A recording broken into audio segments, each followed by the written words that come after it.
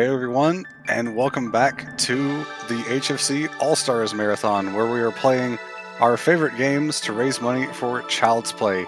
And today we have Axel playing one of my favorite games and one of his too. This is Chrono Trigger, the quintessential SNES RPG, in my opinion anyway. This is like the top tier of RPGs for me. There's like not very much that beats this aside from like maybe Xenoblade. But let's go ahead and get started here, and we're going to rename our main character. I know you have some stuff set up for that. Yep. So Chrono being the main character, and the closest thing we have to a main character in HFC would be Tom, the leader of the group.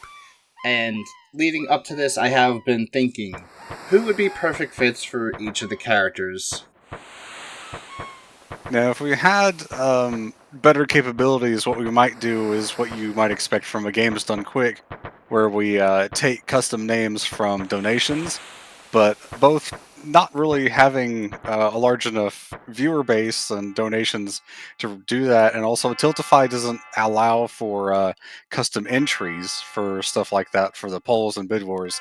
It's not really a thing we can do, sadly, but yeah, so Chrono Trigger came out in 1995, almost 30 years ago. It's actually nuts to think about.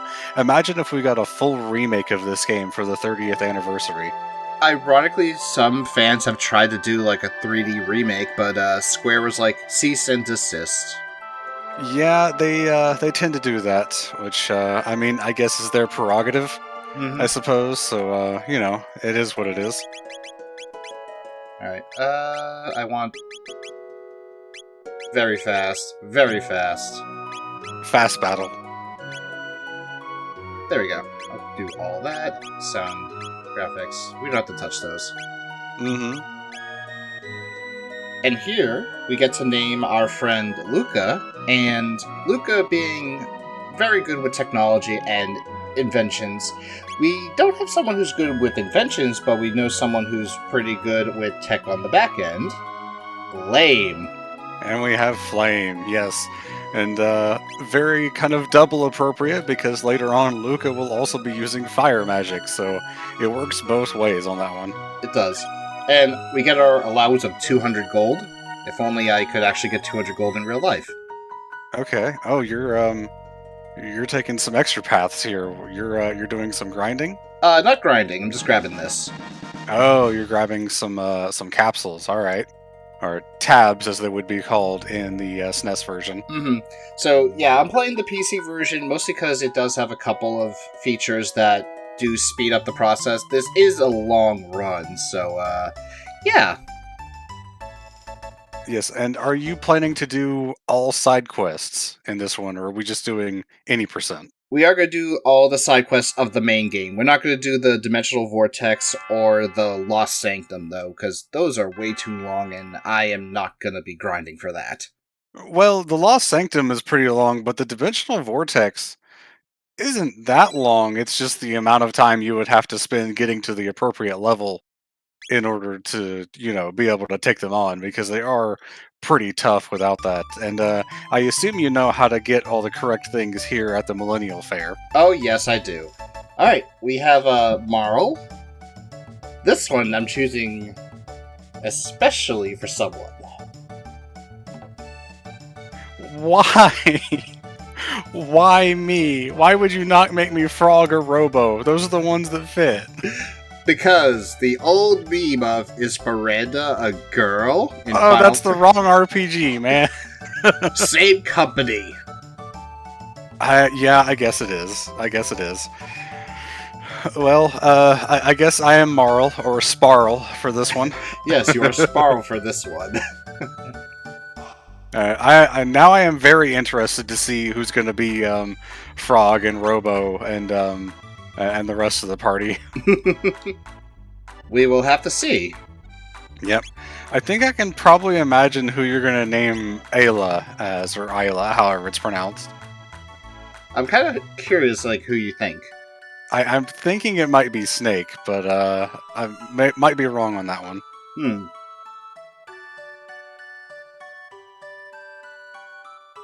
I don't really know why I think Isla would be Snake, but that's just what comes to mind. But anyway, before we get too far in here, I do want to say that we are raising money for Child's Play. As I said before, Child's Play is a charity that provides toys and games to kids that are stuck in hospitals for long stays to help ease their stay and bring some light back into their lives. If you would like to donate, you can click on the button that is below the stream window, or by using the exclamation point donate command that is in the chat.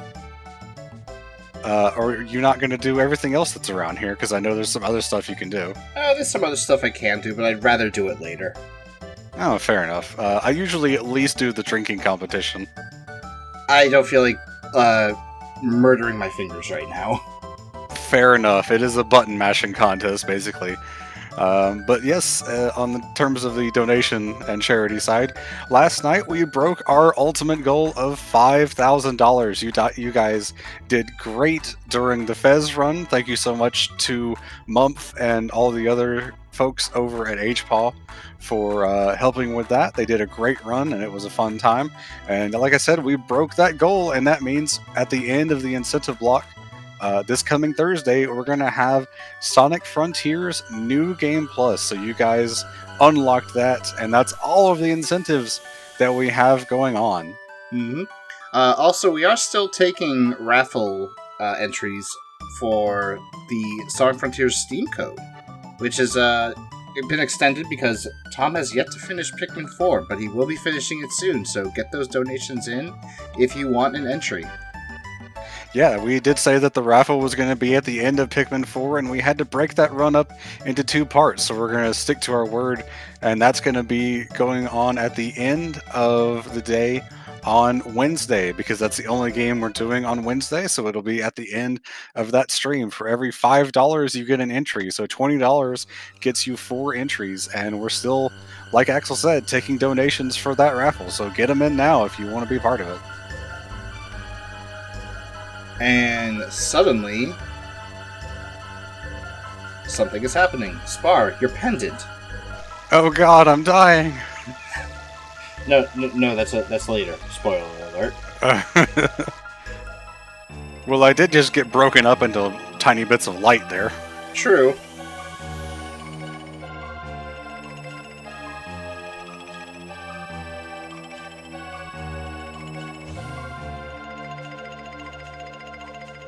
Well, that's probably not good.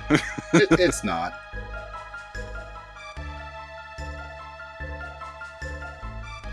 Show's over. Move along, folks. Yep.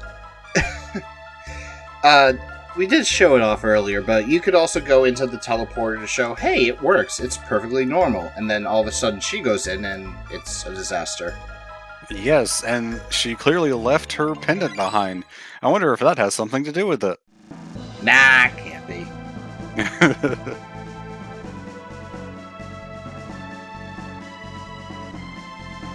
And I guess we're gonna leave Flame, Luca, over there to figure out what went wrong and follow after us after we go back, well, after Tom here goes off to save me from being flung through time. Yeah, Flame has to sit back and figure out why the video is corrupted.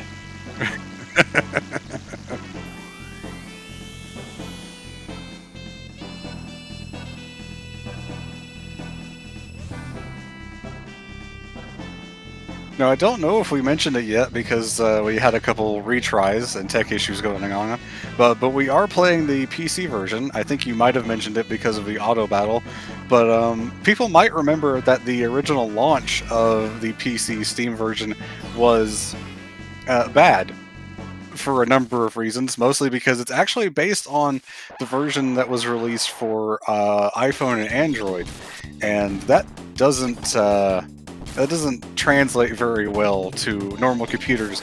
But since then, they have fixed things up quite well, and it's actually pretty much the definitive way to play the game, I would say, both because it's just, you know, easily accessible on Steam, it's got all the added content, it's got the good translations, and it's got mods if you're interested in that. Yep. And Tom just learned Cyclone. Nice. We're probably going to be seeing quite a bit of that because not only is it a really good AoE attack, it's also stronger than our normal regular attack right now. It really is. Let's see. Yeah, let's use the strength capsule early. All for Chrono, or I guess all for Entom. Yeah, at least until we get some other party members that they're better used on. Because I think Frog and Robo have higher natural strength, or maybe it's Frog has better damage with the Masamune, but Chrono has a higher strength naturally. Mm-hmm. It's something like that. I try to avoid this fight, but I always get caught by it. Yeah, so the way fights happen in this game is there are triggers on the ground as you're walking, and some of them can be avoided and some of them cannot. And if you know where they are, you can attempt to get around them, and unfortunately, you might end up failing.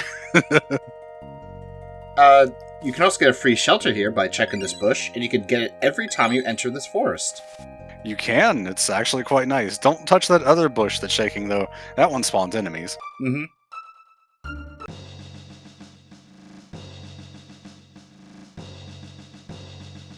So, I guess we should probably go over a little bit of the story. So, Spar got sent into a portal. We don't know what happened to her. We're following her. And we find this castle, and now we're being treated like a criminal. Well, he did just kind of walk in out of the forest, and he's wearing what the guards would probably see as peasant clothes. So, yeah. I don't blame them for thinking he's someone curious, especially if the fashion of the age is different, because while the game hasn't made it entirely clear yet, we have gone into the past by now. Mm-hmm. Have you come to see some I brought, but your lack of culinary expertise? Out, you've no place in my kitchen. Oh, what in the name of all that good is this ice cream that Her Majesty so wishes I prepare? Yep, the result of time travel. Also, because we talked to the cook, we have to get this scene. Okay. This is actually an optional bit here, which sets up a decent bit of dialogue that we were forced to go through later. Mm-hmm. Basically, the rival between the captain of the guard and the head cook. Yeah, they happen to be brothers, so they like to bicker. Mm-hmm. Or I guess he's the commander, not the captain of the guard, but it's basically the same thing. Yeah, same thing. You can also order food, too, by going right to the table here, in the spot, and then just mashing the A button, or whatever button your confirm is. Yeah, alright. Can you see the year if you look at the world map at this point? Does it show that yet? I can't open it yet, but once we get outside, I can definitely show you. And Okay. but spoiler, yes. Okay, yeah, so in that case, the world map has already shown us that we are now in the year 600 AD, and I believe we started at the year 1000 because we were in the middle of the Millennial Fairs to celebrate 1,000 years of the Kingdom of Guardia. Mm-hmm.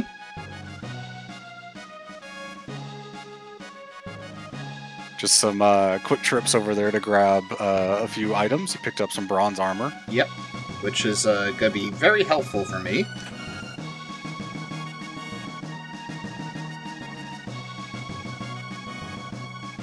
So what do you think about the original SNES translation and the differences and stuff like that? Like how potions are named tonics and other things. When I first played the DS version, I was like thrown off. Like, wait, what the hell is like an Athenian water? But other than that, like, being a bit older, I was like understanding. Okay, yeah, the original translation did have its quirks, so I could see like why they redid it. I kind of just wish that they kept the old one though. I wish there was an option to change between them, but I imagine that's like a lot of extra space on the game to take up, and now I am actually dying. Yeah, you are dying. Being ripped apart from the inside because the timeline is trying to fix itself because of things happening. And you want Entom to save you, but, well, we failed. I guess we gotta do a retake. I guess Entom was just too slow. You're too slow. Yeah.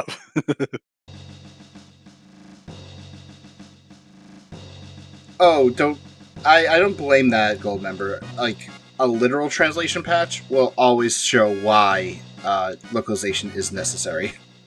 Localization is almost always better. There are definitely some games where they take it a little bit too far Mm-hmm. to add colloquialisms of, whatever region it's being localized to that just don't work. But in general, I would rather have a localization than a direct translation because Japanese and English are just such vastly different languages that some things just don't translate at all.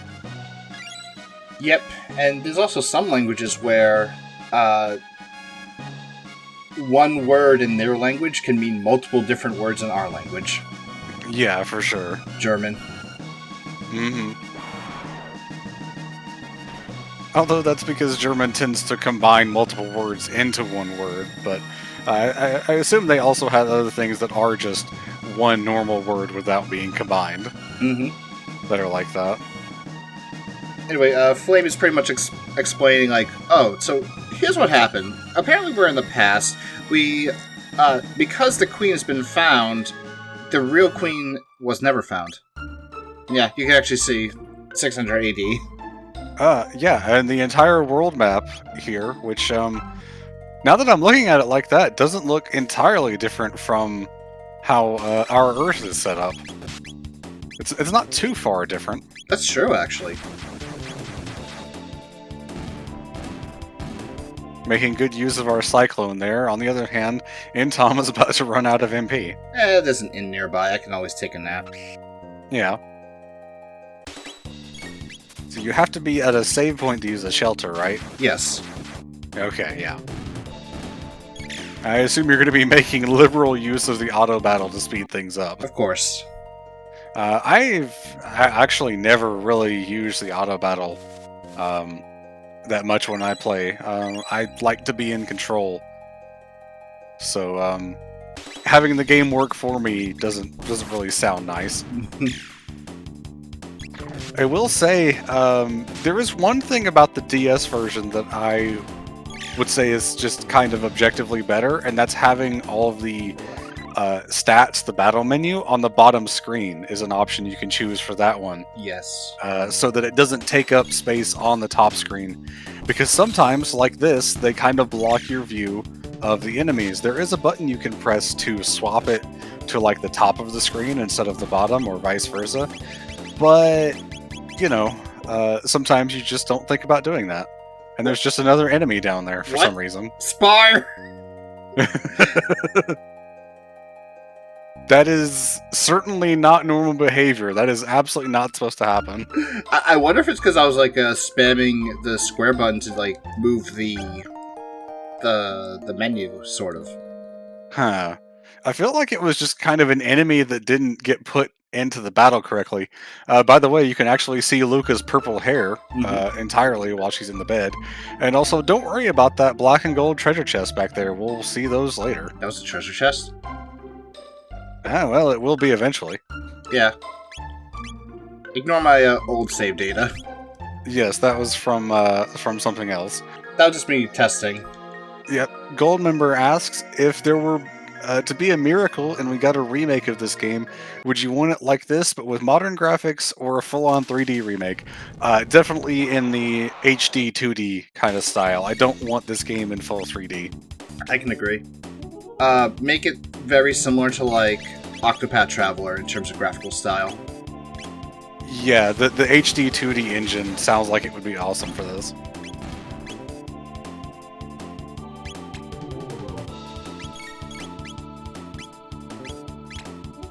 And here we have our first look at the demons, or fiends, depending on which translation we're using here, which are incredibly weak to magic, but the people of this time don't know anything about magic. It turns out that flamethrowers also count as magic, apparently. It's fire. Fire is hot. We did get quite a few crashes before we got started with this here. We had the game crashing a whole bunch because apparently if you try to share this game through Discord screen share, there's some kind of bug where it crashes anytime you open the menu. Yeah. So we had to deal with that a whole bunch. Which was odd because I was opening the menu and it was working just fine as I'm streaming, but then I start the screen share after, and I'm like, oh, that's why. Yep. And so we're getting around that by sharing the OBS preview, just in case anyone is wondering. But here we have my favorite character in the whole game. The one, the only, Frog. He's a frog named Frog, but in this case... Who are we naming as Frog this time? Oh, this one's going to be Snake, alright. Which makes sense, because both of them are reptiles, and Snake is a bit of a samurai, and granted, we don't have samurais in this. This is probably the closest one. Mm-hmm.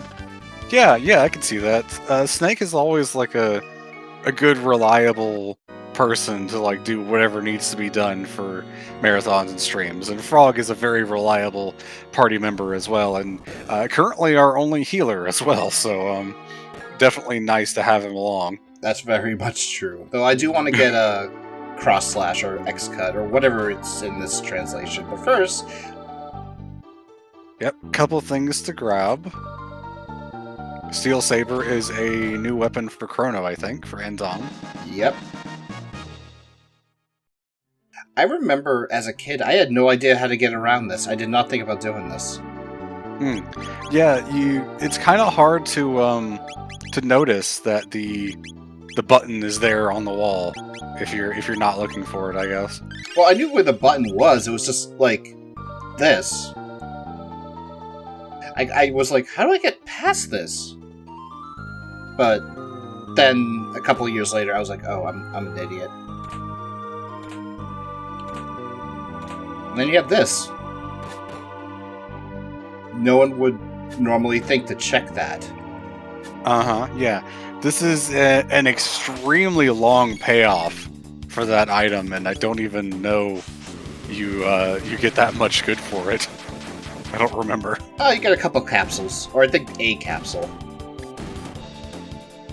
Which is pretty nice. They're permanent stat increases.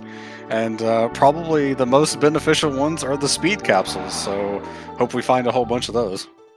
I know that we can get some later. I might ask you, or Tom, depending on when I need it, to like look up a guide to see like what enemies have what for charming, and that's it. Mm-hmm. Yeah. Did they patch the PC version of this game to support ultra-wide format? I don't know, because I don't have an ultra-wide monitor, so I've never looked into it. I've never tried, so I don't know. Yeah, I think Volk is the only one of the group that has an ultra-wide. Mm-hmm.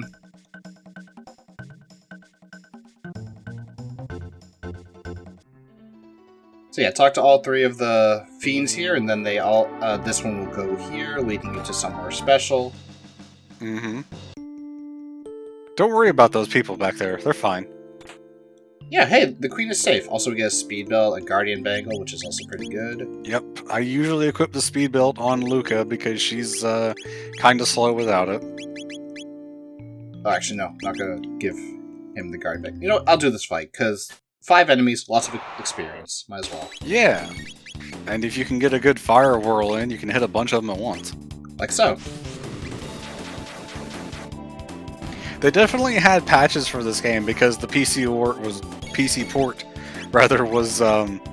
was pretty terrible at launch, as we have gone over previously. But like I said, now it's basically the definitive version of the game.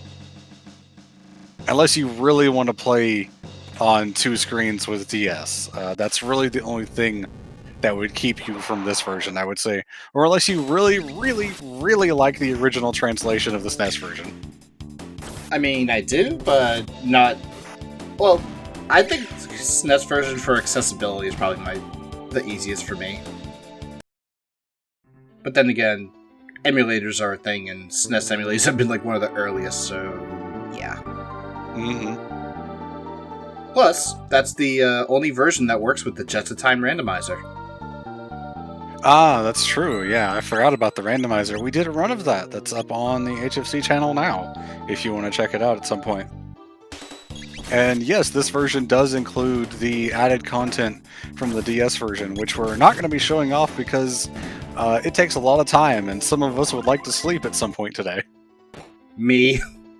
Yeah, and you picked up X-Strike there, so you got it. Yep, so now we're just gonna go through the rest of this. Whether you go to the left or the right side, you have to deal with those sliding stairs, so yeah, sucks to suck. Not this one, it's this one.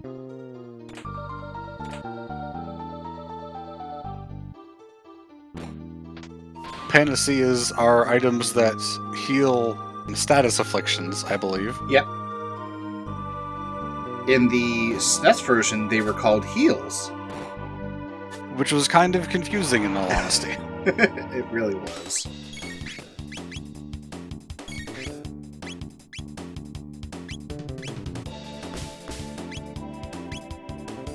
There we go.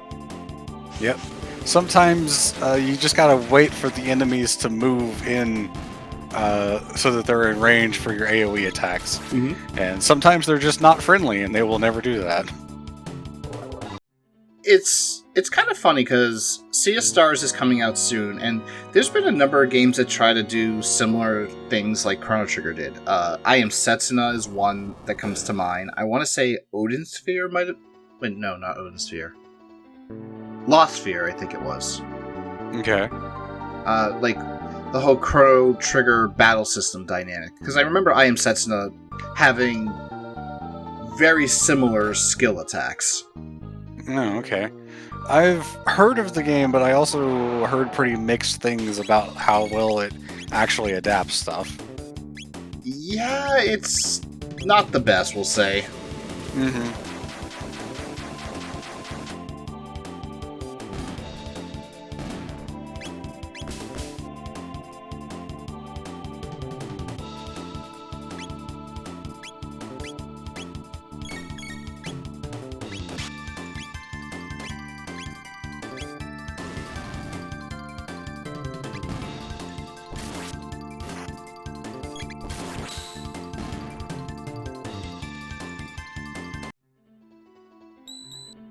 Oh, I didn't know that studio had made 3 games: I Am Setsuna, Lost Sphere, and Oninaki. I've never heard of the last one. Yeah, I never heard of that last one either.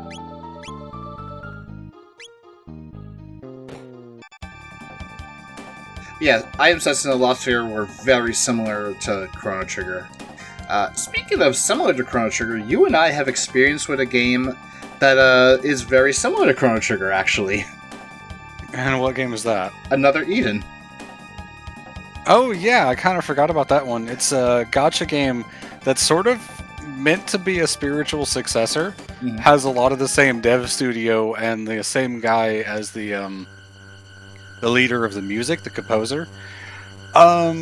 I honestly kind of get bored with Another Eden after a few hours, but I can definitely see a lot of the inspiration, and the fact that it's a gacha game puts me off somewhat as well. But if you are looking for a gacha game with original characters and you like Chrono Trigger, then I would say it's at the very least worth checking out.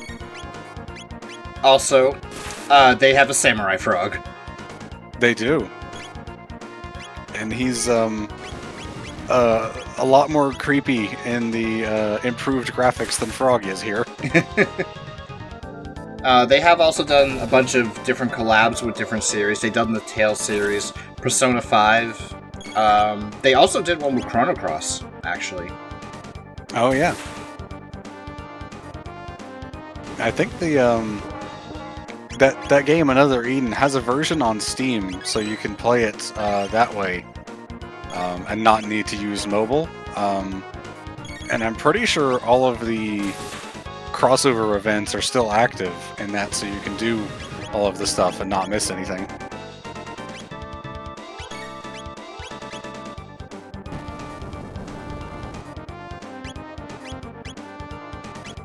Tom might be dead if this does not kill.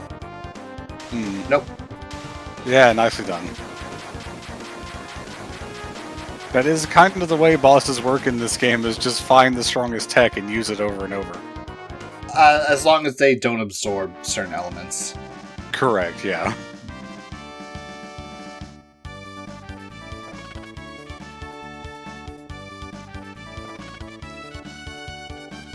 Hooray! And Tom and Flame and Snake have saved the day. Yeah. I'm not going to open that one. I'll leave it.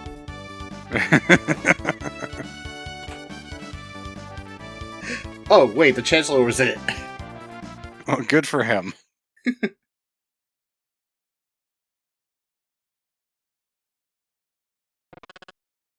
And thus, we have restored the timeline. Well, we haven't completely restored it because I'm still in the sort of disappeared form. I haven't been fully rescued yet. Yeah, let's go take care of that, I guess. What if you just walk out the door without saving me? Yeah, we'll just go back to the cave and be like, I think we're forgetting something. How far can you go before the game tells you to come back and save Marl? I think the gate is not there, so it's pretty much you don't have much locations to go to. Okay, yeah.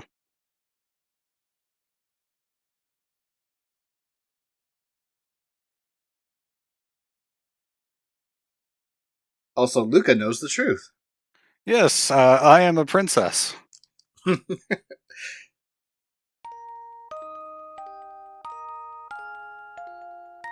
You get a lot more of the effects of time travel if you do the side quest. That's where a lot of the stuff that comes from time traveling comes in, is how things in different time periods interact with each other. Especially those black and gold chests that I mentioned earlier. If you pick them up in later times, they have better items because they have evolved somehow. And then you can even go back to the earlier times and pick up the items there, so you can get both of them. But if you pick up the earlier one first, the later time will not be there. Yeah, you have to check it in the past first once you get the upgraded pendant. Otherwise, it will just give you the item that you normally would have gotten. That's right. You've got to check the early one, and then say no to opening it, and then go get the later one. Hey, Deimos. Hey. You could then perform a time paradox and grab the item in the past, just to actually get sort of two copies. You can get the upgraded version and the original version. Yeah, that's what I was saying. You can get both of them.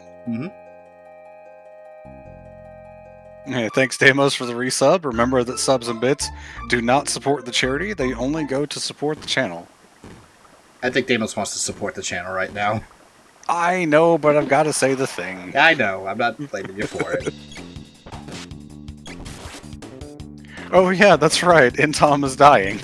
Tom is and dead. Is now dead. Well, HFC is gone. Goodbye, everybody. And now Flame is the leader.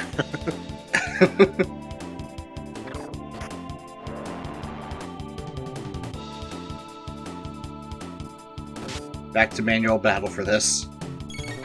You can't dismiss the resub message without showing it, but I'm pretty sure it will pop up again every time, even if you say to dismiss it. Because it does for me. The resub message thingy is weird. It is. Twitch is weird. Yeah. Does Tom come back with 1 HP, or does he stay KO'd? He comes back with 1 HP. Okay, at least there's that. Downside, he missed the XP. Oh well. He's gonna get plenty of it throughout the run. Yay, Tom is dead. Long live the Tom. Which is a Deimos. Honestly, when it comes to this game, this is one of those RPGs where XP is not your main form of progression. I would say the tech points are more important to get better skills. Levels are certainly important, but having new abilities is almost required for certain things.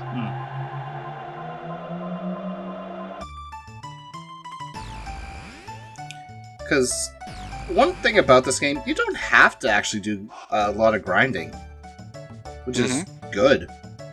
Yeah, a lot of it comes down to how you're playing, what characters you're using, what techs you're using, and stuff like that. So you can play at pretty low level and be pretty solid, or you could level up quite a lot and get super powerful techs. And, you know, it also kind of depends on your equipment as well, I'll say that much. Goldmember, you might be thinking of Luca's mother, not Marl's mother, because we just saved I think Marl's mother is like already gone by the beginning of the game, and we never do anything about that. By the way, you can talk to Chrono's mother or Entom's mother and introduce her to all the party members. Mm-hmm. So this is Tom, introducing Spar to his mother. All right. Oh wait, hold on. Gotta pet the cat. I've read things in guides about how there are cats that you can rescue and send back to Chrono's house. Yes. But I've never actually seen or done any of that in game when I've played. So, at the Nordstein Beckler's lab, if you do the final minigame, you get rewarded a cat. If you do the other minigames, you get the first prize reward, and then after that, you keep getting cat food. So, the more cat food you get, the more cats you can get. Okay.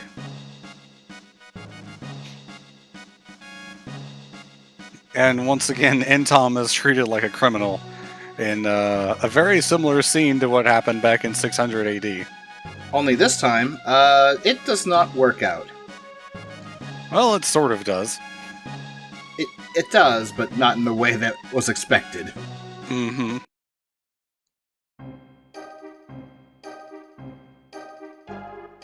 First time I played this game, I named all the characters after myself and people in my stream chat because I was playing it on my stream channel. So I was Chrono, and then a bunch of my friends and like people from the stream chat were named after the rest of the party. I will say the court scene is like one of my favorite scenes of the game. Yeah, this is really good. I like how the Chancellor says, "Shall we deploy the tickler?"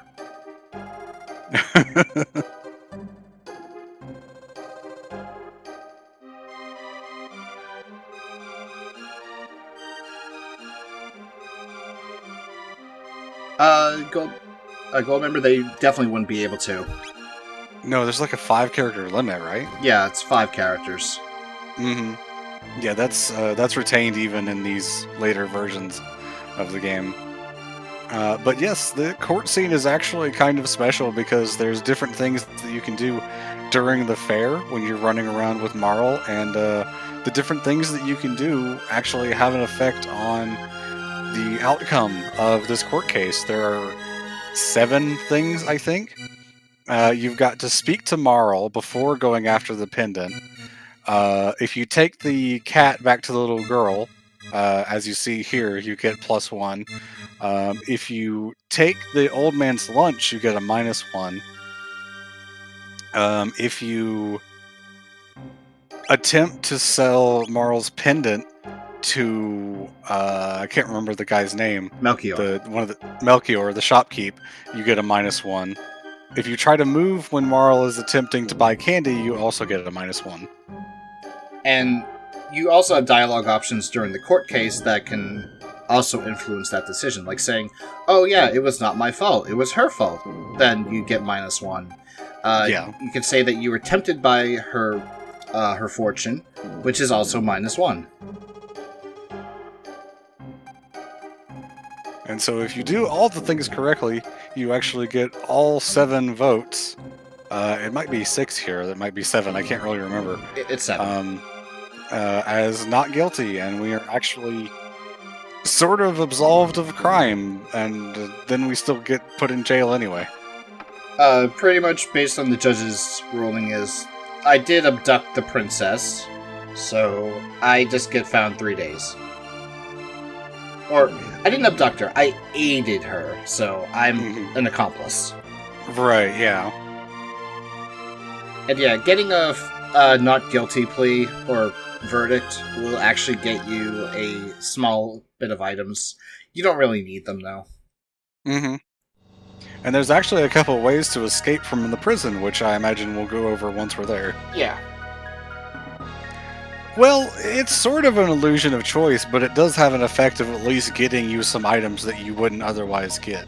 So there is at least a reward, even if it does end up basically the same. There's also some minor dialogue changes here as well.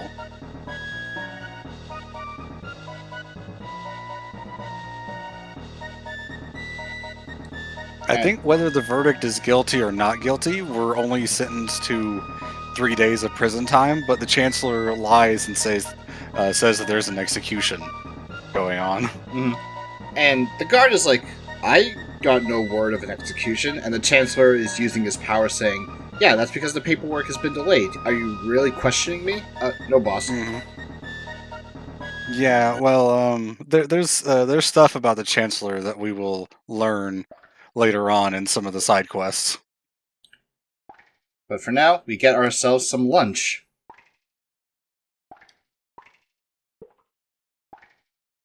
Now, is the items improved if you get a perfect not guilty? Is it like 1 ether for each one? I think something like that. Yeah, and the cup fully heals us, which I don't know if it applies to the rest of the party or just Chrono. Yeah. So you can either wait out the 3 days and see what happens, or you could just break out, which is faster. Hmm. There's quite a bit to explore throughout all of the prison as well. You can climb the ramparts outside to get that chest in that room to the left.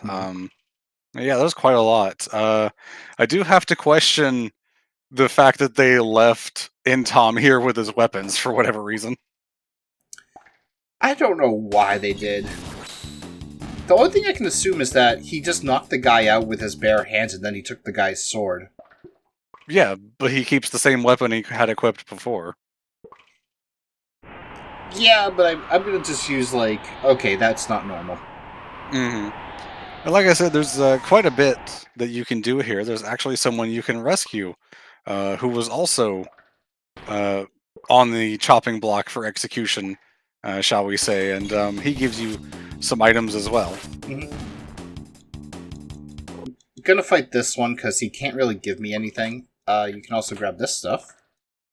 You can knock out the guards if you interact with them without being seen, Mm-hmm. but then you skip battle and don't get any XP for it, so up to you. The other ones, though, do give mid potions or high potions, whatever they're called. Mhm. Yeah, they don't pay this guy enough to take 4 hits. He didn't even try to hit you. Well, he got close, but he's like, I have to get into melee range to do it, and yeah. Alright. And these guys, you can barely slip between them to avoid battling. That's a battle I don't want to do. And the other cell over there, I think the door does not open all the way. Nope, it does not. Apparently, Guardian does not want to fix it for some reason. And I think you have to climb on the outside, like I said earlier, to get over there. Yep, and that's going to be when we get over to this part of the castle.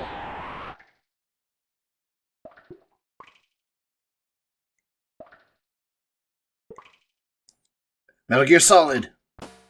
Yeah. So yeah, you knock him out, and you get a med potion for your trouble. Ooh, How did the guy not see you? I got him right at the perfect time.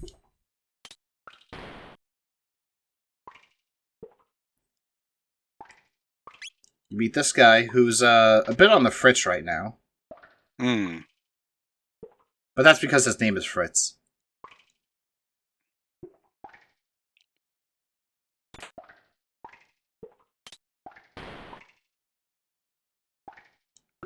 Now, this is the room where you normally would get executed, but if you don't sit through the execution sequence, you get to do a fight, maybe, depending. Also, free mid potions are nice. Yeah, med potions are like 200 health, right? Yep. That's pretty good. It's kind of surprising how quickly even regular potions become obsolete in this game because they heal like 50, and you're already past the point where that's really that helpful. Mm-hmm.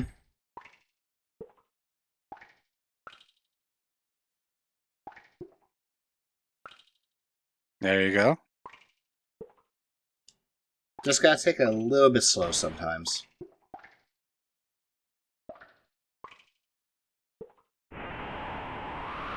Alright, here's the point where we can climb. I think you can only climb down. I don't think you can go up from there. Yeah, you can't go up. Well, you can go back up to the original location, but you can't go up further. Yeah, specifically. you can't go higher than that. 1,500 gold pieces in that one And a chest. silver sword. That silver sword is going to be helpful too, because we got a boss fight coming up. Yeah, and that's like the best weapon you can get for a while. I think there is a better one that you can buy from Melchior, but it's super expensive. Oh, yeah. I think it might actually be the silver sword that you can buy from him. It's either the silver sword or I'm thinking the bolt sword. It's been a while, so... Mm-hmm. I say it's been a while, but I actually checked him earlier because I wanted to trigger the scene with Marl so I can deny him. Mm-hmm. If you don't do any of those actions to trigger them, if you skip some of them, I think the outcome is random for that particular jury member. Mm-hmm. There is also one more. If you talk to the girl who lost her cat, apparently that gets you a guilty, but not for her. Well, there's like 2 judges related to her. One of them will give you a guilty, the other will give you a not guilty if you bring back the cat. Okay. Which is weird. Hmm. And that little piece of paper has, wow, 5 mid potions. It's the Chancellor's info about the upcoming boss. Mm-hmm.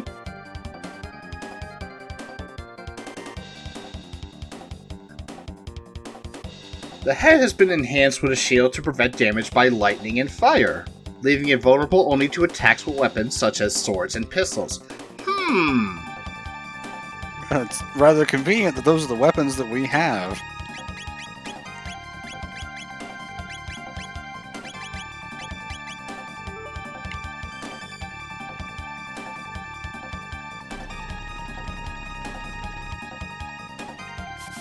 Ironically, this being the second boss fight is actually a tough boss fight. Yeah, it is a bit. I think I had to retry this a few times on my first run through the game. Mm-hmm. There's 3 different parts to take out, and they all do their own attacks, and I think some of it can also heal, as you can see right here, which is just really obnoxious. Yeah, in this case, the head is the part that repairs. You could do Cyclone to hit all 3 of them.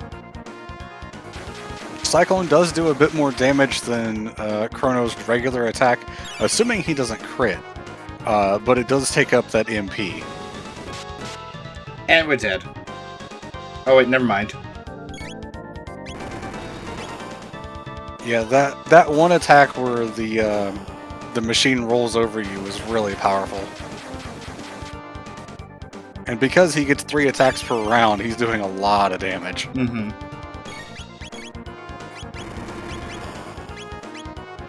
This is kind of why the game is giving you all those mid potions.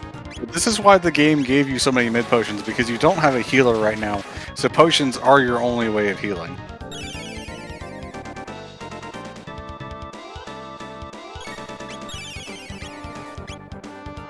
Once you take out the head, the battle does go a decent bit smoother, though. It does. But the problem is the head repairs damage way too much. Mm-hmm. It's already healed back the damage you did from that last cyclone.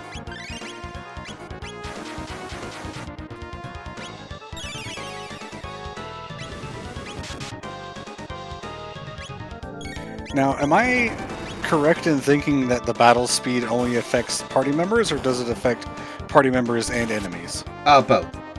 Okay, I'm thinking of FF12 that it only affects party members then. Hmm.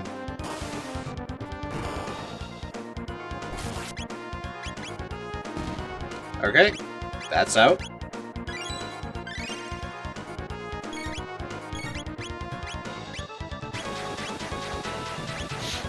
Yeah, if you want to make this game a real challenge, make it so that battle continues while you're in the menus. Oh yeah, active. Yeah, setting it to active instead of wait definitely makes this game a lot harder. I think you can use Fire Sword on the body, maybe not the wheels though. I think I can Fire actually Whirl. hit both. You don't have Fire Sword yet.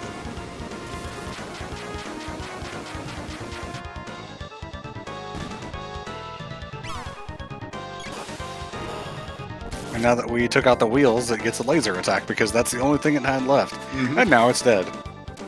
Go in, Tom. Be awesome. He pulled his anime moment.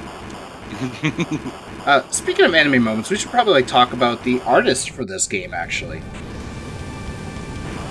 Yes, which is Akira Toriyama. Akira Toriyama did the character artwork. Yes. Mm-hmm. Did he also do character artwork for Chrono Cross? Not for Chrono Cross, to my knowledge. Okay, yeah. Let's see. Oh, darn. I'd love trying to get, like, one of the guards to get stuck up there. Oh, yeah. Because, you can probably imagine they're going to follow us out of the castle. Also, I love how they're actually, like, on top of each other, so the model looks so different. Yeah, it only looks like there's two of them until the one guy stands up. Of course. As far as Toriyama, you can definitely see the inspiration in the portraits that appear in the menu and stuff. Chrono looks a lot like Trunks, and Luca looks a lot like Bulma. That is actually very true. You could also see it in some of the anime cutscenes that they added in the DS, the PlayStation, and the PC version. Oh, by the way, yes, there is a PlayStation version. Please do not play that. The loading times are so terrible. Mm-hmm. If you can, avoid any of the SNES RPGs that Square ported over to the PlayStation. Mm-hmm.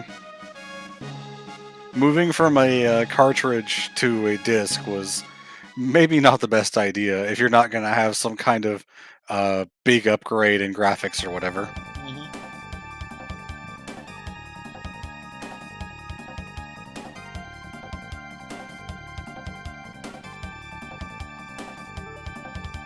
Perhaps we should not have run to the dead end of the forest and should have run the other way. Oh, what is this?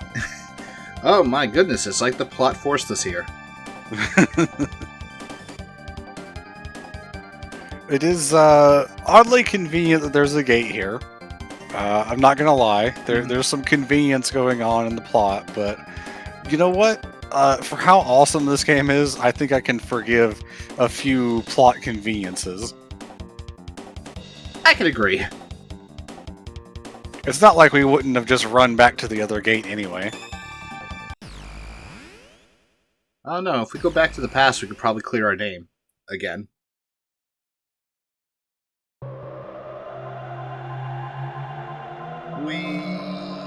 And suddenly, ow.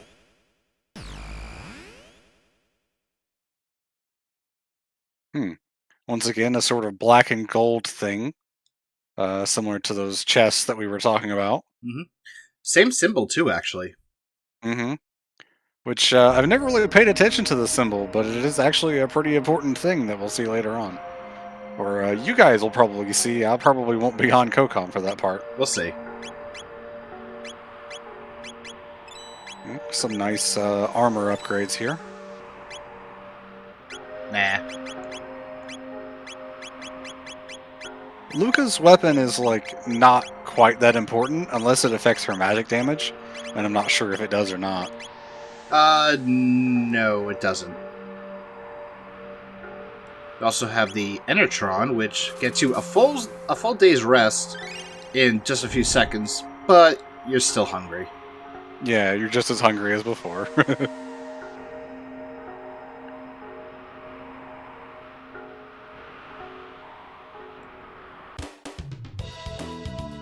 Alright, and this area that I hate for multiple reasons, not least of which is the rats that steal potions from you. Oh shit! A rat! I could resist that. I did not know you could walk through that little bit in between the piles of garbage there. Yeah, this area has like a lot of those little things that you wouldn't really think about. But as you can see, I'm just avoiding all the battles. Mm-hmm. Which does mean you're going to be lower on XP than the game probably expects of you. I will fight this one though, just because a lot of enemies, and I could just do that. Mm-hmm.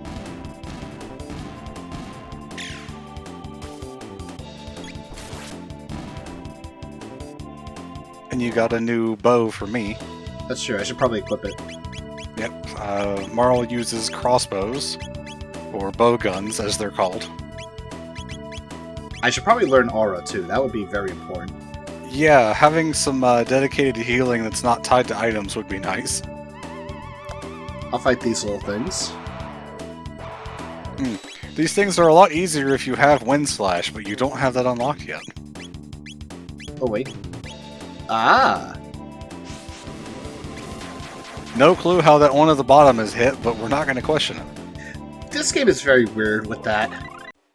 Yep, and there's your Aura and Aura Whirl, which is your AoE healing.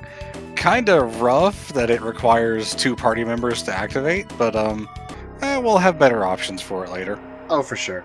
Now, you don't have to do this part right now, but doing it, 1, gets you a little bit more experience, and 2, you do get some equipment that is slightly better than what you have now. On the other hand, you can come back here when you actually need to go through this area and absolutely curb stomp everything like I do. Yep, that's also an option.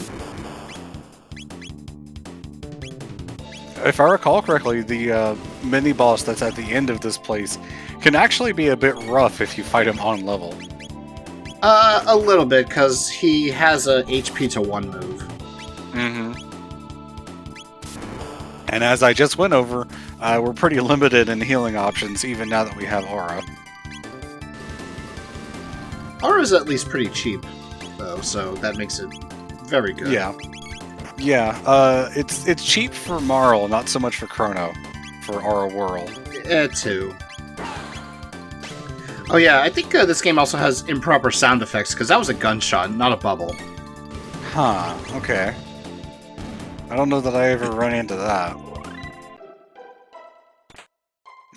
Well, Flame learned Hypno Wave, so we can put enemies to sleep now. Actually, quite nice for some fights in the game. Yep.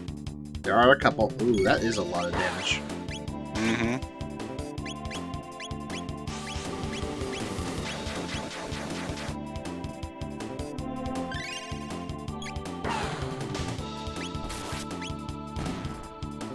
Unfortunately, Aura is not healing a whole lot right now. It's barely more than a regular potion. And I am dead again. Is that going to be the whole run idea? Or run gimmick? Okay, Spar's dead. You can also skip this cutscene.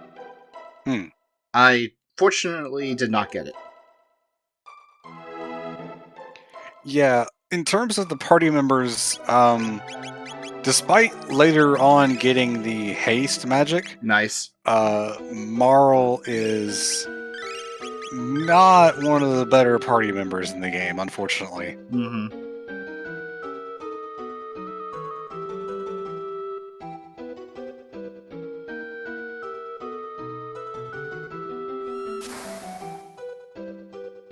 That piece of paper over there, that note, was basically saying, don't make noise while going through here, or enemies will spawn.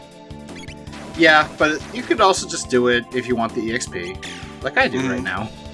Yeah, again, when you're coming through here when it's actually required, later on in the game, you can have a much easier job going through if you avoid all the battles. Yep. Do you get a quicker path over here when you come back later if you do it now? Yes. Yeah, that's right, because you open like a shortcut. That's right. Yeah, so we will have to come back through here later on, and when we do, we'll have a shortcut, so yay. Mm-hmm. I mean, you're probably going to have to use some ethers on Intom there. If I want to. He is kind of your main damage dealer at the moment. Yeah, though I'm not going to constantly be using, what's it called? Cyclone, or Slash. Oh yeah, don't touch the save point, it will trigger a fight. Because it makes noise, and that noise is apparently diegetic.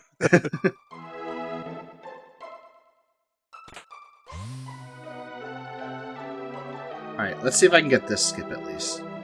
Yeah, this part here is probably confusing for new players, not realizing that you can go behind that part of the wall. because it doesn't look like it. And if you played a Pokemon game that has 2D graphics in a similar way, that kind of wall would block you off. But no, you can just go behind it. Yeah, that's also true. But I think it was like one of those walls that confused me as a kid, too.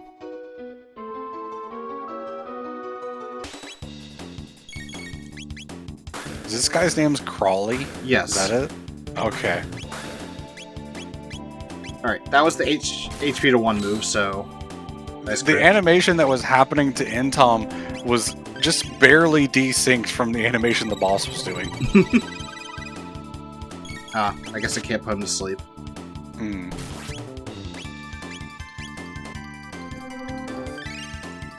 Aside from being able to put your HP to 1, he also has regular attacks, because if putting you to 1 is all he can do, then he's not a really good boss. Notice that she gets kind of desynced. Oh, yeah.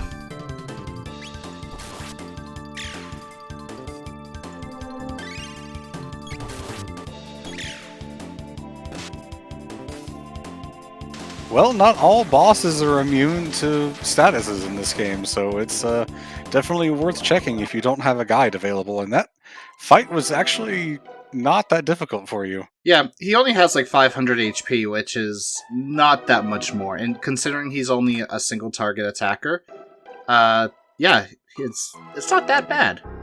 Did you open the shortcut? Not yet. I'm gonna grab... Oh wait, not here. But yeah, you can come to the Keeper's Dome a lot earlier than you're supposed to, as well as come here a lot earlier than you're supposed to. Yeah, which I'm pretty sure this is just going to push you back. But I get a strength capsule for it. Yeah, but you get a capsule for your trouble. Not bad. Alright, we did get the Thunder Blade, which sadly does not have any thunder properties. Wow, Luca and Marl have such low strength stats. Well, they are magic users, mostly. Mm-hmm. And yep, this is our shortcut path, because now it's just a quick bop over here, and we're out. We out of here. Well, actually... you know what? Do one more fight. It's not like you're gonna not have any fights coming up anyway.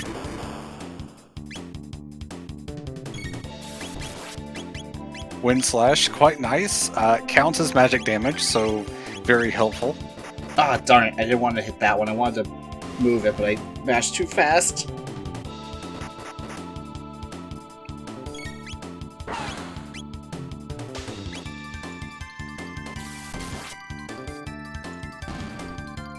Yeah, Wind Slash is really good if you need to hit something with magic damage, but it's immune to any elements you actually have, which right now is fire. And fire. Wind Slash, surprisingly, is actually lightning. Ah, okay. So, yeah, be careful with that.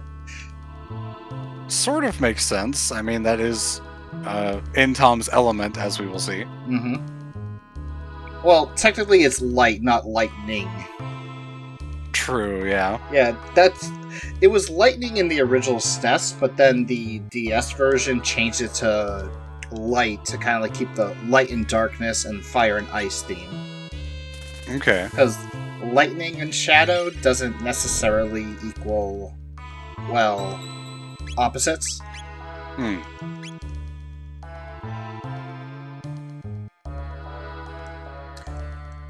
Apparently the Xehanort thinks that Tom's element is supposed to be tea. I mean, if we're going by how Tom is naturally, then T makes sense. But also, he is a very avid supporter of fire types in Pokemon. But I don't know how much he would have wanted to be Luca.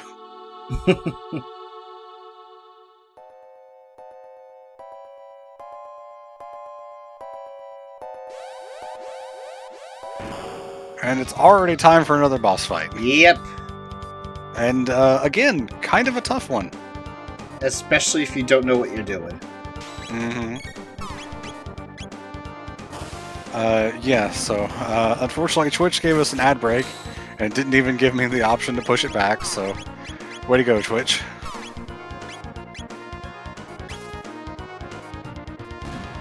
Oh, whoops.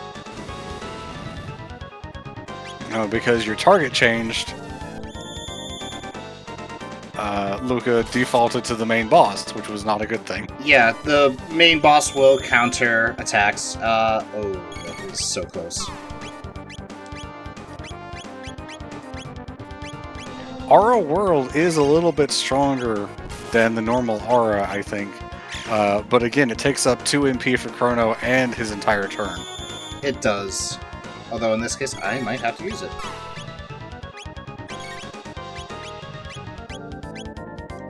Either that or throw a mid potion. Well, Tom did also need the heal, so... Oh, it's actually not that much stronger either. It was about the same amount. It's pretty much same strength. Yeah. And so now that both of the pods are down, the main boss can't do anything on its own, so just auto battle. Yeah, because it is immune to fire. I don't exactly have strong lightning attacks, although nice crit. Nice. Okay. Ouch, that's gonna suck. Auto battle!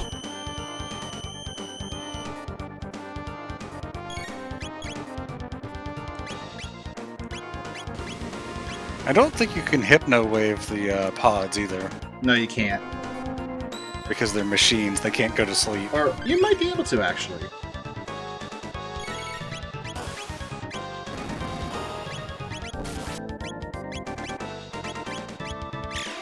So yeah, welcome back from the ad break, everyone. You missed the first round of the boss, taking out the pods and then being revived.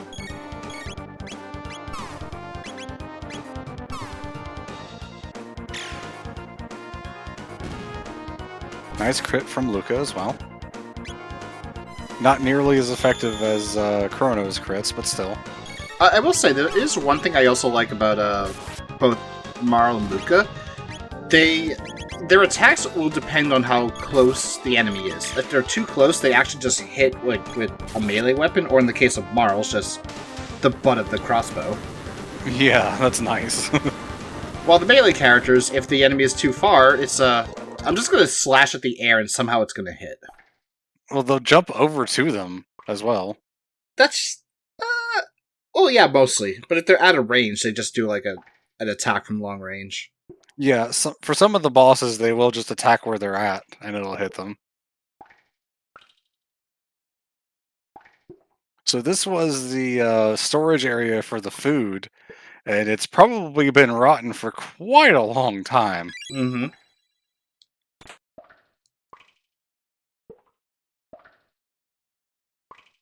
Alright, we gotta catch a rat.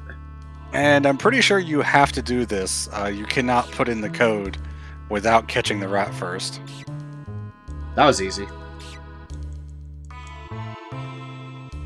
Was it B, Y, and A? Yeah, BYA, which, yeah, doesn't make sense, because PS4 controller. I should have just... Hang on, I think there's a capsule. I think I saw a capsule. Go straight up from here.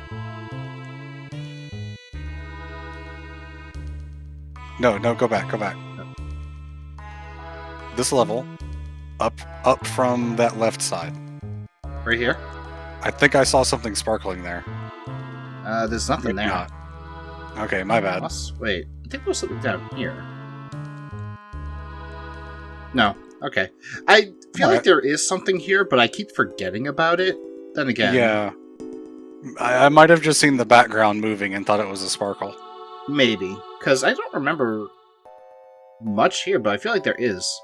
Alright.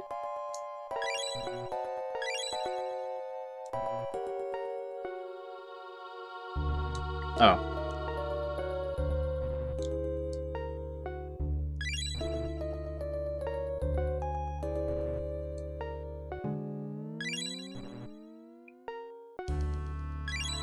Oh, is that what tree is X?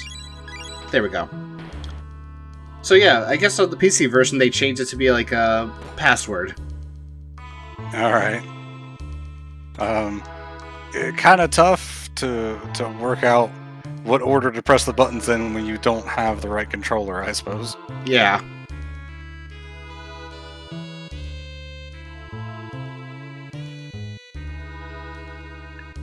Man, this place is like loaded with bugs. Mm-hmm. And robots, apparently. Sentry drones. Hmm.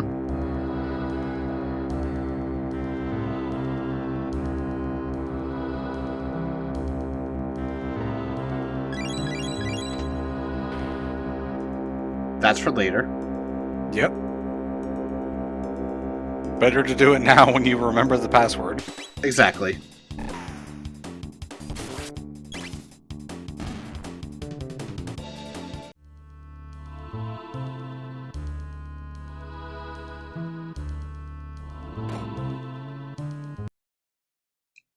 And now we find the supercomputer that is very important to our cause. Yeah. And the plot. This always reminds me of the cutscene in Sonic 06 where they find the computer. And especially the real-time fan dub where they play Fortnite on said computer. Well, we did find the computer room, so... Mm-hmm.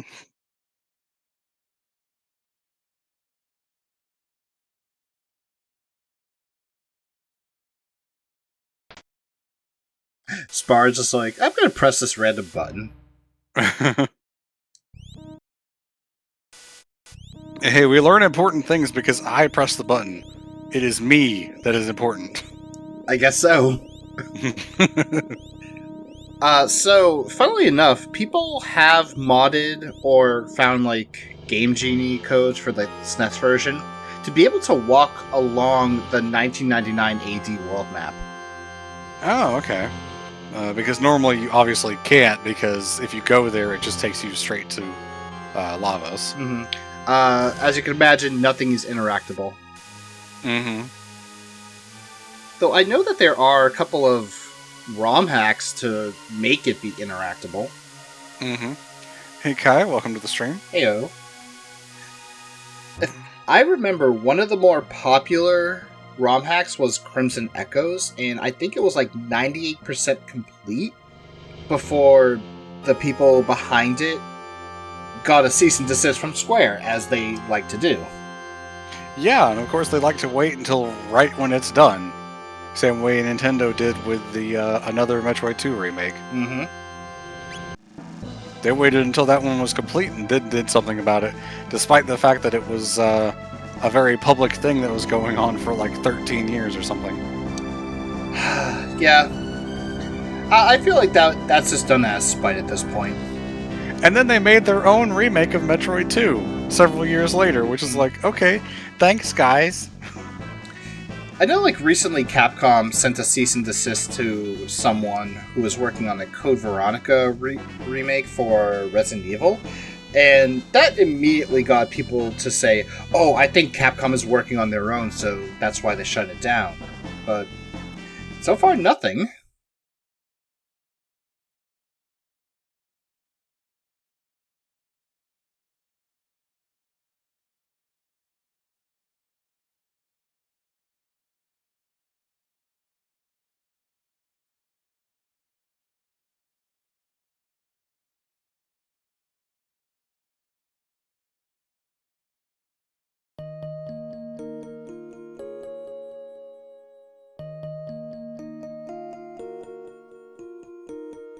Some very important dialogue, kind of like pointing out how this is our future. This is very bad.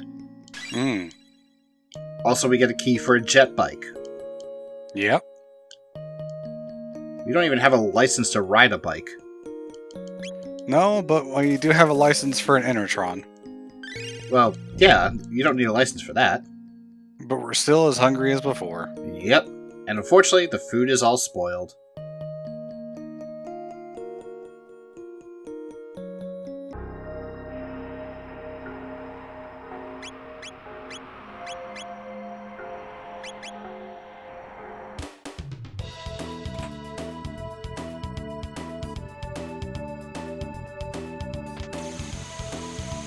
So, you could always walk if you don't want to do the jet bike race. Mm-hmm. There's actually, I think there's some items in the area in between to pick up, but I don't think there's anything really special. Well, there is a special item, but it's only used for the jet bike, and that's the race Right. log. It's like the record of your race wins and stuff, yeah. Mm-hmm.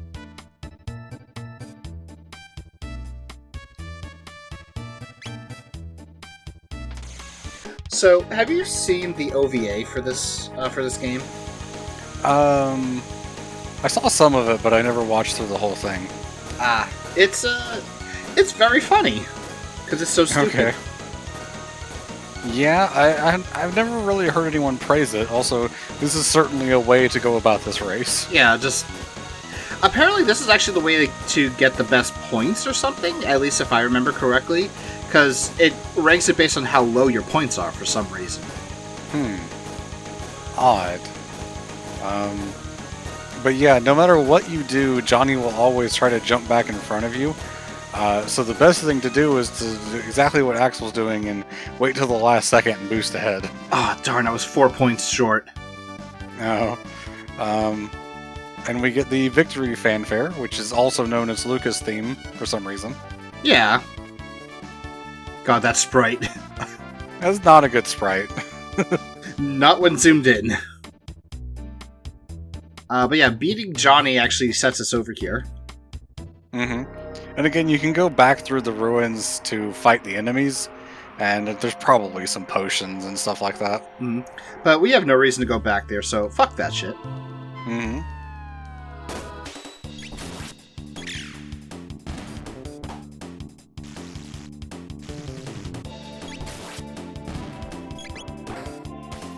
There you can see Marl and then Luca did their melee attacks instead of the range attacks because the enemies were so close. Mm-hmm. Haha. Oh, I never noticed there's an Enertron behind the enemies too. Oh, you didn't? Oh. Yeah, I've never looked there. And now we are getting our 4th party member. Who is this one going to be? I guess I'll wait until we see the name pop up. Mm-hmm. Rick Astley, yes. Robo's theme sounds a lot like Never Gonna Give You Up, so... There is a reason why it's called Robo World. Uh-huh, yep. I think there actually is a mod to change this theme to be the Rickroll theme. Of course there is. Or at least, like, the Robo version of it.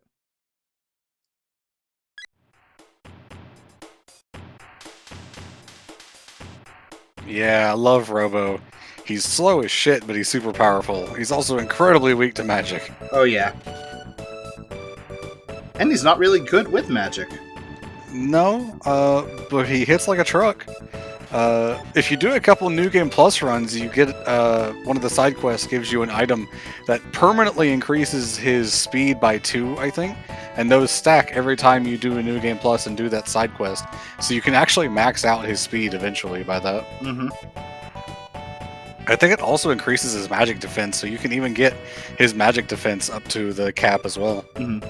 Also, as a kid, I have given him the name R-66Y, which is hilarious because Marl's like, oh, that name's terrible. Don't give him that. Let's give him a cooler name. R-66Y. Oh my god, that name is perfect. Yeah.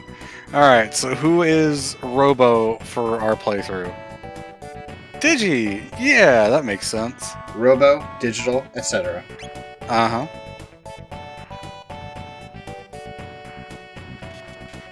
Good old Digi.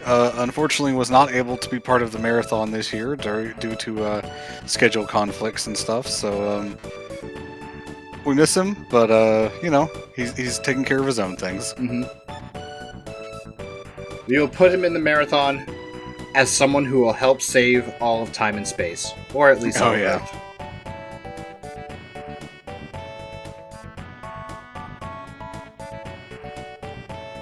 You know, considering that the game came out in 1995, you probably have to, like, wonder how many people were thinking, oh crap, is the world gonna end in 1999?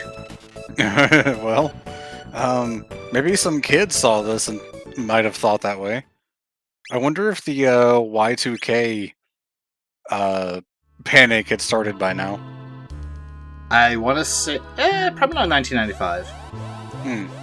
I'm surprised that you're taking Marl here, because she's so much weaker in damage.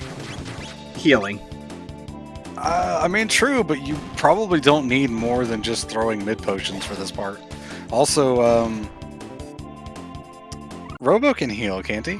Yes, although not at the moment. Okay, he's got to learn the tech for it. No, he's got Cure Beam. Oh yeah, he does. Do we have the double? We do, actually. Never mind.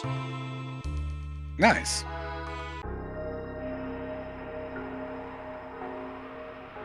Yeah, there's a added weapon in the DS and etc. versions for Robo called the Apocalypse Arm, which when it crits does max damage 9,999. Mhm. If you miss the crit, I think it does like 1 though. That would mean that it has a high crit rate, I'm assuming.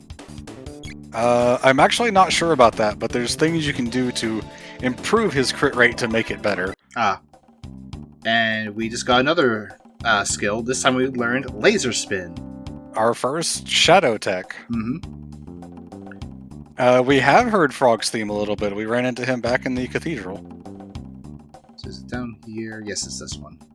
This is actually one of my favorite places to grind levels early in the game, because what you could do is basically set auto fire, or in this case auto battle, on your controller to mash the A button, and then speed the game up through whatever emulator you might be using, and run through the conveyor belts over and over, and you'll just repeatedly get into battles.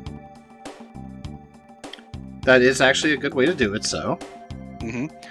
Here and the mini dungeon that you get later during Robo's side quest are the places that I usually did that. Unfortunately, on the PC version, you cannot speed it up like an emulator, so that's not really an option. The one that you're talking about is the Genocide Dome, which is actually one of the best places to grind. Okay, I gotta wait. Goldmember says that weapon for Robo has a 10% crit rate, which is not that high. Ew. I think it's made up by the fact that there are some new accessories that do increase crit rate, so maybe that. Yeah, you can get it really, really high. You were like a pixel off from avoiding this fight. Oh, I actually wanted to fight it. Oh, okay.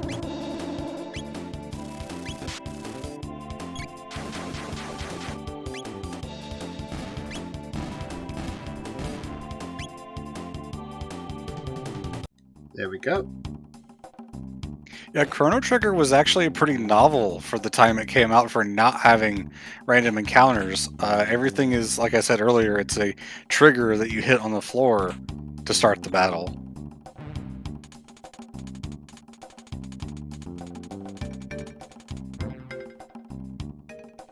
I'm surprised I didn't get into a fight there, but I'll take it. Yes, Kai, it is a trigger. A Chrono Trigger. You got your controller figured out for the codes you need to put in? Yes. Okay.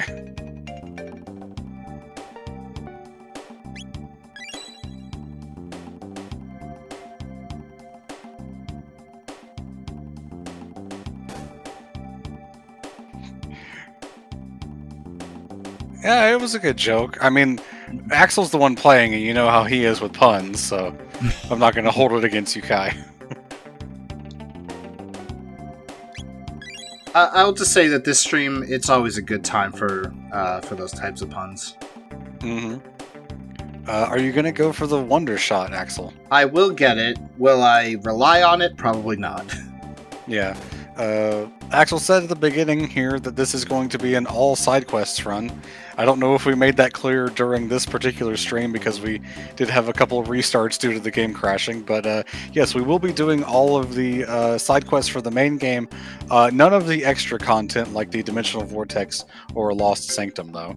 Yeah, especially the Lost Sanctum. That can go eat dirt. That's like 10 hours of just running back and forth and doing the most boring, just lame battles, and the rewards are good, but they're not that good, you know? Like, they're pretty good, but it's like, I went through all that crap and this is all I get. It's nice, but it could be better. Yeah, the Dimensional Vortex is actually really nice. It not only leads to the actual conclusion of the story, and also connects to Chrono Cross in some ways, but is also some really nice improvements for some of the main parties, some permanent stat increases. However, like I said earlier, they're very high level areas, and we are not going to have enough time to sit around and grind in order to take care of those, And sadly. the dimensional vortexes are New Game Plus, so yeah. Oh, are they? Oh, okay then. Mhm.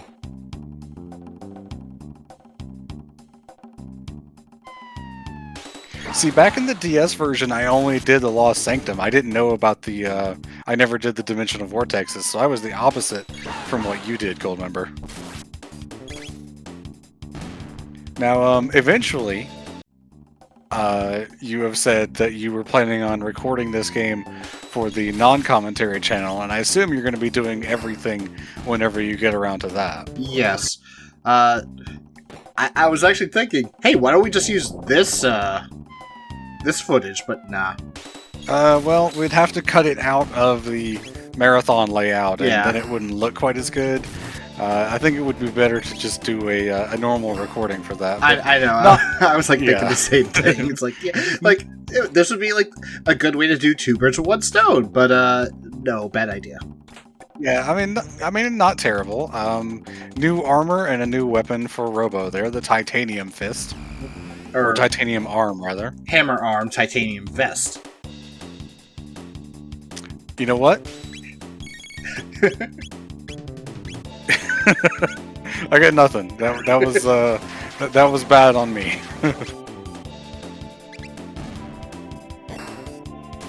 And Yeah, Kai, go ahead and talk about the tracks they included in Theater Rhythm Final Bar Line, because I don't actually know about that. I know that they put in a number of other Square games. I didn't realize that Chrono Trigger was one of them, actually. Were those in the base game, or were they added as DLC? I want to say that they might have been added as DLC. Mm-hmm. I know you did the quick look with Tom Mm-hmm. when he didn't he get a sponsored version of the game? Yes, he did. Yeah.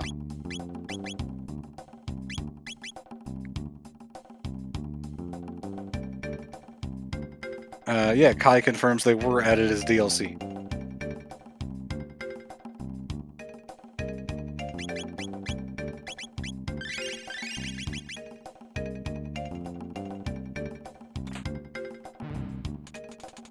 Plasma gun for the character that did not come with us.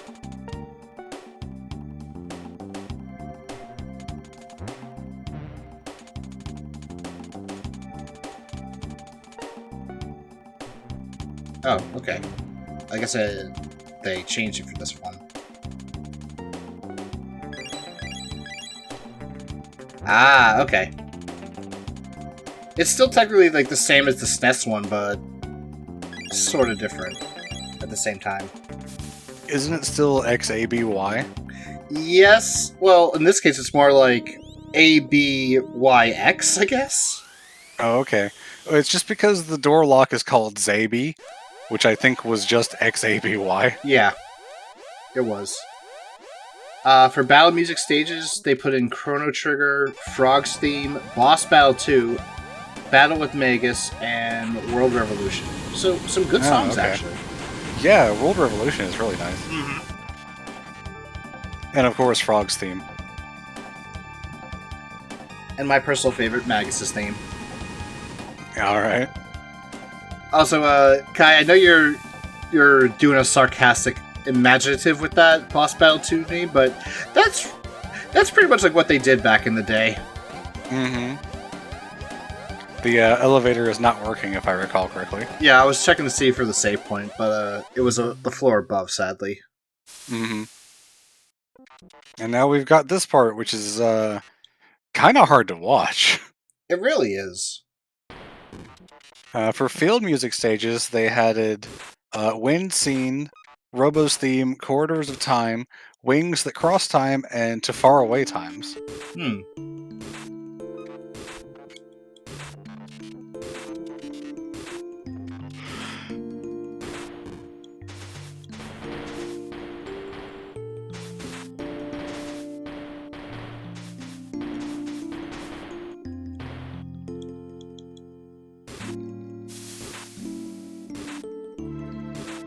Let me What if in. you're just taking damage every time you get hit? Surprisingly, you don't take any, which is good.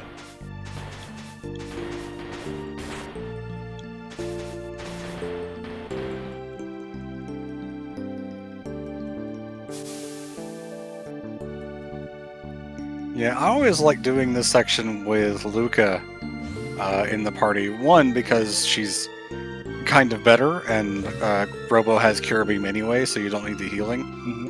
And also because Luca and Robo have a closer connection than I think Marl and Robo do. That is true. The front-facing angry Marl sprite is that wasn't a good one. I didn't like that so much.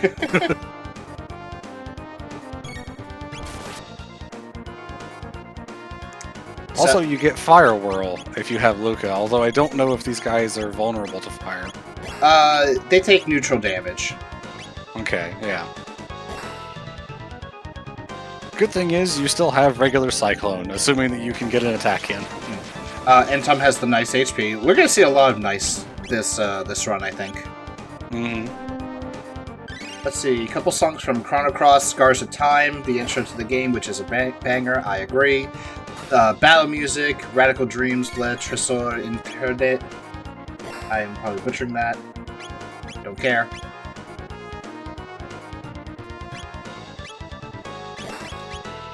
No, I'm gonna heal.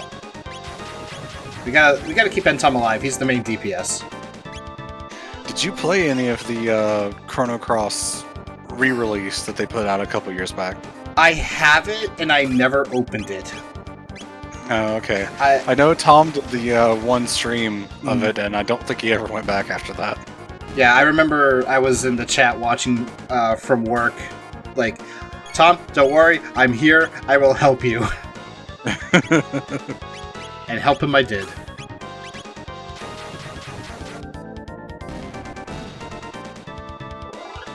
And I think that was also going to be another game I was going to do for the playthrough channel once I ever did Chrono Trigger. Mm-hmm. Yeah, because I think you're kind of the only person that's really played Cross. Mm-hmm. I do remember you tried to many years ago. And, yeah, I tried to play it on an emulator, and I couldn't make heads or tails of what was happening, and I kind of just dropped it. Storyline-wise, it's very, like, what the hell is going on? What the hell? It doesn't help that the intro doesn't really explain anything about why these people are raiding this castle or whatever it was, and then it jumps to a completely different set of characters, basically. Mm-hmm. That kind of gets explained later on. I imagine so. But just when absolutely nothing is explained, it makes me not want to learn about it, I guess. Mm-hmm. When there's no incentive for me to find out what's going on. Axel was just running past a lot of the enemies instead of fighting all of them. Mm-hmm. That's why he's kind of low level. Yeah, you don't have to do a lot of the fights. I wanted to maybe try to go through this part even lower, because it does affect a specific fight that we can do right about now. Mm-hmm.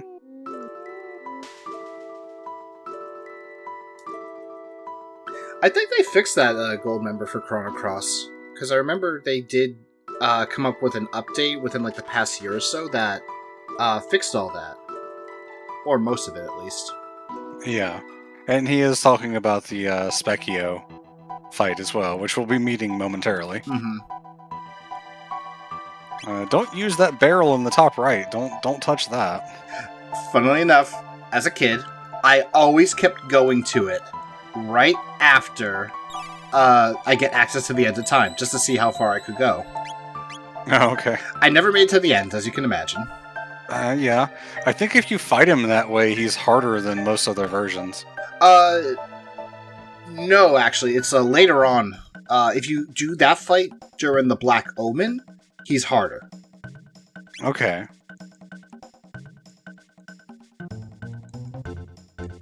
So yeah, Specchio here, he will teach you how to use magic, which is important because we can't learn any new techs after the first two until we actually talk to him. Mm-hmm. And now we gotta run around the room 3 times. Yes, and as chat is saying, his form changes depending on your level. So there's actually a form before this one. If you come here before getting to level 10, which I imagine would be pretty difficult. It's in between. I've done it before, but I just don't like doing it. Yeah. So most people will probably see this form because they will have leveled up enough. And then obviously the forms that he gets later on when you're higher leveled, because it affects this fight and how powerful he is, I'm pretty sure. Yep, and you can't hit him with normal attacks, you have to use magic here. Which is pretty rough because you don't get Fire Sword right away. Or Antipode. Antipode would also be pretty good. Yeah, that would also be really good. On the other hand, dead. Yeah, there is an elemental weakness thing in this game too, actually. Surprisingly. In this case, Marl is weak to light, or lightning, depending how you want to refer to it. Luca is weak to water. Chrono is weak to shadow. But if you... Robo is weak to everything. Yeah. If you actually get hit with the element that your character has an affinity towards, they will take less damage. And of course, there's equipment that can help with all of those things as well. Particularly some armor that you can get pretty easily that absorbs damage from fire attacks. Which is a pretty common damage type. Yeah, one of the earliest that you can get is the Ruby Vest. Or not Ruby. Wait, yeah, Ruby Vest. From the prehistoric era, which we'll be going there in, like... What time is it right now? We'll say about an hour or so. Also, just ignore us. Yeah, we came out of your closet. Wait. Not like that! Not like that!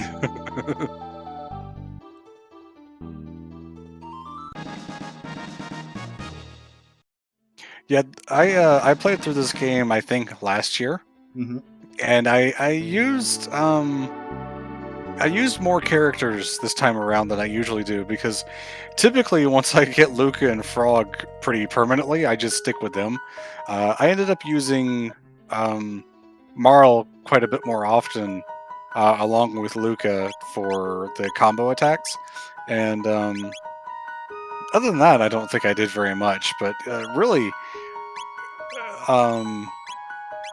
Frog is just so good. Sure. Once you have the Masamune and then the upgraded one from the quest. It's kind of like, why would you not use Frog when you have this?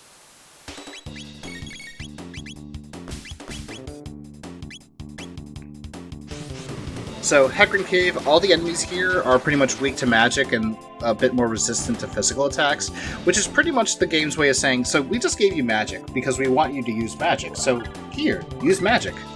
And when you pick up Frog, as we're heading towards at the end of this little journey, eventually, you probably want to make your way back to picking up magic for him, or else he's not that great without it. For a little while. Yeah, the cave before Magus's castle, he will actually ask you, like, wait, how do you know magic? And then that's pretty much the game's way of telling you, hey, you may want to go to the end of time so that he can learn magic. While he's not the best magic user, it does give him a better healing spell, I'm pretty sure. And also, obviously, some combo techs that he'd be able to do. I think water and ice are treated as the same element, right? Yeah. I had to think, for some odd reason, I was thinking fire and water, and I'm like... oh, no, obviously not. Yeah, I didn't realize. Wait, ice and water, yeah.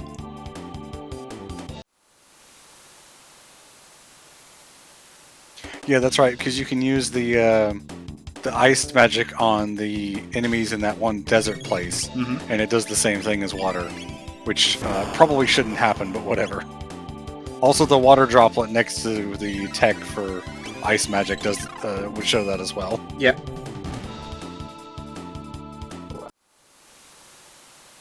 So pretty much now you're wanting to pick up Fire Sword, which is your highest damage output for quite a long time, actually. Mm-hmm. We gotta learn Spin Cut, which will be Tom's next move. Mm-hmm. Can I hit all three? Remember that Wind Slash also does magic damage. Yep. So it can be pretty nice if you need to hit things in a line. But other than that, you're probably sticking with the regular magic spells, or maybe Fire Whirl. Yeah, depending on enemy positioning. That's like one of the things I like about this game is the enemy positioning mechanic. Because they can move around on their own, and typically bosses won't move too much aside from what was it? Not Hekran? Mm-hmm. Was Hekran the one that we fought before? No, Yakra. Yakra, that's right.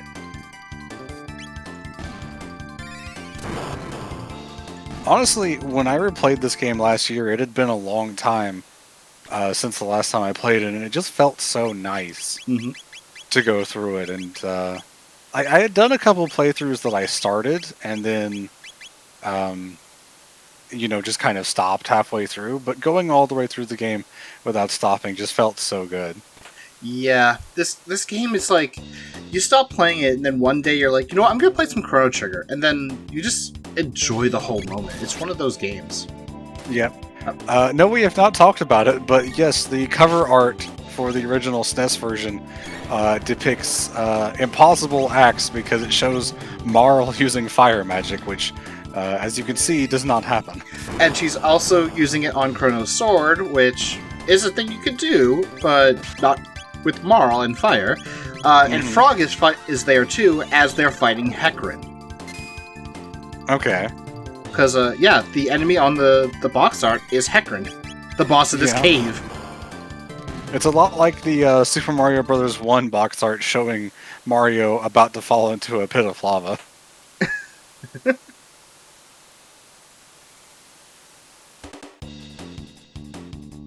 Yes, it's also happening in a snowy area, and that enemy does not appear in a snowy area.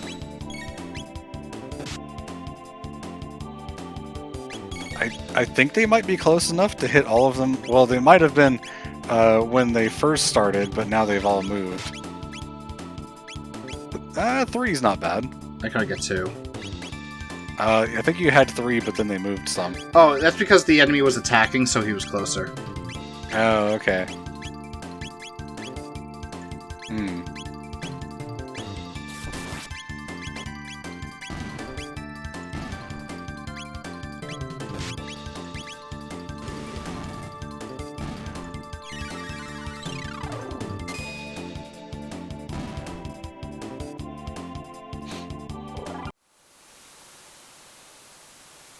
And how many tech points do we need to get Fire Sword now? Good question. Probably worth checking after this fight. Yeah, because I just need Spin Cut. I have Fire, which is enough for Luca, or for Luca's side, so it's a Spin Cut I need, which does take a while, but since Chrono is always in the party, it's not the worst. Spin Cut is basically guaranteed double damage on an attack. Which is quite nice for physical damage. It really is, yeah.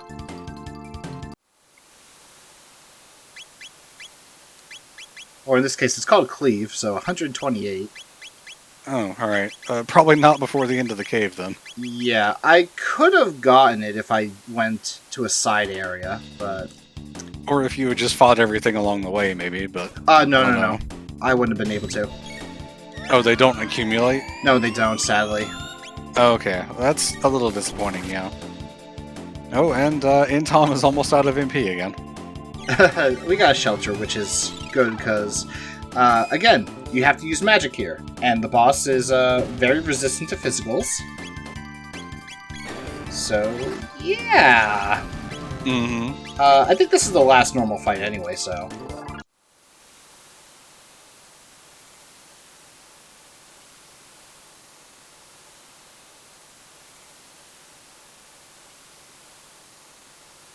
And that thing we mentioned about the black and gold chests and how they get improved if you interact with them and say no, that only applies once you have the empowered pendant, because it's the power of the pendant that causes the item to transform. Mm-hmm.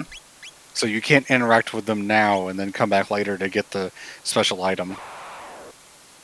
I mean, you can. It's just you need to interact with them again and say no once you have the pendant.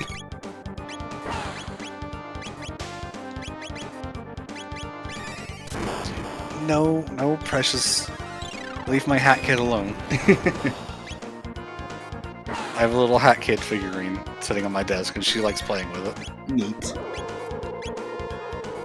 That does remind me. I mentioned it before in the Discord, but a coworker of mine. Oh, I can't attack right now. A coworker of mine went to San Diego Comic-Con, and they brought me back not like a Lego. I think it's a nanoblock set for Gyarados from Pokemon. Oh, okay. And I still have to build that. Oh, so you don't have Fire Sword, but you do have Antipode, which is a pretty good combo. Mm-hmm. We gotta use a mid potion.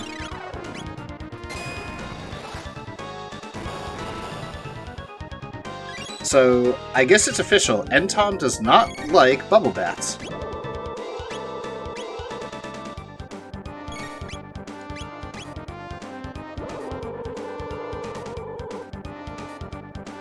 Oh, almost nice.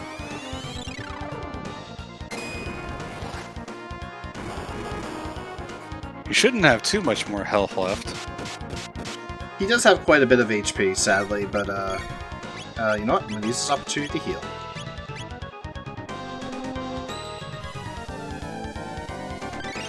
Henry Stickmin just has cameos of everything at this point. Mm-hmm, yeah. Apparently there's also a speed run, and I use that term loosely, that's 40... No, not 42 hours. It's 1,000 hours long, actually. Okay. And what you have to do is play one of the Stickmin games, and there is an option where you can go to a computer and get a walkthrough of the game. Mm-hmm. And it just loops. So the speed run, quote unquote, is how long you can sit through it.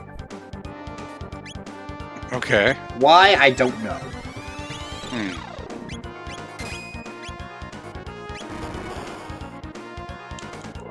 There we go.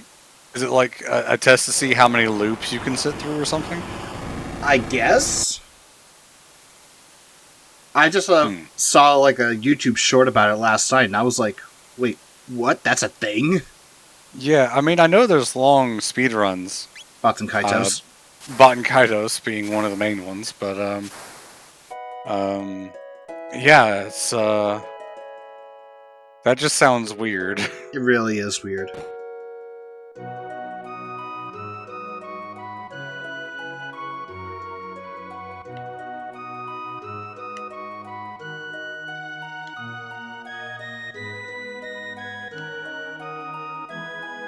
Luca's parents, her mother was unfortunately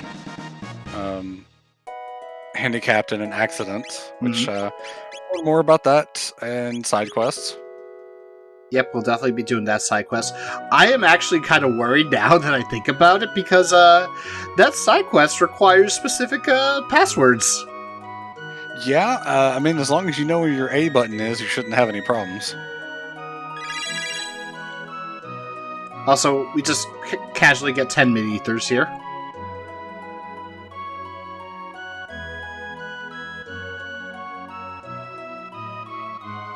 Yeah, because this is the guy we saved back in Guardia Castle. Mm-hmm. The prison. Yep. I'm not really sure, but considering he uses the same sprite, one could probably assume that it's the prosecutor, or not the prosecutor, the defense lawyer. Or, alternatively, he could have just overheard from the other side of the door. Because he pretty much thanks you, because he knows that somehow you were the one that freed his son. Mm-hmm. Either that or Fritz told him. Also, Can you go back into the castle and get chased by the guards again? not chased the same way as before, but they will run you out of the castle. Oh, okay. Also, I'm only going here because this will unlock the other dome in the future as a teleporter path, so I don't have to go through the other one. Right, okay. Yeah, if we go to the castle now, it's just...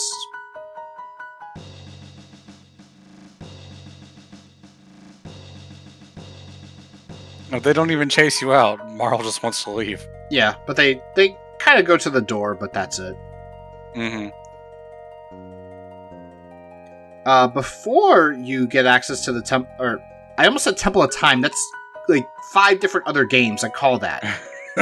Oh, by the way, if you go to talk to your mother, she hears about how you were going to be executed. And you can also... I don't guess you need to introduce Luca, because she would already know Luca. You still get a scene with it, though. Yeah. Oh, by the way.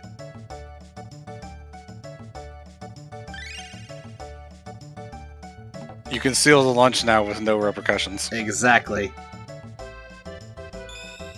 You can also go fight the Gato robot for some silver points, which you'll need later on. Yeah, but I can always fight that later on, too, so...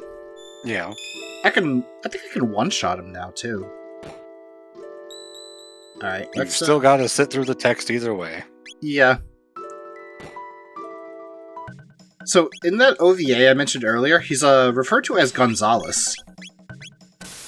Specchio is? No, Gato. Oh, okay, yeah.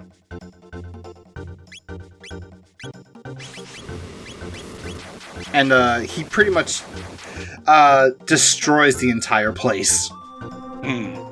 Because of a Kawawa and a Nu just pretty much show up and they cause a lot of trouble. Well, Tom's dead. Yeah. Probably not the best idea to try to do this. I want the magic tab, though. Yeah, you get a magic capsule for beating him, which is nice. But, it's a really tough fight. Exact damage, really? That was also reduced, because that was her element. Yeah, oh well. I know it's possible, but I gotta get Be sure lucky. to heal, be sure to heal, be sure to heal. No, you're fully healed. Oh, okay. I thought they left you at 1 HP afterwards. Oh, no. Specchio is not that evil. Okay. I know there's some fights where you're forced to lose that you do get left at 1 HP afterwards. Yeah, there's a couple of those.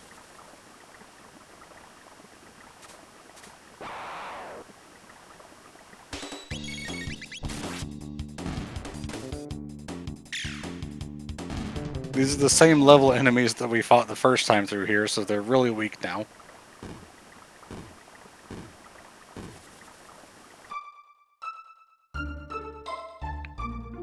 And then we find out the bridge is fixed. Oh yeah, by the way, the bridge was broken earlier, everyone, if you didn't know that. However, we can't get through. Turns out there's a major battle, and Guardia is currently running out of resources. Mm-hmm.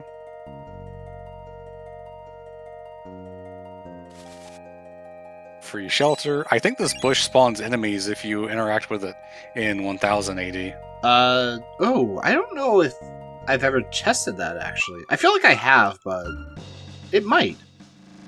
Yeah, it's like, you know that it does that in one time frame, like one time. But if you check it in the other one, it's a bad thing. I might have to test that next time I'm through the forest. Anyway, you talk to this guy, he's like, well, I don't really care. My brother kind of deserves what he gets. And then who are you to tell me what to do and all this other stuff. And then as you're leaving, he will stop us and say, wait, I'm actually not an asshole.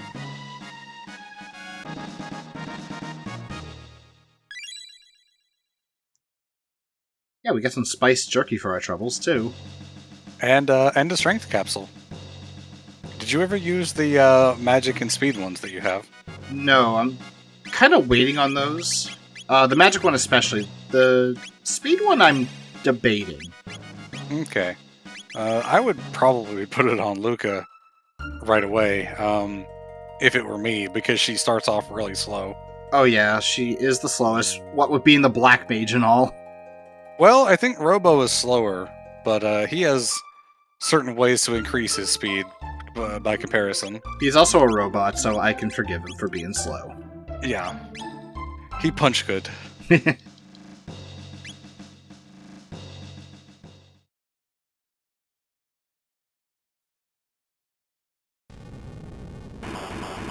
Well, it's nice that we brought provisions for the troops, but we still sort of have to fight on our own.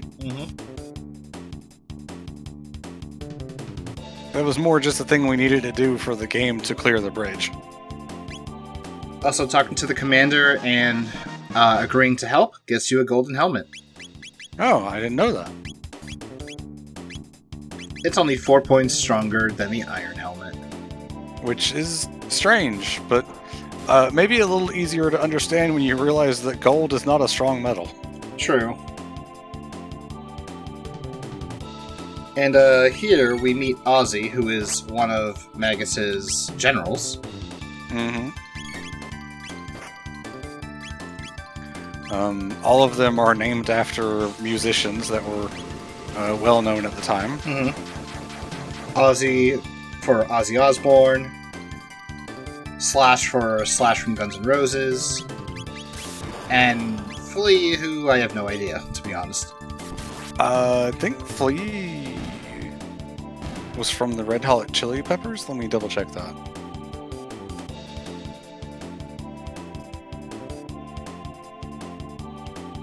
Kai is Make sure I confirming. am not making shit up for that.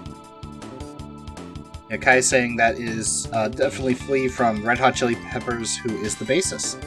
Mm-hmm. Oh, I didn't know Luca had a cameo in Xenogears. Huh.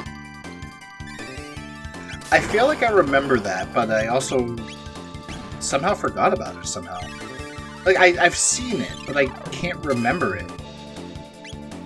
Huh.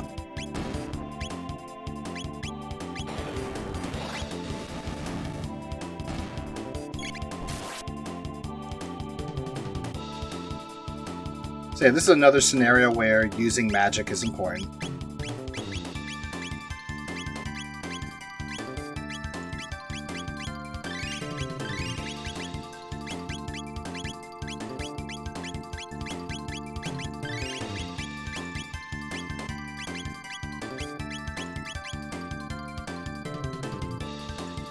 By the way, if you try to take Robo in to speak with Specchio, he'll say that Robo can't learn magic because he's from the future.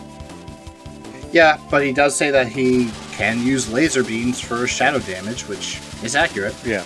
Yeah, he explains the kind of magic that Robo can do, but he can't learn typical magic. Mm-hmm. Same thing with Isla, I'm pretty sure. He says that Isla cannot learn magic either. Yeah, because she came from a time that magic did not exist. Uh-huh. See, I think it's ice and shadow for the top half. Welcome to the stream, Nathan. This is a very good game. It is. Nathan was actually probably around when I did my original stream playthrough that I was talking about earlier. One of the old guard from my my old channel, which is still around because it's obviously the name that I use on Twitch, but I don't stream there anymore. I don't think I've ever seen the boss walk that close to the party like that. It is a bit concerning.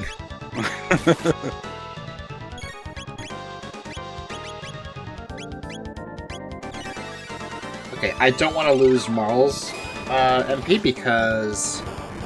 yeah. This happens. As soon as the top half goes, he steals all the MP from one of your party members. If you kill the bottom half first, it will actually do an HP down attack.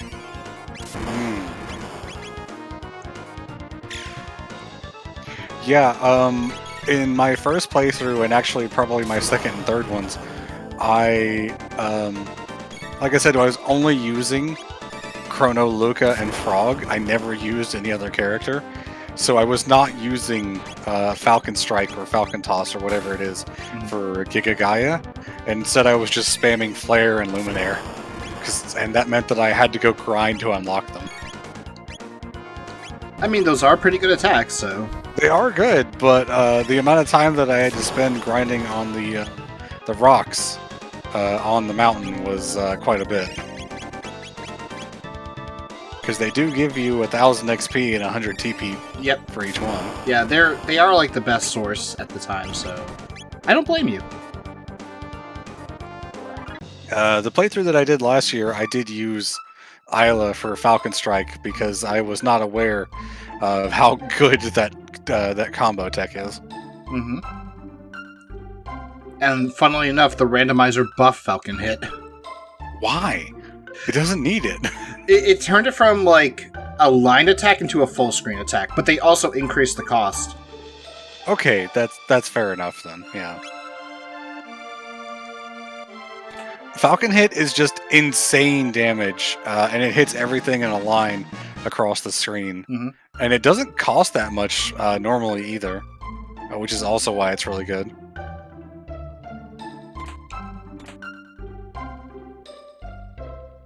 We'll be seeing that place quite a bit more later on as a side quest. Yep. As long as I don't mess it up, which it's possible to mess it up if you're just mashing. Because the dialogue option to prevent you from accessing the side quests is the top option. Which it defaults to. Exactly. I really like the sprites that you can see when they're sleeping in the inn, because I'm pretty sure Marl had her hair down. Yep, she did. Which you never see otherwise. Darn. Are you gonna get lucky and find the special enemy here? I did not. Okay. Yeah, there's a very powerful enemy that can appear randomly in this forest, and honestly, pretty likely that he'll wipe out the party at this point. So the new, or this specific new, can't kill you, so I would have to get very unlucky. Yeah, if you fight the new along with other enemies that might be nearby, then you'll be in trouble. Which, yeah, there are enemies nearby which can kill me in that case, but sadly it didn't spawn. It is kind of a rare encounter, though in the past, I've seen it appear on my first run-through of this forest, but maybe later. I usually see it when I come back here with the completed Masamune, which is probably like your third or fourth time through. Depending. Because right now, we don't have to come here at all. I'm just doing it because there is treasure.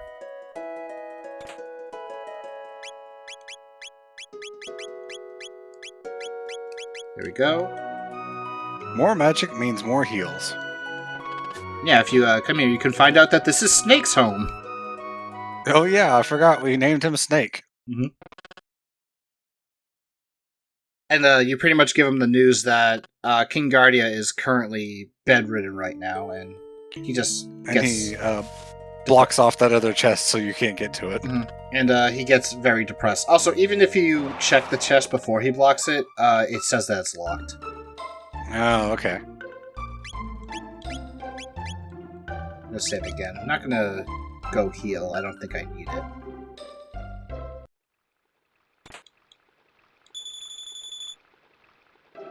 Haha.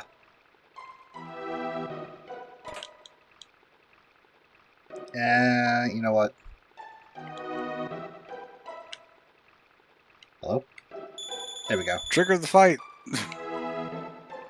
I just want the EXP, or the TP, rather. Yeah. Oh my god, the Bellbird summoned an ad break. Oh no.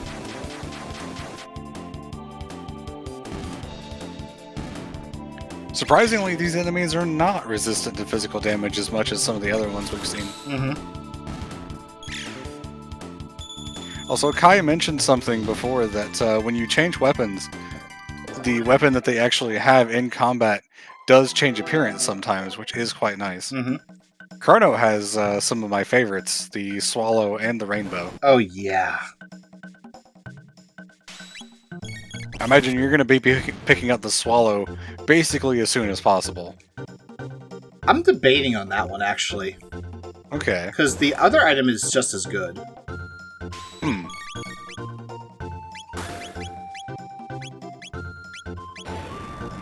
If I recall correctly, the other item is a good helm, and you can usually get the 3 prism helms from the Rainbow Shell quest.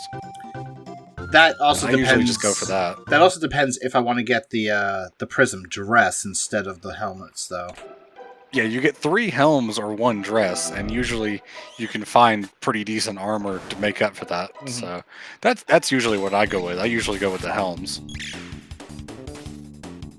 You can't auto-battle the guys, because when they have the hammer, they are resistant to physical damage, and you have to hit them with fire in order to burn the hammer. I forgot that this one actually had the hammer.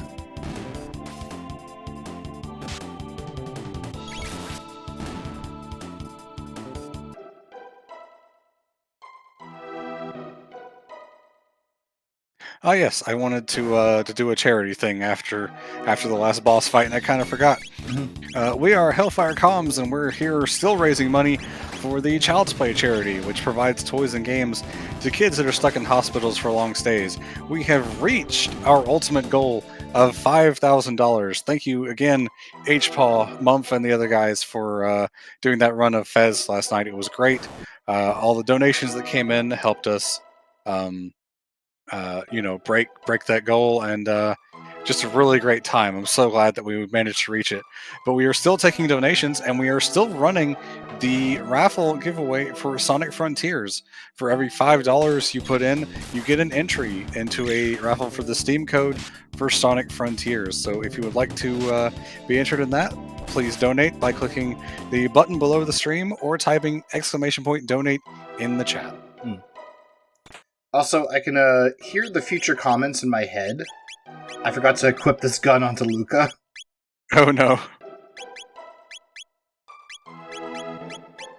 Oh, I can't equip the golden helmet.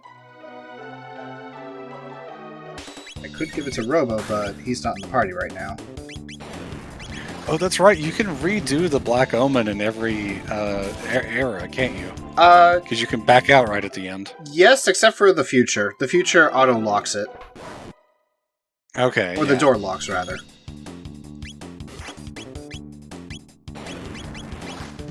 There are really good armors and stuff in the Black Omen, and also quite a lot of capsules to pick up as well. In the case of the Black Omen, you can also charm a number of enemies that have tabs, and they do repeatedly spawn in the other eras. Queen Zeal herself in the final form, if you charm the hands, one of them gives a prism dress, the other gives a prism helmet, too. Okay, so you can get more of those that way. The downside is, because you charm them, you trigger their counterattack, which means you lose all your MP, or your HP gets set to 1. Also, I don't know that you can back out after fighting Zeal. I think you're forced to go ahead with fighting Lavos at that point. Unless you actually destroy him in the bucket. Or the first time you do it, then you don't have to do it again. Okay. Also, nice little hidden area over here. Which has a silver stud, which I think reduces MP costs by 25%. Yep, and it's very useful, as one can imagine. And then we have the earring, which is good for survival.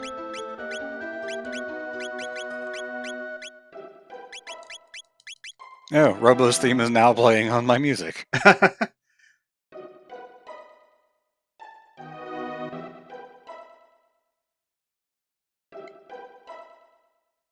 Oh yeah, Lavos in the Black Omen, I think it's his shell, if you charm it, will give you a haste helm, which is, well, one of the best helmets in the game. Yeah, if you're not using the haste spell, it can be quite nice. On the other hand, by that point in the game, you're probably trying to avoid a lot of status effects, so there's some other ones that might be better for that. You could also just equip an armor that can prevent status effects. I believe the prism dress can negate status effects. I know that for the male characters, there's the Nova armor. Also, mountains are nice. This is a nice view. Mountains are nice. Yep, free magic capsule. Just for annoying him. Disclaimer, please don't annoy people and expect free stuff for it. I'll put one in slot 3 just to be safe.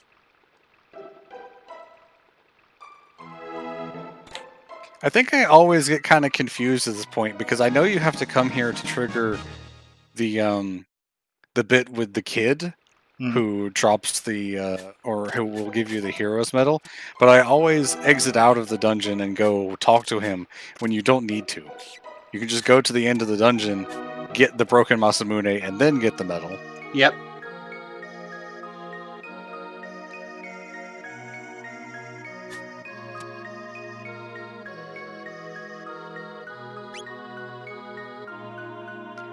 You're missing out on quite a lot of stats if you never used any of the tabs that you picked up, Nathan. Speed capsules, the speed tabs are honestly just so good. Yeah, speed is like the best stat you can focus on in this game until you max out. Then it's whatever offensive stat. The nice thing is there are some enemies, like Axel said, that you can grind for tabs so that you can, just farm as many as you want, as long as you keep going on them. And put things to sleep, put the kids to bed, and then focus on one. Yeah, this is a boss fight that you can't actually use status ailments, and it's kind of recommended because if you hit one of them, then the two of them will counter. But if one is asleep, they can't do that.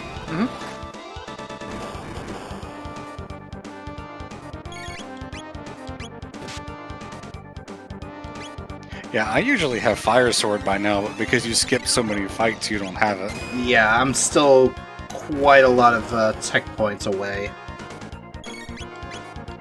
On the other hand, you have gotten through the game much faster than I would have. But you are also playing for a stream, so time is of the essence. Yeah, we're only like 2.25 hours in, and we're already getting the first half of the Masamune.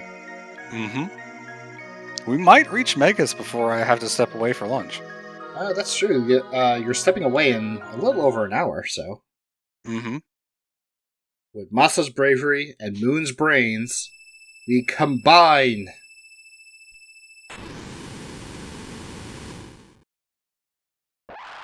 To form nightmares. This is actually a form that Specchio takes at higher levels. Yes, this is the second highest form he can take. I don't know that I've ever seen the highest. I don't know that I've ever gone back to him at max level. So it's pretty much a new. Oh yeah, makes sense. It's a pink new, specifically. Because, as the saying goes, all life begins with new and ends with new.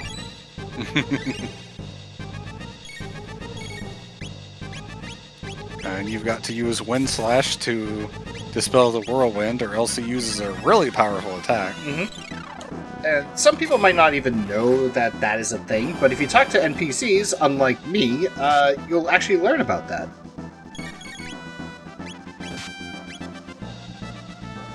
I think I probably just had a guide up when I was playing normally, or someone in my stream chat told me, since I was streaming the game.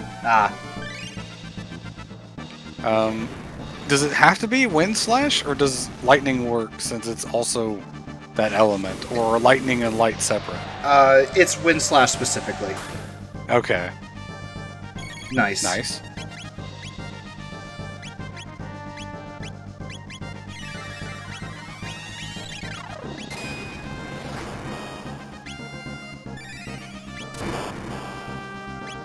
Hopefully you can get a Wind Slash off before the whirlwind.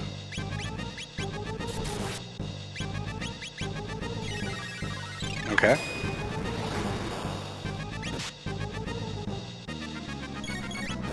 Oh, jeez. Well, there goes Tom again. Oh, I gotta bring him back up. Immediately.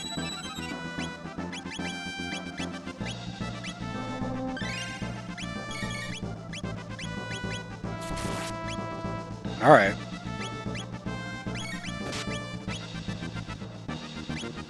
He does not like Tom. He does not.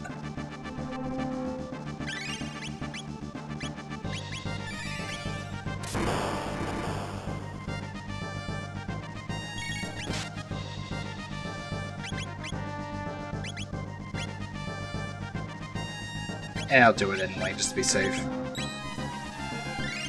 We already had one character death in this fight. I don't want another. Yes, Wild Rocks, this is the PC version. Mm-hmm.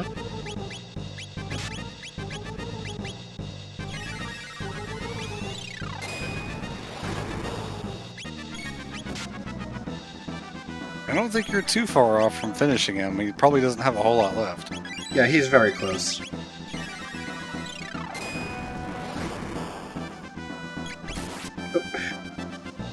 I've got to turn off the auto battle.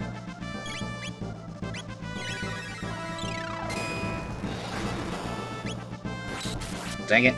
Die! Oh, here's the vacuum wave. We didn't hit him in time. No, I did. Oh, okay, cool. Still not done yet, wow. Finally decided to hit Luca.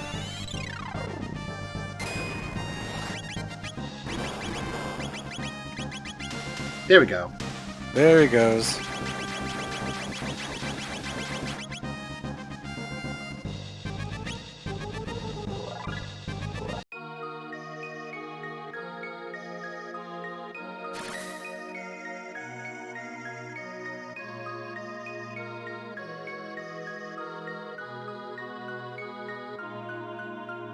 So, they're pretty much hinting that they are the Masamune.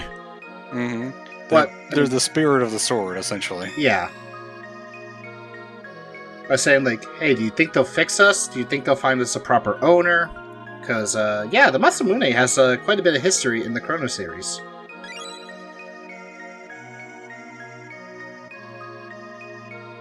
Oh, that's perfectly fine, Wilder Rocks. I look at this game objectively, and it's still perfect. Yeah. Like I said at the start, it is the quintessential RPG. Mm-hmm. I'm gonna put Robo in my party for a moment. Okay. I think we still have a bit to go before we get to the scene that you're thinking of, Kai, because we've got to go back to the past, Samurai Jack, and get something. First, we're gonna grab the medal.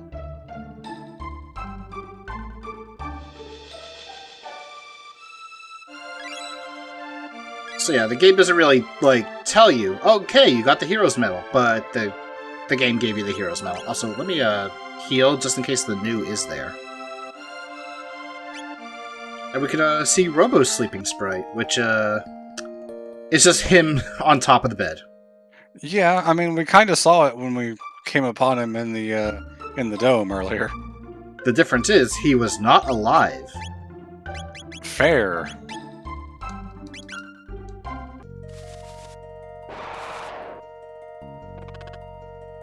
No new. Looks like no new. Although I have seen him up here at the top area. Yep, I have too.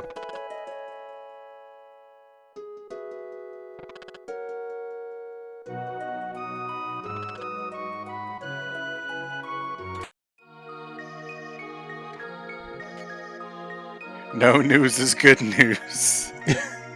Oh, that's a good one, Kai. Something is written in archaic script. Roy Clem. Roy Clem! I knew it was them! Who the fuck is Roy Clem? Roy's our boy. Roy Clem is our boy.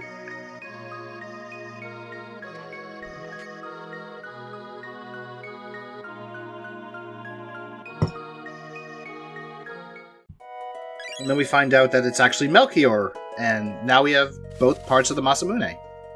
Mm-hmm. But we need a little something special in order to fully repair it. Mm-hmm. You just touched one of the snakes. Ah, well. Now these guys do have a special thing they can do where the snakes will eat one of the frogs, and I think it greatly increases their battle level, and they become quite dangerous when they do that. Yeah, I've had that happen where they just ate the frog and restored some health, and I'm like, oh, crap.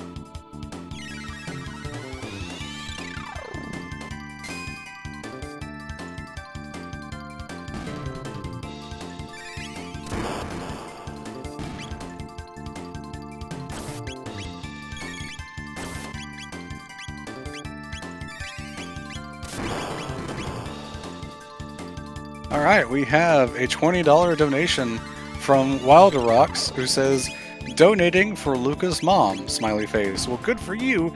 We're going to be doing all of the side quests in this run, so we will be eventually saving Luca's mom. Yay! Or in this case, Flame's mom, because Luca is named Flame in this run.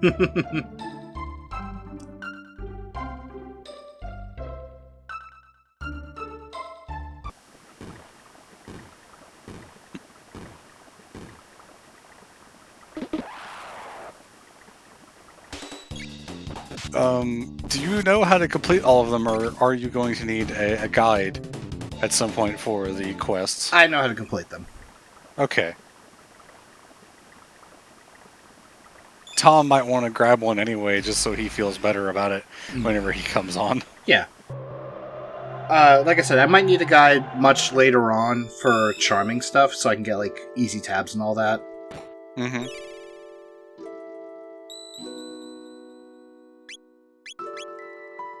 To clarify on that, once again, we are not doing the optional content of the Lost Sanctum and Dimensional Vortex. We are not doing those, but all of the base side quests we will be doing.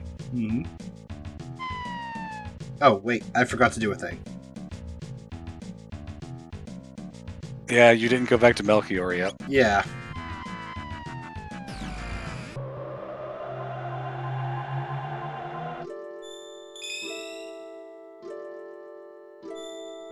Was this one? Yes.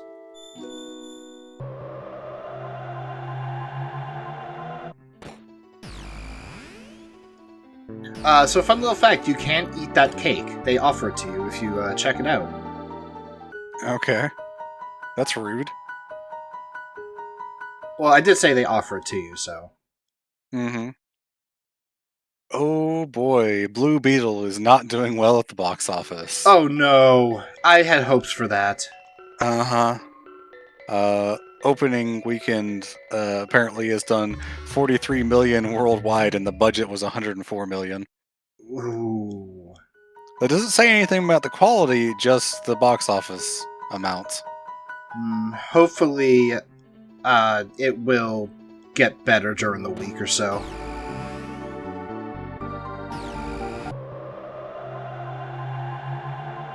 Wonder if my work is going to take us to go see it now that I think about it. Because I've mentioned before, they sometimes like taking us to movies. They did take us to see the Super Mario Brothers movie and Guardians 3. Oh, okay. For the Mario movie, we pretty much had the theater to ourselves. Yeah, I remember you saying that. And Guardians, almost. But not exactly. Laser Spin is really nice because it's one of the few screen-wide AoEs that you can do with only a single character. Mm-hmm. Especially early on. And we're getting one of our first anime cutscenes here. Yes. I think our very first, aside from the opening that we didn't get to see. Mm-hmm. Which I didn't mention earlier, but there is one that plays during when you find Robo, but it was removed in the PC version, and I think it was removed in the DS version. Huh. Also, yeah, you can actually see the Toriyama art style right here. Very clearly, yeah. Isla looks quite a bit like Launch. Again, Chrono looks a decent bit like Trunks when he doesn't have derpy eyes.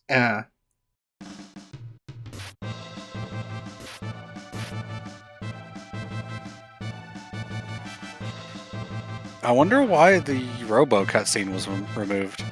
I'm not sure. Wonder if I can find out anything about that.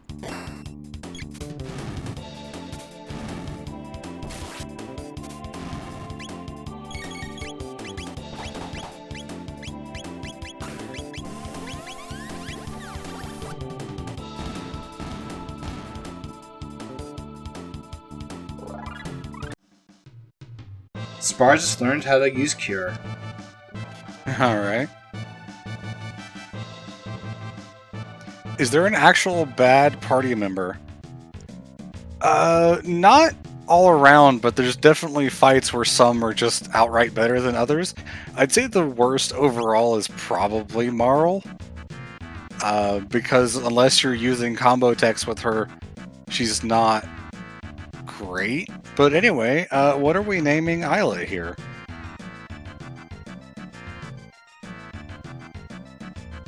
Tanner. Because if you see Tanner's profile picture, it's Neko Arc.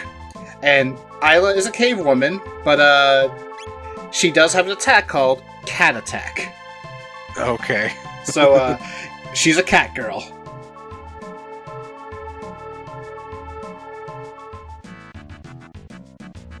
Also, if you bring Robo, there's a little bit of an extra scene here. Mm-hmm. Yeah, she is amazed at what Robo is. I am a robot. Robot? What robot?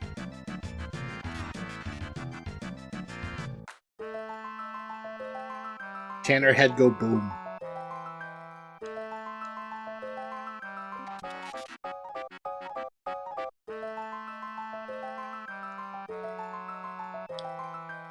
And of course, Tanner here doesn't really understand time travel because this is the super far past. 12 billion BC, I believe it is. 65 million. Oh, yeah. Also, if you actually wait for her to go through here, then she would appear on the side. But because I actually went in before her, she's not here. Mm-hmm. Let me spin. Let me spin!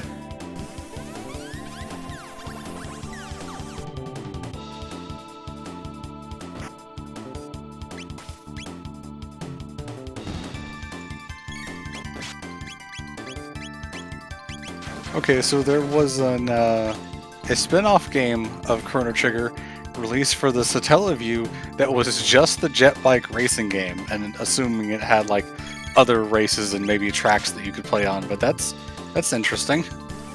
That's the first time I heard that, actually. Yeah, they also had the Chrono Trigger character library, which is just character profiles, and the music library, which is a collection of music from the OST. Mm-hmm. Those were all released on the Satellaview. And these things were later included as extras in the PlayStation release of Chrono Trigger. And we did actually learn Cleave, so we do have access to Ice Sword, which I'm going to use.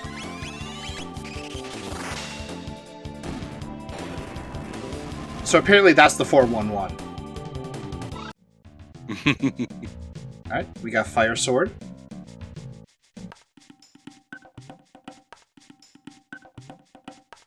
Also, you talk to this woman here in this hut, you get a nice little bit of water. Yep. Stay hydrated. No, I'll do that after, actually. We have another donation in. We have $50 from Super Mona Man, who says, I have loved the YouTube channel for a long time.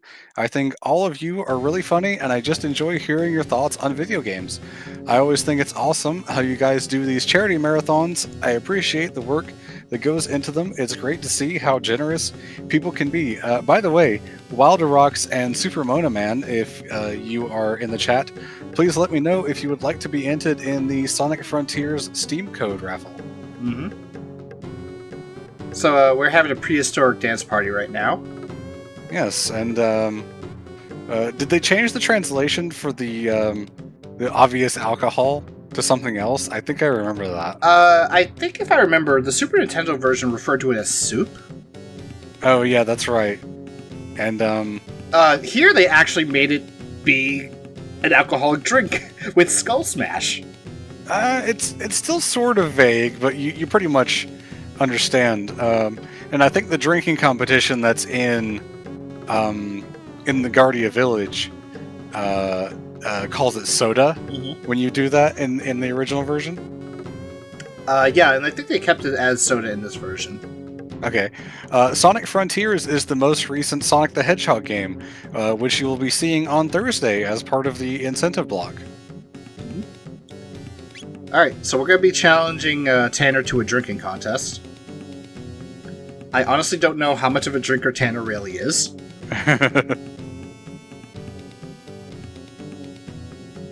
This is another button mashy kind of thing. Yeah. So excuse me if I sound like I'm straining, because holy crap.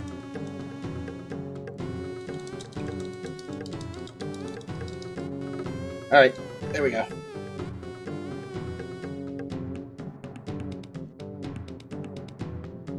And then we still drink some more. One more for the road, and then we wake up feeling like death. We feel like we had our Skull Smash. Yeah. Also, Luca got a bit drunk too. Who knows what she did? There's not really any indication as to how old any of these characters are, but you know, they had alcohol. That's for whatever that's worth. Yeah. Or at least the prehistoric age variation of it.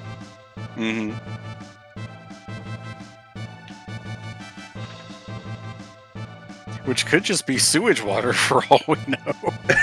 True. It doesn't necessarily have to be alcohol, but we're forced to have Isla, Tanner, in our party for this one. And I'm going to let Spar have a bit of rest in the back. So I'm going to go here to the hunting range. Ah, you're going to grind some items because you can trade these items for really, really, really good gear at this point. And also, later when you come back to the prehistoric era, you can trade more for even better items. Yep. Also, we get the different battle theme here. Which is, I would say, not one of people's favorites, generally. I find this one to be pretty repetitive compared to the normal battle theme. True.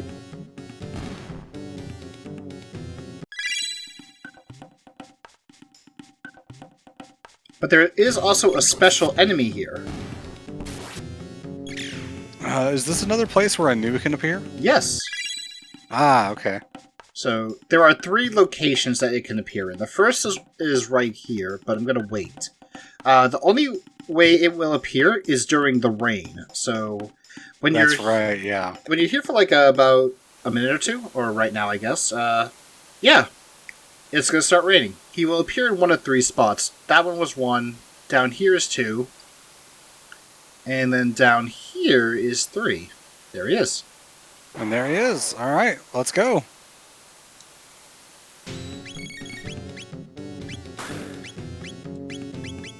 Good news, he can't kill you.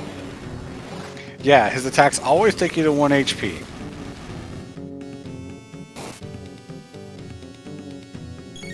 So it's scary, but this is all he can do.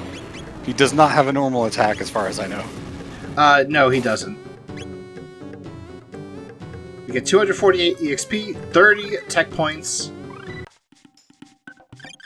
Luca, or Flame, learned Napalm. And also, the first time you beat him, you get a 3rd eye.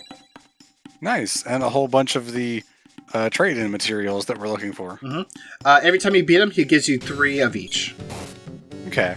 What does the 3rd eye do? It's an accessory that increases your evasion. Ah, okay. Not great, in all honesty. I would say the ones that increase attack power or speed are generally better, or if they reduce MP costs, those are also pretty good. Nah, I could just get more of those. Although I will want to take her gear off at some point. I usually equip Isla with either the Berserker Ring or the Rage Band, which I think forces a counterattack every time she's hit. 50% of the time, yeah. Okay. And the Berserker Ring is good because she's just really strong. hmm And that just improves that. On the other hand, you can't use any combo text with her if you do that. And ironically enough, she actually has some of the best combo techs in the game. Mm-hmm. Oh, here's another one of the news. Yep. You know what? Let's just do normal attacks. We don't have to waste our MP for this. Mm-hmm. Yeah, so the Berserker Ring greatly increases attack power and speed, and I feel like it also gives her an increased crit chance. Although I'm not sure on that one. It also increases defense, apparently, according to the description. Oh, okay. Well. On the other hand, it does mean that you can't control the characters, so it depends on how bad that trade-off is. In this case, it's not too bad, because she didn't really have many techniques. Now she has a couple, which is good, but I'm going to probably keep her doing that for a little bit. Mm-hmm. She does feel like the Berserker kind of character anyway, so it sort of fits. Waiting on rain.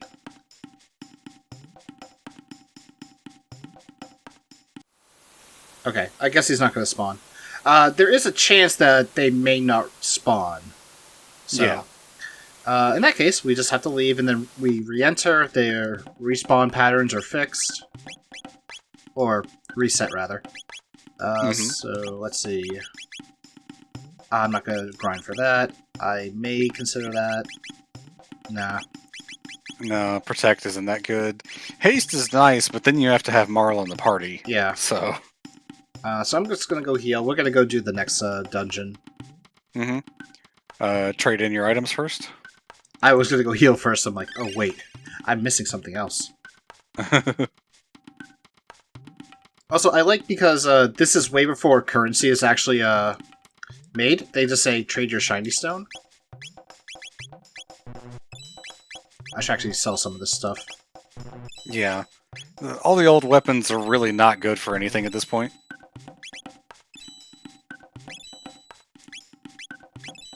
Other than selling, obviously. You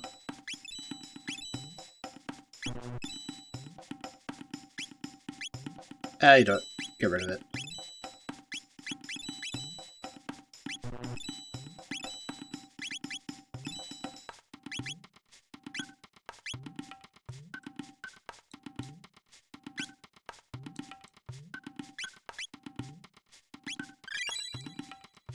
Yep, and you trade the different items for weapons, armor, and helms.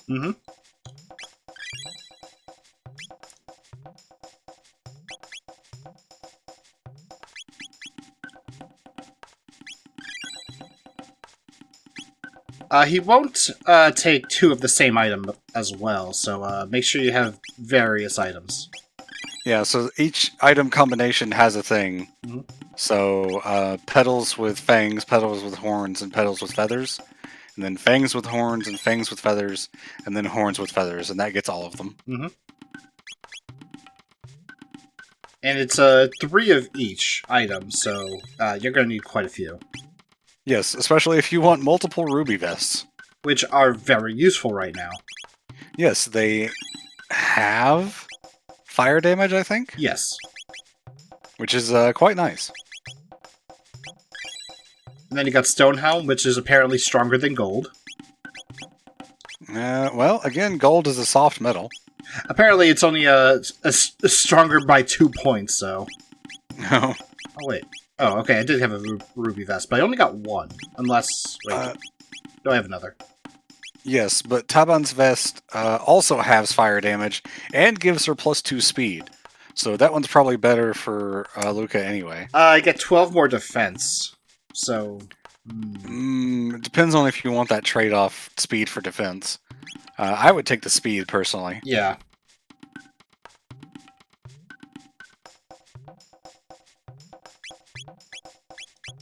Save again, because why not? It's good to save extra times. Also, I remember this place, and I used to get stuck as a kid, and then I realized, oh, wait, there's a thing I can climb. Yeah, the climbing vines, I'm pretty sure I had trouble figuring that out, too.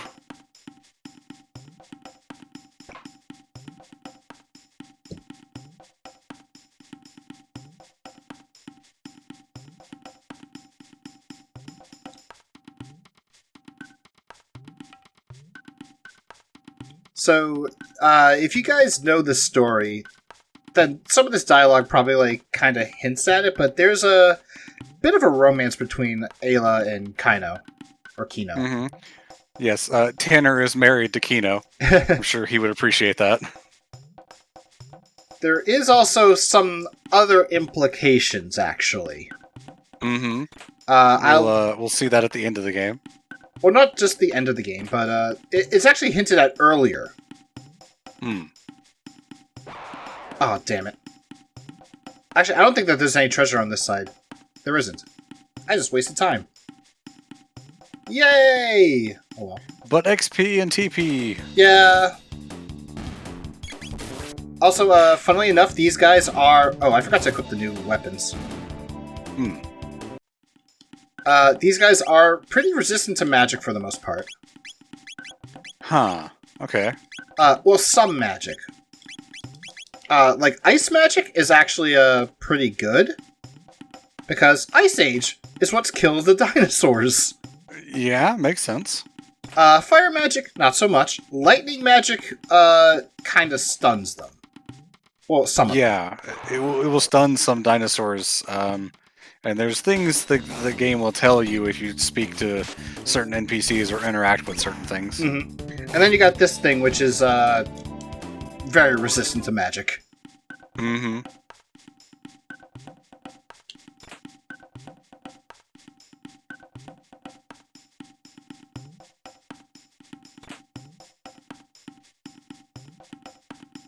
Yeah, it's honestly kind of hard to see where you're meant to go at certain times, that there's paths that lead up or stuff to climb. Damn it. Sometimes this game does not want to go over a tiny pixel for some reason. Sometimes the game doesn't want to go fast. Yeah. These enemies are, as you can tell, slightly more resistant to physical damage. And I think they take a decent bit from lightning. They do, yes. I think, they're similar in that ice is, their main weakness. No, not this way, not this way. I'm trying to, remember which path is it that gets me the treasure chest. Because I know that there's one there, and then there's one around here, but I keep forgetting. We're going this way, actually get into the battle. Nope, I skipped it.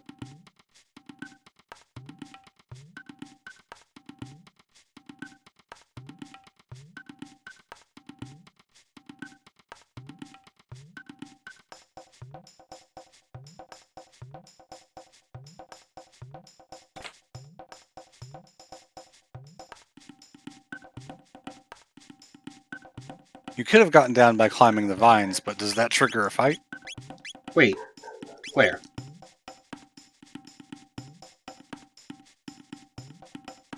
Yeah, those vines right there, you could have just climbed down and gone to that chest instead of going all the way around. I did not know that that was a thing! Yeah.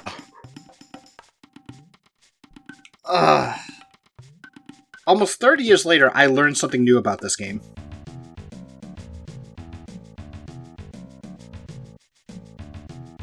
Let's see. No treasure here. Okay, so these guys, if you let them dig, you can get into different parts of the tunnels that may have treasure. The real question is, do they want to?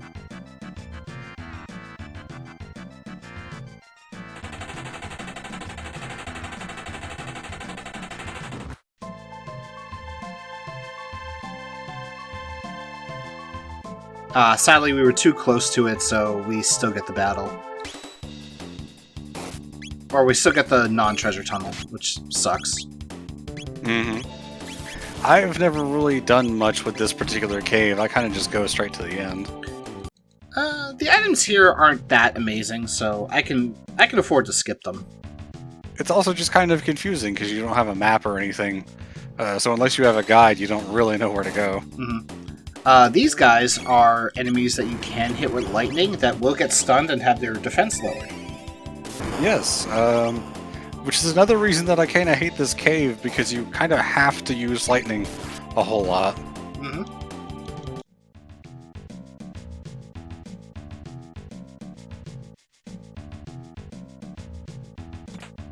I know this room does have some pretty decent treasures in it. Ah, I missed it.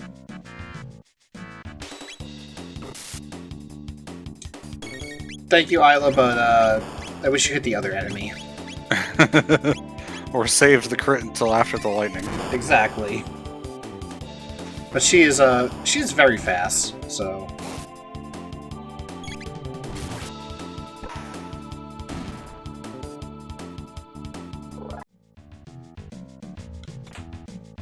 Bye, Ether.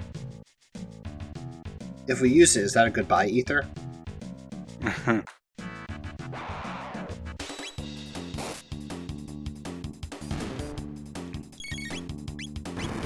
At least you hit the right enemy this time. Yeah.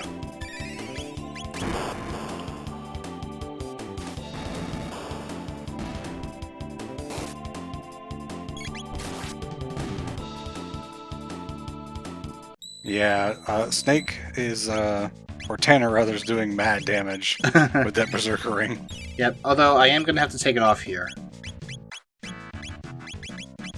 So, nah, don't give the Power Scarf. I want to use that later, so I'll take the Power Glove. Do you have a extra ruby vest if you need it? What about a stone helm? Actually, I think I have plenty of stone helms. Did you get the chance to change Isla's equipment before you leave? Right now, yes. But after this, no.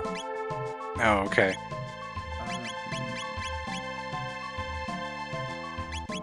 I'll take that just in case.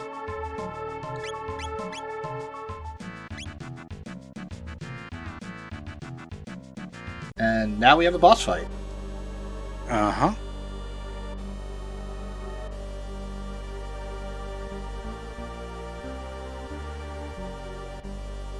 So you have the option to tell her about the gate key. It doesn't really matter. Because if you tell her, she doesn't believe you. You say no, she's like, okay, I'll just have to convince you.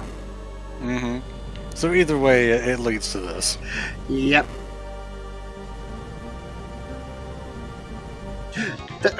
This is a fight that is very much based around the lightning-piercing defense kind of thing. Yep.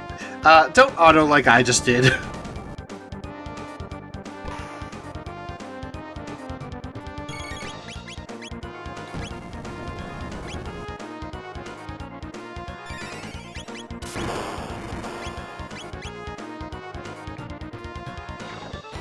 So it's also dangerous to use lightning attacks, but that's how you get some good damage on this fight. Yeah, you can't really damage him that much without it, so you kind of have to. Darn it, fast battle speed. Although, yeah, that can happen. Oh, yikes.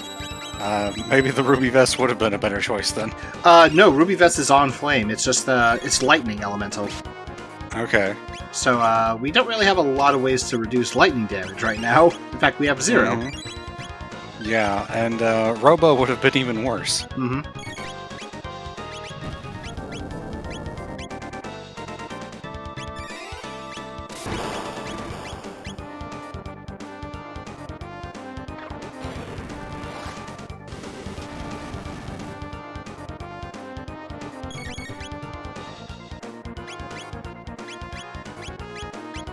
I'm going to say you're going to want to heal before that discharge goes out. Mm-hmm. Funnily enough, Isla's Kiss is actually like one of the best single-target healing skills. It's better than Marl's Aura and kind of the same strength as Cure. Hmm. Yeah, maybe I should have brought Marl actually. Now that I think about it, but we'll have to make do. Well, Flame Kick is really good. It's just you have to spend turns healing. Yeah. For the discharge. Because at least with Flame Kick, you don't have to wait for Chrono's turn to come back around. Yeah, because if I were to do Flame Kick without the defense reduction, it's going to deal not as much damage. Like so. That's pretty bad. Mm-hmm.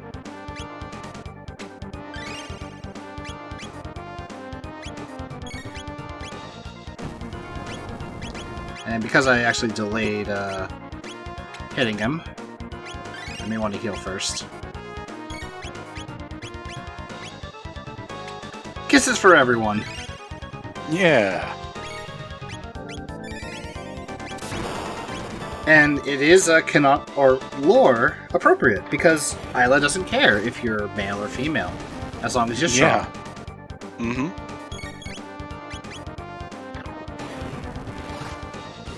Alright, you got 2 flame kicks in that time.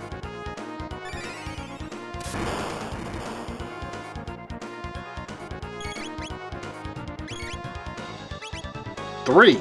Oh, 3 even. Oh, darn it.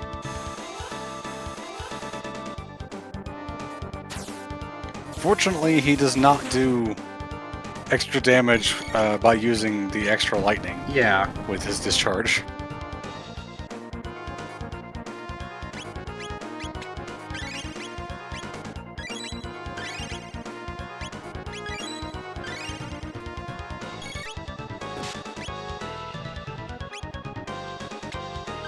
That was rude.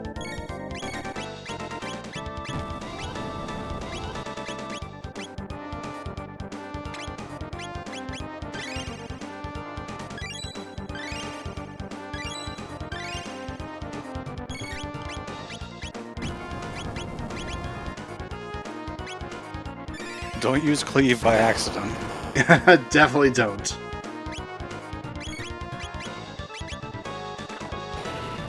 He looks like he's scheming right now.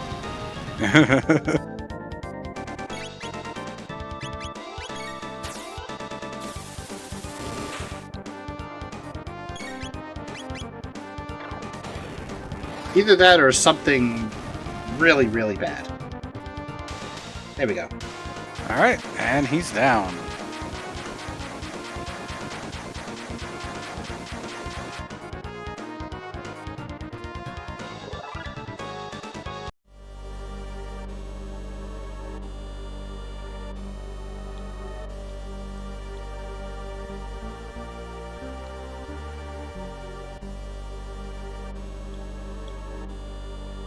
And good news, the gatekeep was not broken.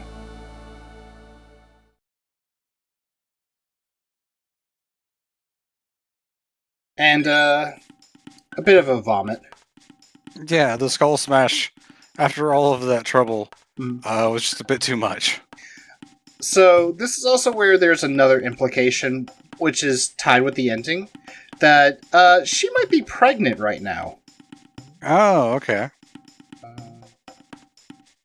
Actually, no, don't use up anymore, because we'll be back here later, and the shop does upgrade with new stuff. It sure does.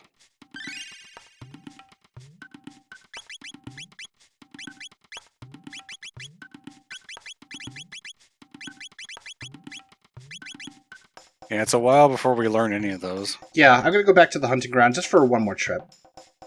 Okay. Do the enemies increase in level when you come back later? No. Oh, okay. So they just stay weak. Enemies are pretty much dependent on their location. There is another area I can go here right now, but the enemies are quite stronger than what I've fought so far. I can get through it, but, do I want to? Not really.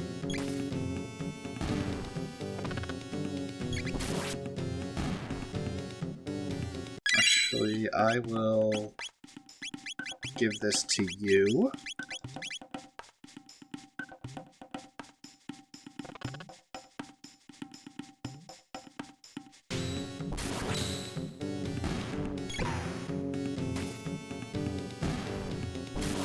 Okay, am I back now? Oh, did you leave? Yeah, Discord froze and I couldn't hear anything you were saying. Oh. Discord, stop it. But, yeah, we were, like, having some issues with Discord, yesterday, actually, for Majora's Mask, because I, volunteered to help commentate a race last night, and at some point, I just had 5,000 MS on the, in the call. I've definitely had it show up sometimes where I had, like, tens of thousands of milliseconds on my ping. Well, good news was it was just Discord being funky, because it affected everybody in the call, so... Alright. Well, I didn't say anything during that time, so you didn't miss me saying anything important. Well, you've always been here with me, Spar, so I couldn't have missed you.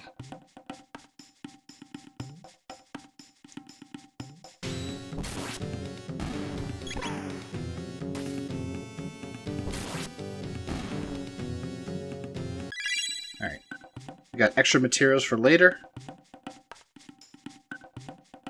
Can we get another new to appear here or on the other side?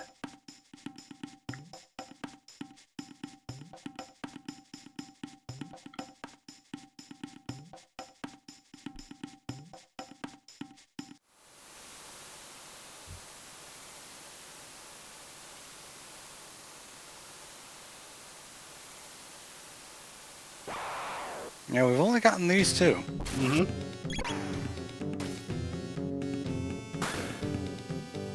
The newt does not like you. Hey, that rhymed!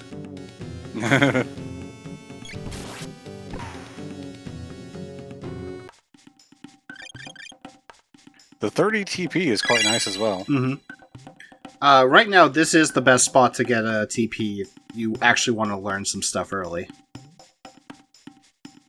Right, gonna wait for the next rain cycle, and then if he's here, we fight. If not, we're out of here.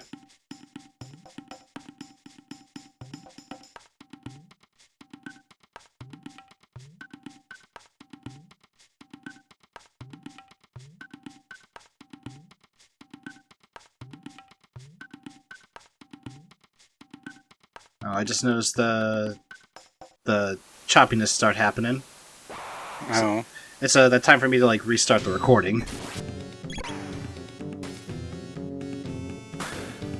Because I noticed that it happened yesterday during Metal Gear Rising, but that was like around the 3-hour mark, which is that seems to be when it likes to do it. That's interesting. Although it's back to normal now, so I'm gonna keep it going actually. Because Well, you'll be restarting it when we switch co-coms shortly anyway. yeah, so since it's back to normal, just keep it going. But if it happens again, like more often, I'll just restart it anyway. Mm-hmm. Alright, going back up to Mystic Mountain to go back to the end of time.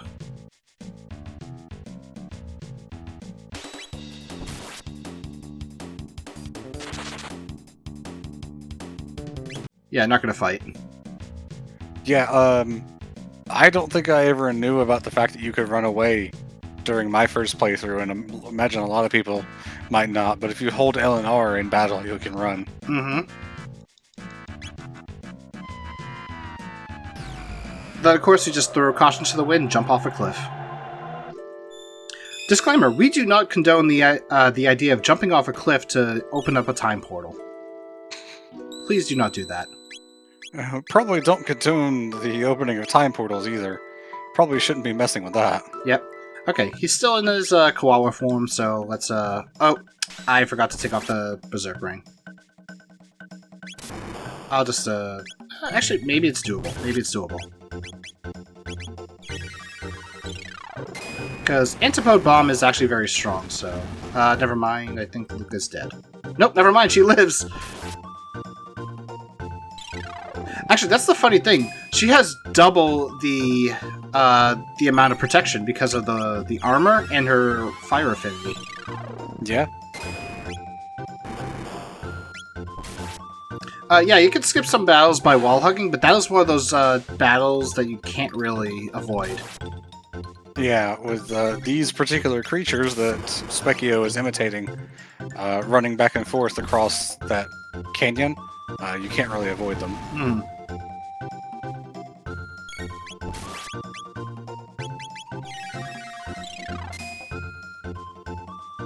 Hey, we did it! Nice. Magic Capsule and 5 Ethers, which is probably not enough for how tough that battle is, but whatever. Well, we are a bit stronger. We did have better skills. I just forgot to take this stupid ring off. Uh-huh. Which, we're gonna put the silver stud on.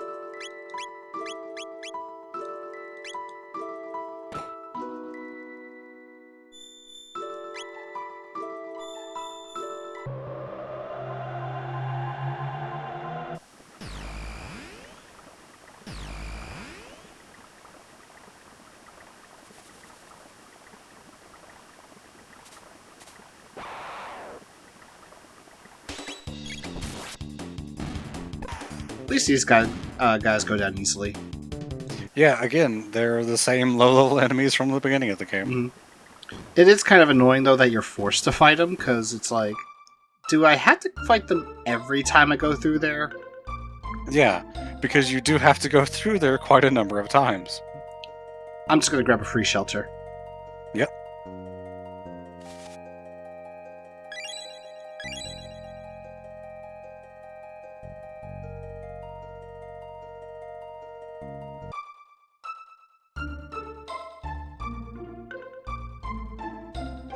Hey, Eevee Soul Silver. Yeah, this is not super long by the typical standards of RPGs, but considering we're doing all side quests, it could take a minute. No!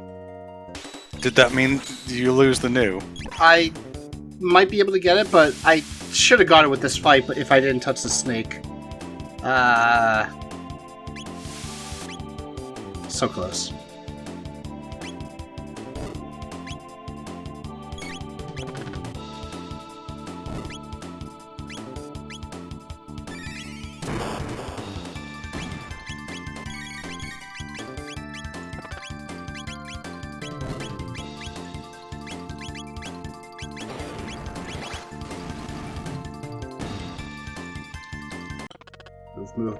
Move.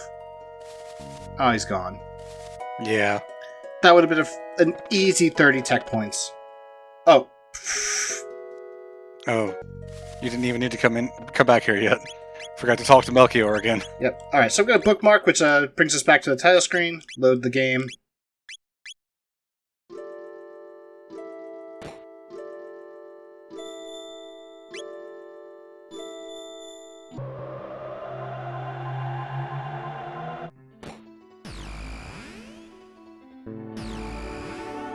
If I got that new, though, I definitely would have Music kept playlist, it. you're a little bit early.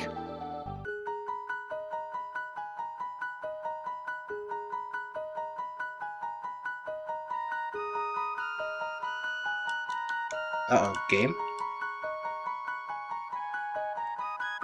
Game?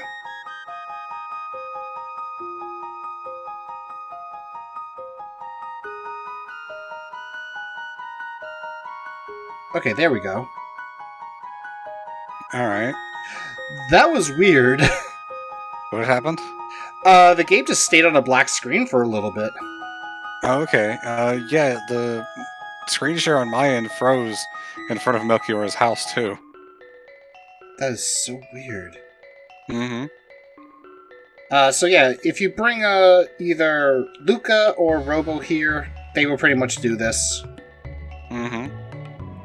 Marl doesn't really want to do anything, so yeah, we're just here passing through the text. We get to do nothing. Yeah, I don't think I've ever done this section with Robo, because he's normally not in the party for the prehistoric section. Mm-hmm.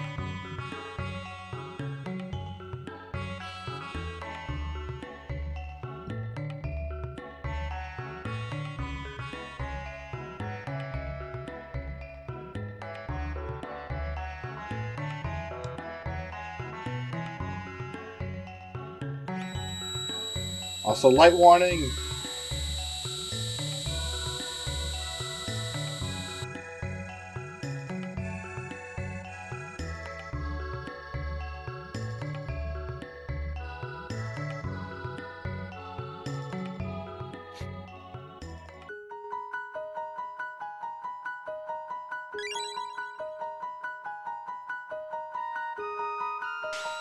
And thus, the Masamune has been reforged.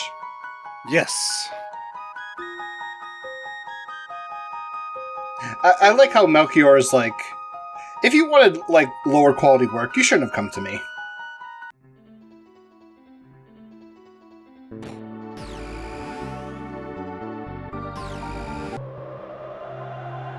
I think there is a mod that does re-add the Robo anime cutscene back into the game.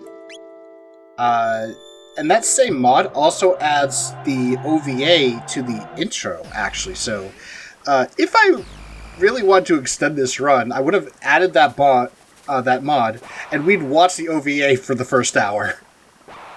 Yeah, kind of glad we didn't do that. Yeah. I mean, I probably would have shown maybe the first couple minutes and then talked about it, and then be like, okay, let's actually play the damn game. Mm-hmm. You can watch the rest of it on YouTube.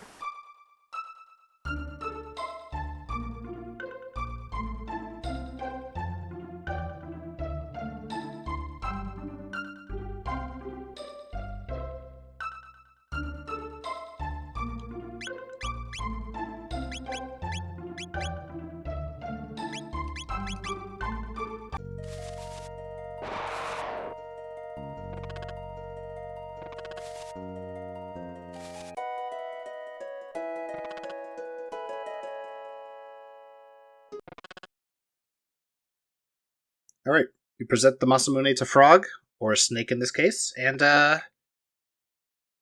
we decide to stay the night. Mm-hmm. And now a flashback. Mm-hmm.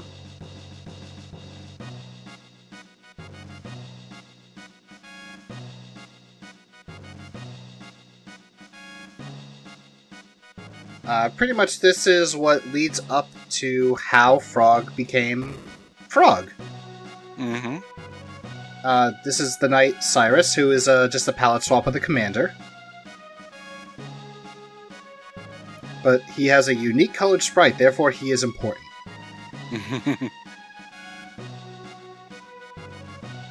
And there is Glenn, who looks like your typical average Joe. Yeah, he looks like just a random villager NPC. Mm-hmm.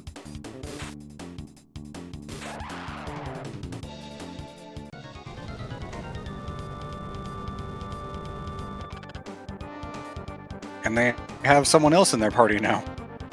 I could have probably just saved her. Potentially. Also, brought someone as a healer. maybe. Also, very unique enemy sprite that we never actually get to fight. Mm-hmm.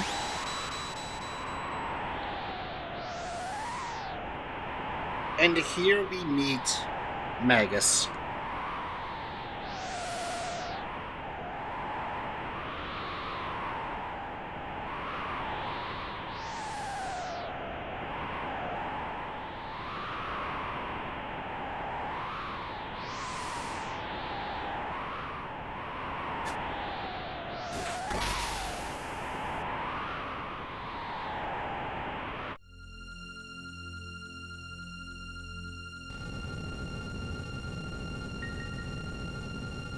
Yeah, that's pretty horrific. Mm-hmm.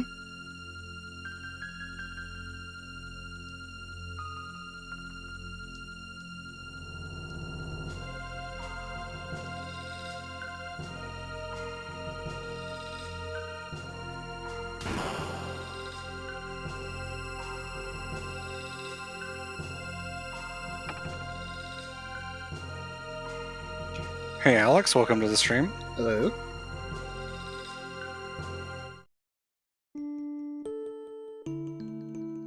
So, here's an interesting thing. Magus could do that.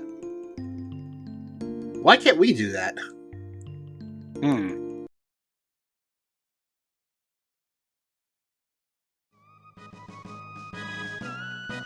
Well, we had some technical issues at the start, but things seem to hopefully have been worked out for the better now. A little bit of a worry where, for some odd reason, we had a black screen for a lot longer than we should have, but it's working fine now, which is the most important part. I should bring Robo for a bit, or I guess Digi, actually. Well, maybe, but you are going to be going up against a lot of magic users as well. True, though there is a fight where physical attacks are actually better.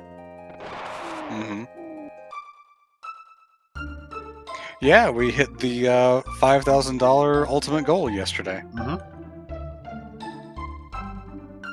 Oh yes, best cutscene. Kai's going to be upset that they missed it.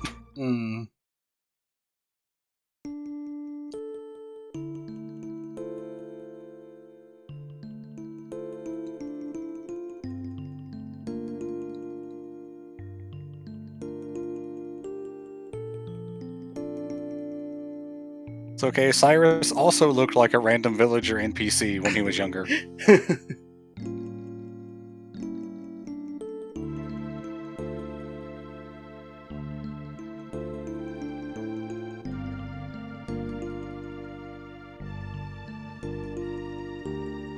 And then Cyrus gets another unique sprite. Yeah, with wavy blonde hair. Well, he gets an actual unique sprite, which they should have kept for him, I think. Yeah, but when he's a knight, he would have had all the armor and everything. When he left the knights to go take on the Frog King, he could have used the sprite. Yeah. Because they had to get back the hero's badge from the Frog King in order to take on Megas. Mm-hmm. Not that that went well for them anyway, but that's beside the point. Yeah.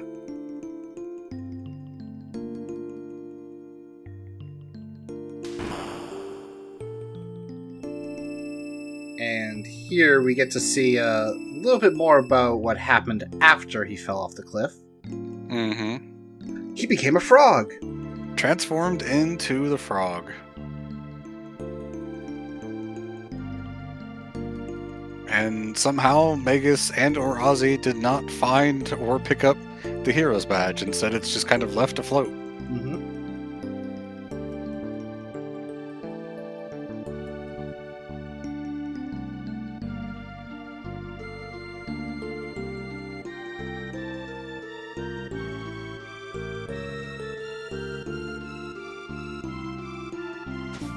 And now it's time for the anime power-up sequence. Yeah.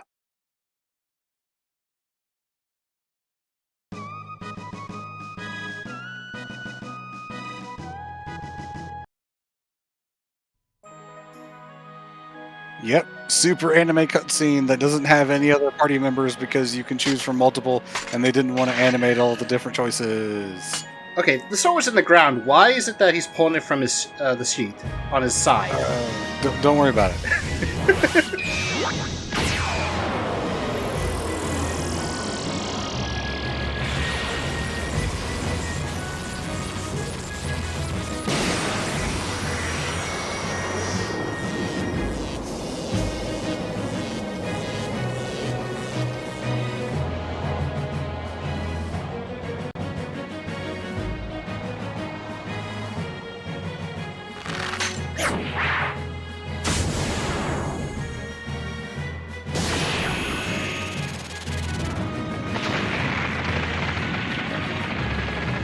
Slice the goddamn mountain in half.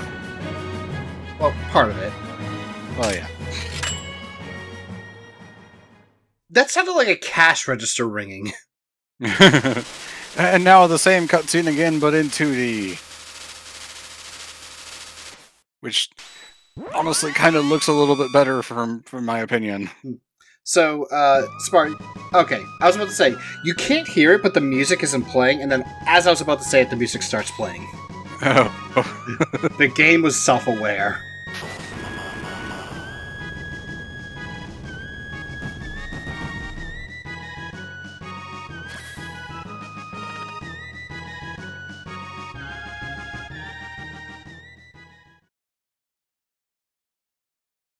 Okay, now we're leaving. Because we have to go get frog magic. Yes, so if we do the first fight in that cave, he pretty much, like, comments on your ability to use magic, and it pretty, like I said before, the game is pretty much saying, go to the end of time to teach him, because otherwise he can't learn any new techniques. Uh-huh. You can actually go do this before the cutscene at the cave. Yep. Which is usually what I do, just because it's a straighter path, I guess. It is, so I don't blame you. Also, we just got Frog Launcher. Mm-hmm. I need to learn Robo Tackle if I want to learn Triple Raid, which, we're going to need about 90 TP. Mm-hmm. Which, thinking about it, maybe I should have brought Robo to the new. What's with this big clunky thing?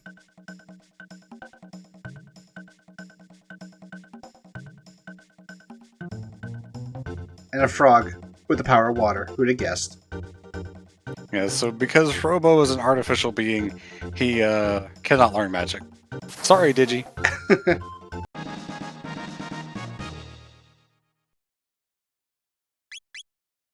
And he also, like we said, has unique comments for Isla as well, but we can't bring Isla here just yet. Yeah, we can only bring her after she becomes a part of the party member and we have the gate key. Because the first time we see her, we lose the gate key. She's a curse. Mm-hmm. And she stays in her own time when we get the key back. Yep. She is trying to relieve the effects of the Skull Smash. And or make Babby. That too. Although she doesn't make Babby until after. So yeah, the Masamune is kind of good. The Hero's Badge makes it better. Speaking of, he is not equipped with the medal. Hero's Badge drastically increases the Masamune's crit rate. Mm-hmm. And which is already pretty high to begin with. Mm-hmm.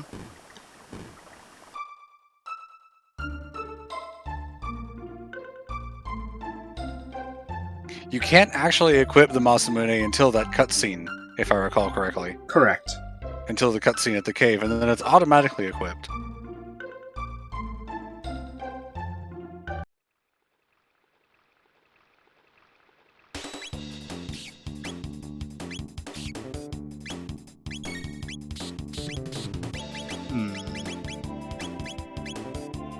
Yep, do that. Nice.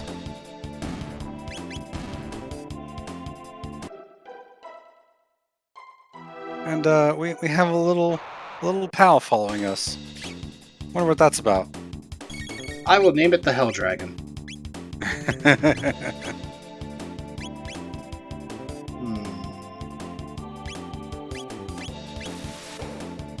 Cyclone Sweep, which is a screen-wide cyclone, basically. Mm-hmm. Does it do shadow damage or physical damage? The one I just used, right? Cyclone Sweep, yes. Oh, I just used a Supersonic Spin. Cyclone Sweep is a physical attack. Oh, okay. That one I is think based... Cyclone Sweep is just a bigger cyclone. Yeah, it's based on Robo's position. Okay. Oh, wow. Look at all these enemies all bunched up together. Uh-huh. Zoom!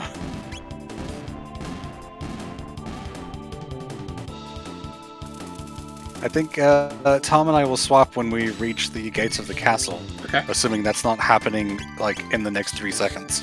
It's within, like, the next 2-3 minutes. I could probably take a bit of a break. Maybe, like, make I don't know, some udon noodles or something.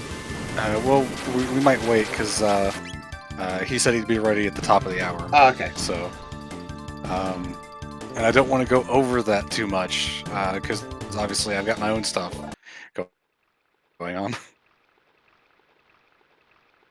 Message is scrawled in blood, beware the jugglers. Strike them, they tighten their defense, blah blah blah. Pretty much, they have high physical defense at first until you hit them with magic, then they have high magic defense. And so, you gotta swap around. Yes, and when you hit them with magic, when they're like that, they swap back. Mm-hmm. So you just gotta keep going back and forth, which means you kind of need to hold off on your attack inputs so that you don't do too many in a row, unless you know what you're doing. Yep. So this is the Fiend Lord's Keep, or as the SNES version called it appropriately, Magus's Castle. Mm-hmm. And it is kind of spooky at first. Treasure. It's a little bit creepy, yeah.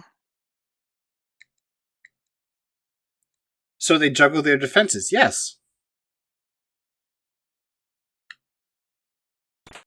Yeah, you've got to go all the way to the end of this room and all the way to the end of the other, and nothing really happens, but everything just kind of feels off, just a little bit unsettling. Mm-hmm. There's no music, no sound effects. This is our treasure. There's just some kids and other NPCs, and now we're getting Luca and Queen Lean and Chrono's mom. Mm-hmm. Which makes no sense. Like, why are you here? Why are you here? I mean, you being here makes more sense. You being here means that there's a time paradox or something. Mm-hmm.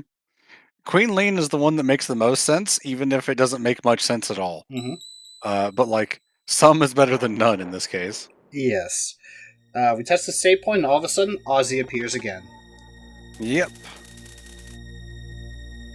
As long as he doesn't bite the head off the bat.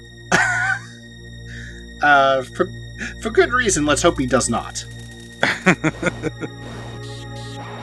And these guys, which are all drastically weak to fire, if I recall correctly. Mm-hmm. I like how he says all 100 beasts in the castle. I had the guide for Super Nintendo, and if I remember correctly, I counted all of the enemies. There were not 100 enemies. I think if you count all the ones like on the ramparts with the jugglers and everything, it comes up to 100. I counted those, because the guide had like a list of all the different enemies that you can encounter, including the amount of each battle. So, like, it would say, oh, you have like 4 of these enemies and then 2 bats.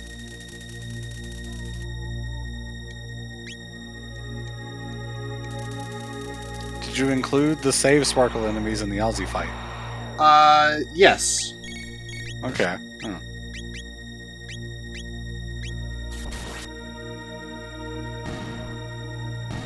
Sure is nice of the enemies to just bunch up together like that. Mm-hmm.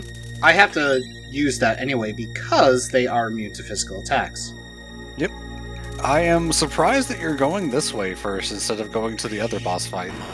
The other boss fight is the one where physical attacks are better, and I would like triple raid for that. Oh, okay, right. I usually go to that one because you get a really strong weapon for Chrono. Mm-hmm. Like, I'm not going to fight the boss on this side first. I am just going to get the TP first. Oh, okay. Digi is going to need a heal. Actually, everyone kind of needs a heal. Snake needs the heal. Oh yeah, Snake needs a heal.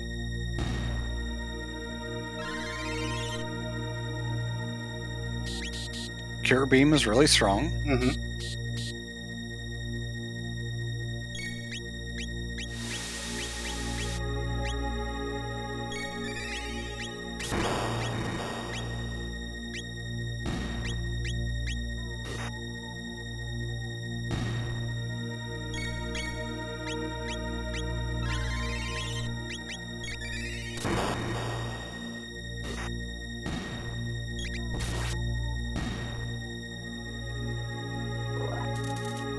How much do I need?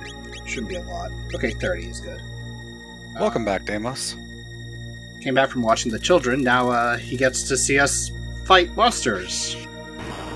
That are pretending to be children sometimes. Yes.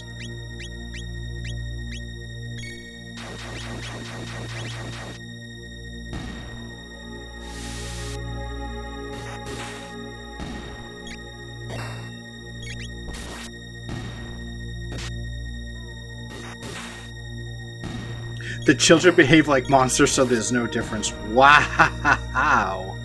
That's all I'm going to You say. needed 30, and that was on 11, so 19 more. There's another 11 right here. You'll have to reset the room to get more, I think. Yeah.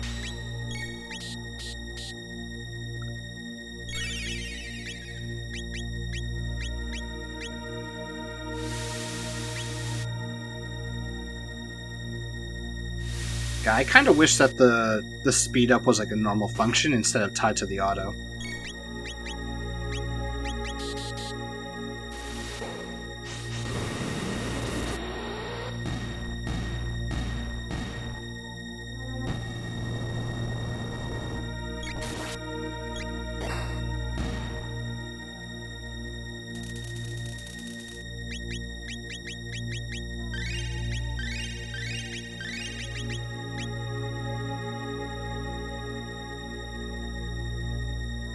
It's the same thing in Persona 5. The speed up in that one is also auto battle.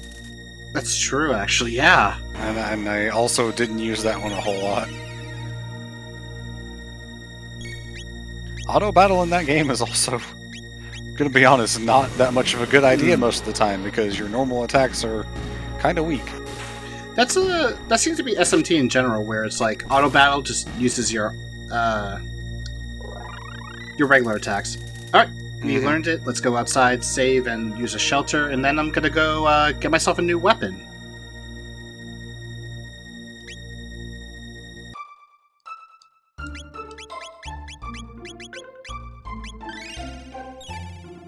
Holding on to those capsules for something. Yep.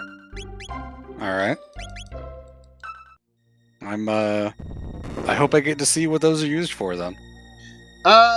So I might use the speed ones on... Actually, you know what, screw it. I'm just gonna use the speed ones now.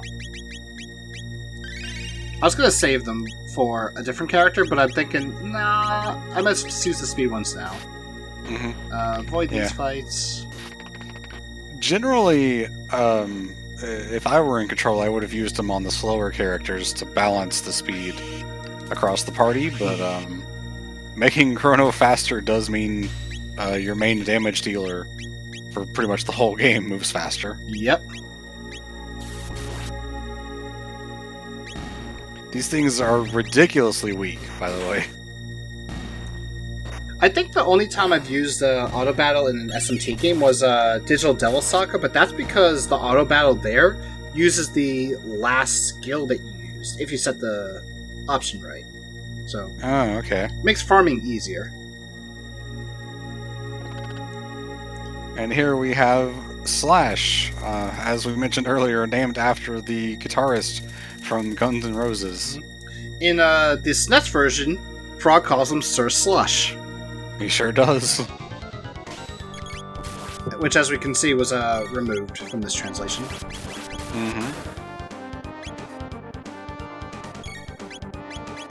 Alright, we get to see our first triple tech. Alright, nice damage. And that's why I got it.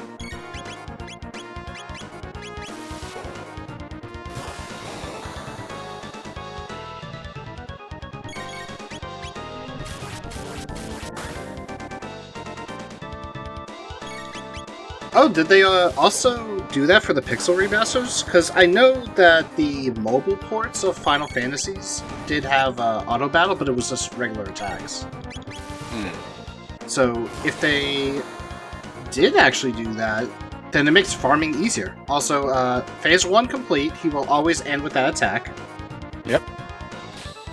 And now he goes to grab a sword, and now he is slightly more powerful.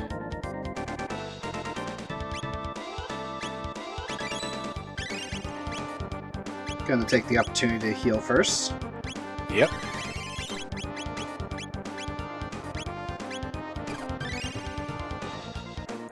I like how Tom was like just staring at Snake like, why did you just do that? He also can use Wind Slash, and he loves to aim it at whoever to hit as much of us as possible. Yep. It's based on where he's standing, if he can get your party in a line.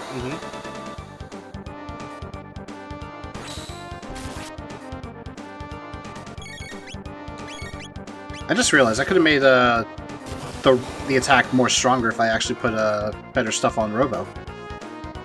Yeah, because you haven't changed his equipment, have you? I have not.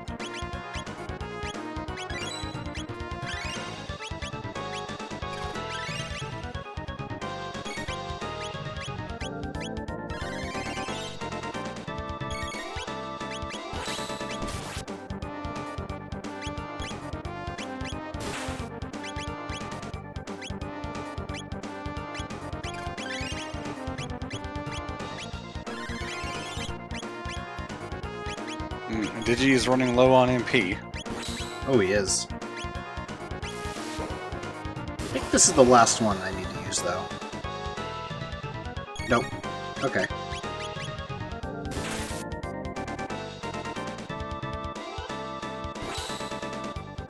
Ooh, that hurt.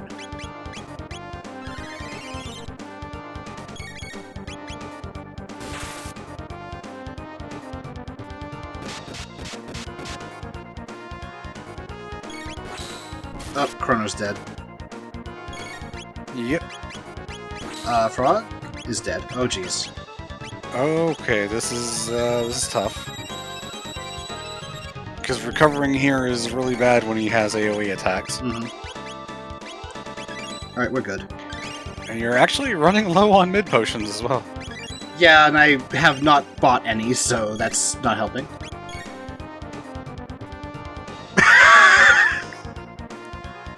Did he get stuck? He did!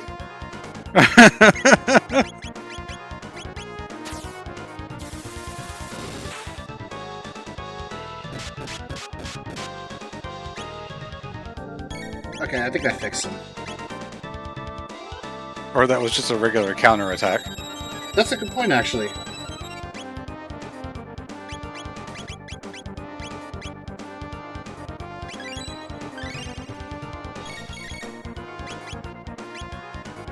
No, I think he's just stuck. Yeah, he's just stuck and he can't do any attacks in that position. Alright, well, I guess, GG. He can counterattack, but that's all. And you win anyway. Yep.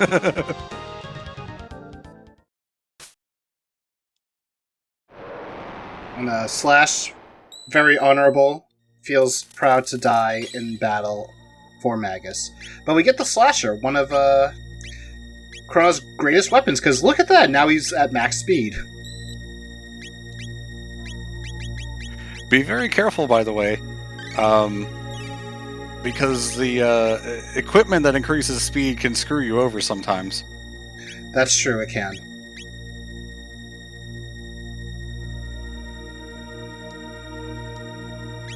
Alright.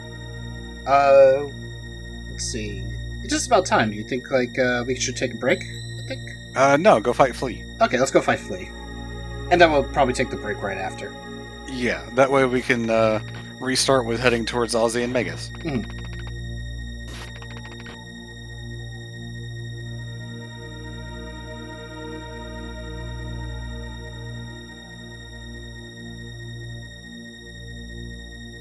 Let's see. Okay. Thankfully, the wall can kind of scoot you over a little bit. The magician Flea, I presume? No. No, it's not. I kind of hate this because losing that MP is really bad.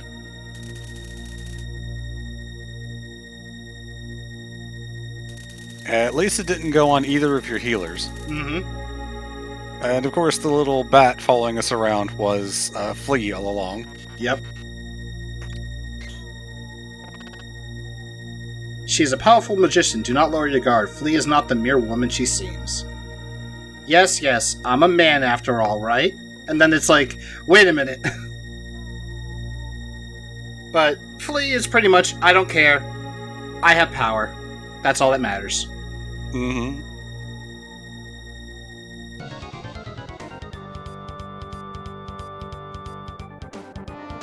And now we fight in the universe. Space.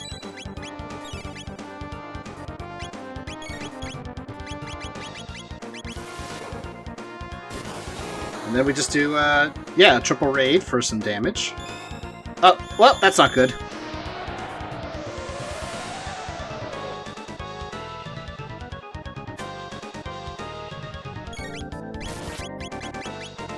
I think this also cures statuses. Nope, it doesn't. It does not, but you got lucky on the confused hit anyway. Yeah. Okay, I'm gonna keep Robo. Nope, that's good. Alright, anytime that I get hit, I'm gonna have to, like, wait before I put in any inputs, because it is possible for her to put you to sleep. Or confusion, I'm pretty sure. And if you already put in an input, especially for double or triple text, the other characters are gonna have to wait. Yeah, they lose their turns. Wake up. He wakes up and goes back to sleep.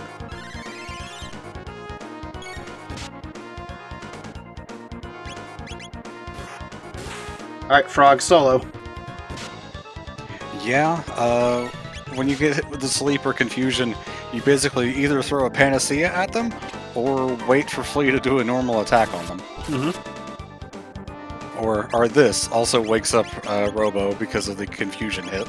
Yeah, well, that's not the confusion hit, that's a Flea's special attack. She pretty much controls Chrono and makes him attack everyone. I'm going to just use this on Digi, just to make sure. Again, Robo's really weak to magic, so fighting a magician, probably not the best idea. But I am a professional. I know what I'm doing. Although most of Flea's damage comes from Confuse and the attack that controls Chrono, I'm pretty sure. That's pretty much it.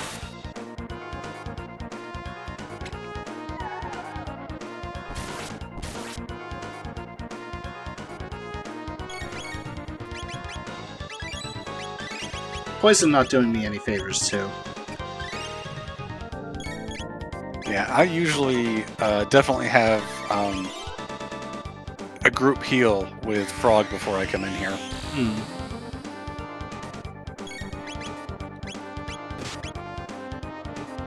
Dang it. So many status effects, gosh. Alright. Launch Snake. Launch into the stars.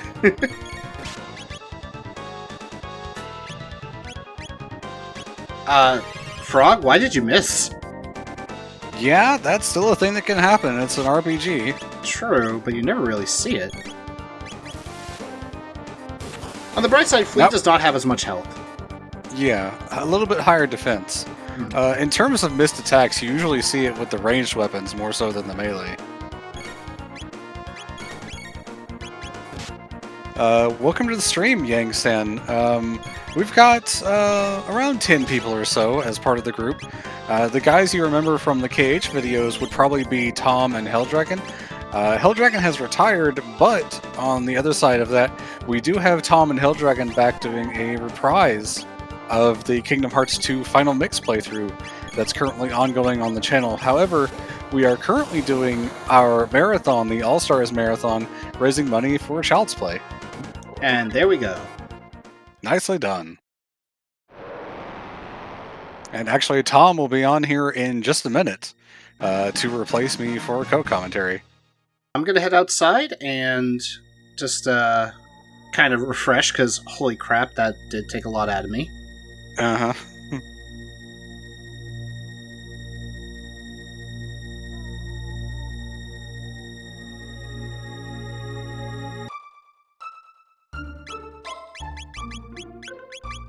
Still got plenty of shelters, at least.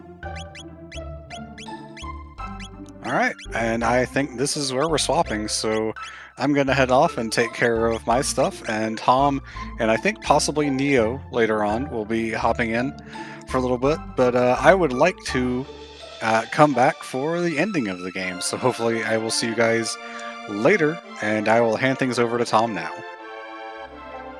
And we are back with Chrono Trigger. We have defeated 2 of the 3 rockers, Slash and Flea, and I am now joined by our hero, Entom64. Well, I don't know about a hero, visionary, well, let's just go with hero. I couldn't think of any of the synonyms. The revolutionary, the visionary, Seth, Oh, freaking, Entom. Wait. right. It's the bonus block of HFC All-Stars. Woo! We passed 5k for Child's Play, y'all.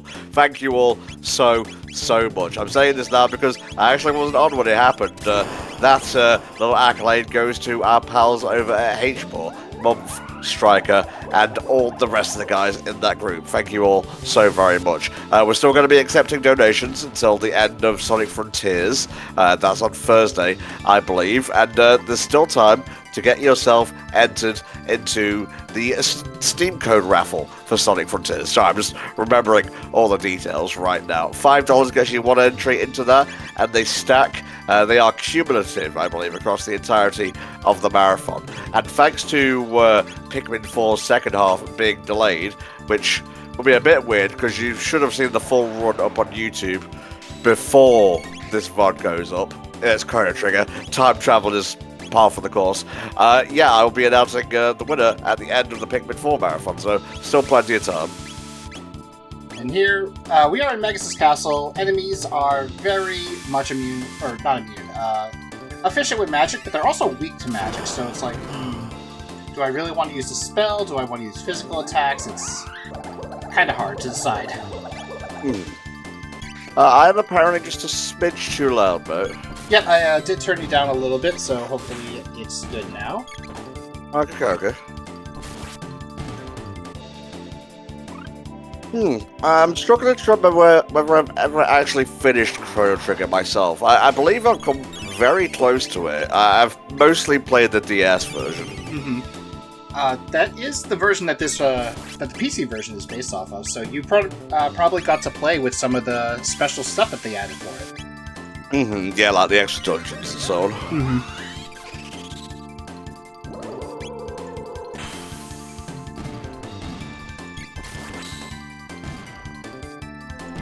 Alright, that was a good crit, and good we're still alive, I can heal after this.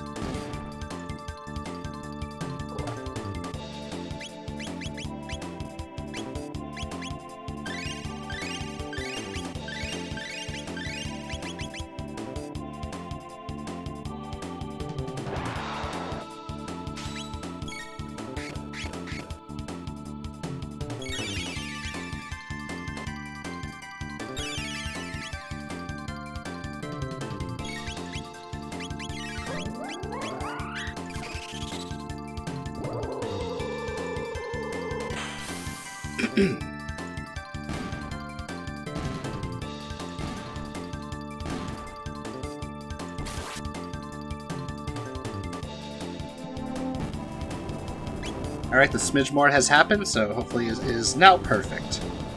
Ooh.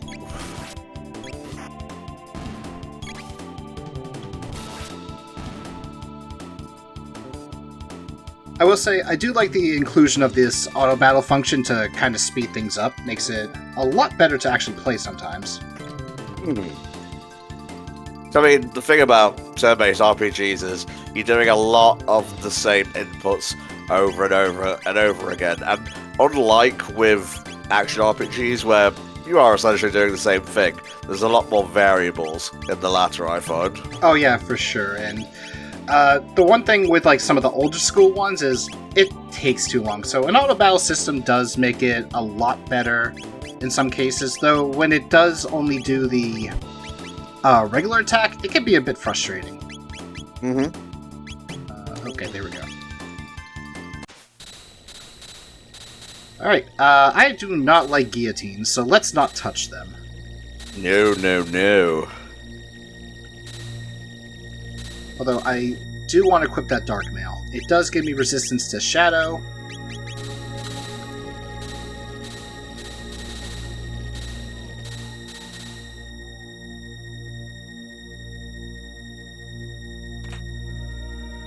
Ooh, a Deathclaw for Robo. We're not going to be using that for a while.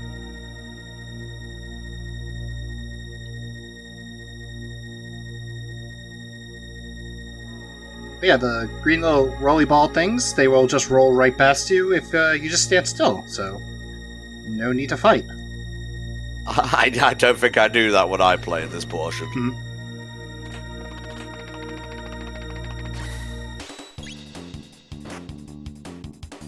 Alright, I am going to wait for Marl to get her turn. There we go.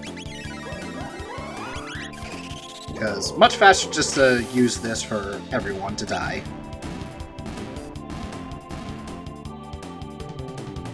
Alright, so in the basement there's quite a few treasures.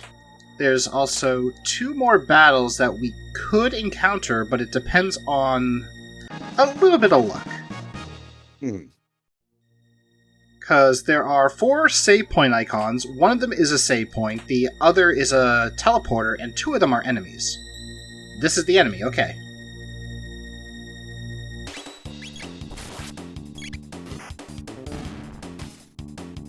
Now, they don't attack, they give some decent rewards. And a nice little trick, if you happen to get into an encounter with one of them, the one on the opposite side will also be the encounter. Right. And if you find the save point, the opposite of that one is the teleporter. I have to wonder what was Ozzy's plan, putting these down there. Like, oh, this'll stall them. Oh, they die in like 2 hits. Never mind. I want to say like he had a plan to just like drag people down here and then let them die. Up, too close to the right. Okay, that's the save. I'm gonna actually fight I'm gonna fight them. Easy experience, easy tech points, might as well. Yeah, I found it a little bit unbelievable when you said we were halfway through the game, but then I took a look at the guide, and yeah, sure enough, this is the second paragraph of chapters, so it's definitely seeming like it. Yeah, the Magus reveal in terms of the story is pretty much like the halfway point, because it's like, wow, there's really not that much left when you think about it. But the later half does kind of drag for a little bit, but not in a bad way. It's like, this game overall is just super fun. People say like writing an ending is hard. Doing a middle is probably harder because you have to fill it with important stuff, but at the same time you have to pace it very well. Whereas with a beginning and an ending, you can sort of just go through the motions, really. Exactly. And Chrono Trigger kind of like does that really well. Pro Jared like made a good point about this. Everything you do in the game relates to the main plot. Find Lavos, or defeat Lavos specifically. Like, once you find out about him, everything that you do leads up to that.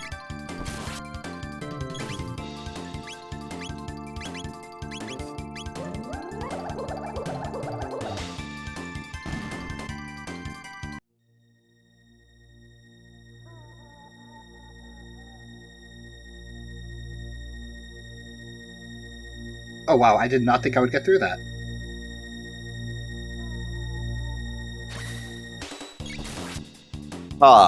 Yeah, you definitely should have triggered the battle there, I think. Yeah, the game is,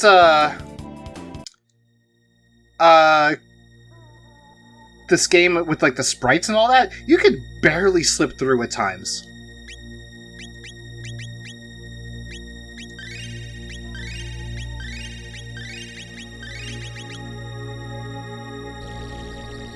And, sadly, we have to go through all these fights. But I can just use ice water.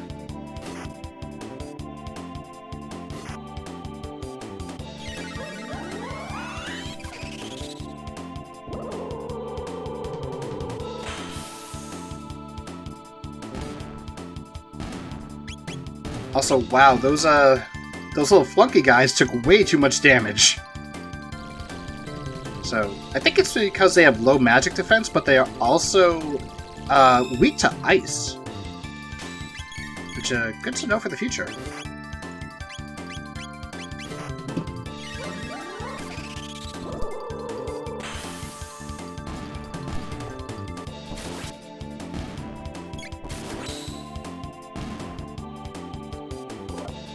Okay, I think this is 4 jugglers, and that's the last one. Ah, crusty jugglers. I kind of like the joke that someone made earlier, where they're called jugglers because they juggle their defenses. Makes sense. Pretty much, you have to hit them with magic first to reduce their physical defense, which then they make themselves heavily resistant to magic, and then when you hit them with physical, they swap it around. So, in a way, you gotta also juggle your strategy.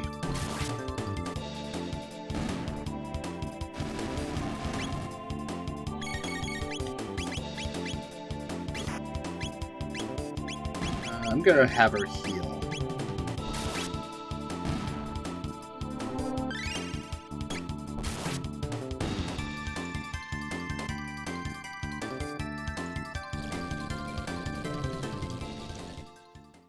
And Ozzy's a bit concerned. Another speed belt. Alright, this room, you can just avoid the fights by going around these statues. If you go down the middle, you get into those fights. Of course. And then this one... Oh, never mind. Sometimes when you're going up the stairs, you can trigger the fight, but if you're fast enough, you can actually avoid the fight altogether.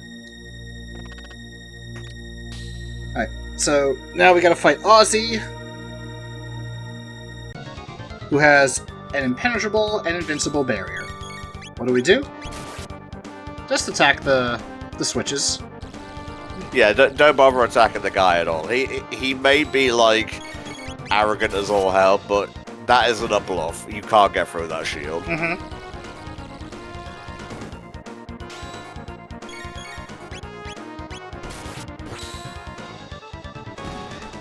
Yeah, the text on the PC version is quite a bit tiny. There are mods that can give you the original Super Nintendo font, which is pretty nice. Or just a different font in general. And, of course, the final switch. The location is right under him.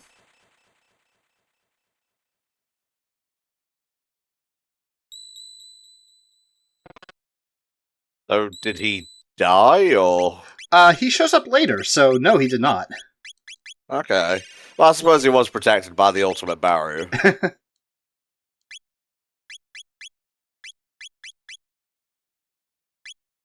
Alright. Next up is the boss fight with Magus.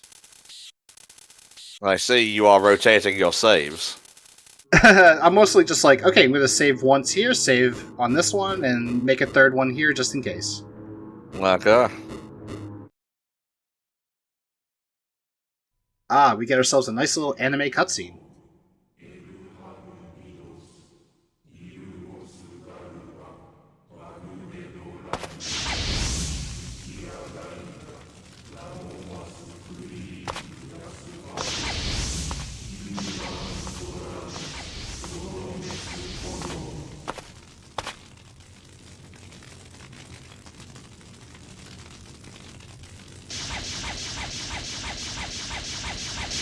God, seeing cutscenes like this on the DS really blew my mind. Mm-hmm.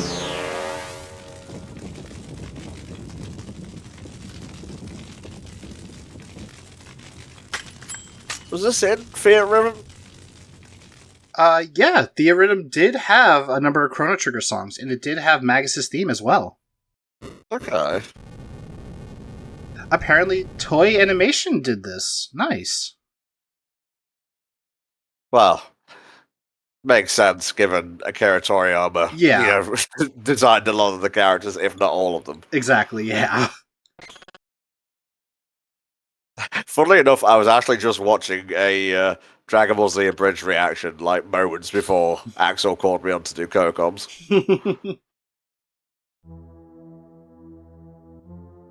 Yeah, yesterday there was the creator commentary for the Super Android 13 movie.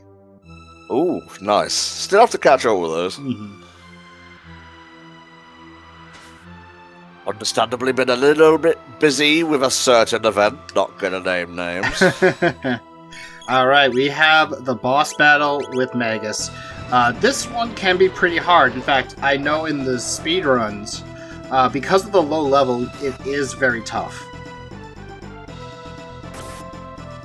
So, I'm mostly going to have Frog attack unless I can use magic at certain points. Okay, we can't use magic here, because we don't exactly have Shadow attack.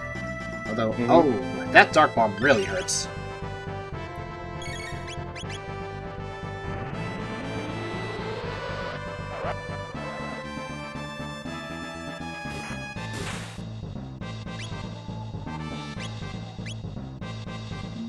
Yeah, gonna heal Snake.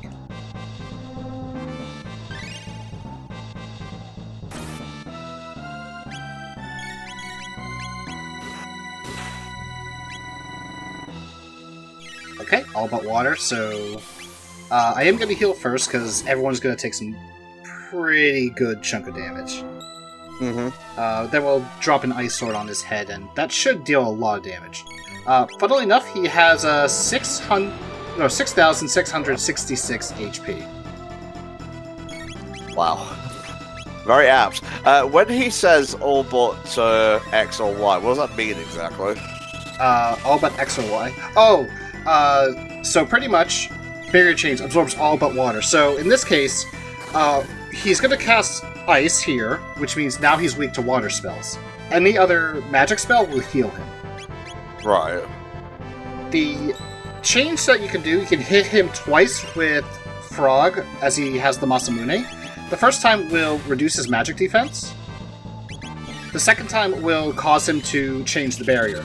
Hitting him with his weakness or with another attack, like Chrono's regular attack or Marl's regular attack, will also cause him to change his barrier. In this case, he changed it to lightning, so I do have a lightning attack, which is good. Wait, is light the same as lightning, though? Yes. Lightning was the original Super Nintendo translation, and light became the official translation with the DS version. Okay. Oh, I do have heal. I don't have to use Aura Whirl, actually.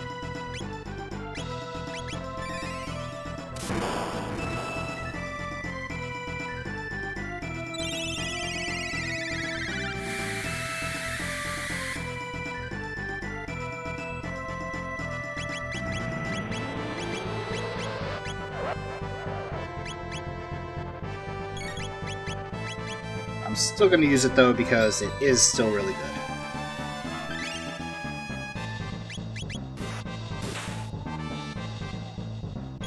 Okay, we're going into phase 2.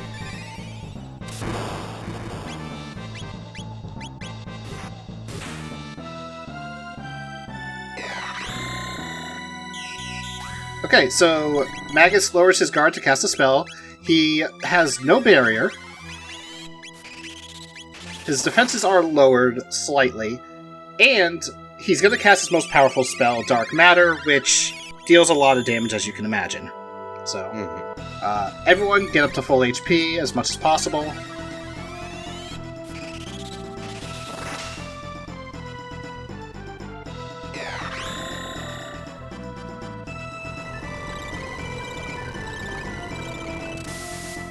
Fear the triangles. Oh, the black wind howls. Alright, thankfully we have 2 methods of full party heals, so we can make use of that.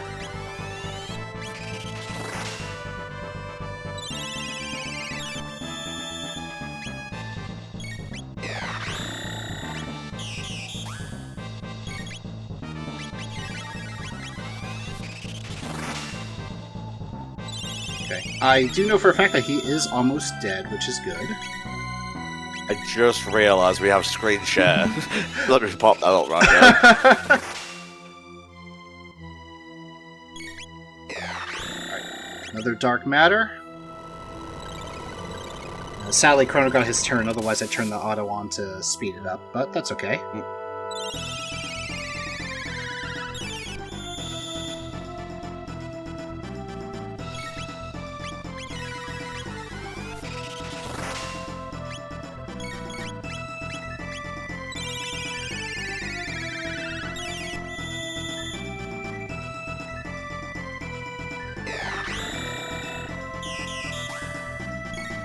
So yeah, what are the benefits of Frog learning heal this early? You can keep your HP up and just let Chrono and the second party member do double text, and we have defeated Magus. Well, so much for that D&D session. Thanks, guys. He does look like he'd be a D&D character. Yeah.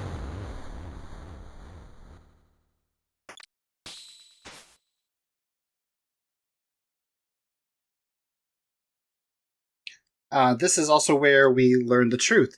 Magus did not create Lavos. He just tried to awaken him.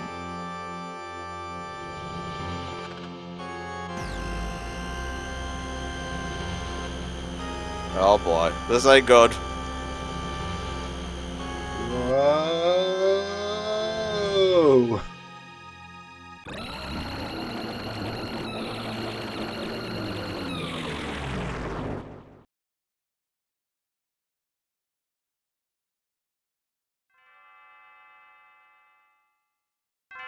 Yeah, lightning being changed to light almost makes little sense for the Marl weakness, because she does have a weakness to light. But then you also have to consider Chrono does use electricity in his attacks, so kinda weird.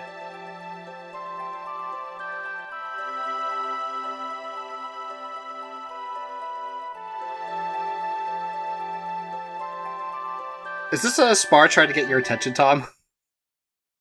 He's never that verbose. So that's just the nightmare version. I guess so. Right, blows all the way into the past. Yeah, we're now back in the prehistoric age with Tanner. That was a little bit redundant on my part. We were already in the past relative to where Chrono's from. Now we're in the past of the past. Oh, double pass. Also, Tanner thinks it's okay to eat snake, which, please do not eat the snake. I don't know. Tanner is a little bit of an omnivore. I'm still going to suggest not to eat the snake. We kind of need him in our party. Okay.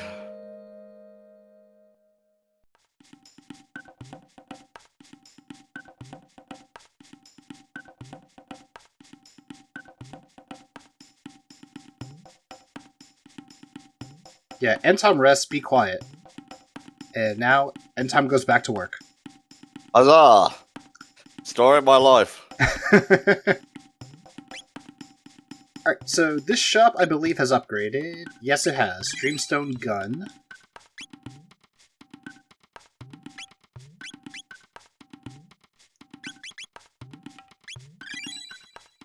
Dreamstone bow. We're gonna get ourselves another fist for Robo.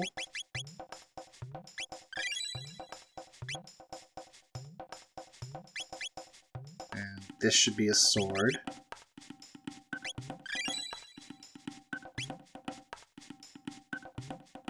And if I recall, I think the armor doesn't change, because it's still technically some of the best.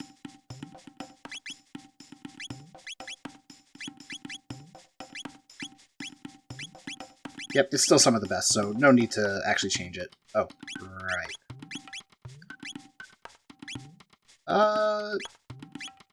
That's a lot of attack. I'm gonna take it. It's better than the speed for me right now. Uh-huh.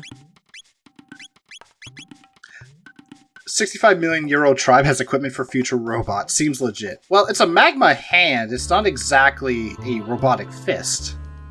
Yeah. So this is Laruba Village. This is where those who cannot fight actually go to try to hide away from all the reptites. But because Isla tries to fight the reptites and has visited the village, she accidentally brought them to them. So, yep, that explains why it's a bit like April 20th right now.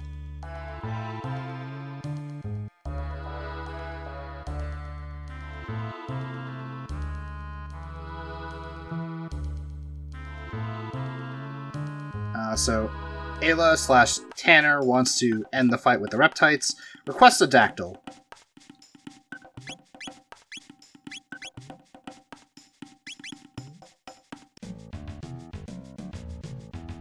Actually, bring in Flame for a bit. Flame is Luca. Okay. Yeah.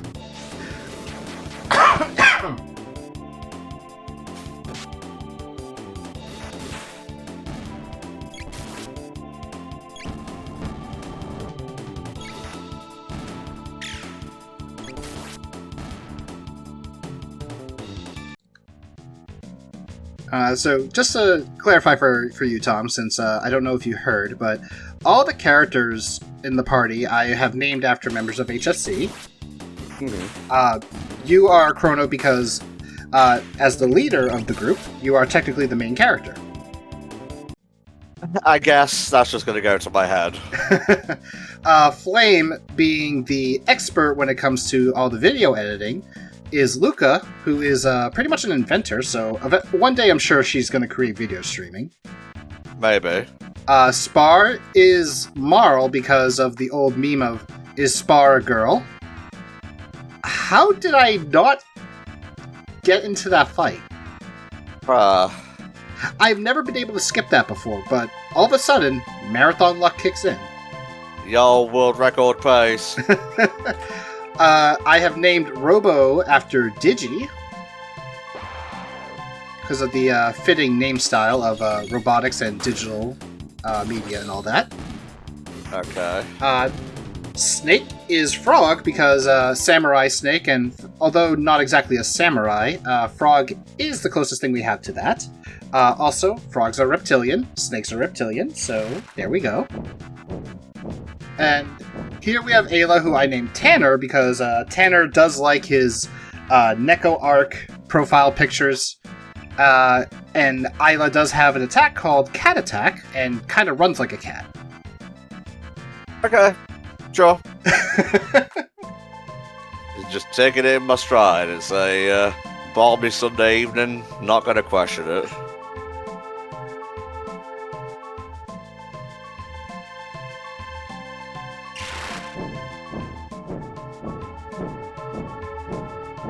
Hey Ray, this is the PC version of the game.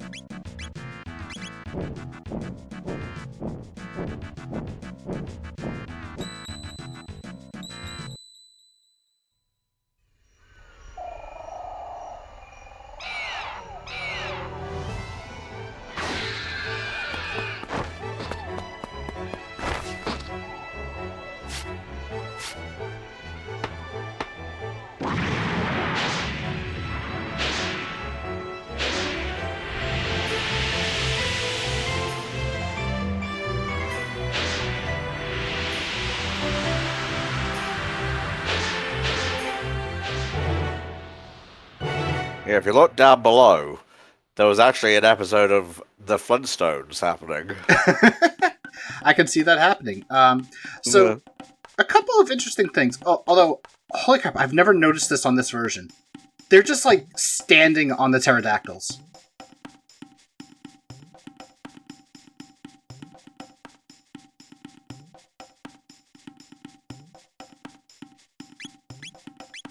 So, an interesting little thing to note, well, two things. One, how the hell does Chrono know how to fly a pterodactyl? Big Bird. Can't imagine it's any different from, riding a bike. Fair enough. Two, we kind of pointed this out earlier with the frog cutscene when he starts wielding the Masamune. But because the third party member can be random, like you can have Luca, Marl, Robo, etc., they don't show the third party member. In fact, if you look carefully during the pterodactyl cutscene, you may actually notice that there is a shadowy figure of a character, but you can't tell who it is.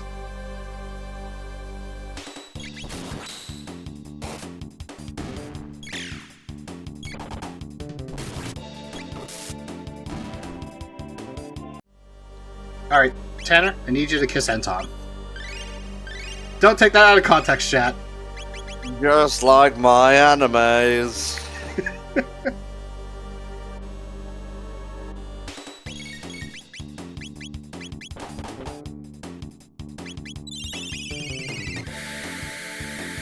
I don't think we're quite ready for llamas just yet. Oh, we're definitely not ready. What's a suitable endgame level, would you say? We're in our 20s right now. I would say like probably mid-30s or so. Uh-huh. Probably even 40s, because you can hit that by just doing the required battles.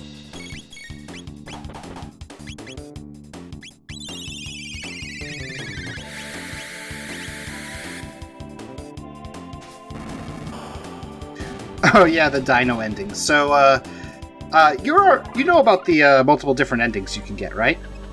Oh yeah, of course. So, for chat, the flame is Luca. Tanner is Ayla, the cave girl. But yeah, the multiple endings in this game definitely helped make add more replayability to the game, along with the New Game Plus mode to make those endings happen. So, do you have a favorite of them? Let me look them up just so I can have something to go off of. I will have to say, like, one of my favorites, which, if you were to go fight Lavos right now, would be the Reptite ending, where the Reptites pretty much take over the world.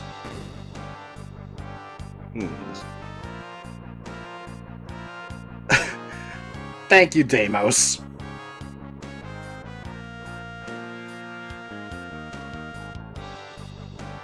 Well, there are actually various methods of ending the game. Have you got over those? No, actually, I haven't. So, the first one is just playing through the game normally, go through the Black Omen, and then you pretty much fight Lavos at the very end. You can use the Wings of Time to go straight into the final battle with no way to get out of it. There is the Bucket in the End of Time that can lead you to the Day of Lavos, where you have to do a boss rush. You also have the little machine at the Millennial Fair that can send you to the final boss at any point in the game on New Game Plus. You could do it even when you just have Chrono in your party. Right, it says here, the gate in the bucket at the end of time takes you to 1999. The Epoch non-winged, again 99. Epoch winged, you gotta deal with Dalton and his bullshit. But the fight is cut in half there, which is interesting. The Ocean Palace in Antiquity. This is the only fight with Lavos you can lose and still continue the game. Oh yeah, that's part of the story. Yep. Black Omen, like you said, and the right telepod on New Game Plus. Thankfully, we can avoid these fights right here. Oh yeah, the photograph ending. That's an ending.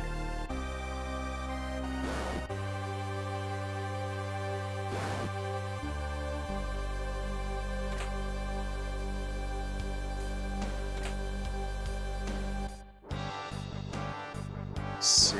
I'm trying to figure out where is the one teleport to get to the top right.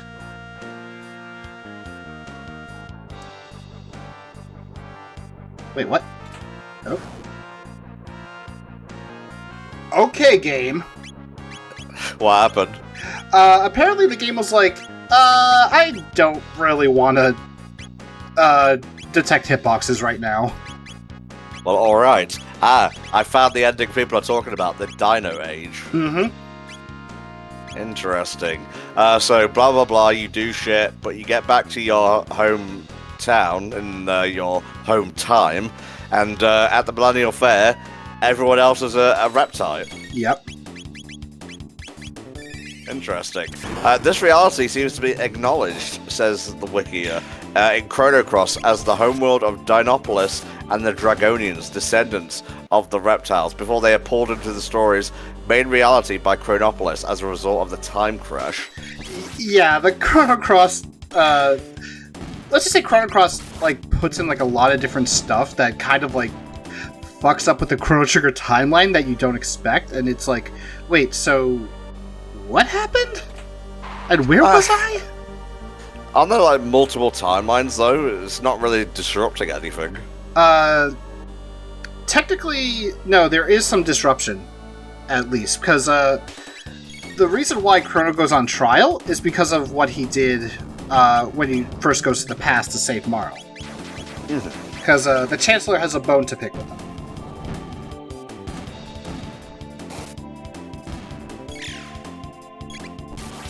Yeah, as Goldmember is saying, it works on a linear timeline system.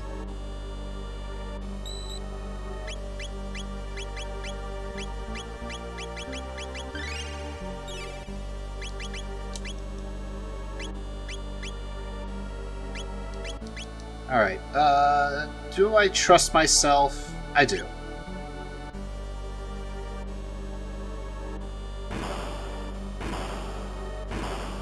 I would say Chrono Cross's plot is incomprehensible and impenetrable because there is a huge-ass timeline that someone made to describe the entirety of the events of Chrono Trigger, Chrono Cross, Radical Dreamers, and everything in between.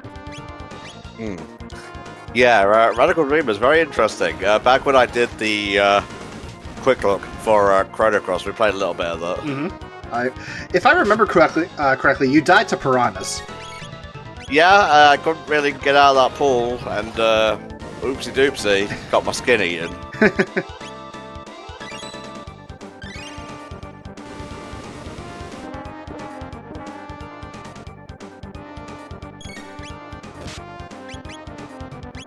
Let's do a kiss for heals.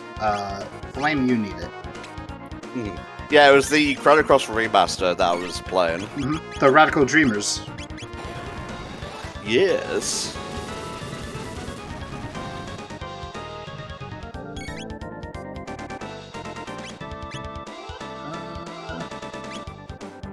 Let's give it to Tom.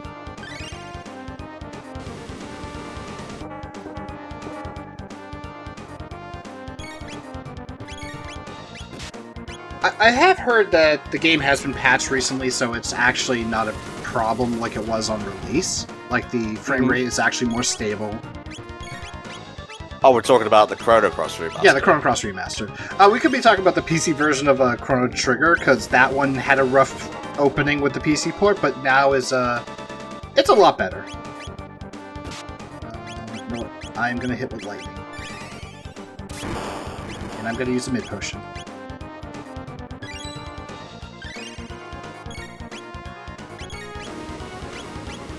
Another heal for Tom.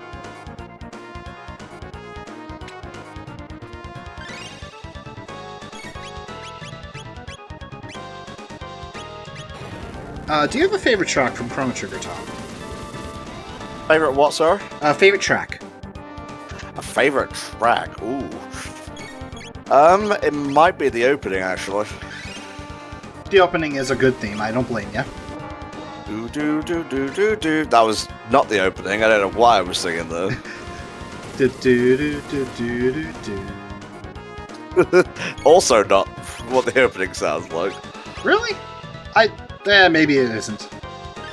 I think we're close, but it's in a different key. Oh, definitely. Oh yeah, the Tales of Symphonia remasters, remakes, etc. that they're doing. Oh jeez, it gets worse every time. Uh-huh.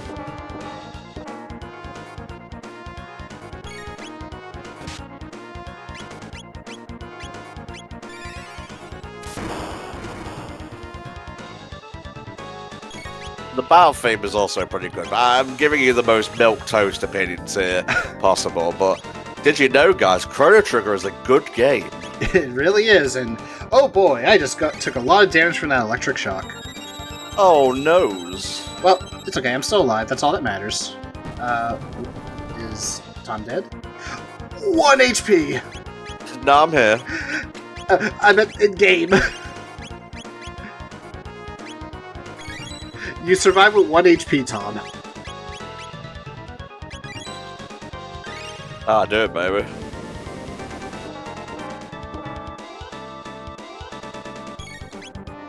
I mean, honestly, pick a track in this game is probably someone's favorite.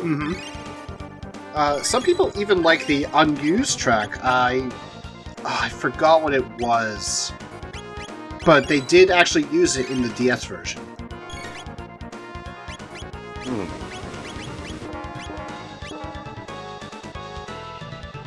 Like, I want to say it's Something in the Sky. I think that was the actual name of the track. I got a bit lazy. Something in the sky.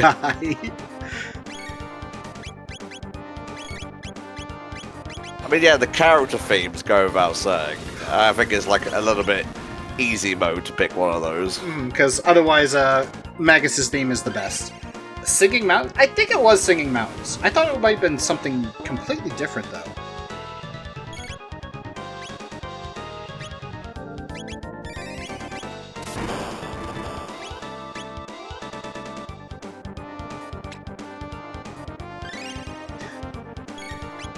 I will say I kind of do miss the monster arena that was added to the DS version. Because, it got removed in later ports, which was surprising, to be honest.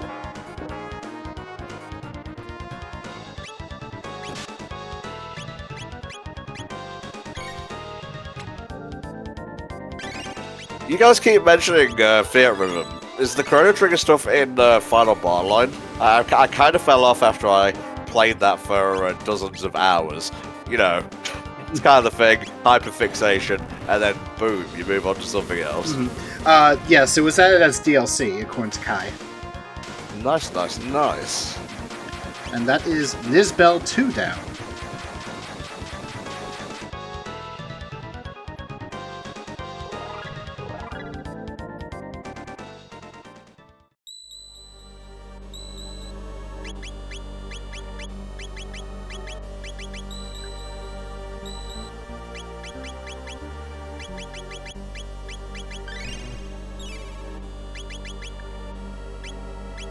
Outside of equipment, I have not really used the shops, so I think the next available shop is when I'm going to finally do some shopping. Coolio.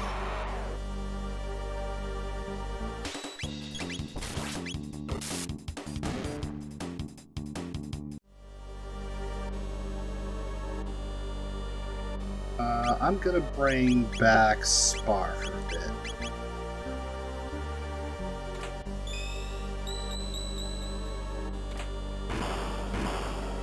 Wrong one.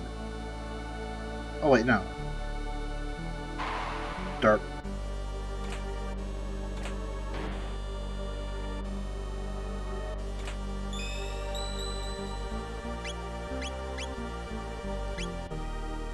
Which now reminds me, does take that off, give it to Spar.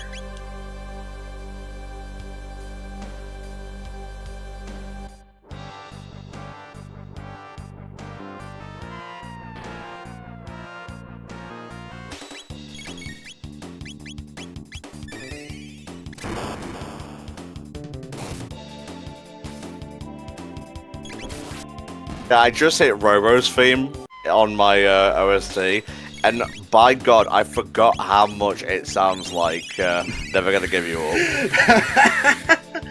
Up. Every time that is heard, it gets brought up. Really? Like, how can you not? It sounds almost copyright-inducing. It really does, actually.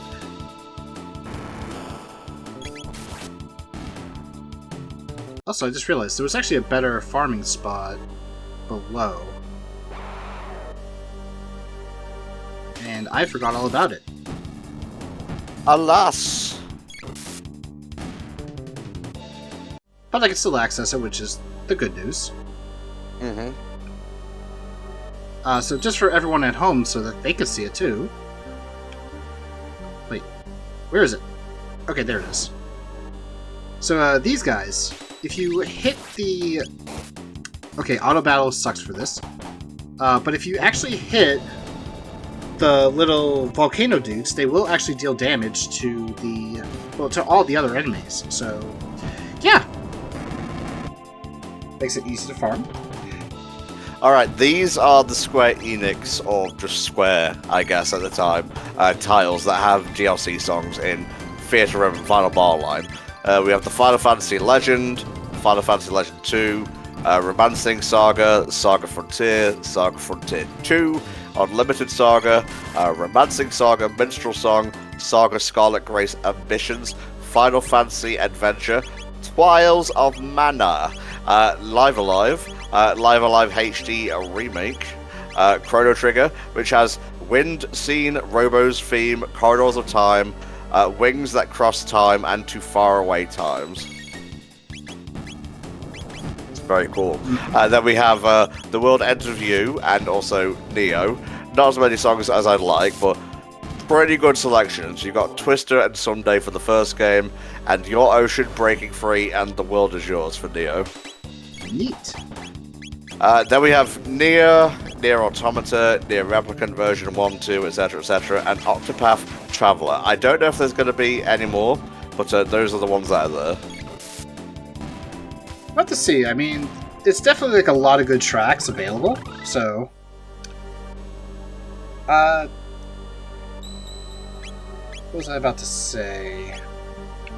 I kind of like wish that they did put Singing Mountain into it too, because Singing Mountain is an underrated song from Chrono Trigger. Oh, good. I do have Falcon Strike now, which is one of the best attacks in the game. Oh wait, I was looking at only one thing. There's field music and then there's battle music. The stuff I read to you was the field music for Chrono Trigger. But in the battle stuff we have, well, Chrono Trigger, Frog's Theme, Boss Battle 2, Battle with Magus, and World Revolution. Mm-hmm. World Revolution probably being like one of the best in that group, along with Magus's theme. Totally no bias with that one. And of course they put Scars of Time for Chrono Cross, which is an amazing title theme. It really is. Like I said, if there's more DLC coming, it's not listed here. I think the only other Chrono Cross song I would have loved to have be included is the Dragon God boss theme, because that theme just goes way too hard for that boss fight, but it's so good. So yeah, full disclosure, Theatre Rhythm Final Bar Line, loved it, got a code, did a quick look. I think you were on that quick look, weren't you? I was, and you did some of the Mystic Quest music and Final Fantasy V music. Ooh, yes indeedly do. I've since done every mission in that game, pretty much. I'm not going above normal, because holy shit, the jump from normal to hard is immense. The jump from hard to whatever expert mode is called, might be expert plus or whatever, can't remember, is insane.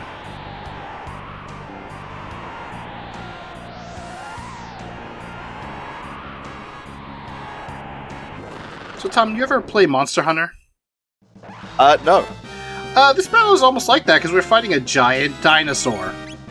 Oh, well, I mean, many games feature you fighting giant dinosaurs. There's a very rare game, not many people have heard of it, Super Mario Odyssey. That's true.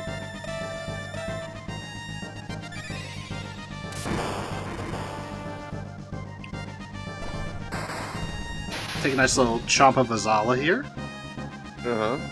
Sadly not a lot of damage to deal, because she is very tanky.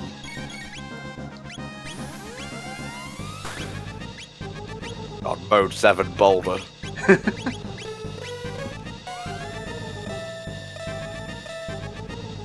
Yeah, some songs are sadly just not going to make the cut for, like, rhythm and/or music games, because there is a distinction between the two.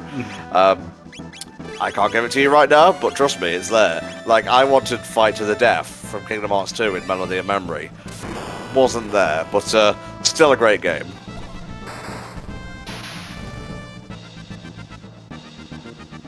I honestly don't think I could get into Melody of Memory, but then again, I played the demo. I thought the demo was pretty good, but not being great at rhythm games kinda sucked. There is a one-button mode there. There is.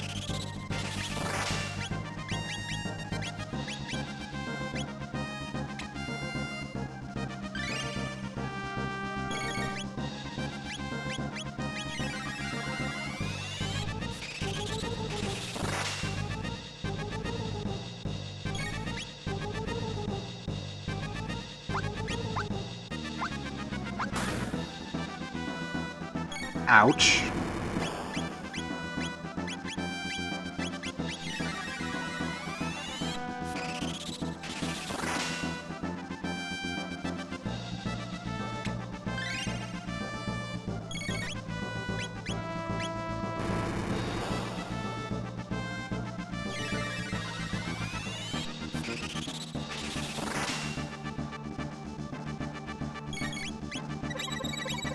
Uh-oh, is that gonna put me to sleep? It did.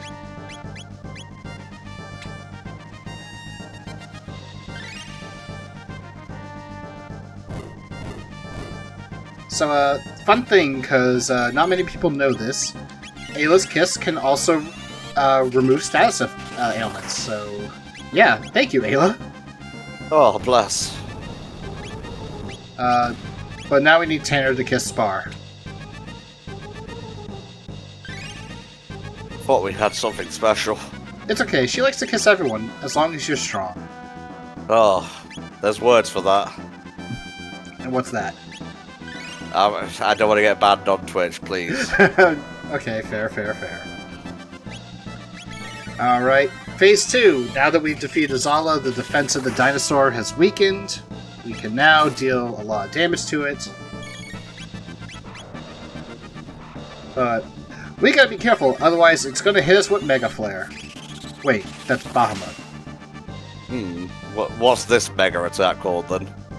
Fire Breath, I guess? Technically Mega Flare if you think about it, because Flare is fire.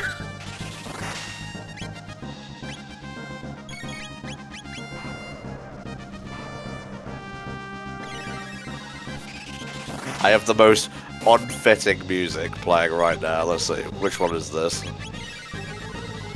I think it's Specchio's theme. Oh, I know the one. Do do do do do do do do do. Yep. Alright. We do mostly have Ruby Vest. I forgot to give Tom one, so he's gonna take a lot of damage. But, Oh, great. but it's okay, you're alive, and we get a full party heal. Tanner's gonna give you a nice little kiss to heal you back up. No, I'm just not feeling it anymore.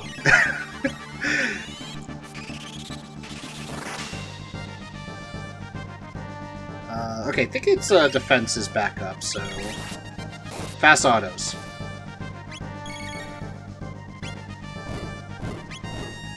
Well, you just got eaten by the dinosaur. That's good, Chrono.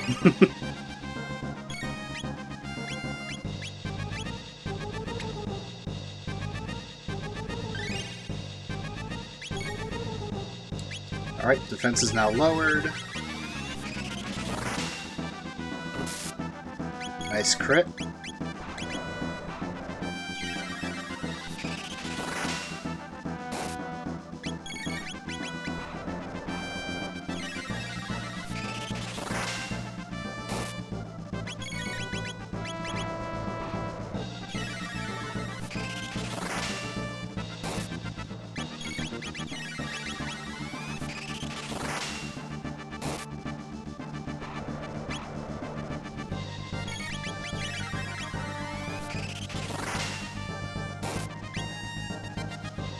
And it's dead.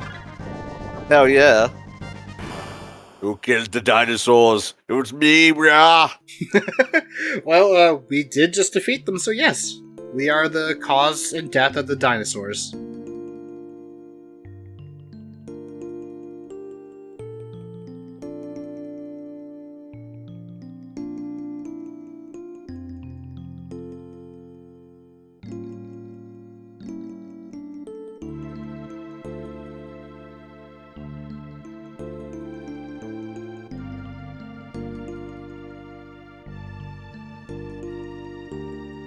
And this is where we learn the origins of Lavos. Ugh, it's just like Deoxys. It's literally a giant space flea from nowhere.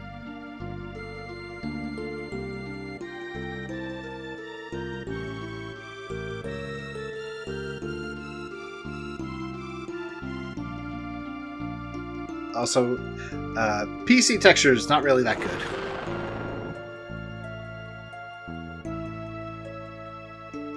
Tanner people word. La means fire. Vos means big. La vos.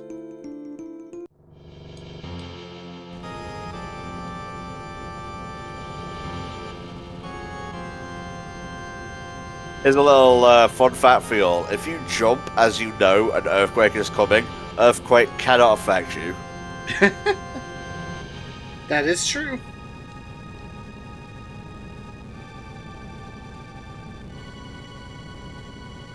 And you just reminded me of an old joke. Back when the GDQs were kind of just like a small thing.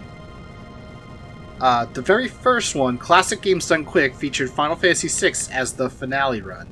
And the runner forgot to cast Float. So they killed the boss, and the boss ends the fight with Earthquake.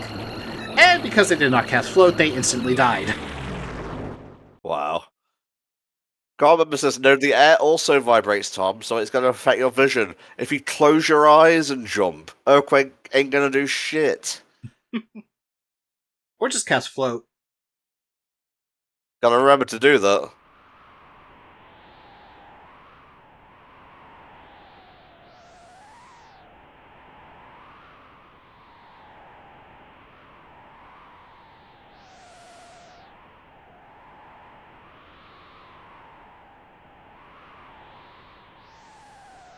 I like how we're just represented as blue dots. We're so tiny. Mm-hmm.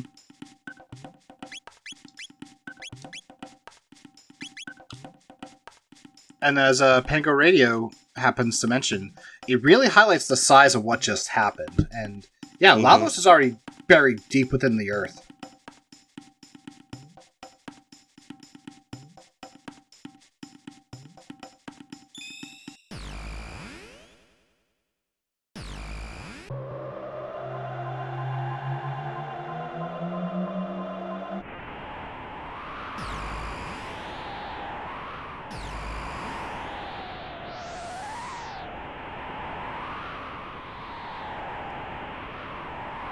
We have now reached the era of antiquity.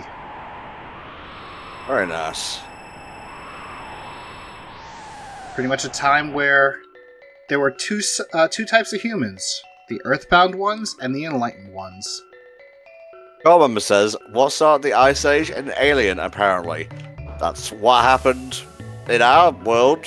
Something came from space and kickstarted a evolution and environmental change. Mm-hmm. Also, this is a very interesting boy. I know.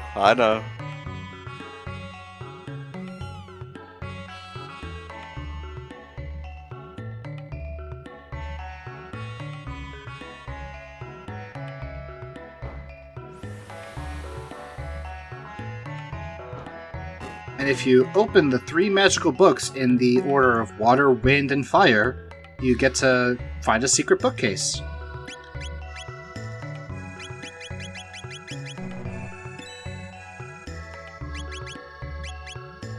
Nathan Belmont says, get the rock. Get the special rock. I will indeed get the rock. Get the special Rick. I'm just reading it as it's written.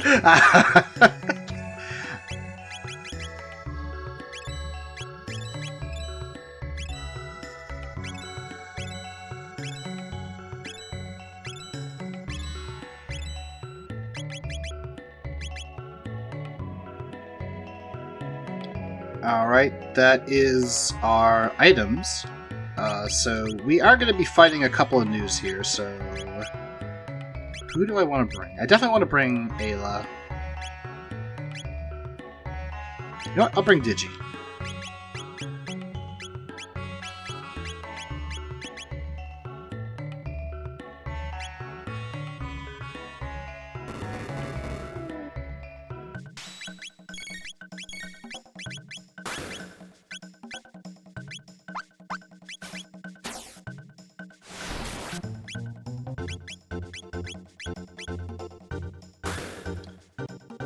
So, one of these news can actually deal 1 HP of damage and be the killing blow. I think I just took it out. No, I didn't. Never mind. Silly Axel, it was the one with the knife.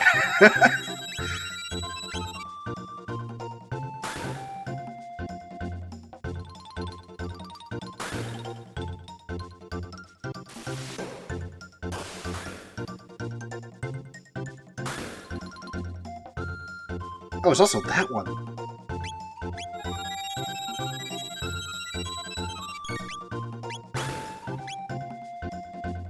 Okay, so there's 2 of them. Top, middle, and bottom right.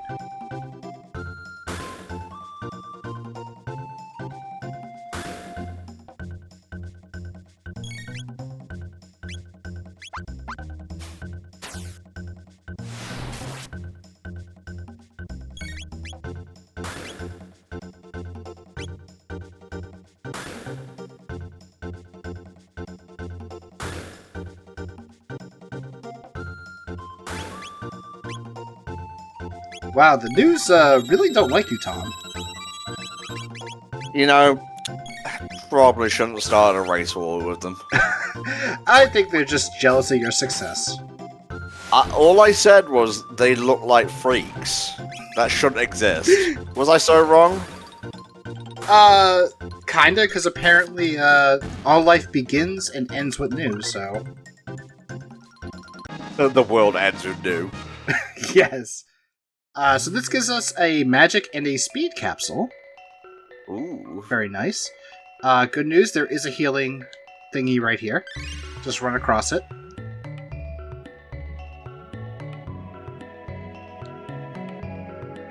According to Deimos, you have now confirmed that you are a genocidal monster. Only in fiction, never in IRL. Only in fiction, yes. Can you also get a mop out of them? Yes, if you use Ayla's charm ability. Speaking of charm, Tom, if you could look up a list of items that you can charm, I'm kind of like looking for tabs/capsules. Let's have a look. Ayla charm list. Capsules, you say? Yes. They might be based on the Super Nintendo translation, so look up tabs first. Okay. Let's see. Mermaid cap, speed tab, magic tab. Yep. Giga Gaia, it seems. Okay. There should also be some regular enemies too, as well, that have them. Mud Imp seems to have one. Mud Imp, okay. That's a speed tab. In that case, I am going to have to learn it soon, because those are fights that will be coming up soon. Game, can you please let me inside? Thank you. We found an unidentifiable object, and inside it is a black gemstone, which we are going to need for later, if we want to do something special. Ooh, I hope it's Onyx. Not like the Pokemon, the actual stone. They're just colored gemstones. They don't specify what kind, sadly. Okay. It's a rock!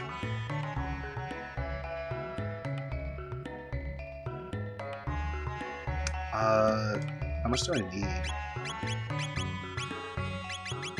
Oh, never mind. I am not learning that anytime soon.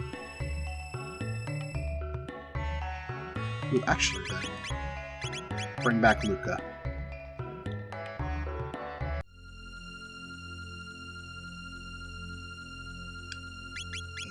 while at it, Ruby Vest.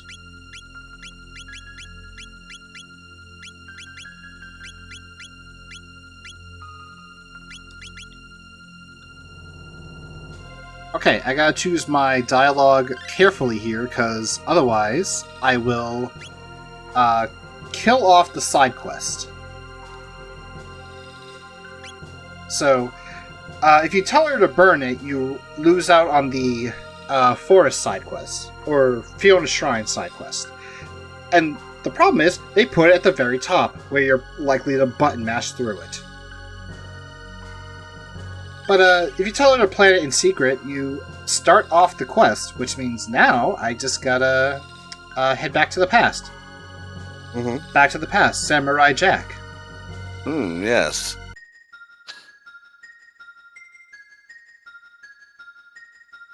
Motherfucker named Janus. This isn't GoldenEye.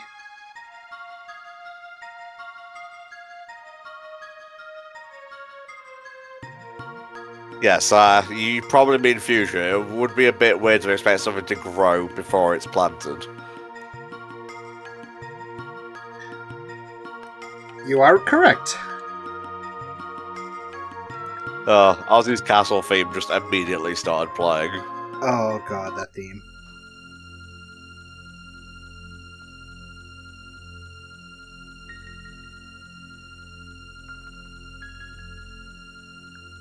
And here we see Shala use the pendant, which is something that we have. Huh. Ooh. We can open those doors? Let's do it. What do you mean, no?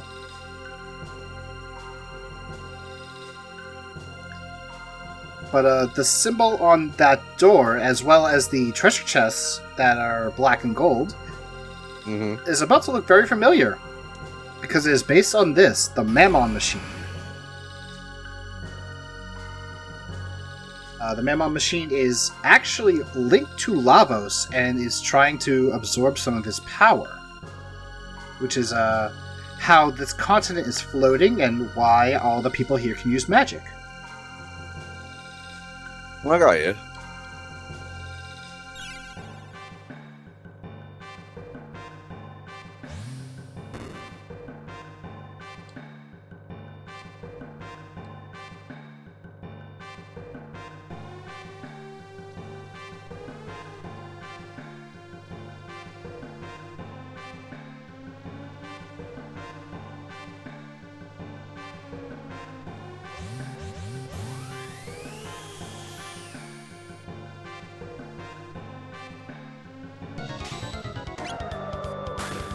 Alright, so now we have the Golem.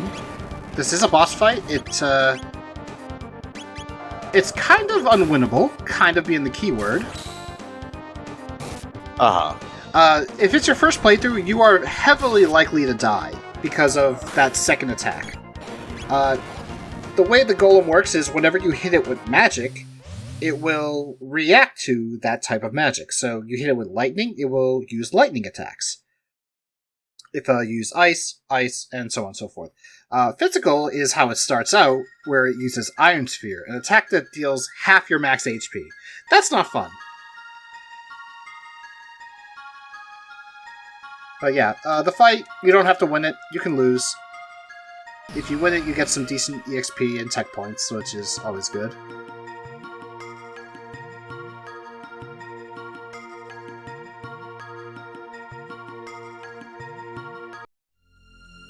And Shala gave us a mission, but we can't do it because the Prophet is here, who wants to stop us.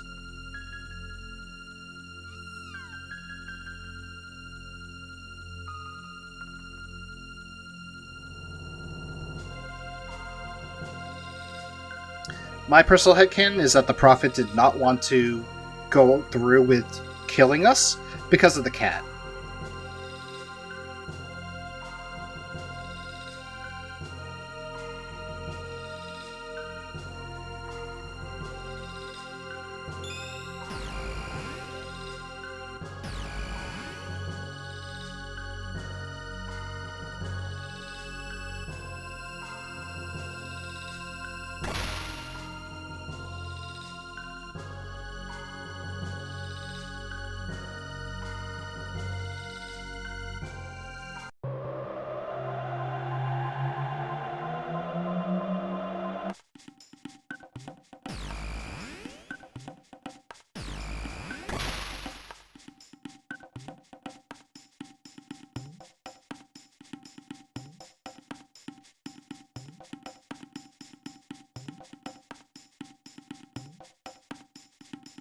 I kind of like the sudden nods from the game saying, hey, so there's this thing, and we saw them before, but we couldn't do anything with them. Now you can. Yeah, maybe I'm just slow, or I forgot, but is the city in the future meant to be antiquity, just crash to the ground? Technically, yes, because of, what happens in the antiquity era, so that's actually very astute of you. Oh, thank you. They don't call me Entom Astute 64 for nothing. They actually call you that? No. Oh. They should, though. You heard him, chat. No. Yep, Spar telling me to check my HP. I was aware, but I'm not gonna worry about it.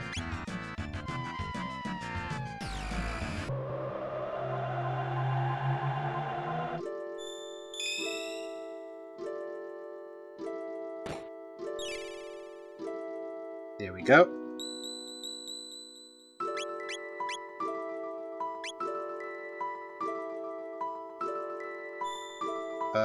We gotta go to the past, or not past, the future.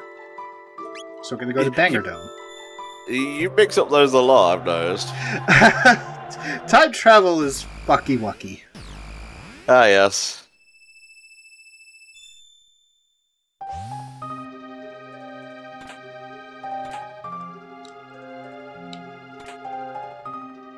Alright, so we got an alluring top, which is an accessory for Ayla to increase her success rate with charm by, well, alluring the enemies. The Workman's Wallet, which changes EXP into gold, which we don't really need. Here we get a High Ether and a Golden Stud, which is one of the best accessories in the game right now.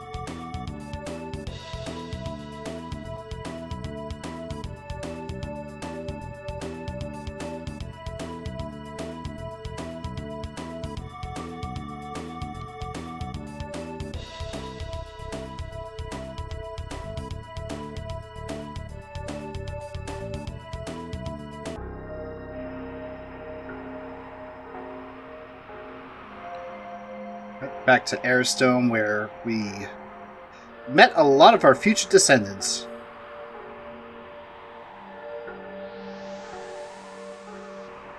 Because there is another door here that we can check out. Might as well get the free stuff. Mm-hmm. And then we'll head to the final dome that we kind of visited earlier but couldn't do anything in, so there's something important there. But we need a name for it.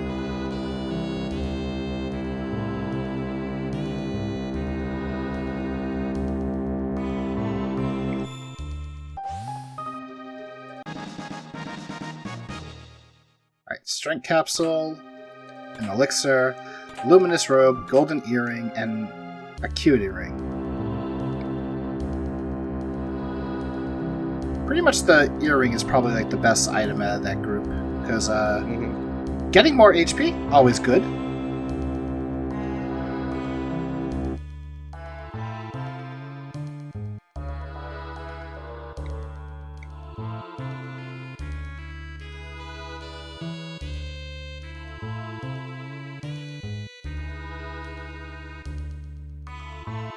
Always funny with RPGs where you can go everywhere and steal people's treasures. They can't do anything about it. And then you play something like Skyrim or just Elder Scrolls in general.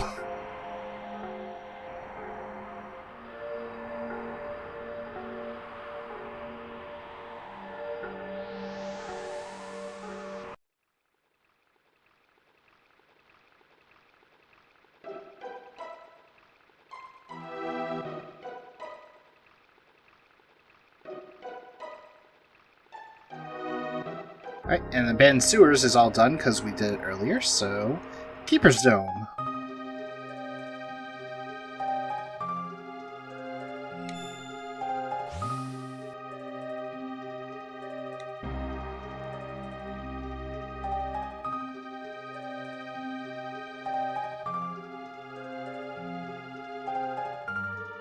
So here we are getting some lore.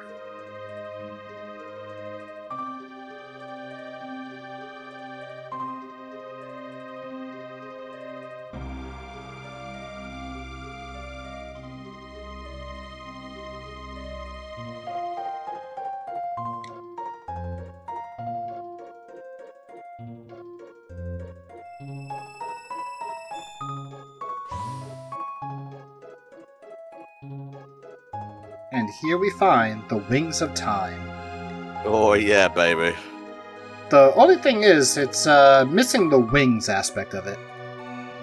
So I guess it's just of time. Yeah.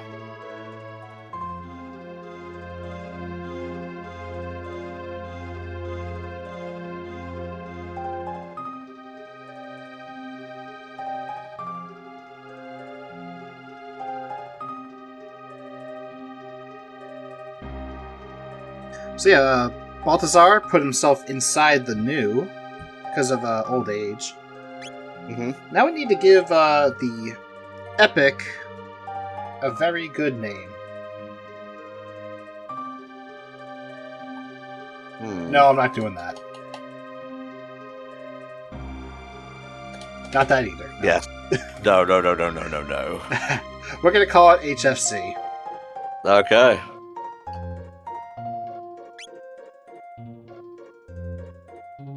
I mean, it was kind of obvious I was going to go with HFC, considering we're naming our entire party after members of HFC.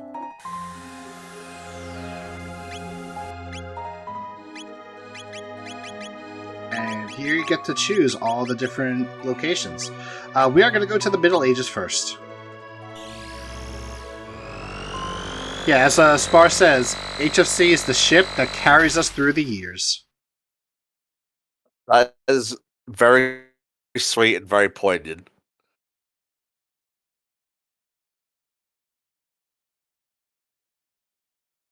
Game, are you doing that thing again?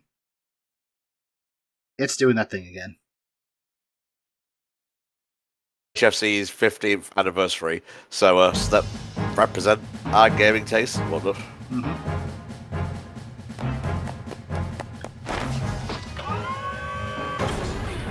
But there we go. Game needed to load the anime cutscene.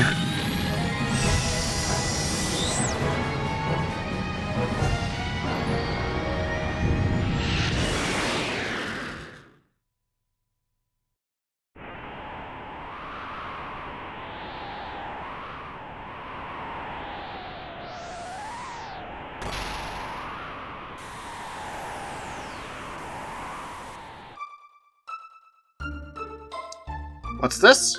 A new location has appeared, the Sunken Desert. We are not going to go to it, though.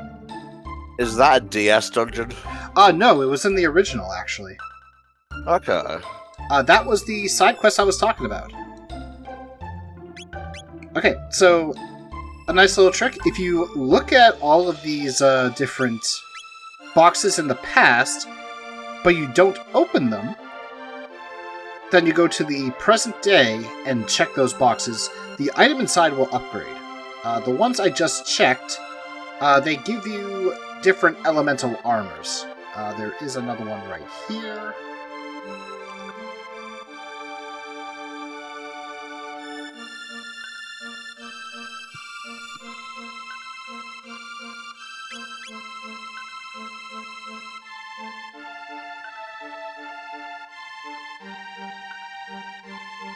In his first run, Spar named the ship Pizza because it looked like a slice of pizza. Do you happen to remember what you first named it, Tom? I think I just went with the default. I think a lot of people went with the default because, I don't know, we're young, we tend to just do that. But, I don't know, did you ever give it like an epic name or something? Nothing's going to mind. Ah, I see. So that chest I just opened is always going to be the same, sadly. It's going to be a speed capsule. You can't change it, but hey, free speed capsule. Gotta go fast. Mm-hmm. Alright, gotta check this one. And now we can head to the present.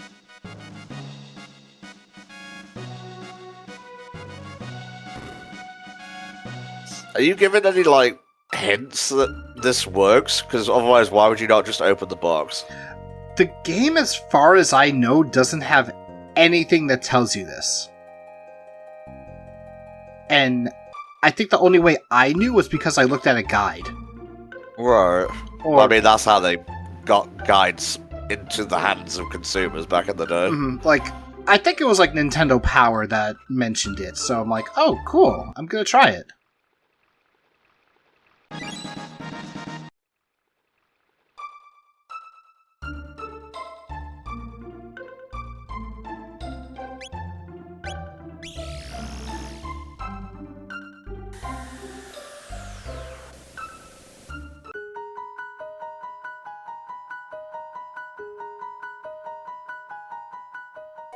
Alright, let's check the two chests here. Also this one, because I never opened it.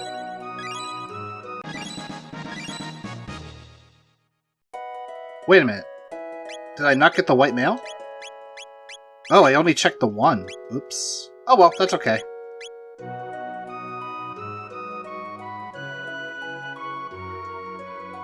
So the upgraded equipment becomes the colored mail variant, which absorbs the elemental attacks.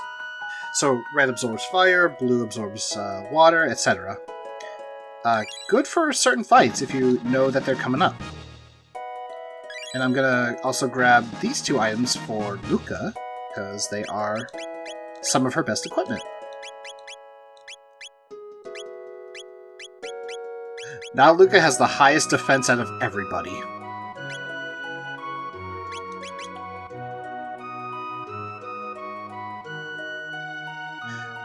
That's true, Spar. There's very little light damage sources.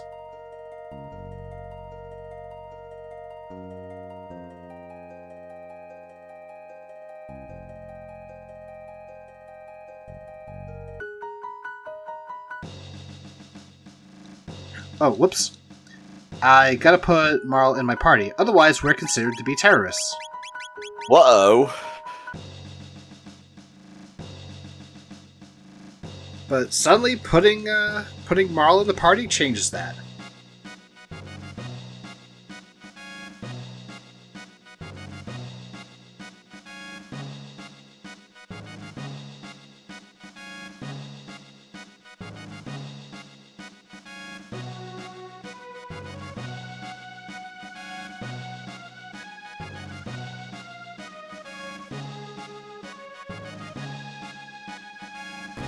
Kind of going into the backstory of Marl and her father, as well as the mother. Spar pointing out that the Chancellor is a bitch, I agree.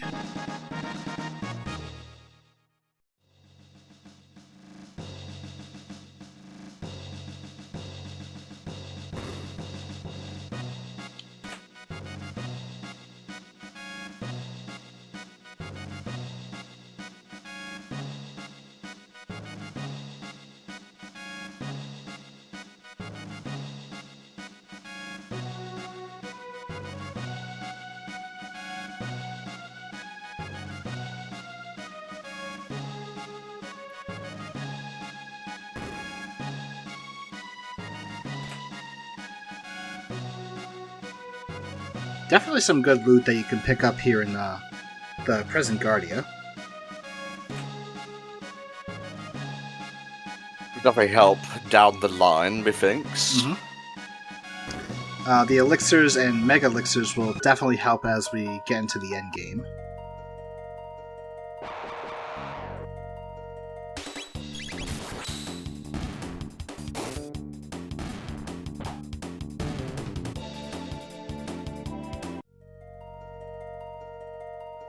I'll take the easy 3 tech points, thank you.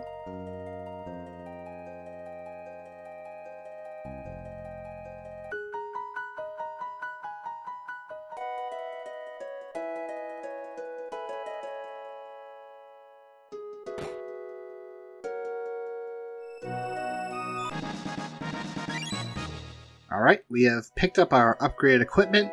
If we really want to, we could also go back into the past and check those boxes again because, well, as time would kind of work. If you take something from the future, it can still exist in the past. But because the game doesn't really... Well, it's not programmed to remove equipment that you may have, we can grab what was in the contents before, so I can get myself some more materials. Or equipment, rather. Let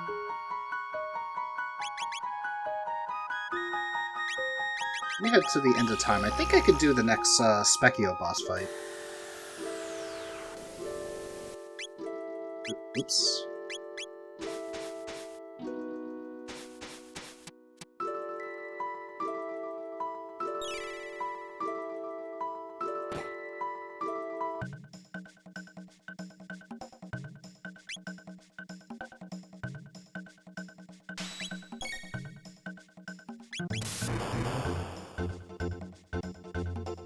That's a lot of damage.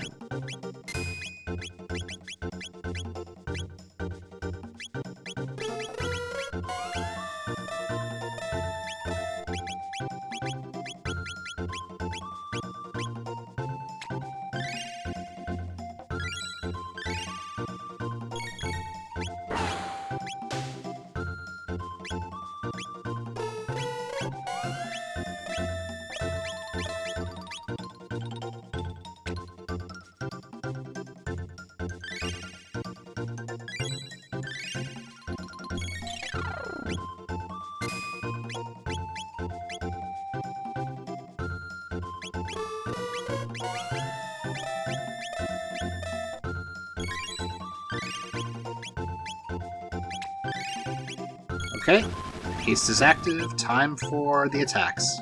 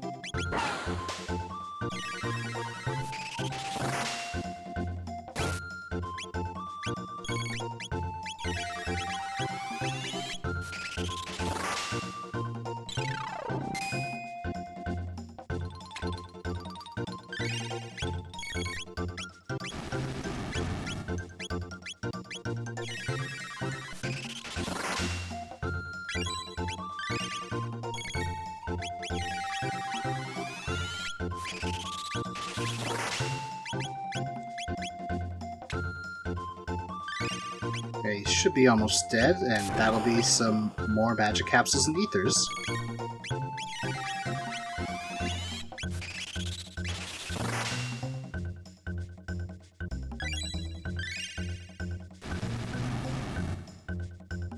He's really going after Chrono now.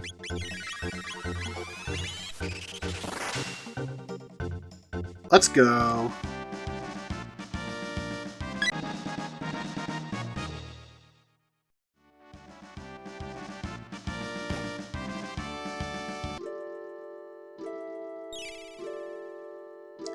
Ah, right. There are also 2 more chests I can grab. Nope, not this one. Is it? This one.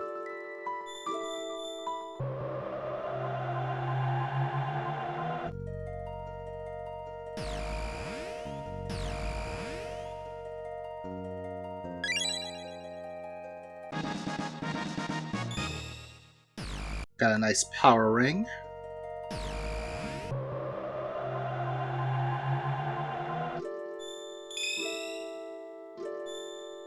And... yes.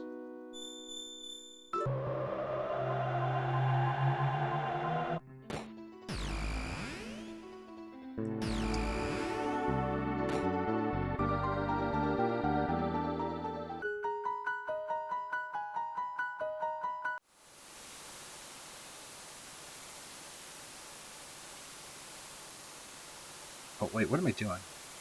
I'll grab this one later. Because I know a much faster way to get it.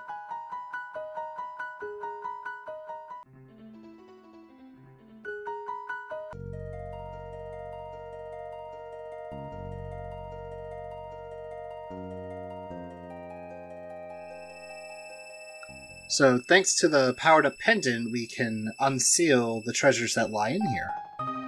Ooh. So, there are 2 options we have. We can take a helmet that provides us the ultimate in physical defense, or we can give Chrono a new sword.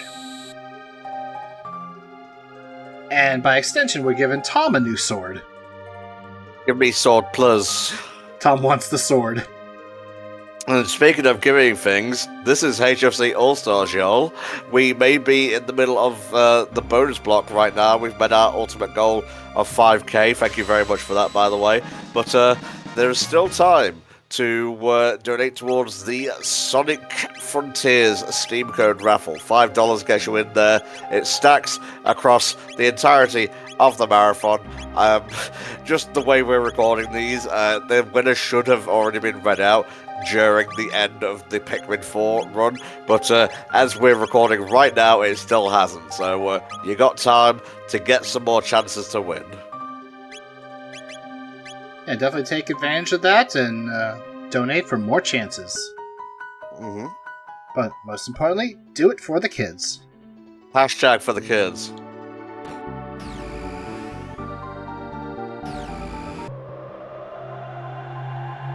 These guys have not commented once on the fact they have a time warp inside their cupboards. Yeah, we got the swallow.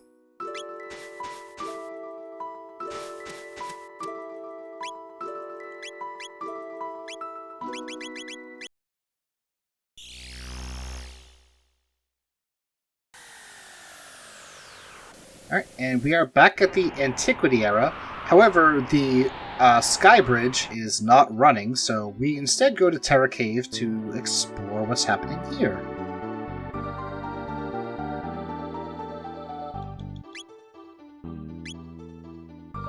Oh my god! We can become Yojimbo!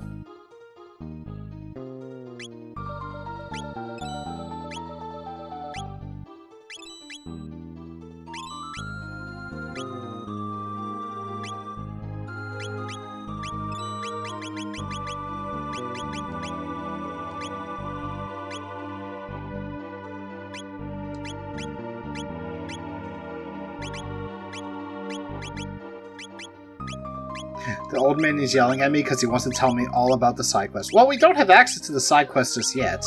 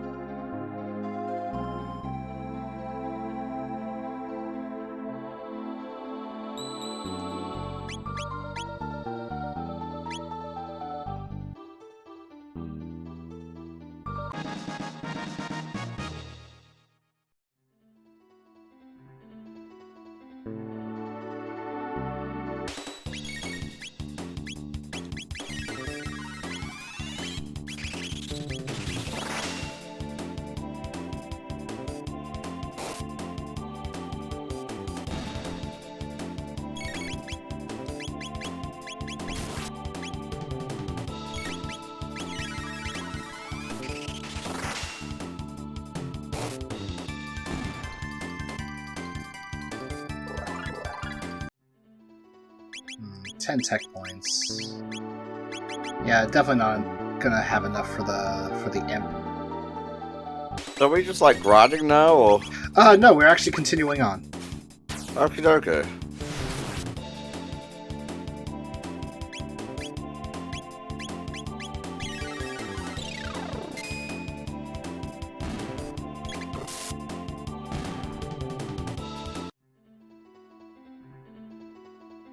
Alright, now we have the Mud Imp, the Blue Beast, and the Red Beast.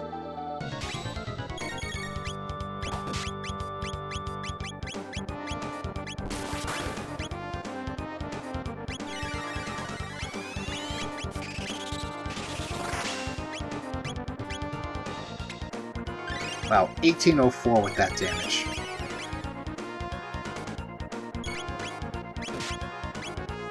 You know what? Falcon hit instead. Because I can hit all three.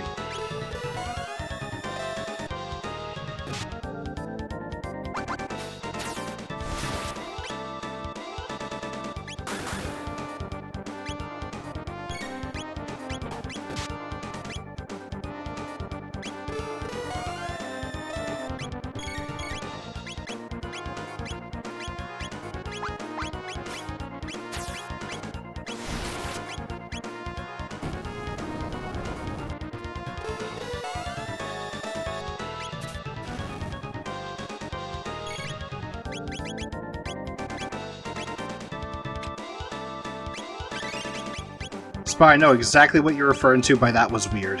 I don't know why it did that, the red line. For the enemy's attack, too.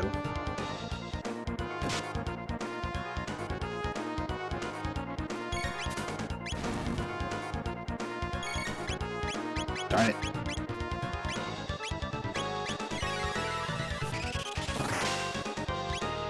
Alright, that's the red one down.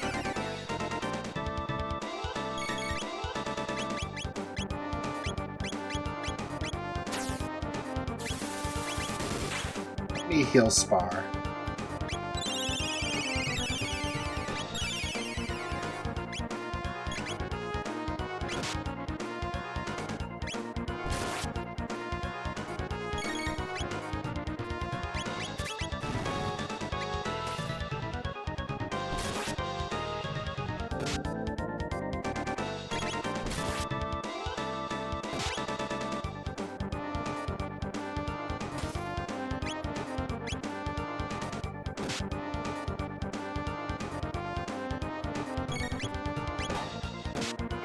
Oh, thank you for waking her up.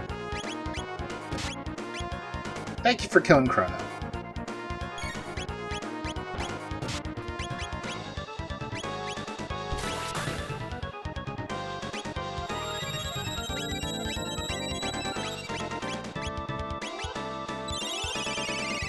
There we go. Back up.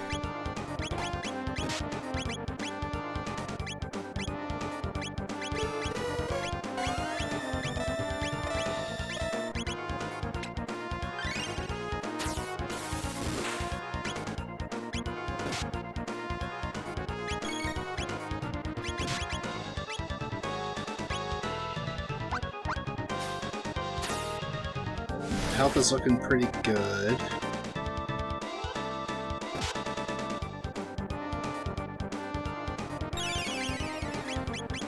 That was a pretty hard hit, though.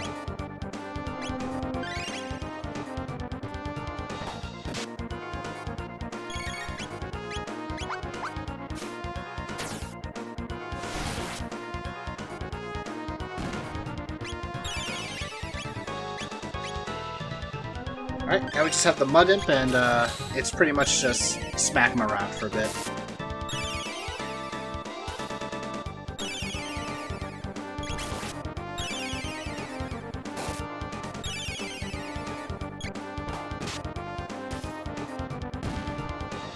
There we go. Alright, to the Mount Woe. And here we are introduced to the Rubbles. They will lock your items, they will lock your skills, but they are some of the best sources of EXP and tech points, if you can kill them. Ah, yes, these guys I remember. Yeah, and sadly we're not getting good. Oh, thank you for the crit. Oh, bless up. And you just learned Raise.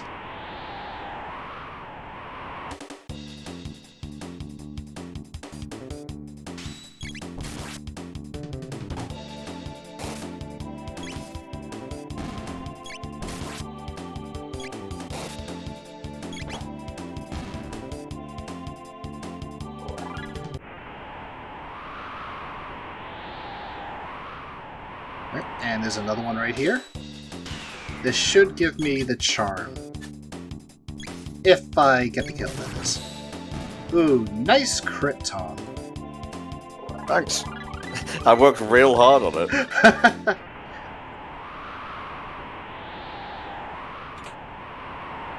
get a platinum helmet over here. I have charm, so I can actually get some equipment from the enemies up here.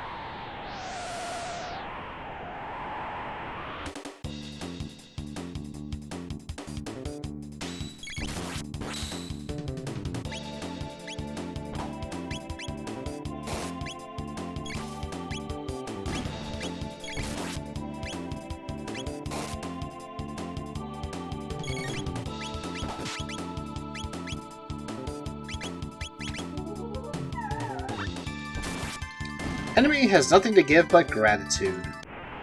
Thanks, game.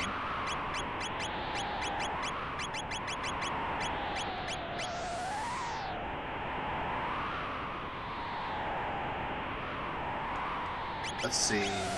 We definitely want to give some more abilities to other characters. So Digi and the Lame are coming in for a bit.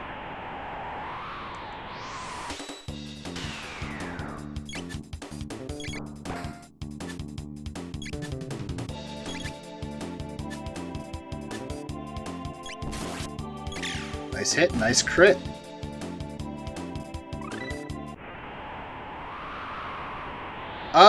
Do I have an accessory that improves accuracy? Ah, I do. I have the Acuity Ring. Give it to Digi for now.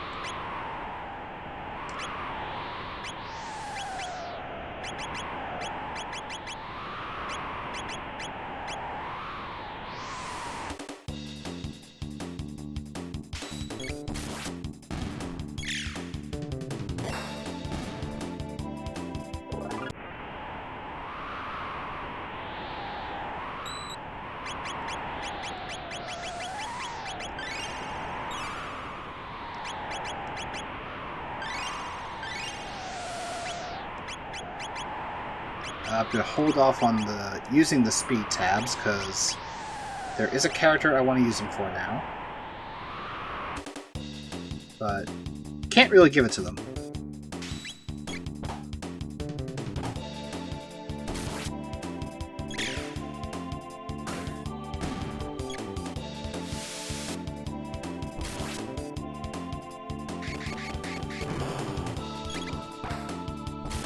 I almost forgot that those gargoyle thingies have HP to 1 attacks. Mm-hmm.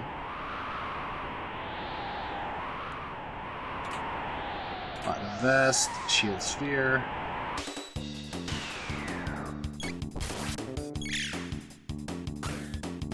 Ooh, nice crit. No new ability, though. I will take Flame out for a sec. For Tanner, because Tanner is about to charm the pants off these gargoyles.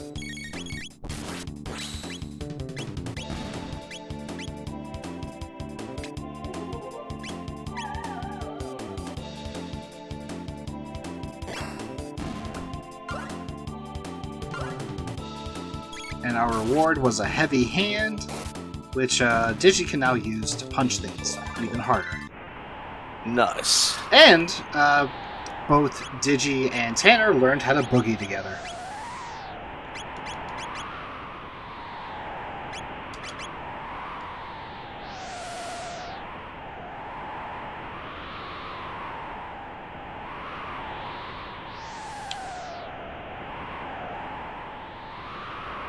Is there another one down here? No, I think it's at the end of this part. So one thing you could do is you can leave Mount Woe to have the Rebels respawn if you really want to farm them. Since they do give 100 tech points, which is really good at this stage of the game.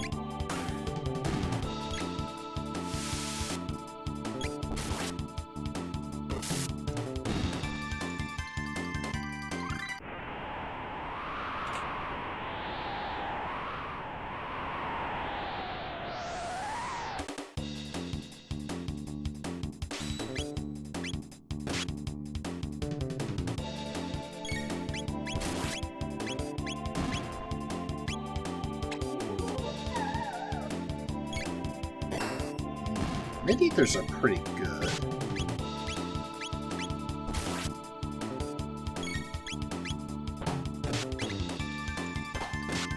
I think I'll take another one.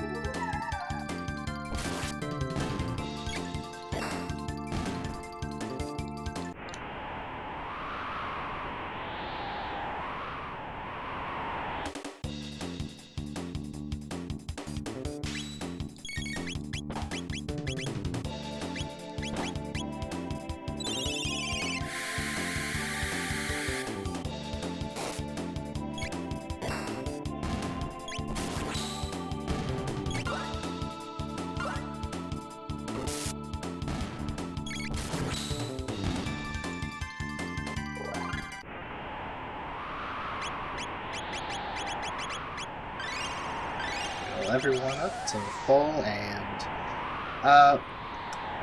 Mount Woe is kind of a dangerous place, and the boss itself does not help matters. No. Yeah, that fucker hits like a tank. He does have elemental spells, so if you grab the elemental equipment early on, you can help reduce the damage. Otherwise, it will be a bit harder. Let's see, Tex. Ooh, I'm about to learn Frenzy. That's really good, actually. I would like Rapid Fire Fist, although I really need Fire 2. I have Ice Suit. Oh, wow, Marla's almost done with learning all her abilities. Could maybe put him forward.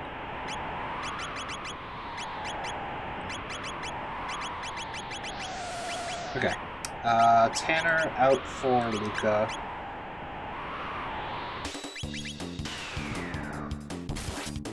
Good hit.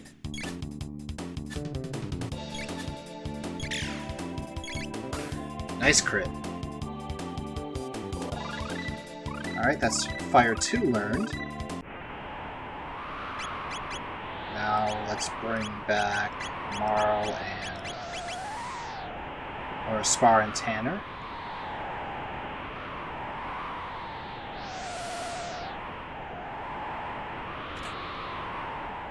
Got the Lapis. This will also get me a hat, if I remember correctly. As long as she doesn't get confused. Dang it, she got confused. Damn it!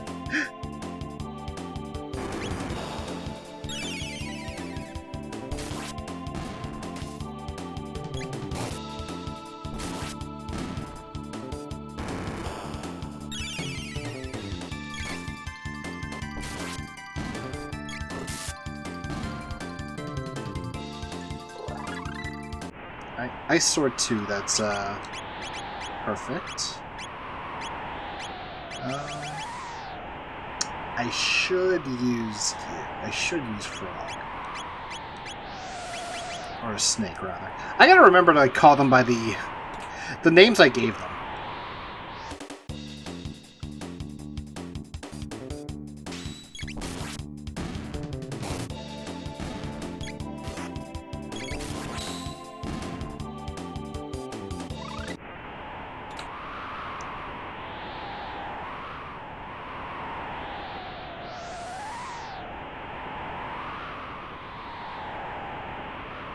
Another Rubble. What can I learn? Megaton Bomb, that's a little ways away. I definitely want Rapid Fire Fist. And soon, rather, than later. Tailspin I also want.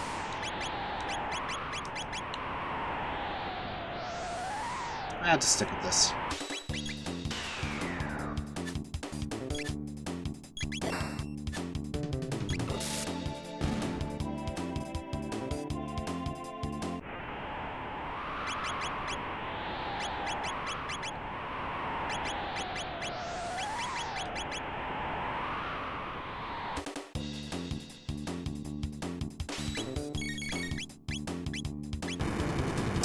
Why?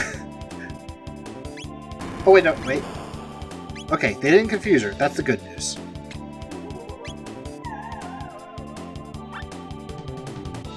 And she failed.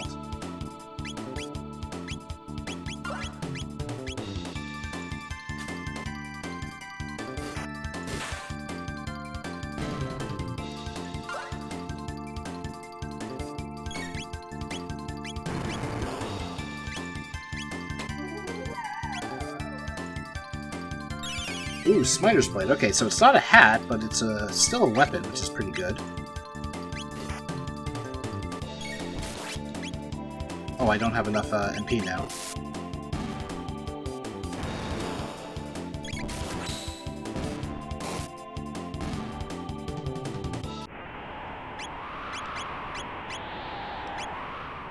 Alright, I will smite the almighty smiter.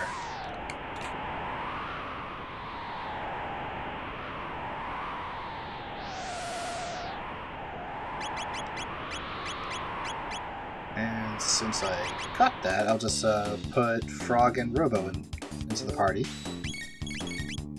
I don't have water 2, so Laser Spin.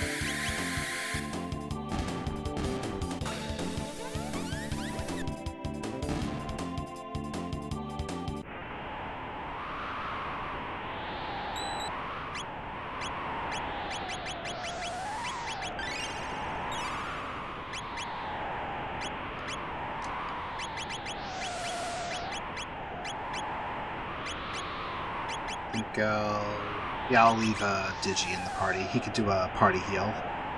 Mm-hmm. And now we get the time hat. Hey, wait, we found the hat in time. Ah! Give it to Spar. Here you go, Spar. I mean, I was just making a joke, but if you wanted to, that's fine. I mean, it's a good hat. Mm. Although, actually, before I continue,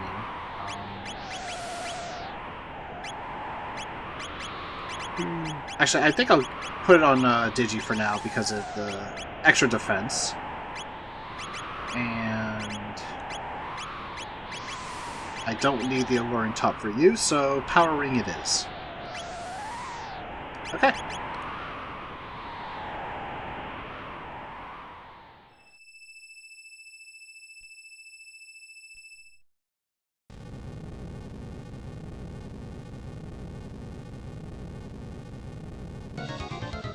Look at this motherfucker.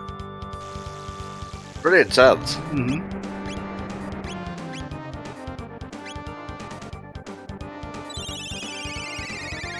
Okay, in roughly about 90 minutes, that's probably where I'm going to have to tap out. Would you be able to do a couple hours solo while Spar has his lunch? Yeah, that's perfectly fine. Thank you very much, mate. We appreciate that. Yeah, no worries. Because you know this game back and forth is your baby. Oh yeah, for sure. Also, I did use the shelter, but because Tanner was not in the party, she didn't get the heal. Okay. Alright, so note to self, remember that for next time I use a shelter. And you guys in the chat, while Axel's on his own, I want you to keep him company. Okay, we got my speed capsule.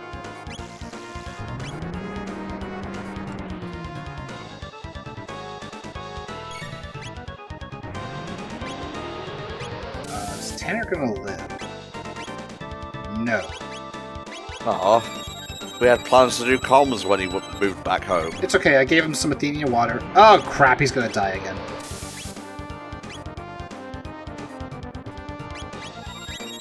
Yeah, this fight is pretty evil.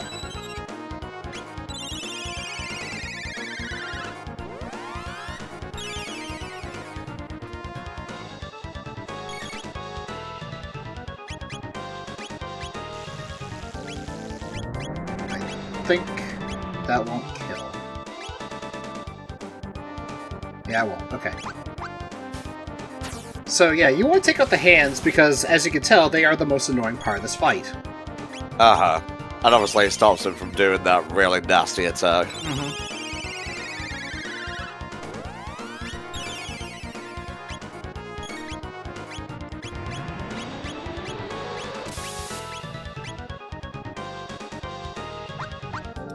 Thankfully, Falcon Hit is a really good move that can hit both of the hands for a lot of damage.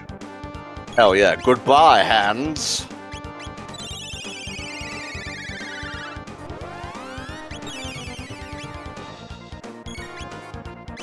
Alright, we already did the charm, so... Tom, you're gonna go on a frenzy. Rah! Not as much, That's me. not as much When I damage tell as someone- I thought, but... That was me when I tell someone to do something, and then they don't do it. Excuse me. And I'm so funny I make people die. Good.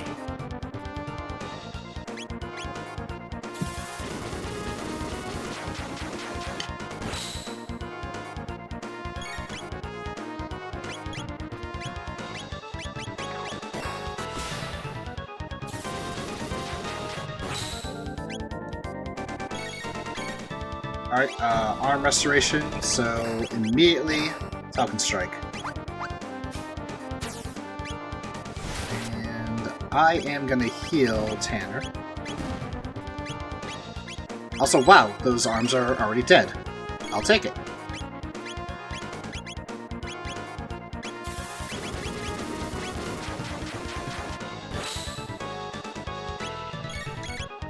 Probably just gonna use Tanner's normal attacks at this point. I got some extra MP on Robo, or Digi, so... Tackle time.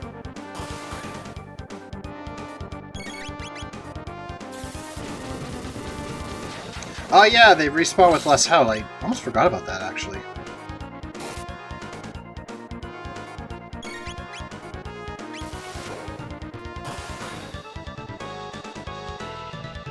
And he's dead. Bye-bye.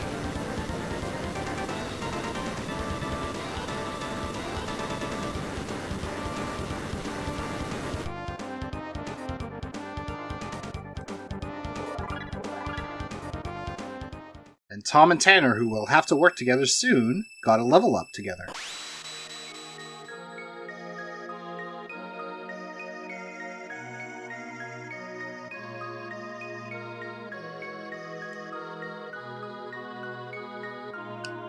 Hey, it's the third guy. It's Melchior, but how?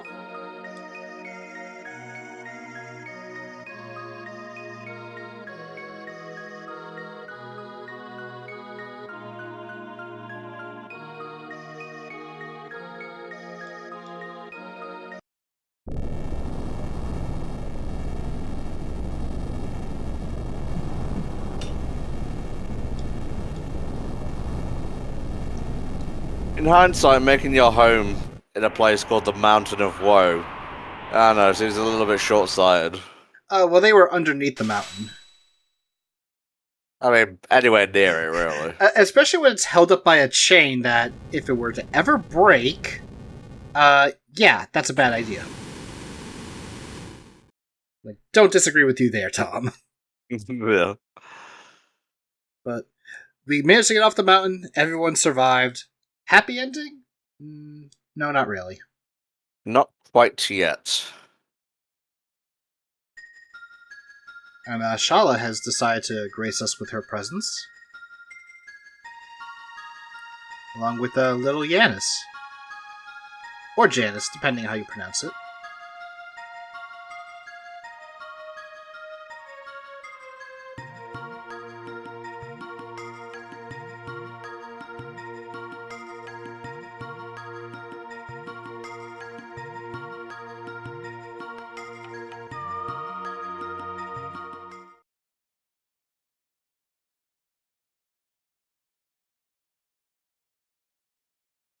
Fucking Dalton. Yeah, fucking Dalton. He's the reason why the Masamune gets corrupted in Chrono Cross. Yes, I seem to recall that. Or at least it's heavily implied.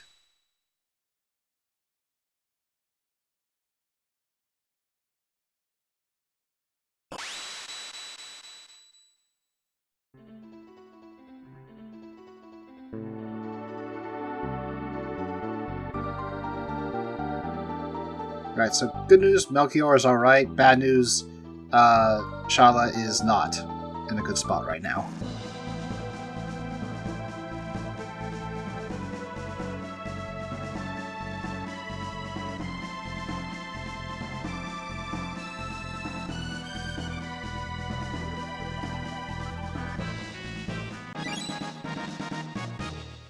And we obtained the ruby knife, which is very, very, very important.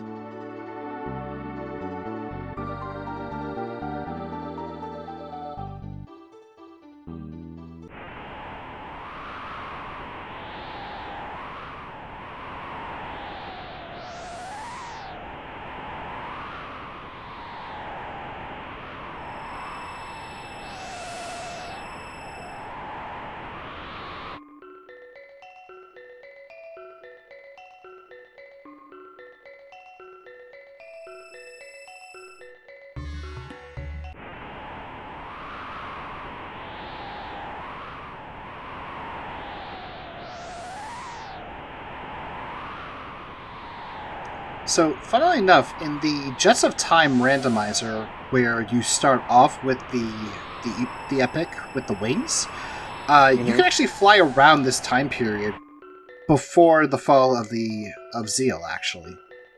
Right. And you can kind of go to like the Sun Keep, but I don't think it's you can actually do anything there.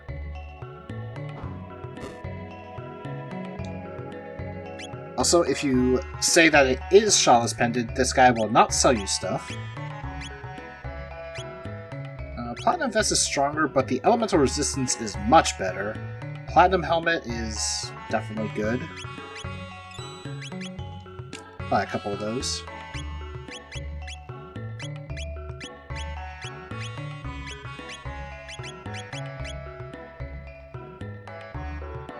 Get a free heal, and to the castle.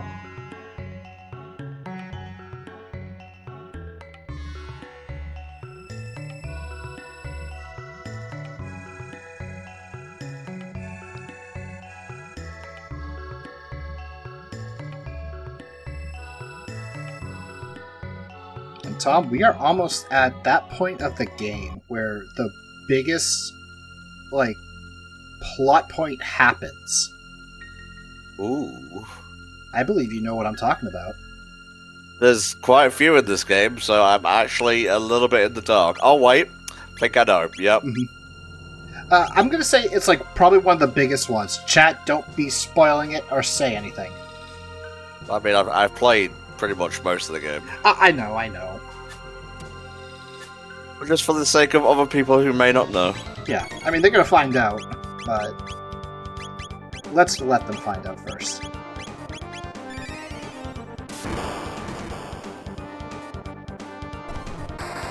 Yes, Chrono's father is revealed to be Jeff Bezos. No!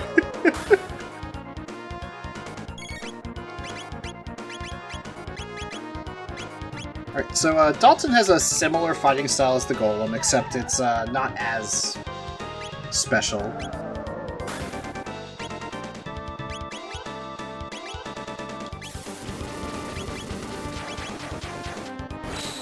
Wow. I've never seen that miss like that.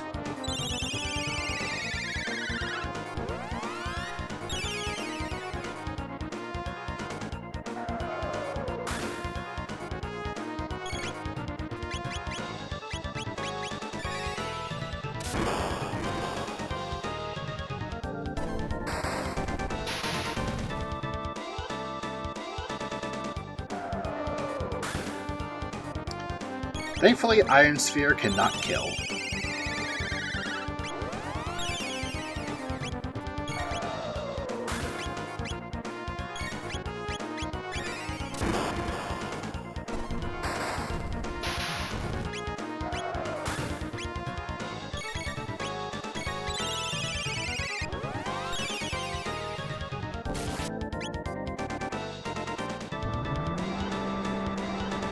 And then Dalton burps and deals damage to us. A little bit crass. I mean, come on, you're already dropping iron balls on us. It just makes you ask the question, what the hell did he eat? Probably something acidic. Probably. I don't have to go back, because there is a save point coming up. As we now head into the Ocean Palace. With one of the best musics in the game, too.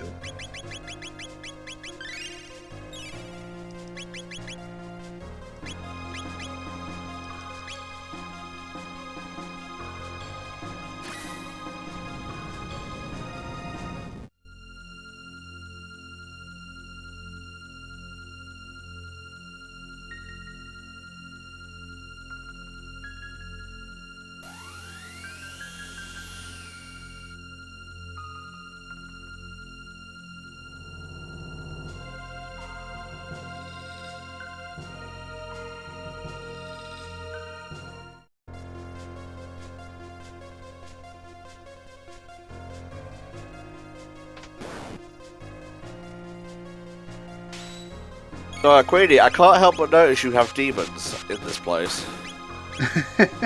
I wonder if she put them there on purpose. Are you still claiming to be the good guys here? That's a good. Just saying. That's a good point.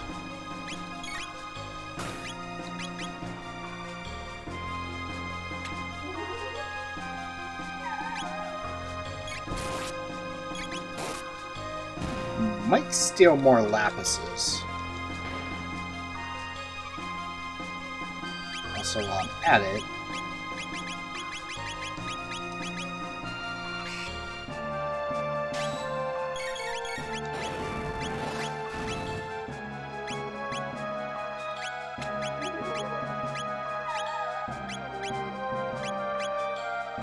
those guys have barrier spheres.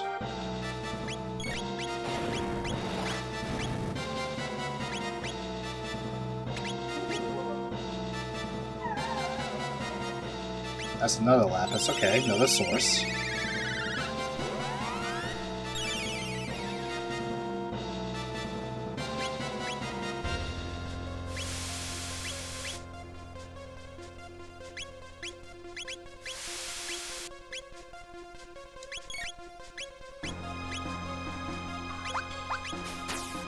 That should kill.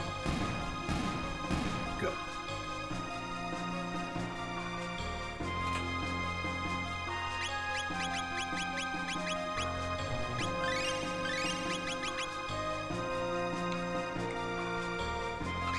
See, I'm gonna charm the lightning guys, and then we just have to find the water ones.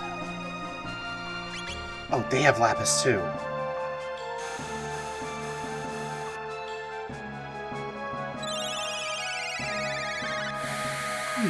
Interesting. I didn't know that they would counter that.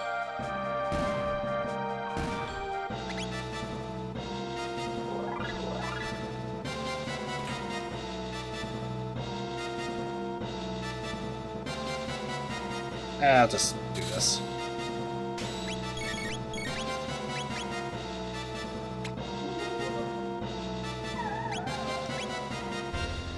Alright, shield sphere, so don't really want those.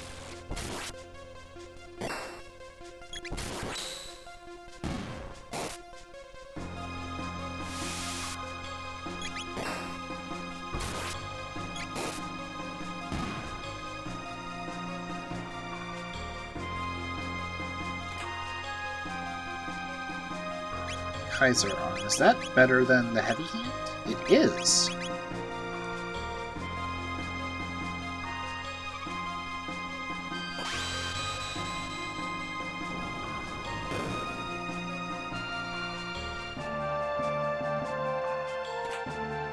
Alright, Sonic Bow from Marl. I'm not going to use it for the time being.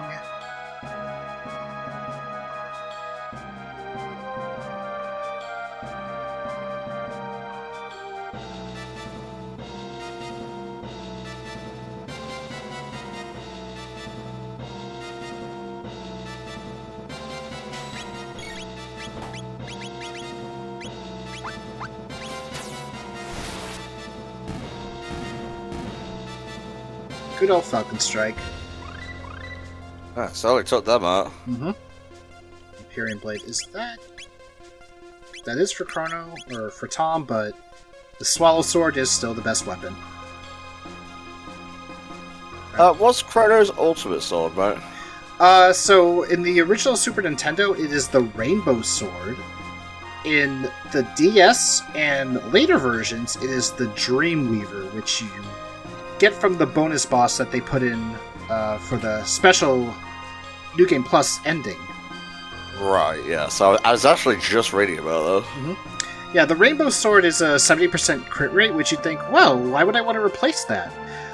The Dreamweaver has a 90% crit rate. Oh, is it Dream Seeker? I thought it was Dreamweaver.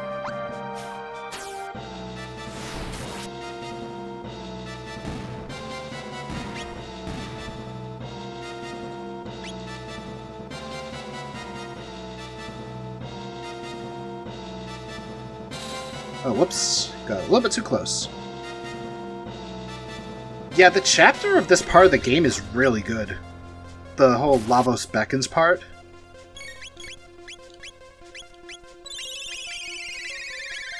Like, that's actually like another thing I like about this game. The game gives you chapters, but doesn't really tell you unless you save. But they're all, like, very fitting. Yeah, that happened to me with Jedi Survivor recently. Like, I didn't even realize the game was split up into chapters. And the chapters are, like, really good, too. Yes, great game. I think I wanted to try that, and, my landlord actually did play it, and said some good things about it, too. Yeah, well, just, don't play on PC until they properly fix it. Oh, she was playing on PC. Fuck, what? I mean, speaks to the quality of the game then, I guess. It might have been after they did some initial fixes. That's good then. No, don't. Oh, damn it. I was gonna use the triple tech. That was so genuine. No, don't, please, not today. Ah, mother... Ah, motherfucker. That was also genuine. And I still went through with it anyway. Actually, you know what?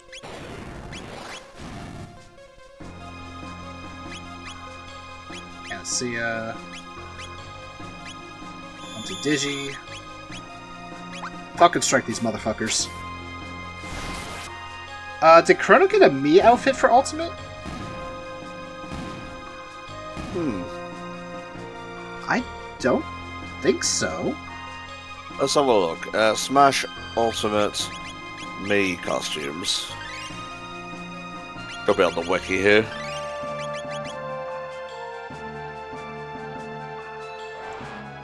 Screw it, I'll just fight all these guys.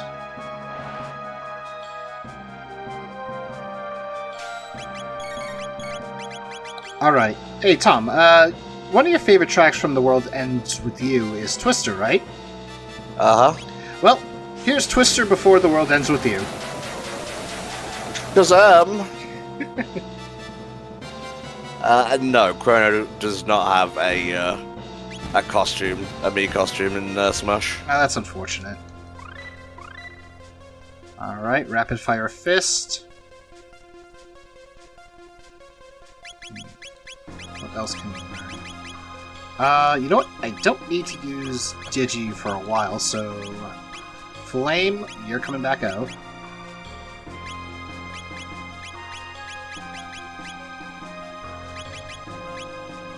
You can keep all that because it's all really good. Although... Yeah, give me that, actually.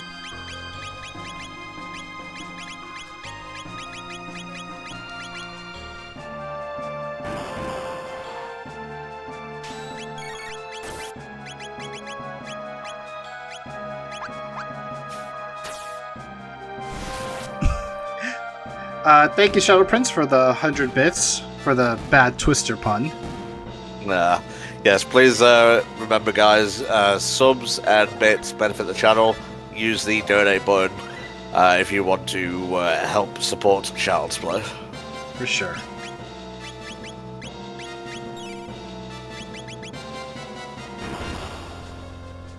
Twister's good, but your favorite is O-Parts.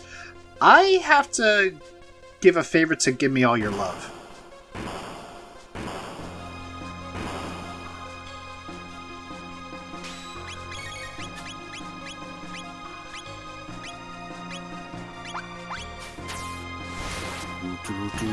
Da, da, da.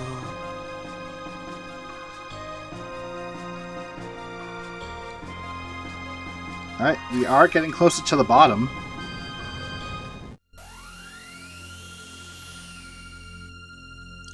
Emptiness And was also a pretty good theme. Long Dream was also very good.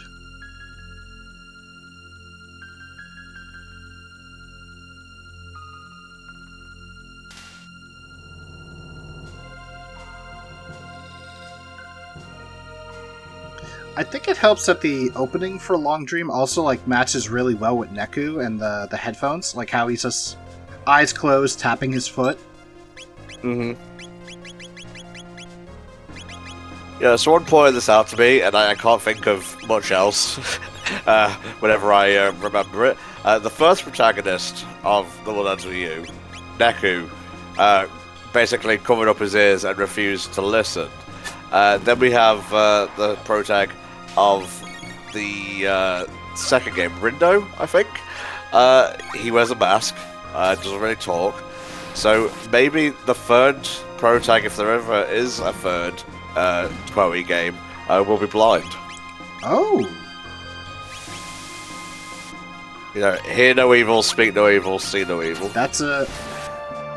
I wonder if that was planned. I don't know, but, you know, it's not a pattern until it is. True. And this is Square we're talking about. Like, sometimes they plan... Like, they're playing, like, 5D chess half the time.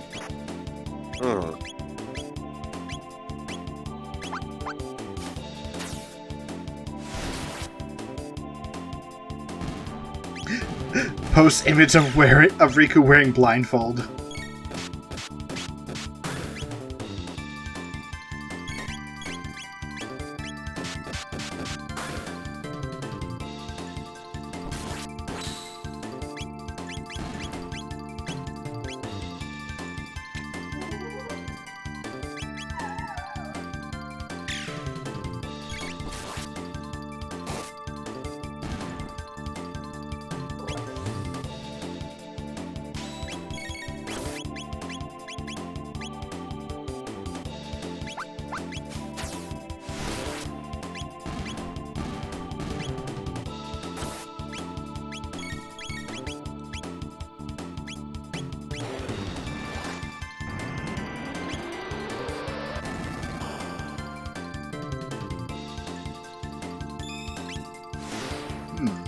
Thought that would have killed.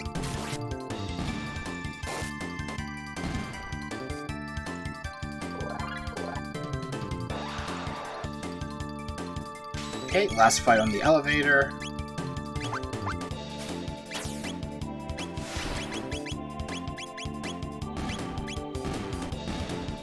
Yeah, Breaking Free is a pretty strong Neo Twari song. I need to listen to the Neo soundtrack. Actually, I need to play the game.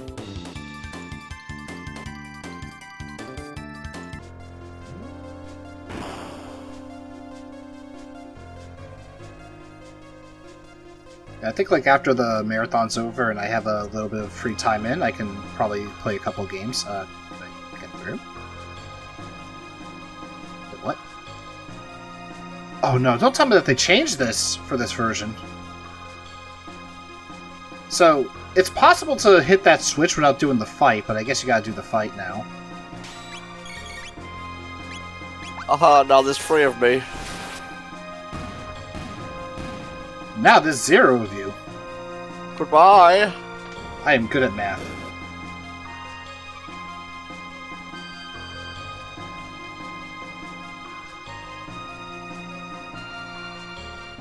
Yep, I guess you have to actually do this fight.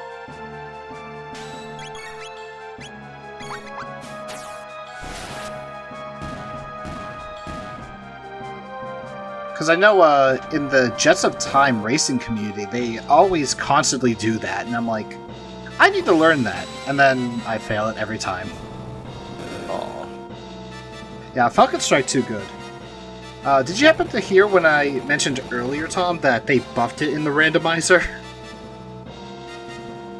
No. So, the randomizer did make a few adjustments to skills, like either making them cost more because they're too good, or adding bonus effects, or even lowering the cost in some cases. Falcon Hit is pretty much a screen-wide nuke for Chrono and Isla. But they compensated by buffing it to make it cost more MP. Now, let's see. I don't have the white vest, which kind of sucks. I will put Man's suit on, though.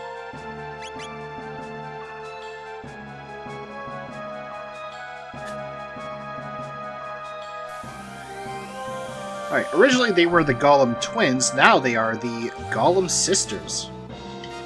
Yeah, I don't have the white plate, which kind of sucks, but that's whatever.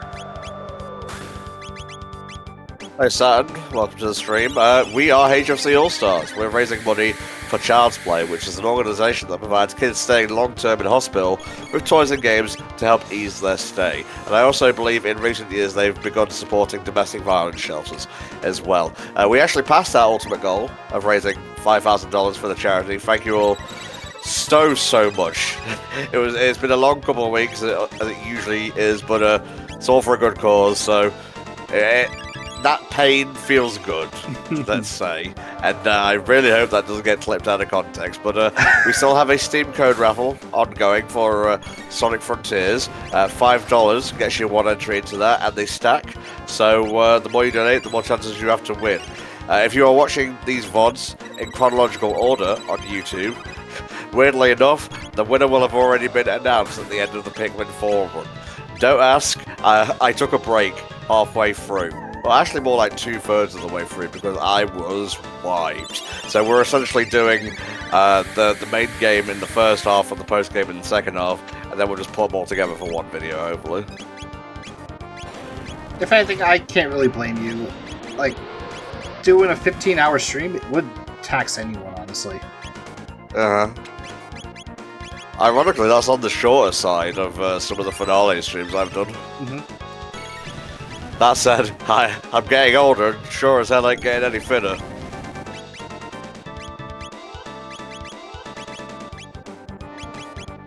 With all enemies. I'm gonna actually use Fire Sword 2. Fire Sword 2 is very powerful in this game. As we can see right there.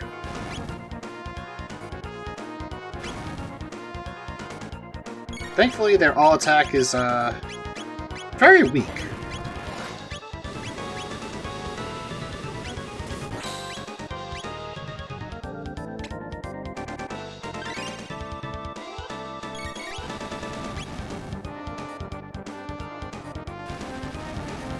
Back to Spa. Mm-hmm.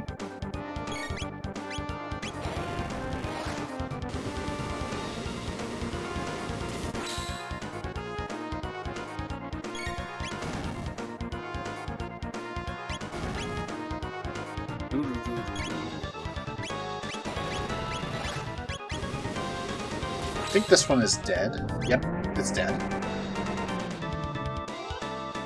Alright, decent chunk of damage to Tom's health. I should have seen this coming. Axel was just there behind the throne all this time. What?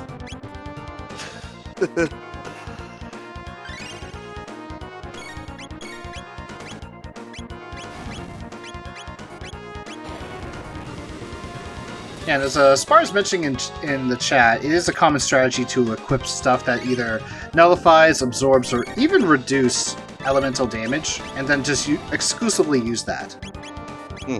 I probably should have given Tom a ruby vest to reduce the fire damage, but we have enough to survive, so we're good.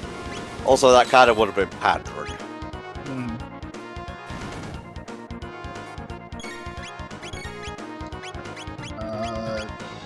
I don't know if I got the magic capsule off this one. Okay, I must have.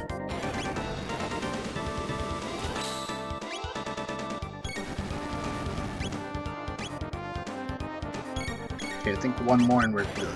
But just to be safe, Tanner, give Tom another kiss. Never mind.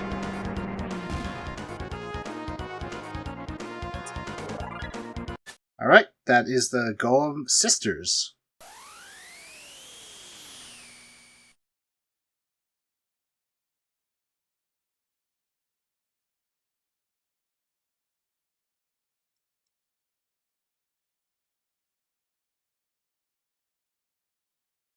So Dalton was planning to summon the Golem boss, but he decided, you know what? It's getting way too dangerous. I'm getting out of here. And I am giving up a lot of this stuff. Except for the sword. He can keep the sword. Because it is almost time to say goodbye to Tom. Aww.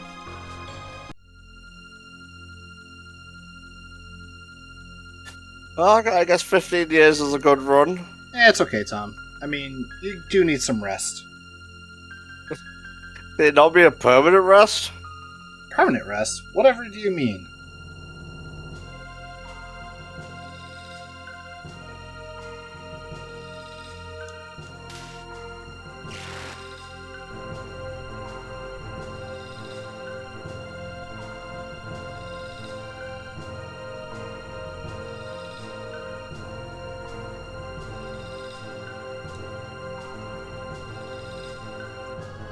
So here we use the red knife, and it transforms into the Masamune.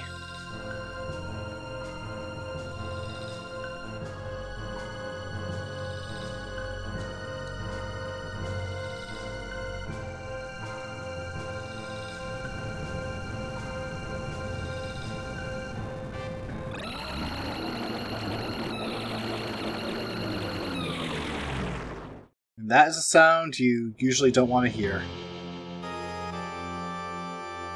Alright. One of the most iconic voice clips in video game history, I'd say. It really is. Also, time for the final battle, and we're dead.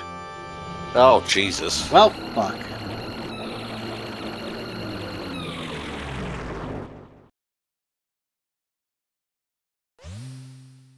But yeah, if it's not obvious, you're not expected to win this fight. If you are able to win this fight, congratulations! Oh, Magus, it is you. It is him. He was the prophet all along. So there was an interesting ROM hack called The Prophet's Guile. that I actually played for my own YouTube channel many, many years ago. It takes place after the battle with Magus in his castle, and it involves what Magus went through after going through the portal. Mhm. So it's pretty much just the events leading up to before Chrono and party comes into Zeal.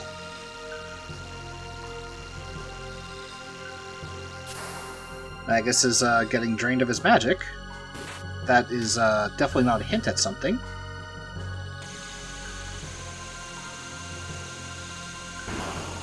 And he's knocked away. Yeah, Smart. This fight, or the Lavos fight before this whole cutscene, is actually the hardest version of Lavos in the entire game. Huh. Why is that exactly? This is how it's designed, because it's meant to be like a you're gonna die type of boss. So they just purposely designed it to be like super powerful and hard and difficult and all that. I don't know if the randomizer like nerfed it so it was beatable, but I know like a lot of the racers attempt to beat the game at this point. Mhm. No, Tom. It's okay. HFC must live.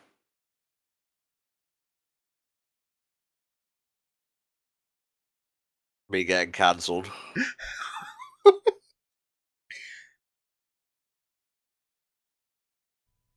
Really should have said all those things about the news. Well, we saw it once, now we get to see it in anime form. I always knew that you were anime. So you had to find out this way. I could have found out in a lot of worse ways, I'm sure.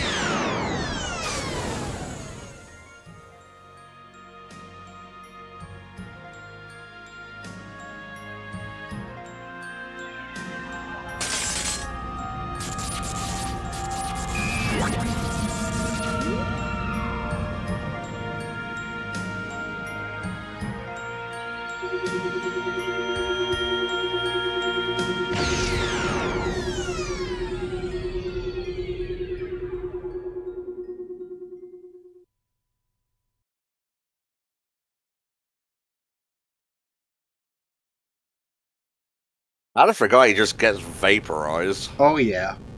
And he just becomes this floating ball of light.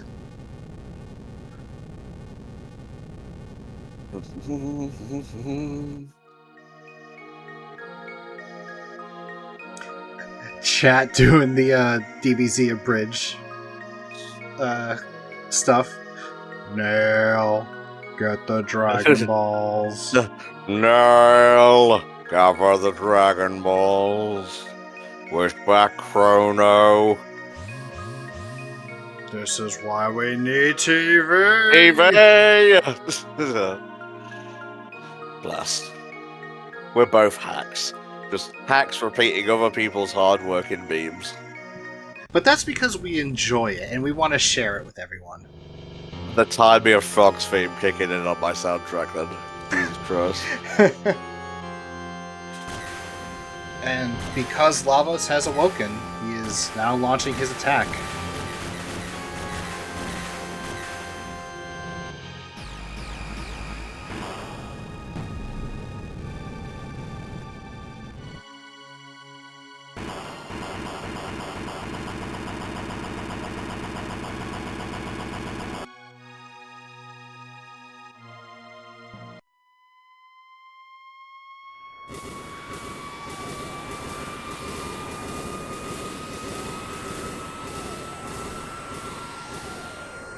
You know, back in the day, when this was released, this was a major, major thing for gaming.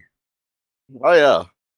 Like, you had Final Fantasy IV and V, which kind of did the whole killing thing, but in the case of 4, everyone survived. In the case of 5, it was one of your party members, but it wasn't the main character. It wasn't you specifically, because Chrono is meant to just be you. No game just killed off the main character like that.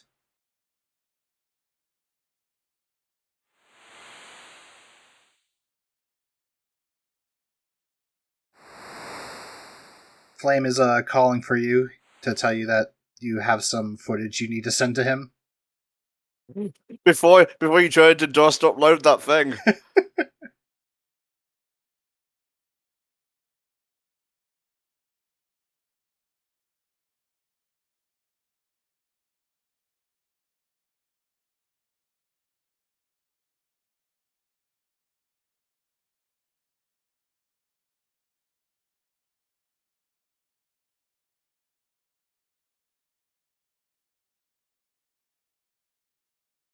So after all that, we failed to stop Lavos' attack. Mm-hmm. Humanity is on the brink of extinction. The gurus are lost. Janice is lost. Scala is nowhere to find or to be found. Chrono is dead.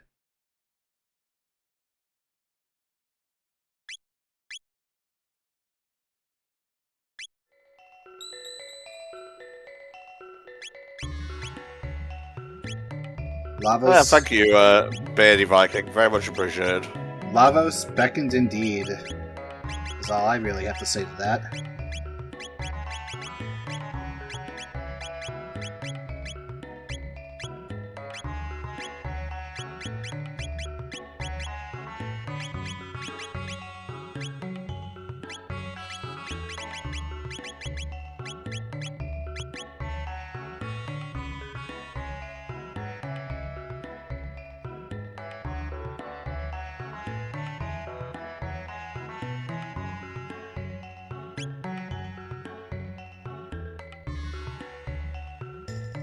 That's actually true. The homes here do look almost like the exact same sprite that they used in the prehistoric era. Though, it does make sense considering, like, they're the last remaining homes right now. Mm-hmm.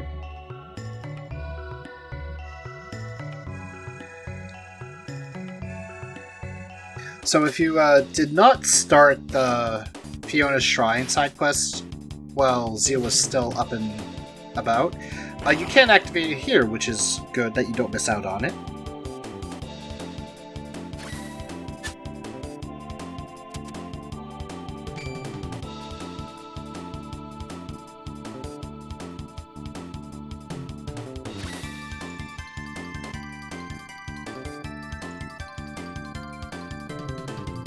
HFC is Tanner's friend. I would hope so.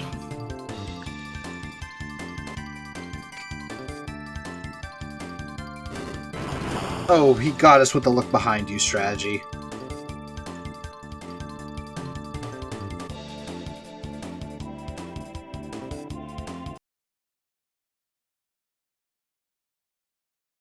What is that even left to fight for? What is Dalton hoping to achieve here?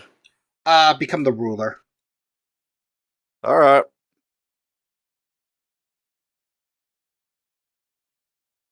Alright, so we are in a very specific location, and as the dialogue mentions, Isla can fight, but our items have been stolen, including our equipment.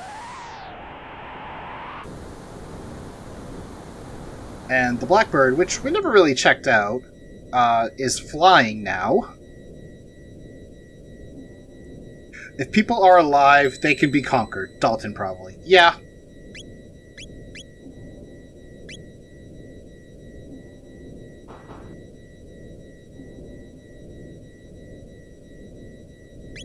Let's pretend to be sick.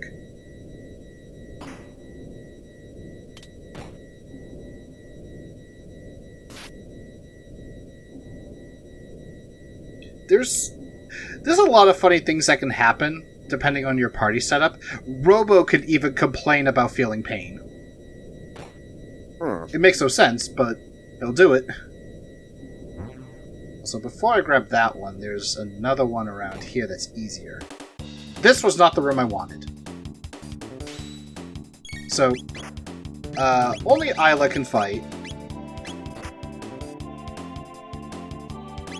But she has 0 equipment, so she will be low on defense. Yeah, good luck, Tanner.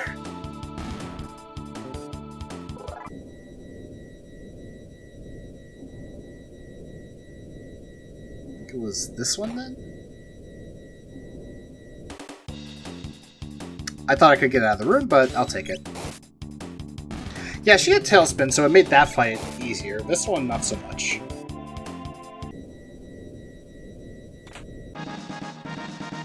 Hey, Spar, we got your stuff back.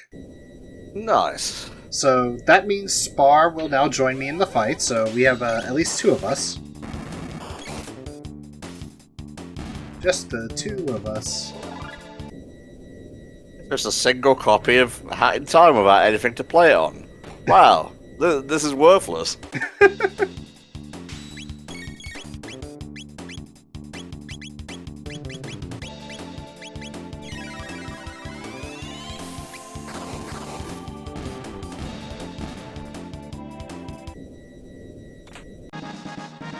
We got our money back. Which is good, that money was going to Child's Play anyway. I guess we'll go through this.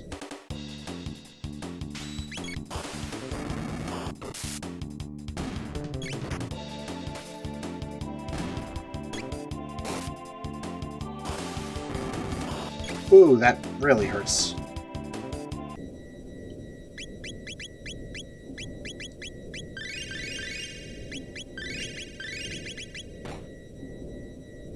There we go. This is the room I want.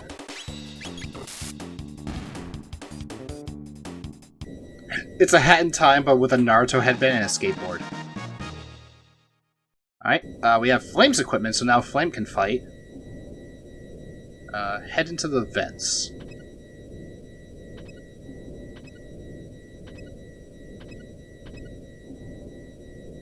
You worthless cretins. If we could check inside the vents, and this will show us it's the HFC.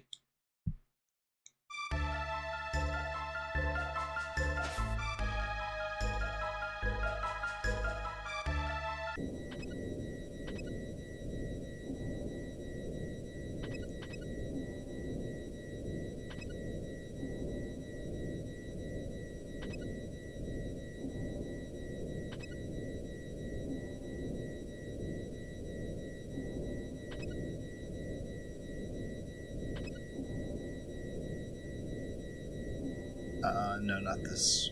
Wait, is it this one? There is a room that has a chest in it, and the only way to get in is through the vents.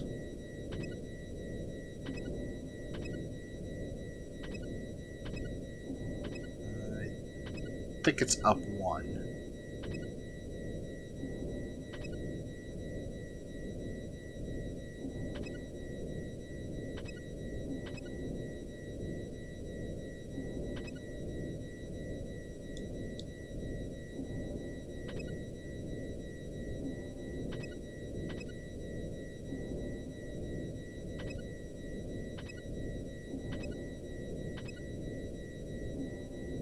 Ah, this is it.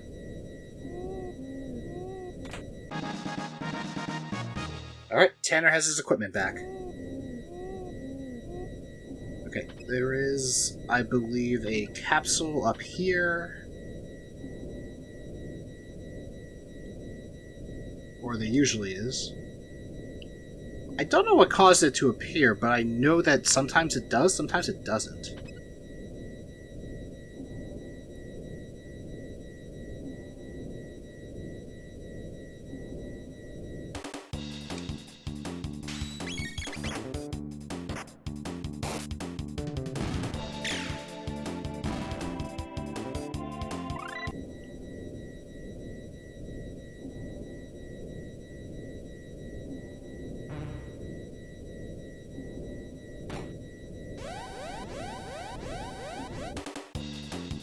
And the final chest, right at the door we need.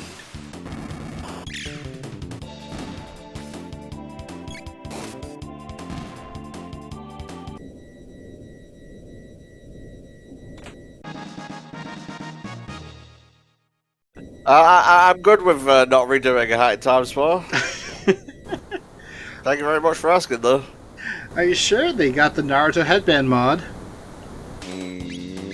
I know. Tempting, but I'll pass. So we got these little sentry cannons. They fire lasers and they work similarly to rubble, but if you don't kill them in time, they self-destruct, which is bad.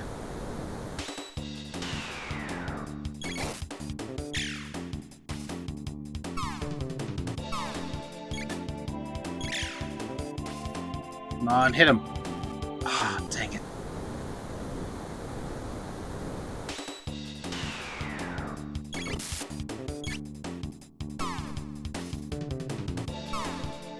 I was hoping that crit would have been enough. Oh, jeez. I don't have enough power, I guess. Tanner, what do you have? Oh, that's not something I want you to have right now. Alright, I'm gonna try to fight you, and then we're gonna try the next one, and then I'm gonna go back, see if they respawn.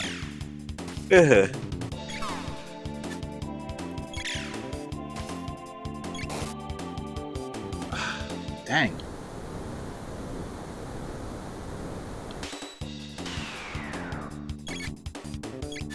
The worst part is, these guys also fight back.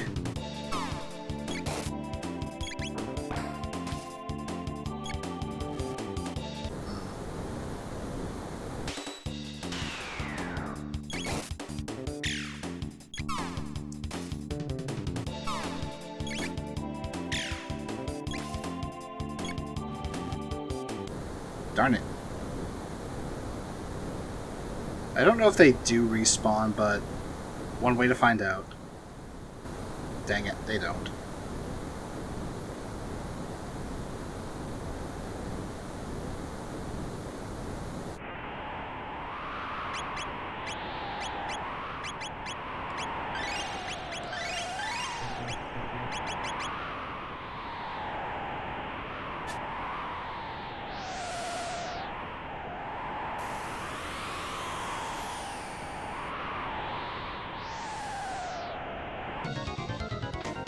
And thus we fight the Golem boss.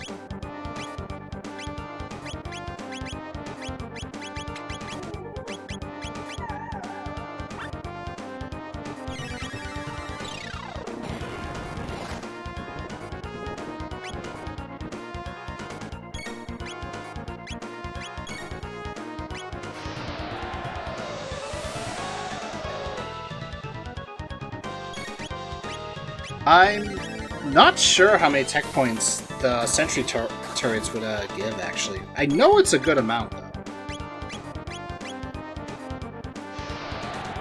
Because the main thing is they work similarly to the rubble enemies that you fight on Mount Woe, where if you can't kill them fast enough, they disappear, but killing them gives you a lot of resources, which is something that I wish I got, but it is what it is.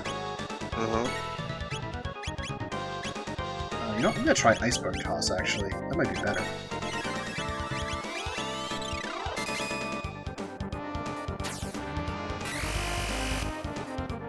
Oh, hell yeah, that's a lot more damage.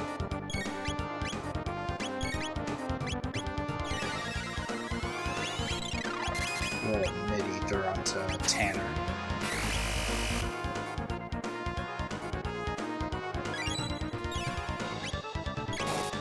You know what? Screw it. Let's just auto battle, because he's not doing anything. And it turns out he hates heights. Or she hates heights. Wow. Then I'd say this, Delta, but maybe don't program your robots with a fear of heights if you're going to be in an airplane. And it does run away.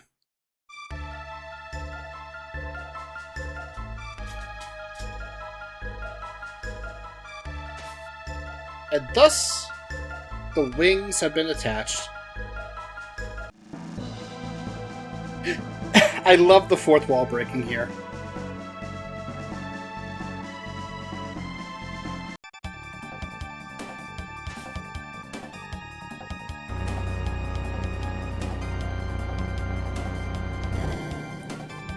Now, this is an airplane. It's called the Blackbird because it looks like an airplane. Mm-hmm. Sound like a bomber jet. Actually, yes. That's what it looks like to me, anyway. Mm-hmm.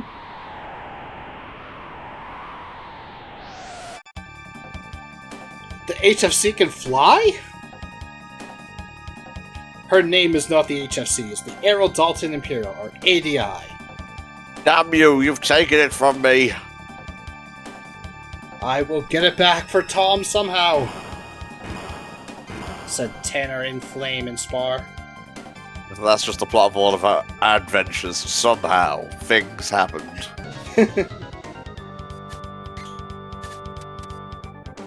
And we do the crazy thing and jump right on top of the plane somehow.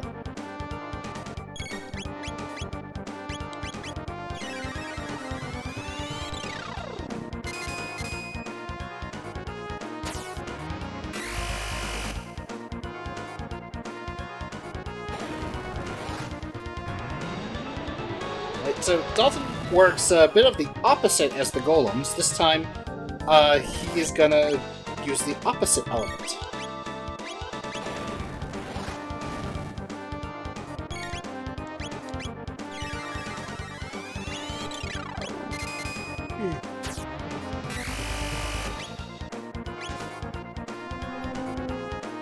And here he tries to summon the golem boss for some reason, and he becomes a victim of his own magic.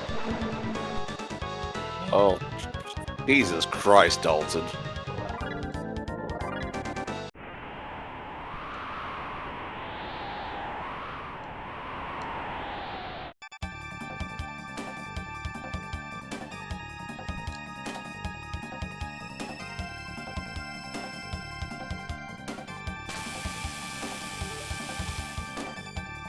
They really nerfed the sound on this version.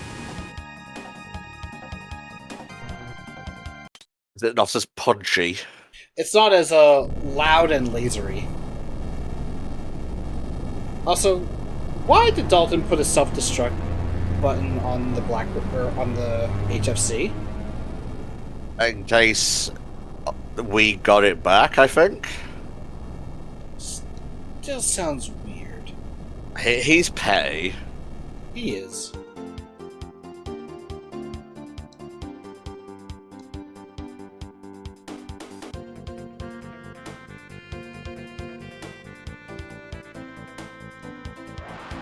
Spar missing Tom.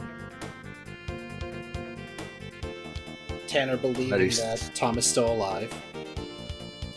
I mean, this is just accurate. Like, did they go back in time for our current relationship charts? Alright, the new king is dead, and... actually, I'm gonna put Frog in the party for a second. Because we can now head to the North Cape for the next plot element. And it's Magus. Ooh.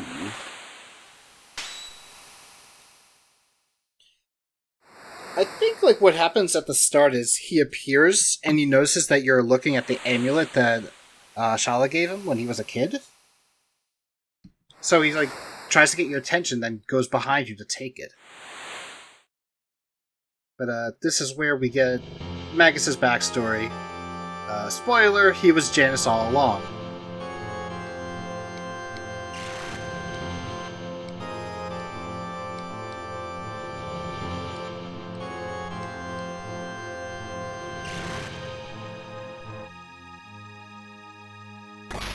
Right here are the original events as to what happened.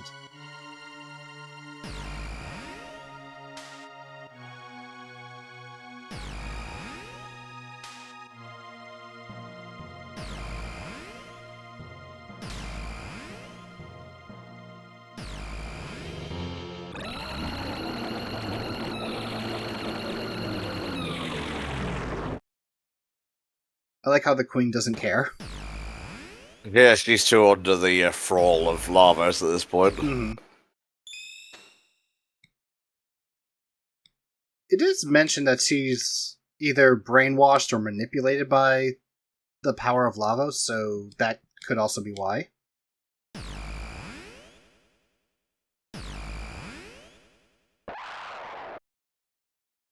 And that's how Janice met Ozzy.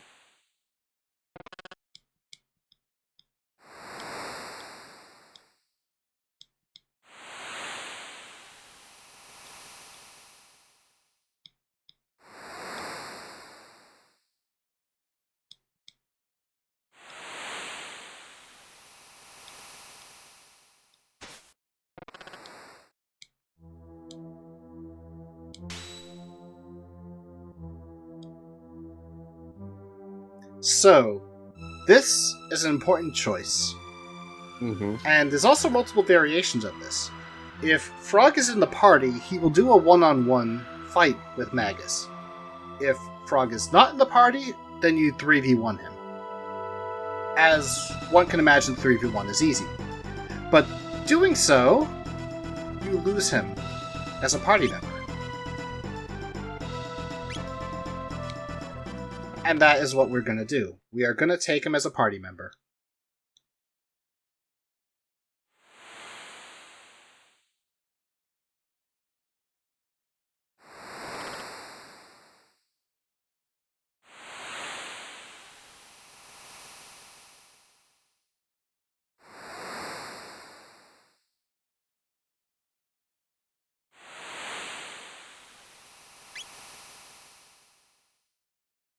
And there is only one member of HFC that needs to be included.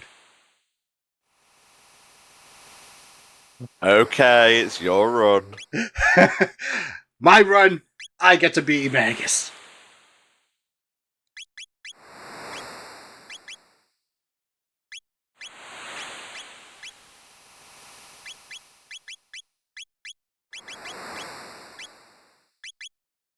Who has... You do. Give me the golden stud. So, Magus is, of course, one of the most powerful magic users in the game. And that's what I've been saving up all these for.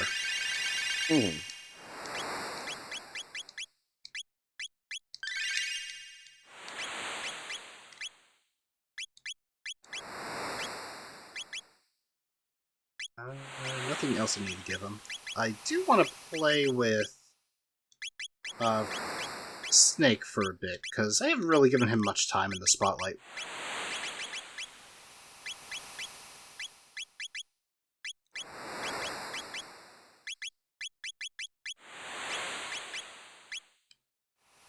That's true. He is very powerful, but his options are mostly limited to AoE attacks.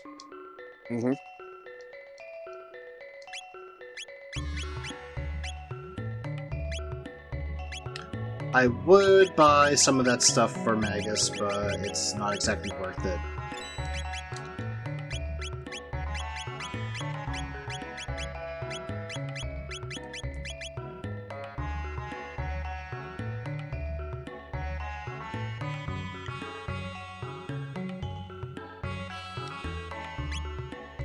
I want that thing behind you, New.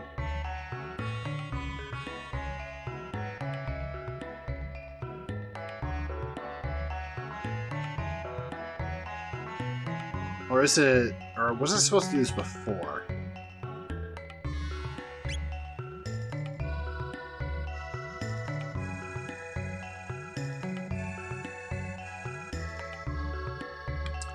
I guess we are not getting it.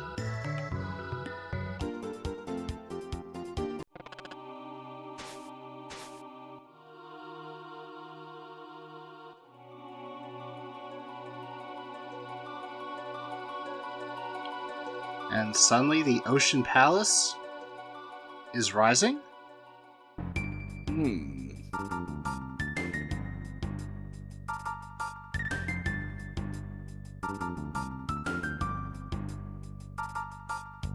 Oh boy. That is super blurry.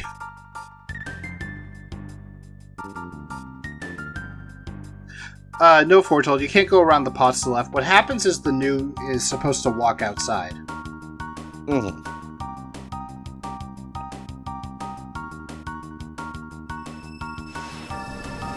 And you don't see this in the Super Nintendo version, but the game is showing us the Lost Sanctum stuff.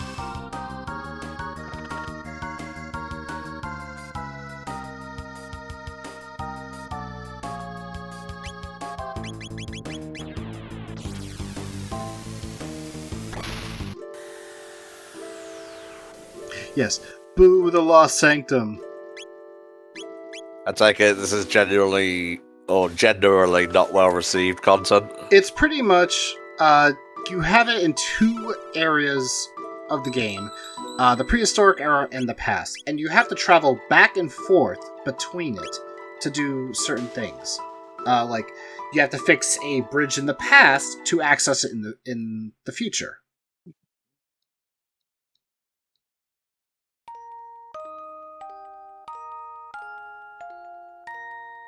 Or I guess you gotta fix it in the prehistoric era to access it during the medieval age. I gotta remember to call the past the medieval era because they call it that. They call it the past in the Super Nintendo version. I'm just used to that.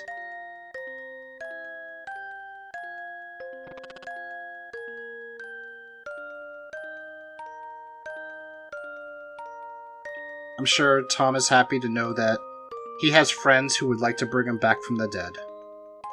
Very much so. Let's hope we never have to test that loyalty. Not because I don't believe you guys would do that, but I just don't want to have it get to that point. Mm-hmm. And hey, we found the Chrono Trigger. Well, we are. Game's over. We can all go home. Yep. Roll credits. And yeah, as Spar is saying in chat, Lost Sanctum is 5 hours of backtracking and boring fights with not super impressive rewards, and there's basically no clues about how to progress. Wonderful. There is another set of optional side quest content called the Dimensional Vortex, which is really good, but it's a New Game Plus type of thing. Or at least requires a clear save.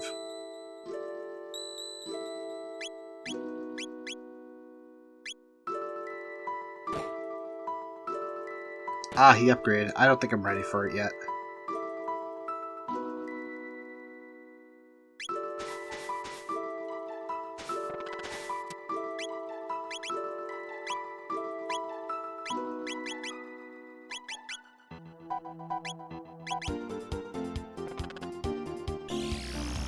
Away, HFC!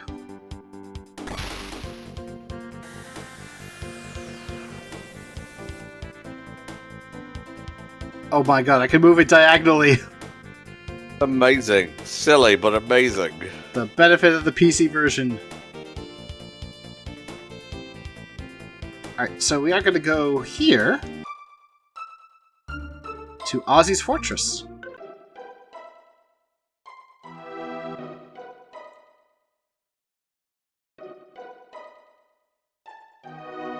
And he recognizes us.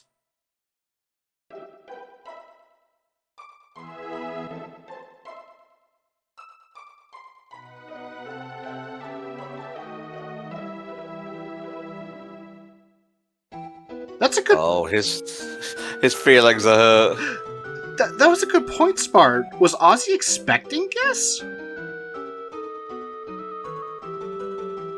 He's always ready to receive company. He's just a very polite host. Complete asshole. Great hospitality. Yeah, so by having Megas in the party, they actually comment on him being there, which is great.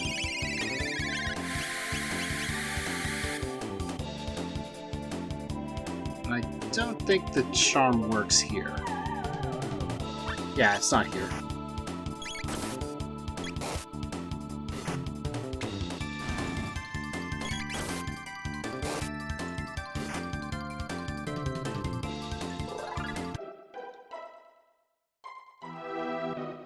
I'll teach you a lesson next time, as she leaves.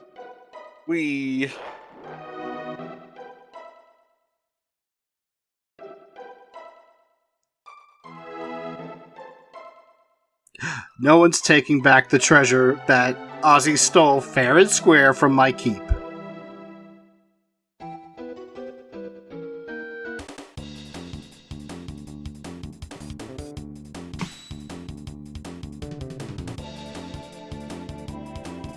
Oh, Ozzy.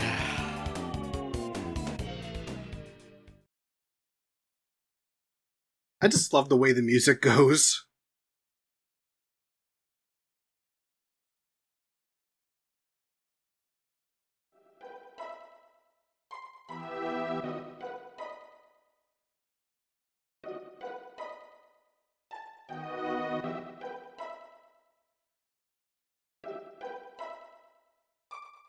Now we meet Slash of Swords and Roses. Mm-hmm. Yes, of course. Don't want to get sued.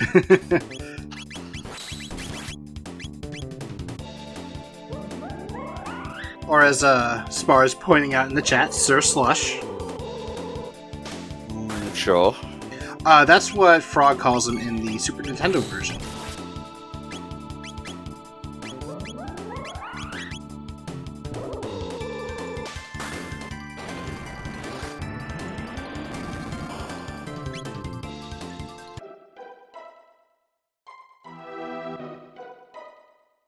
So for those who don't know, Ozzy, Flea, and Slash do also appear in Chrono Cross as a bonus boss fight.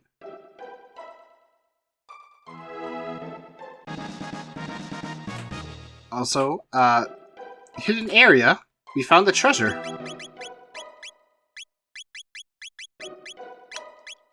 And Magus no longer needs equipment.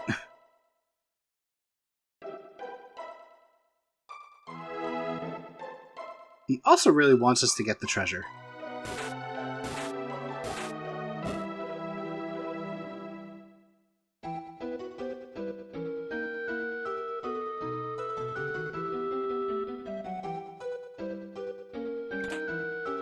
Alright, so we're gonna leave. We'll come back here later.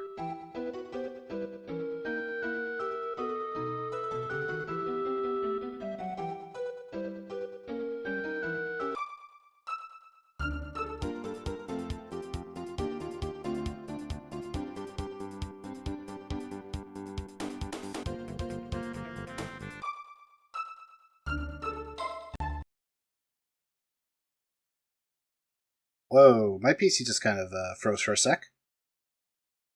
You okay now? Yeah, I can hear you. Alright, is everything still recording and whatnot? Yeah, let me hit stop recording on the stream just so we have the footage. Okay, same. I will use this opportunity to bop off now then, if that's alright. Alright, that's fine. So, welcome back. We did have a little bit of a technical difficulty right there. Let's head down here. There is something I want to do, because at this point in the game, there's only, like, side quest stuff. And the Black Omen. The Black Omen is pretty much endgame. And granted, we can do that right away. We don't need to do one of the most important side quests, which is to revive Tom64. We are going to do it, though. But first... Oh no, that's not the snail shop. This is the snail shop.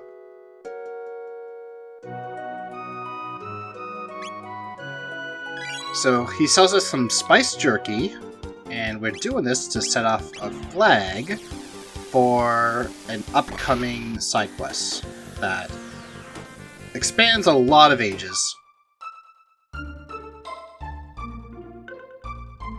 I'm also going to take these treasure chests.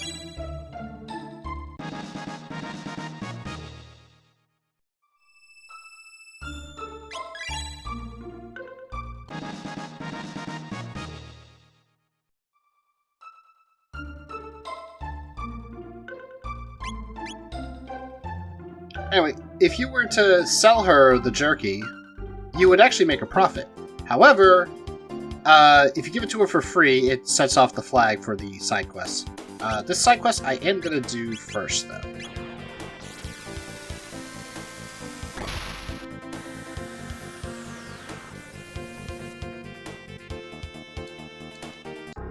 Oh, wait. Before I do this, actually. So most of the shops do not update in this game. The prehistory one is the only shop that does, specifically the little trading one. In fact, at this point in the game, if you were to check the trading, they can actually give you an updated armor. Wait. Oh, 10 each. Well, we don't have 10 each. Oops. But one of the armors that you can get is the Ruby Armor, which reduces fire-type damage by 70%.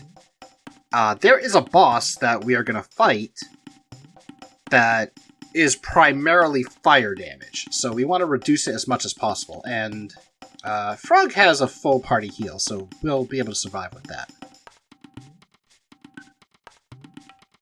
I would like at least one Ruby Armor, so let's get quite a few of the petals and feathers and horns and fangs by killing a new.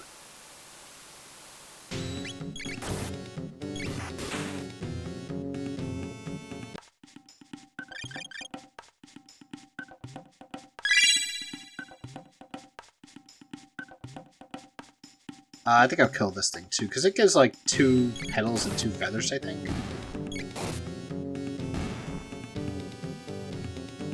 2 feathers, 2 petals. Wow, I got the exact correct number of items. Alright, so chat, how have you been enjoying Chrono Trigger so far? Like, either you playing it or just the stream in general, actually.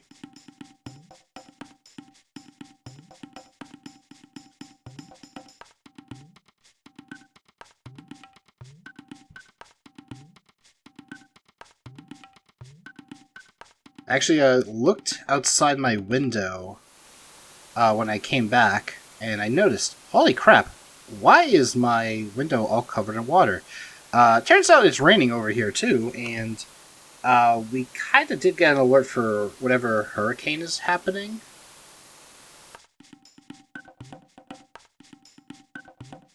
Or, I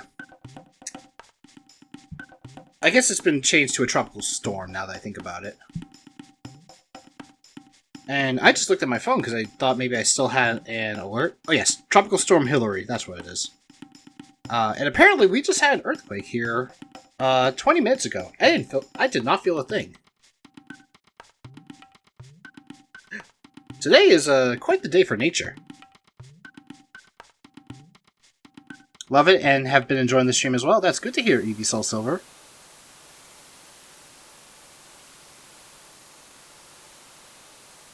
Let's see, did he spawn over here? No. I guess we only got the one spawn, which is very unlucky. How about...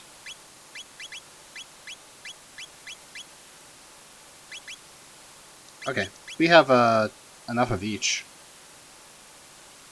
So we'll get at least one Ruby Armor. I could just use the Ruby Vest.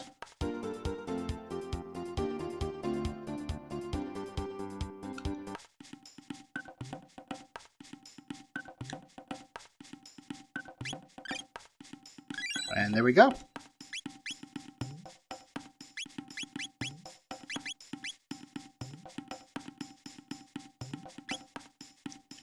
Yep. Oh, I think I said 70%. It's actually 80%, which is still even good.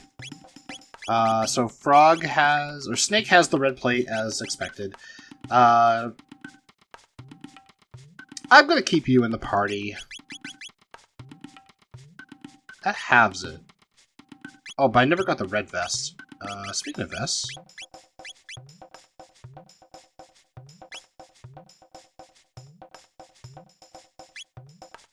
Wait, that actually absorbs? Huh. I guess I'll go grab the red one.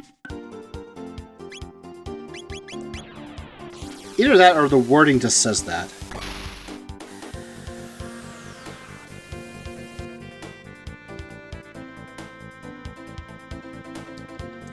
And right there we can see the Black Omen.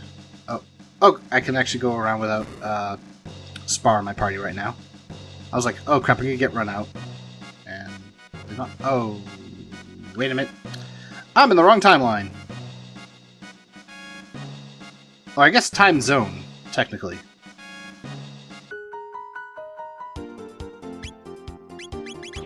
Oh, dang it, what's an antiquity? So here's where Guardia was in the Antiquity Age. As you can see, it doesn't exist.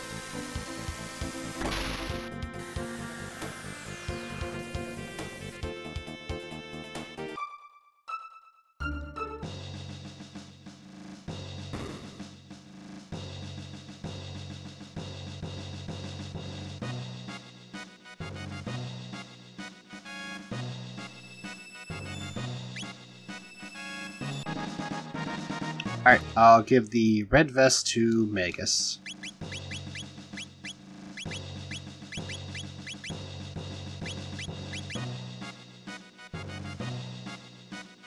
Alright, so if you play this game, and you're noticing I'm equipping a lot of stuff that either resists or absorbs fire, then you probably know what exactly I'm about to do. Especially since I'm going to the future, which is where this side quest resides. You might be wondering, wait, why are you doing this side quest so early? Well, it's pretty good to do early.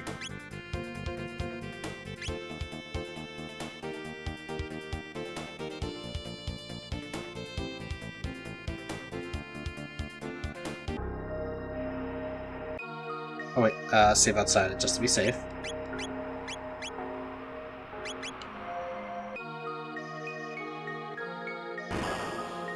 We are fighting the Son of Sun.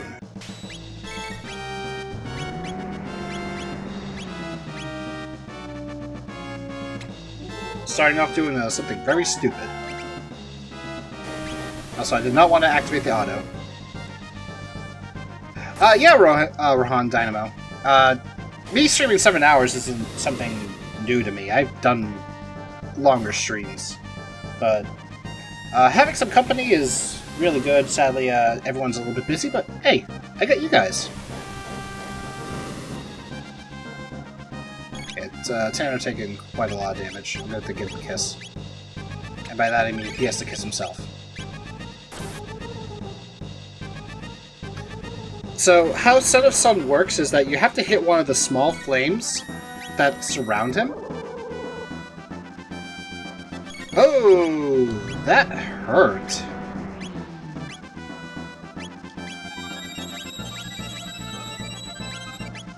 Yeah, one of these, at random, you can actually deal damage to the main core by hitting one of these, by hitting the correct flame. Not the correct flaming claw. Ah, jeez, 3 HP is all you needed, Snake.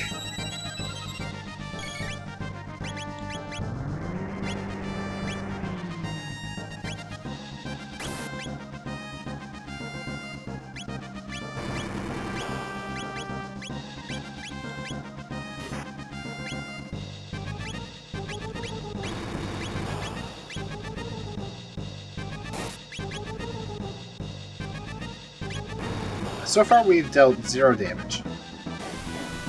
If I recall, it's something along the lines of...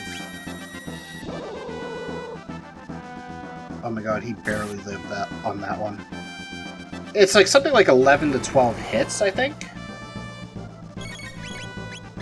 Oh my god, right on the very last one, really?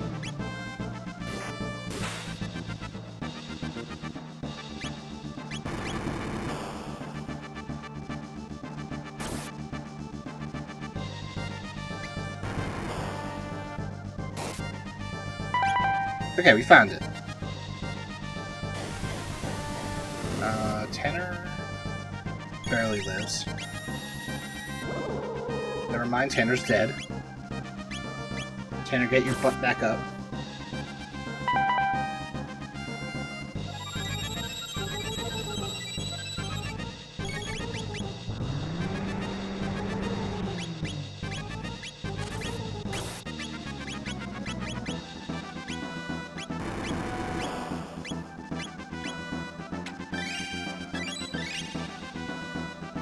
Okay, that should be good for Tanner for a while.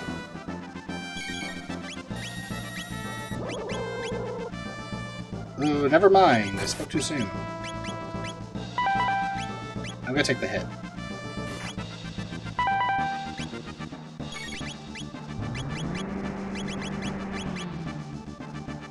I'm gonna wait. Or, actually, no.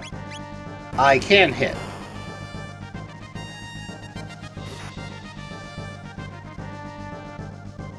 Alright, I'm guessing it's one of the bottom two. Okay, did the flare.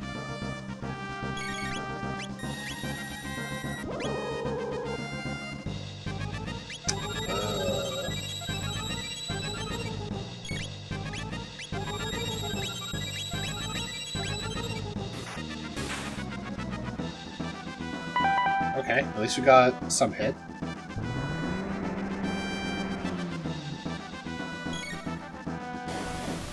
Although Tanner's about to die again because I didn't get the heal off. I'm gonna try this one. Alright, let's not this one, let's try... Alright. Yeah, please hit Magus more. Of course.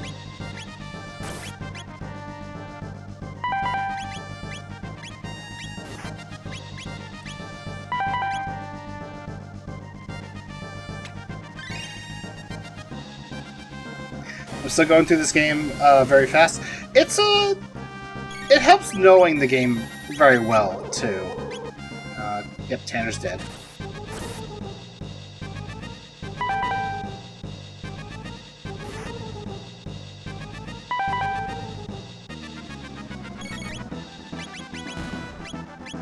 Alright, once you get the message that Son of Sun is losing light, the battle is over.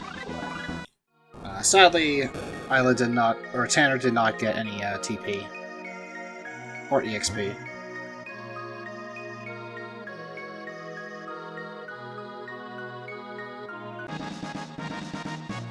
And, me dropping the hint that it'll take 65 million years for the Sunstone to recover its lustrous glory. In other words, go back to prehistory.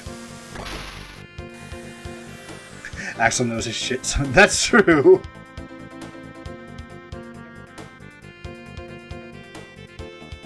Hi, Lost Sanctum. Bye, Lost Sanctum. I'm never gonna do you. Fuck you.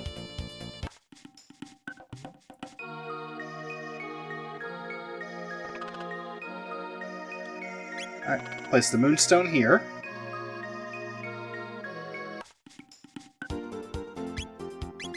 We're gonna head to the Middle Ages, because there is a capsule here.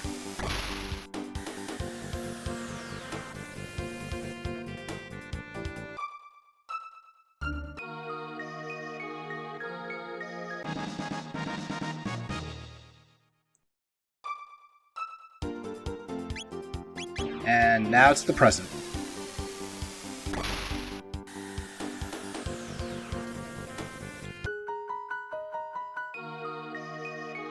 And we find out it's gone.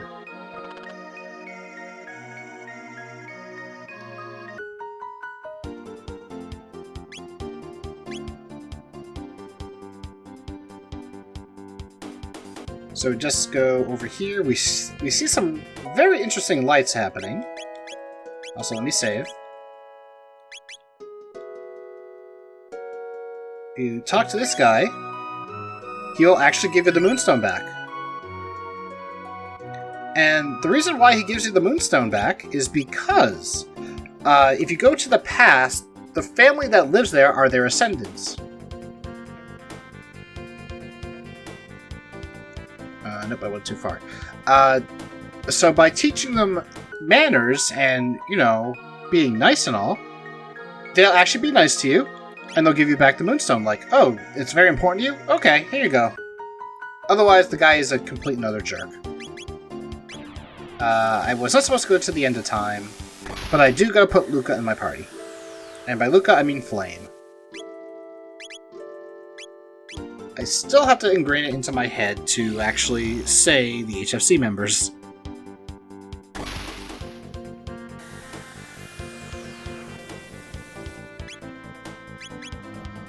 Up over there.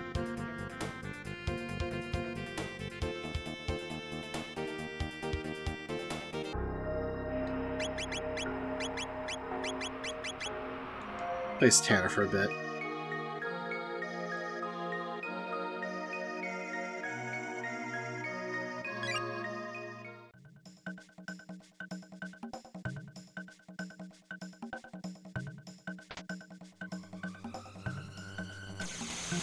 So, using the magical power of science, Luca, and by that I mean Flame, creates not just one item. Well, actually, no. Only creates one item. And that would be the Wonder Shot, which is the best weapon for Luca/Flame. But Taban here also took a bit of the Sunstone and created some sunglasses. Now you might be thinking, what the hell do sunglasses have anything to do with this? Well, you see, the sunglasses will increase the amount of damage you deal. Also, if you didn't know, you can go back to Hecarim Cave through the whirlpool.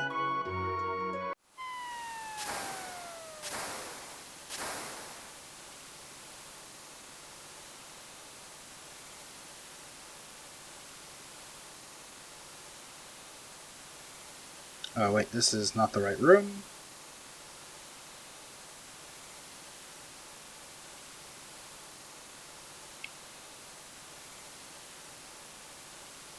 Oh yeah, so the mayor that gives you back the Moonstone, if you don't do the teaching managers thing, he pretty much is rich, his family hates him, and he has a lot of money. Also, we get 2 items here. One of the things the guy will do is that he'll give you 10 gold pieces if you cluck like a chicken. And it's actually money you can get too, so yeah.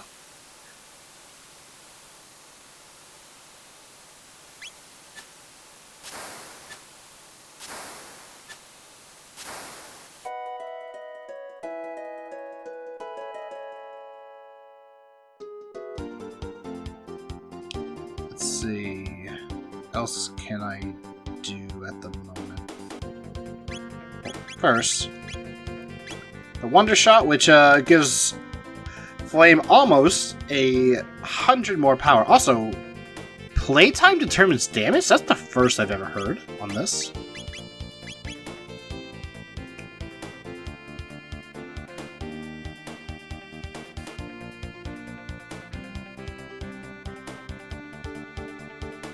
I could start this, actually. I'm going to start a little bit of the side quest over here.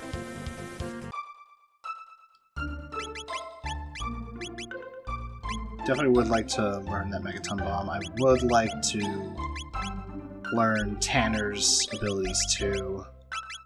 I don't need any more from Digi. Spar doesn't need Cure 2. I would like to learn more spells myself. I would like Water too, just so I can get access to the rest of his kit. But we are getting to the point where Snake might be getting dropped soon for the rest of the game. But I might use him a little bit more. We'll keep him in the party for now. Alright, so first go to the tavern, talk to Toma here. Toma, you actually see throughout the game in certain locations. He is pretty much an adventurer who is being paid to try to find an item known as the Rainbow Shell. Oh wait, buy some more Athenian waters actually. Because I did use quite a bit.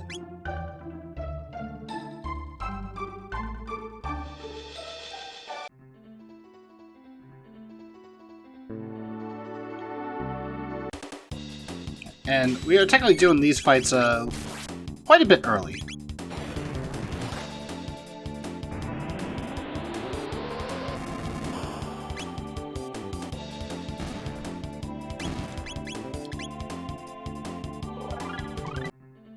They are, however, weak to fire, because as some RPGs may teach you, or not teach you, the undead are weak to fire. And if you can't tell, these guys are undead. They are ghost knights, after all. And if you try to hit them with physical attacks, it does not work. Oh, there we go. We have learned Megaton Bomb.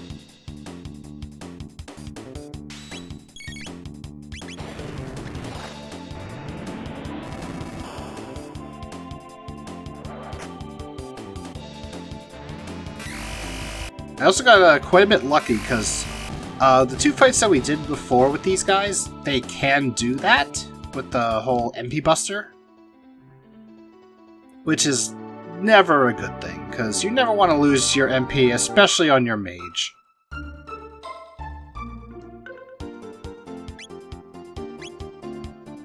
Yeah, that's another thing, and it's also why I'm doing all the side quests, except for Lost Sanctum and all that.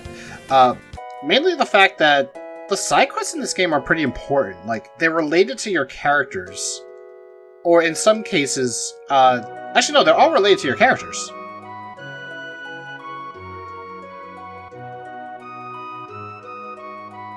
Well, except for maybe the Sunstone and one of them. Alright, so we find the Grave of Toma,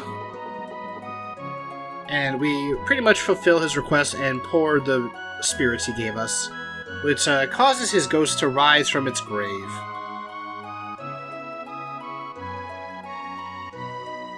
But he has found the rainbow shell.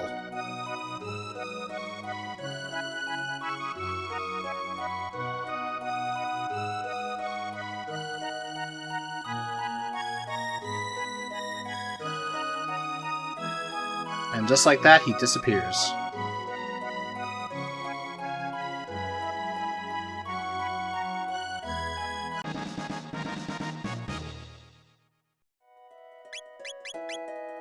So, does that technically count as grave robbing, since we just took that from behind his grave? I'm gonna hold on to that speed capsule, because I might give it to either Isla or Luca or Marl.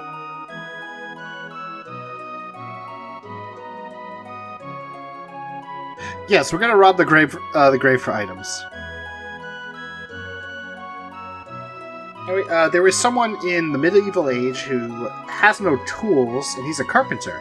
There's a carpenter around here who, he's a bit lazy, but he's willing to lend us his tools, which is great.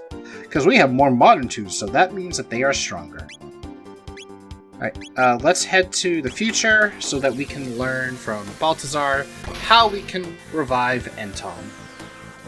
This is not the spot to do it, though.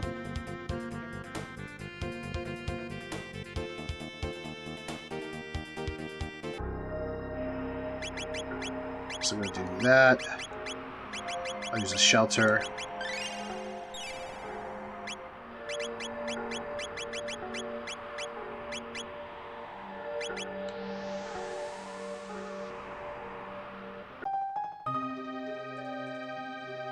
So that machine right over there can be activated, and if you gave the Epic, or the HFC as we're calling it, a name that you want to change, you could do that. Also, free magic capsule.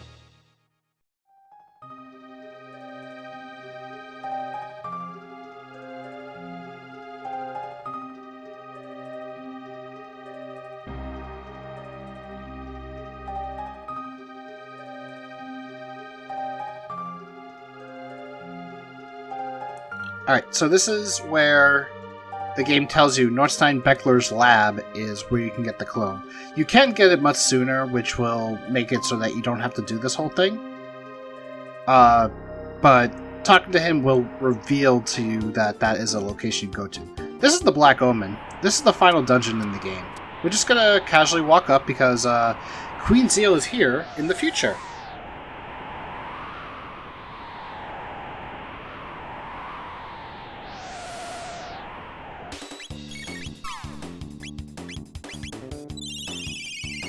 Pretty much it's her way of saying, this world is pretty much doomed.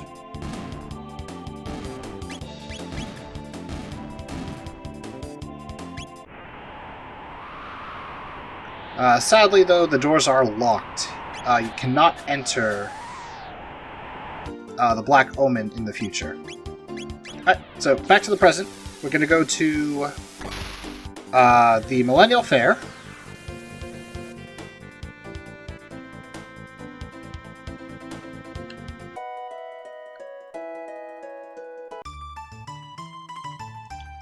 And we need 40 silver points to participate in Nordstein Beckler's minigame.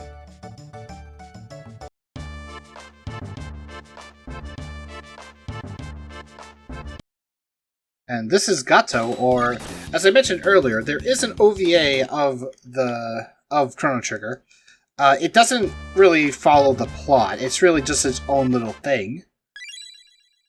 And it does feature Gato and the Millennial Fair.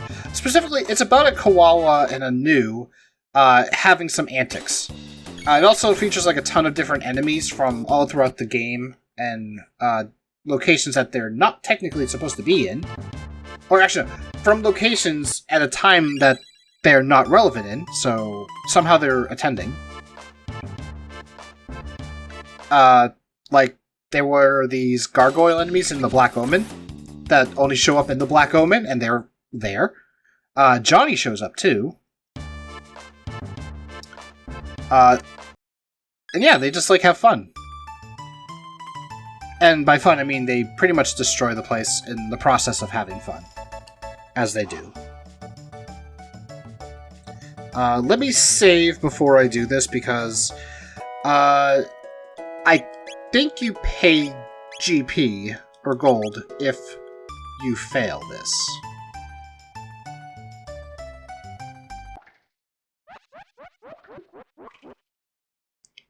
Also, shout out to Kefka's Laugh, because that's what the laugh is meant to be. So yeah, pretty much he is going to make an exception for us.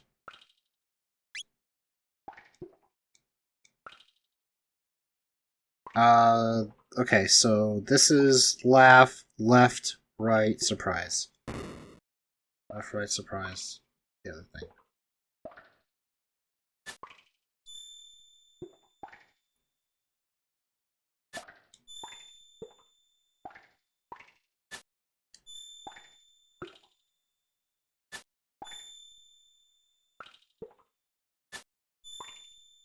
I totally didn't cheat with the SNES Advantage controller. I will not blame you.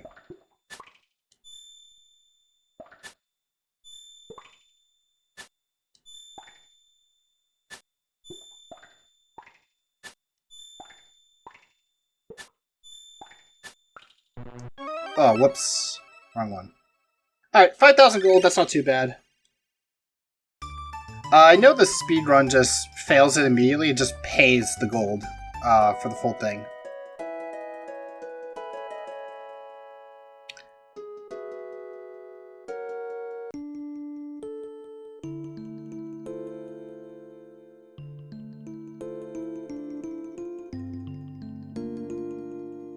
Also, Flame is not really sure how to explain to Tom's mother what happened to him.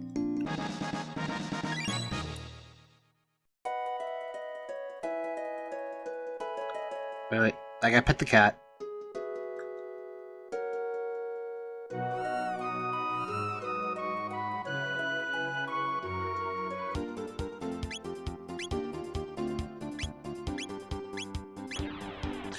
So another interesting thing is you can actually get clones of the other characters, and it puts them in their homes.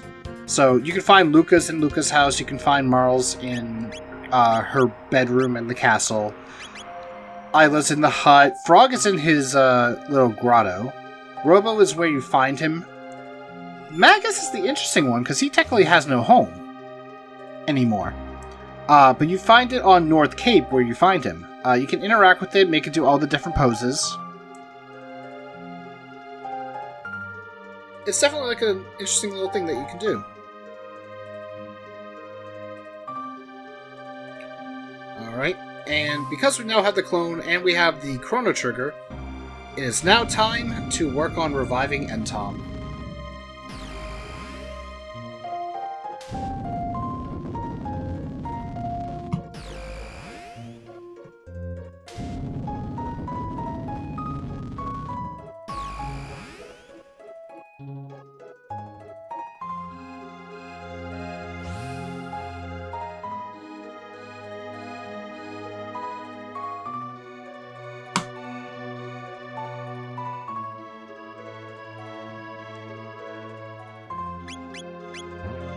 and we follow the instructions and switch it off.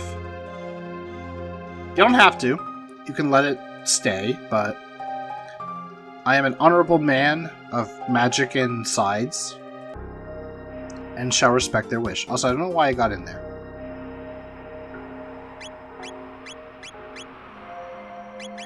It's weird, but it makes sense. It makes sense because of a couple of reasons. One, 12,000 BC is his home. Two, so I'm gonna have to probably turn, or not turn. So the B button on this version actually is a toggle. Oh, never mind. I can just run into the tree.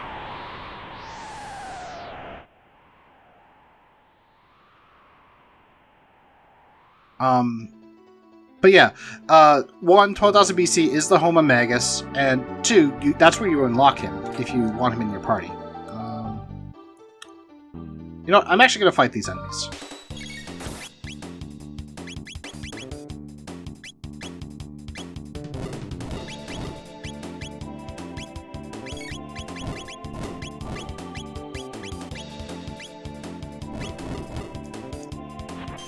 They are hungry.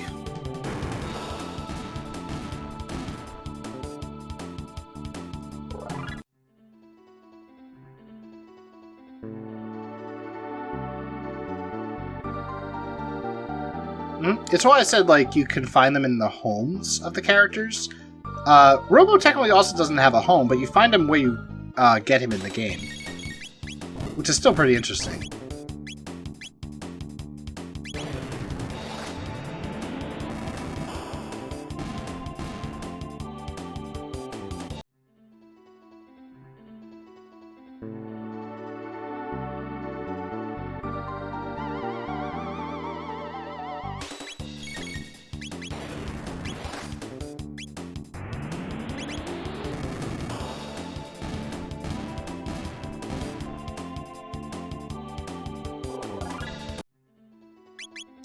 When do you learn Dark Bomb? Okay, that's a little bit of ways away.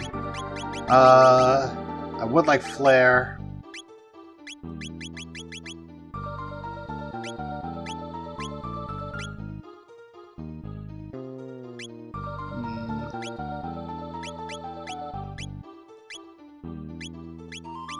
Sorry, Snake. I gotta put you away for a bit. They do have homes, you just can't access... Yeah, I guess that's true. Technically, sort of, kinda.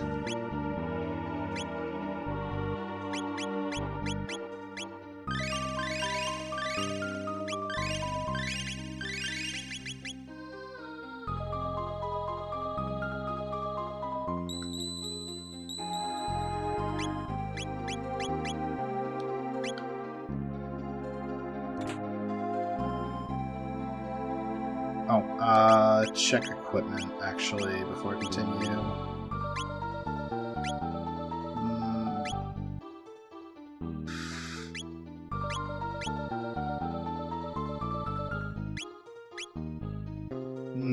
I guess we'll just stick with this. I'll have to just stick with this setup. Oh wait, what is your accessory? I'll give you... Oh, actually, give you the sunglasses. What am I doing? I've had those for a while.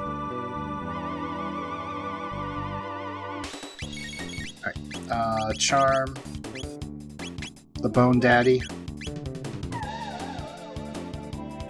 Hi, Ether.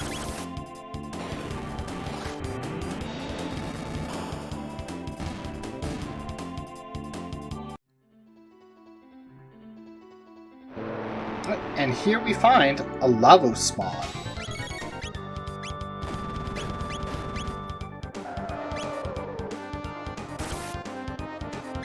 First attack is very painful.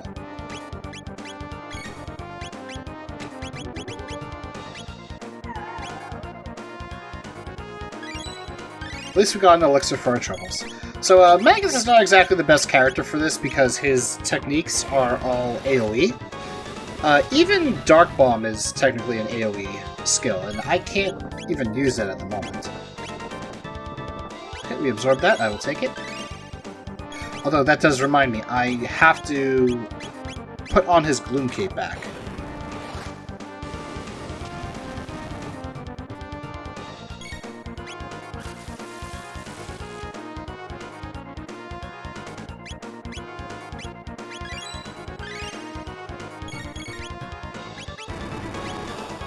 Yeah, it's very similar to the first boss in Final Fantasy VI, the Whelp. Just don't attack its shell.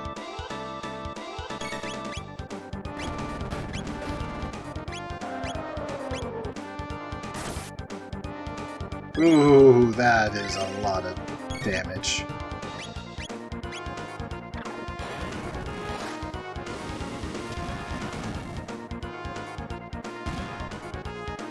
Alright, perfect.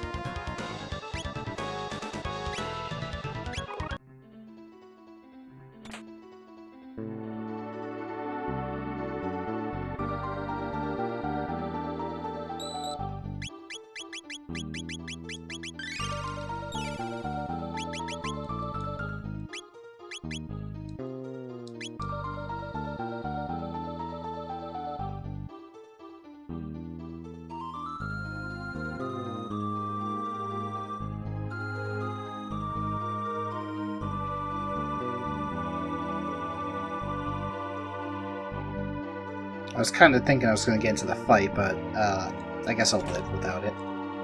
Brave Sword is a really powerful weapon for Frog. Trigger this, and we open up that area.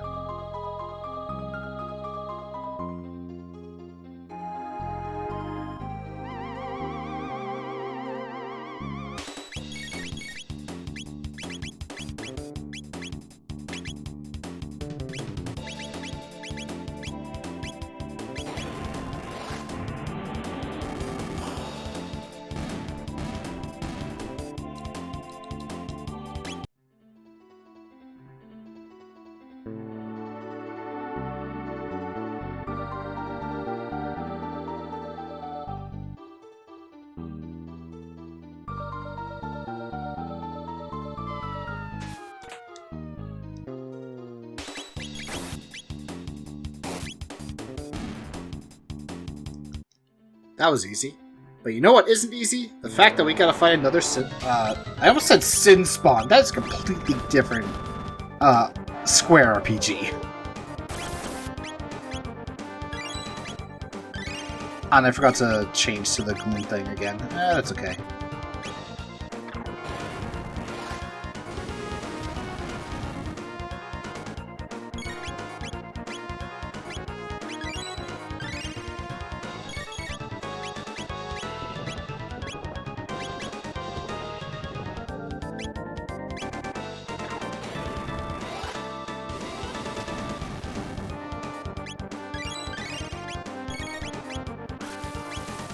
Oh, is that gonna put her to sleep? Okay, it did not.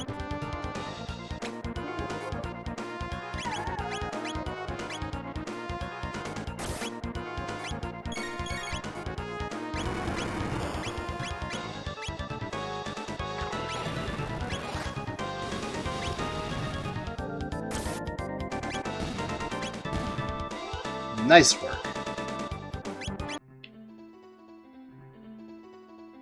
Also, I'm just now discovering I can use the auto feature to skip through all the after-battle messages. Oops, a little too much.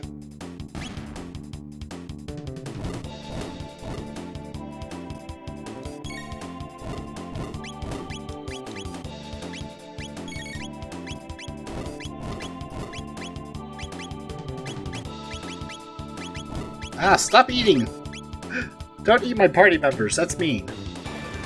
Also, dang it, Tanner, you're supposed to charm them. Use your, Neko Arc Charm or something.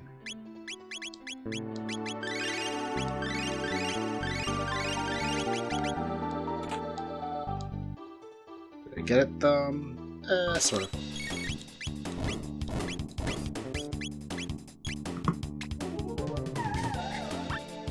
Nothing but gratitude. Ugh. I don't want your gratitude. Let me not forget Magus's cape this time.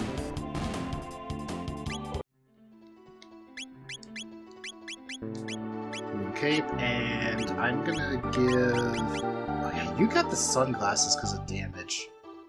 I'll just leave them.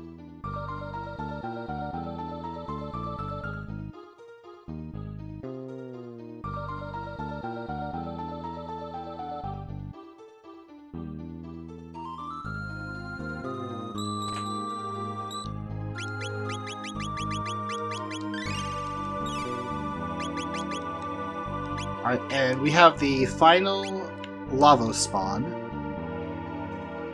The dolls that you see around will kind of give you hints as to like how to make it through the mountain peak.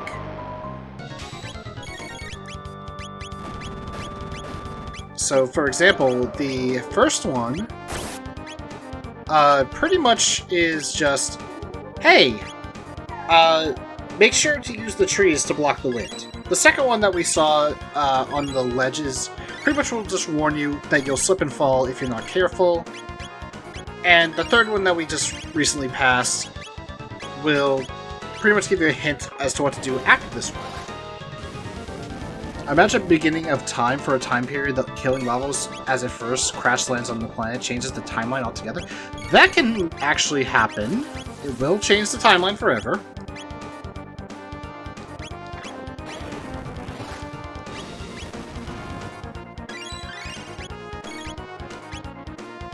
Especially because, like, if they were to kill Lavos... Ooh, this is actually kind of scary. Because, Luca being confused means that she can hit the shell and, cause him to counterattack, which is not good. Unless that got rid of the confusion. It did, but Magus did get a crit. Hey, Magus for the win. Or I guess technically Axel for the win. And we learned barrier, which is good. So yeah, push the shell, then climb the shell. So you just push it, you climb it, and then you get up into these rocks. And you get a memory cap for your troubles, so that you will never forget a thing. I'm gonna prevent the lock, because I don't like being locked. Oh, I should have put Spar in there. Into this. Darn it. But here we have a Flame trying to bring back Tom, as well as Tanner trying to do his best. Meanwhile, I'm just there. And the Chrono Trigger has shattered.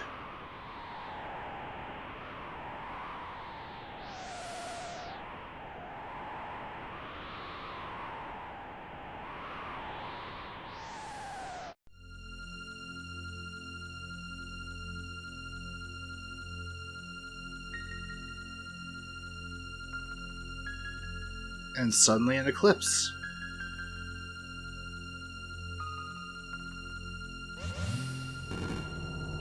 And then we're brought to that moment.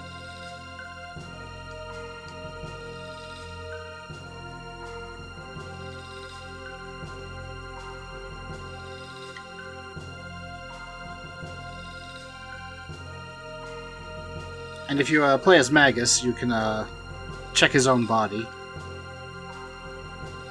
And, you know, interact with Shala, but nothing really there. Although I just realized this is the same party that I used when we fought Lavos, so I guess it makes sense to use them again.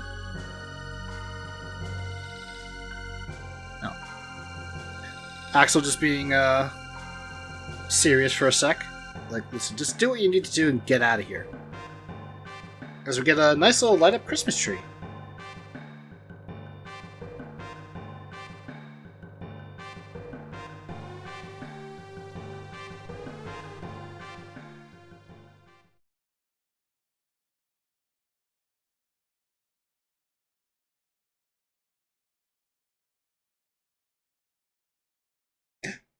Tom, it's about time, says Flame.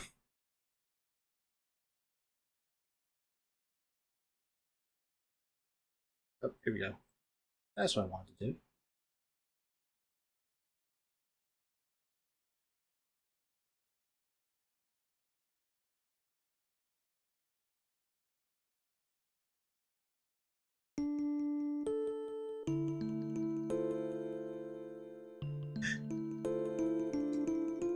Flame. This is something that sounds like this sounds like something Flame would say and do.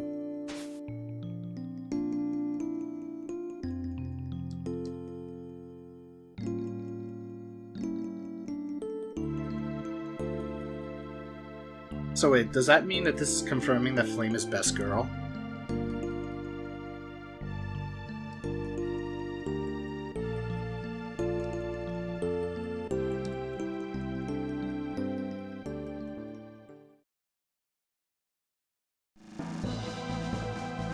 But with that, Tom is back in the party.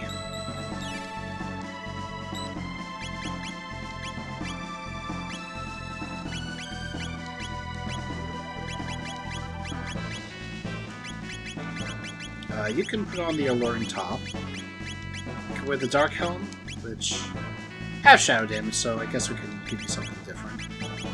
You get the sunglasses. I could get better weapons for him. Ooh, actually, before I do... Oh, never mind. I was thinking, let me try fighting him while he's the Omicron form.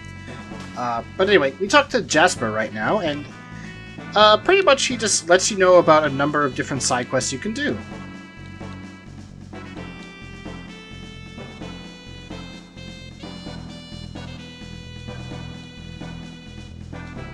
Forests in the Middle Ages. The fortress of one of Axel's 3 former generals in the Middle Ages. A task to be done in the future in a birthplace of machines. The restless spirit of a proud knight slain by Axel in the Middle Ages and lingering even in the present. An object of legend in the Middle Ages that sparkles like a rainbow. Speak to your companions. Some among you may well know the figures behind the events which I have seen. Pretty much, those are hints as to all of the different side quests we can do. So, let's finish off Ozzy's castle first.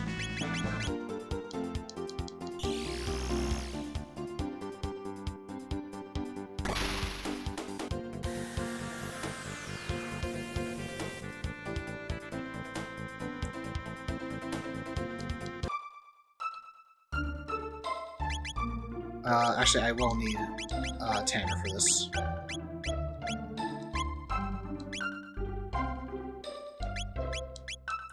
Yep, that's true, Evie Soul Silver. The only reason why Chrono is technically forced into the party up until that point is because he needs to be there for the plot.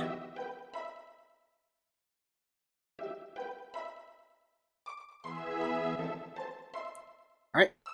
So now we have to fight all 3.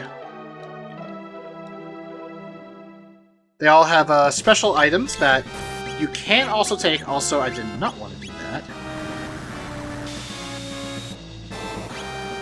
that. So, hitting each of the members actually invokes a counterattack.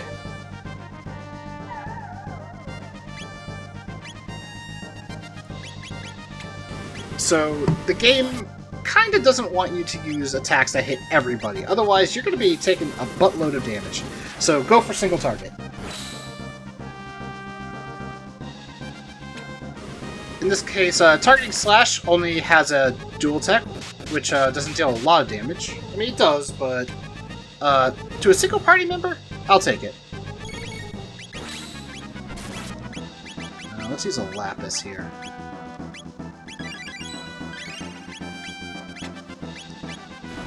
And Dark Bomb you.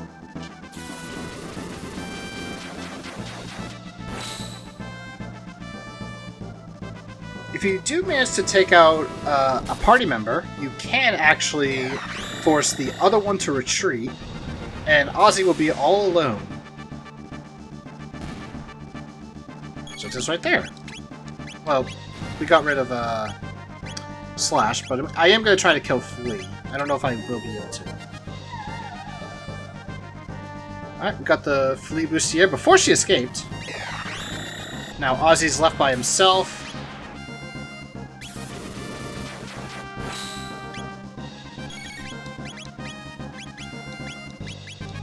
We are gonna steal his pants. That sounds so wrong.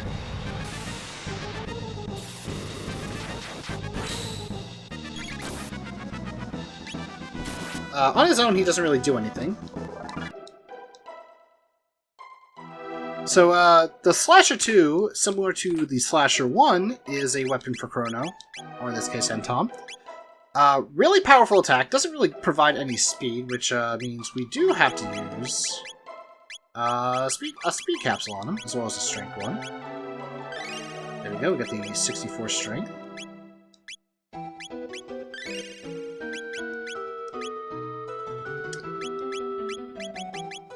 I would like Darkness soon. Triple kick is the best attack for Isla. Tom is about to learn Luminaire, which is also great.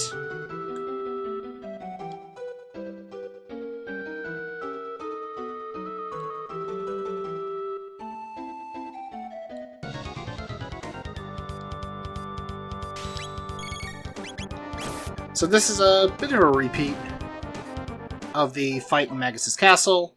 You hit the switch, only this time he planned ahead.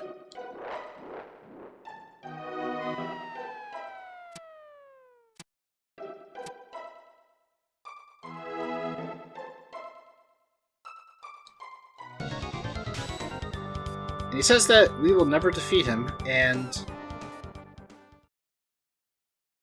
suddenly Cat.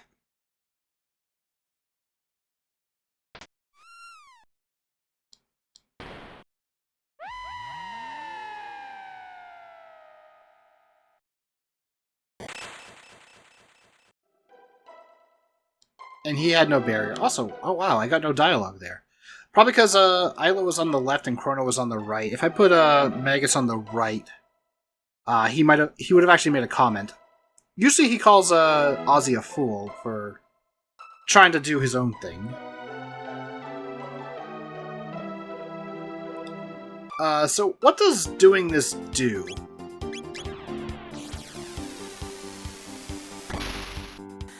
Well, if we come back to Medina Village, we didn't really explore it earlier, but the town, like the inn and the market, do not sell anything to humans. They hate humans. You can actually get some of these items early, except they're super expensive. Now the prices are actually discounted. By defeating Magus and then coming back, the prices will be lowered from when you first go there, but still. And now, Ozzy the 8th is not exactly the leader of the village. He's just like a maid or something. Then you got the human who's trying to build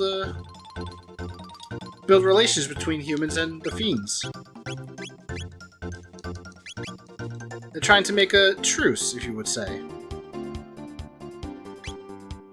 Get it? Because the town's name is Truce. Let's head to the Middle Ages.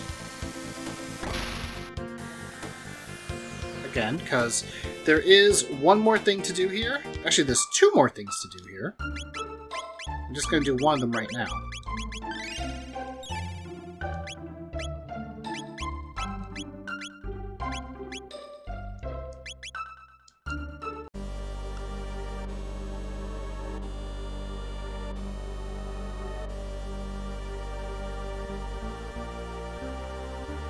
So yeah, this is the prehistoric castle, the Reptite Lair. You can also sit in the chair and laugh like a maniac. Yeah, go left first.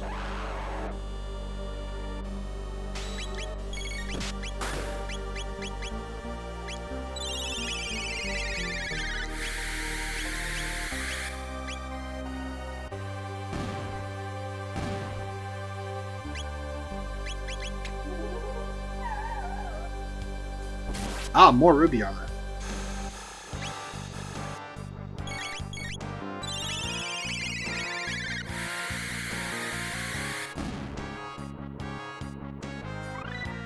Alright, we learned Luminaire. We can drop Entom for a bit.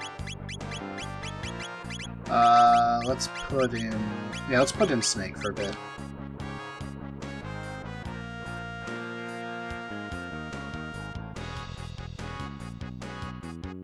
Yeah, if you come all the way here, you find out that the ladder down here is broken, you can't use it. But it is a shortcut to get out when you're further in.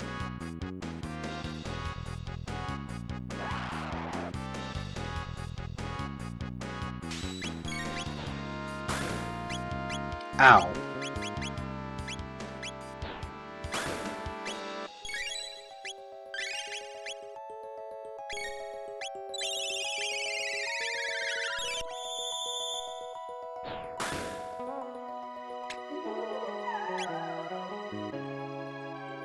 Yeah, turbo ethers are really good. Although, being confused is not good.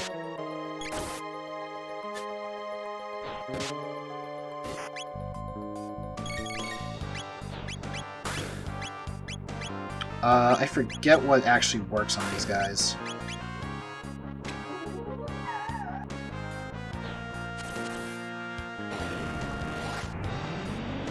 Please be fire. Fire works. Didn't kill, but that's okay. And Magus has status resist, or status ailment proof armor. So we don't have to worry about that. Although, in this case, Tanner, I should give you this. Oh yeah, Aussie Pants, since we got those. They are the highest defense helmet in the game. However, they confuse you for wearing them. Oh, whoops. These guys are here.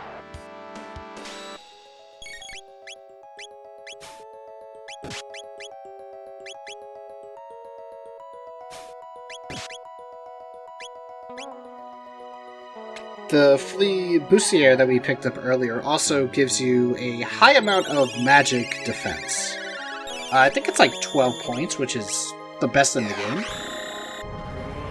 In terms of actual use, it's not exactly that good of an accessory, sadly. I'll just aerial strike it.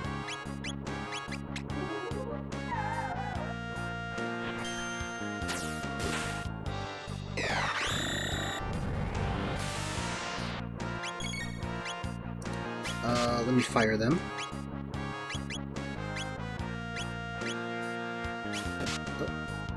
You know what? I'm gonna Dino Tail. Because that should deal a crap ton of damage.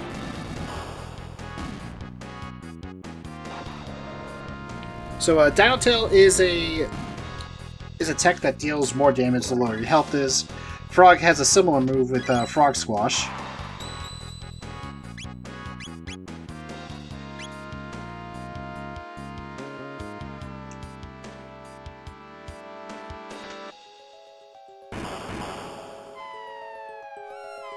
Kitty! Come back here, kitty.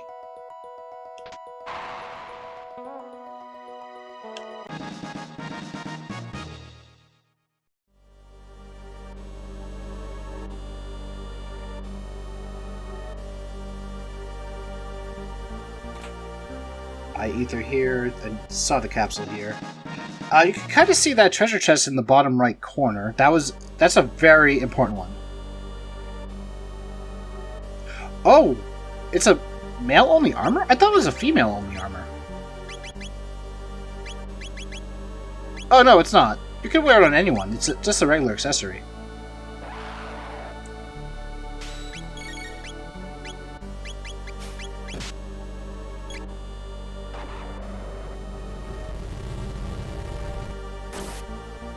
You might be thinking of Chrono Cross Evisol Silver, because I think the one in Chrono Cross, because you can also get it there, is might be female only there. We get a blue gemstone here, which is important. We can't use it though, not yet. That ladder up there will lead us to that broken ladder room that we saw earlier. Zodiac Cape, actually one of the best armors in the game for female characters. I am not going to use it though so far. Also, let me upgrade this, because I do have better stuff for him. Wait. Give me sunglasses. I'll put that on to you. Get a lapis there.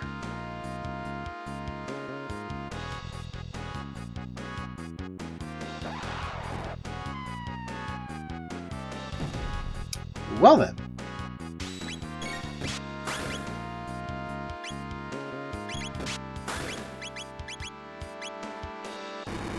Okay, good. I was like, please don't do what I think it's doing. Shield sphere. Let me heal. Could be thinking of something else. Like I said, it might be a female-only armor in Chrono Cross, but I might need to double-check that. Okay.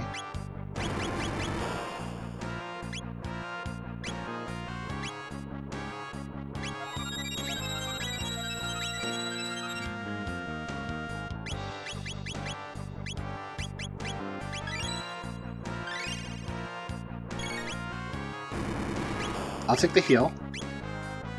That's a high heal, too.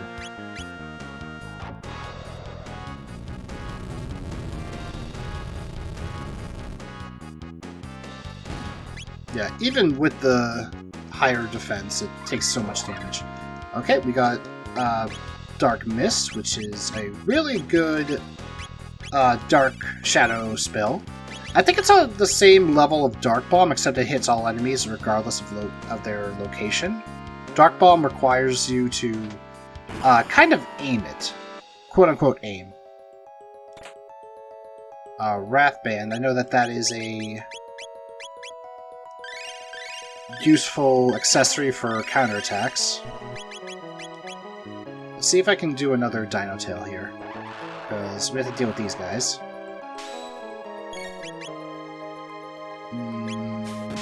Maybe.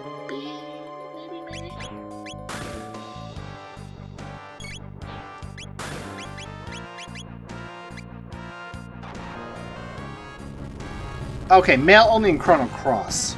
I thought it was female for some reason. Alright, we learned Water 2. We're gonna drop this one so we don't have to fight it. Okay, Tex. When are you gonna learn Triple Kick? Alright, we'll at least fight the two of them. Cure 2...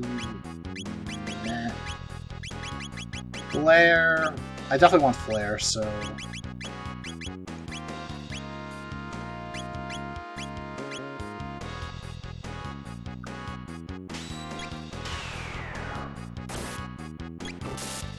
Nice crit.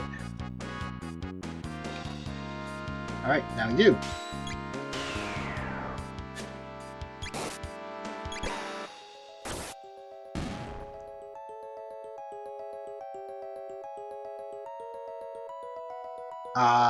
I don't want to do that just yet.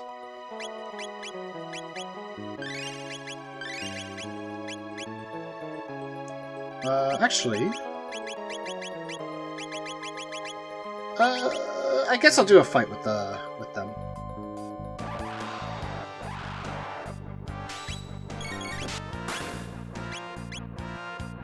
That's true, that's true.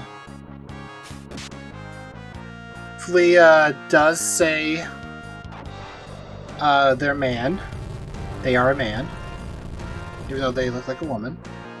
Which causes a lot of confusion in the game and also in real life. In terms of the Chrono Trigger lore. But in the end, what matters is what Flea wants to be. And Flea wants to be powerful.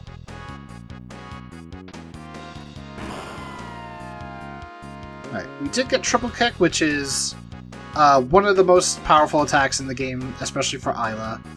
Can be combined with a couple of double and even triple attacks. We just got Blaze Kick as well, which is also really powerful. And I do want to bring Isla with me into boss fights now. Because there's a number of boss fights that can give you some of the plates and the mails. Oh, hi! It's a dinosaur. You try to go around it. He's like, "Excuse you, I'm right here."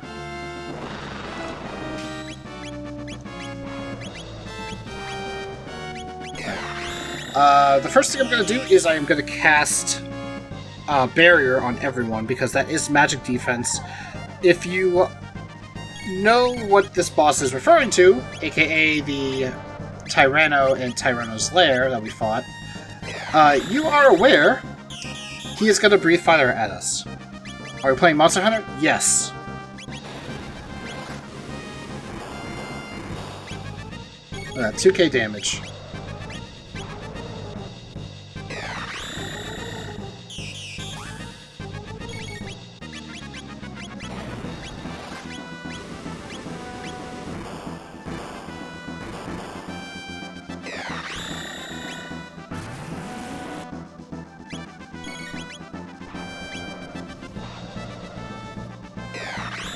The only downside to like Blaze Kick and Triple Kick is its high MP cost. It costs 20, which is almost like 1/5 of your MP. Almost, because you don't have 100 MP. You can only cap out at 99. Alright, we should be good to survive. Also, actually, I do have to use an ether. I'm going to use an ether.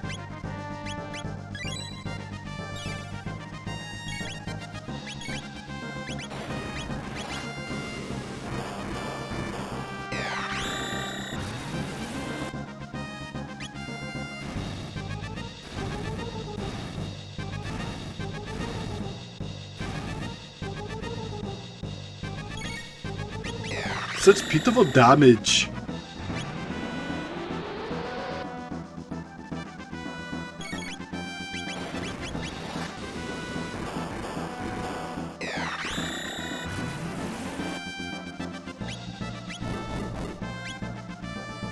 Okay, that hurts.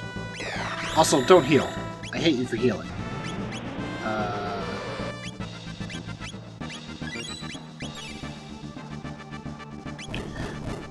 Really?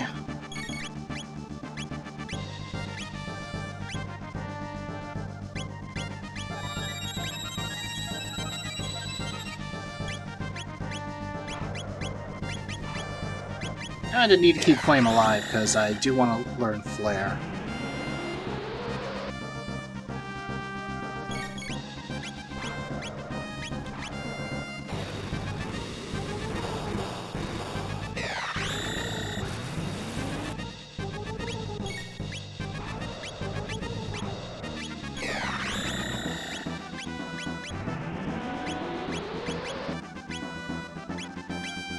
Okay, there we go.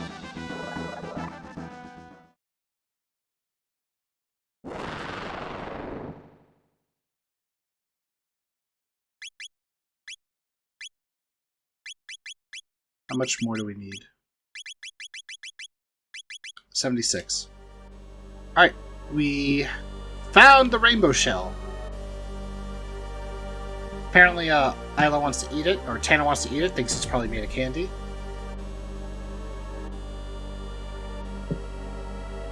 But it's way too heavy. So we have to go all the way back to Guardia Castle to request their assistance. Good news, the game just warps you there.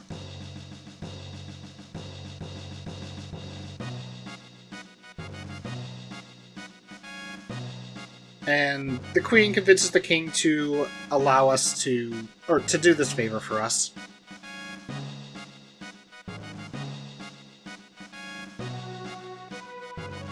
It's also kind of funny how Magus is just walking around their castle. Oh yeah, let's bring Snake for a sec.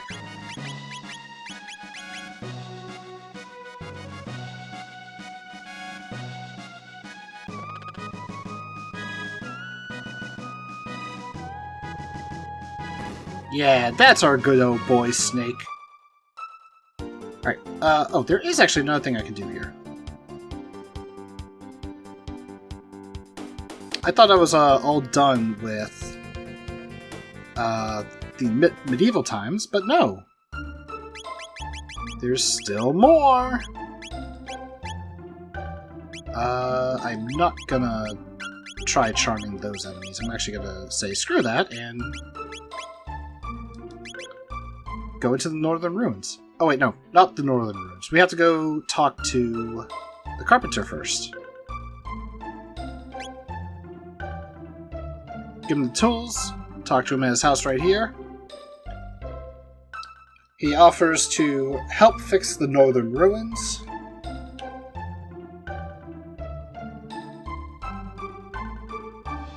So we head over.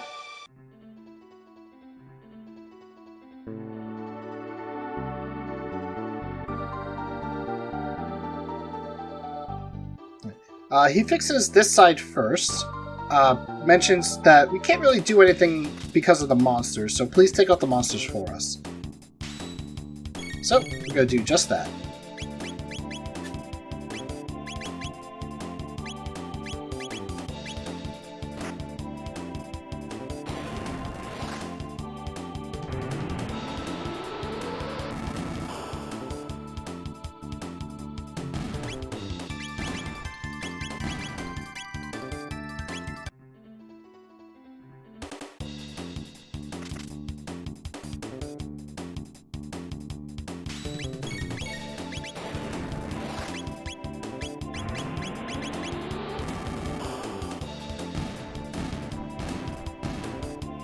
And as you can tell, easy peasy lemon squeezy. Just use fire, lol. As the saying goes, kill it with fire.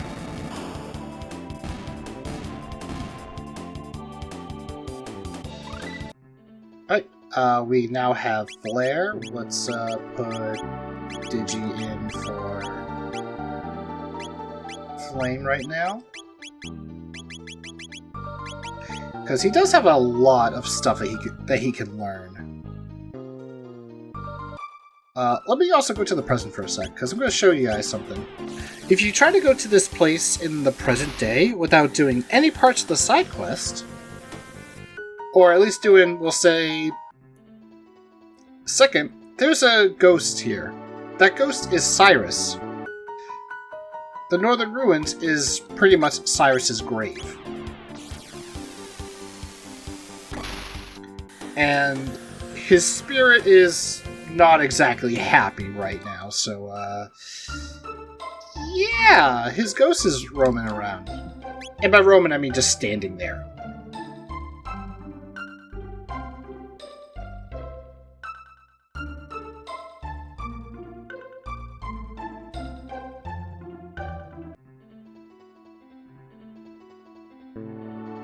Alright, they mentioned a monster, but the only area is over here. There are no more monsters here because we cleared it out, which is good. But they fixed the hole here, which is important. Because in here is the grave. Here rests Cyrus, the fool who defied Axel. Jeez, I didn't realize I was that evil.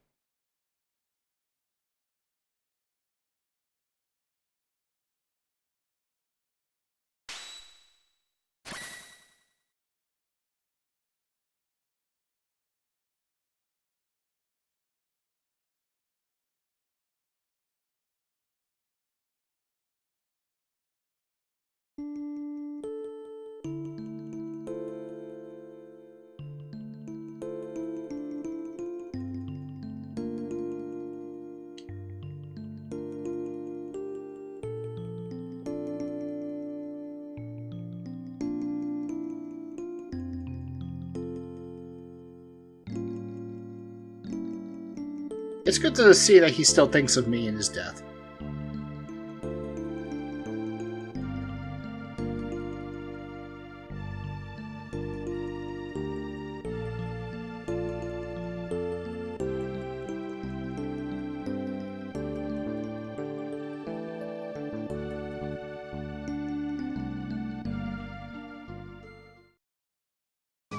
Now the Masamune is reacting.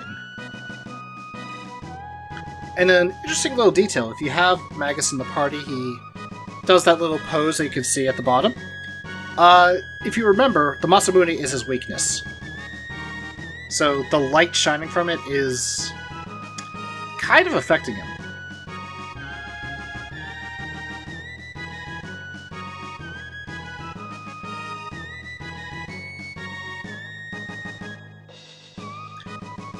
I kind of like this translation better for this scene, because the original makes it seem like, yeah, you just gotta get over yourself, buddy. Which, it's technically the point, but it's also confusing for Frog. He doesn't really understand it. He's like mind over, or my mind, or something. But, yeah. In short, all the grief that Snake had was preventing him from utilizing the Masamune to its full capabilities. Now, we don't have to worry about that.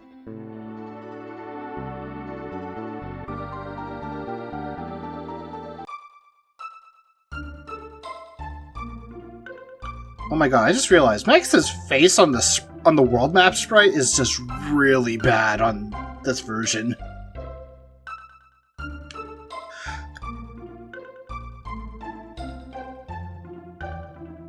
Like, look at it. Look at it! He looks like he has a giant nose.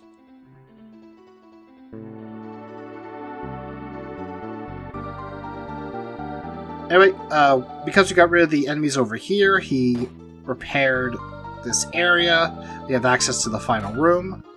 There's a chest here. We're not going to open it. Similar to before, we check the box, choose not to open it, it becomes more powerful later on. But first, we gotta take out these guys.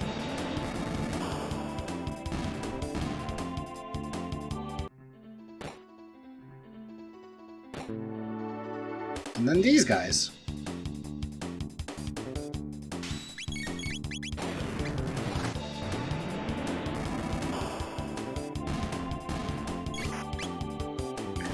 Ah, I thought the fire would have been enough. I guess it isn't. Yep, you can still get the OG treasure as well. I'll try ice.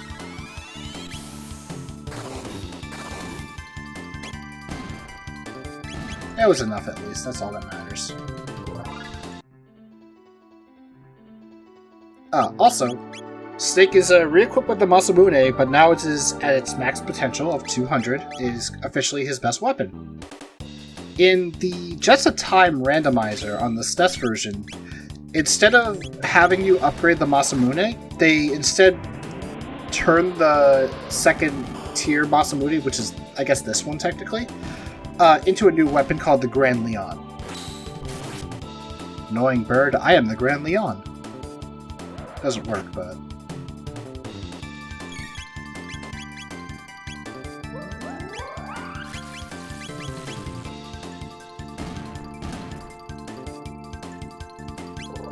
Alright. We check these two, and then we're going to get some more treasure.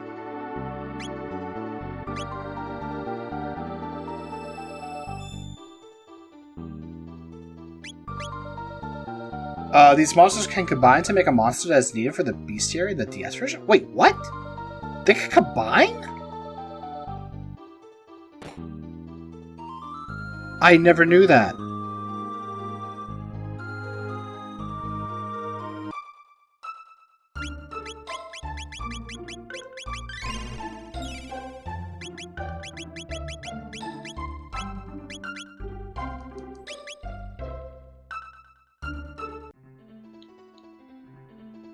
Wait, I put the HFC at the bottom. I should not have done that. I should have left it up top.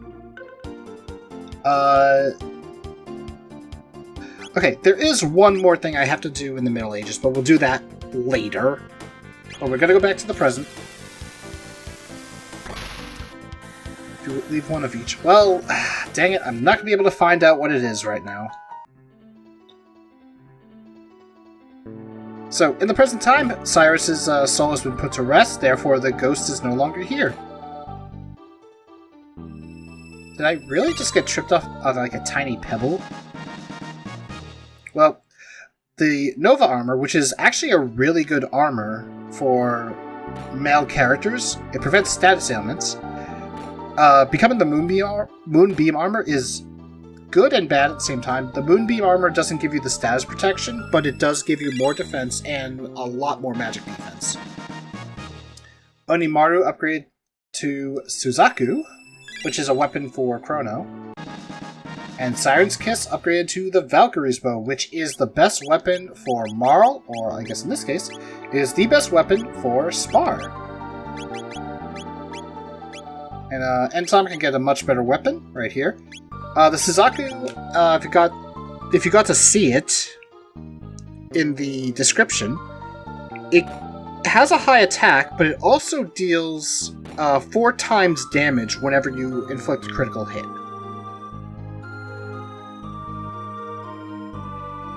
Oh yeah, because in the bestiary, if you don't kill Magus, it doesn't count.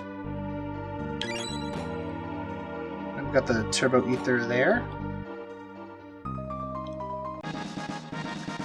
Also, if you check the gravestone, it now says a different thing. It will also change in the past, too.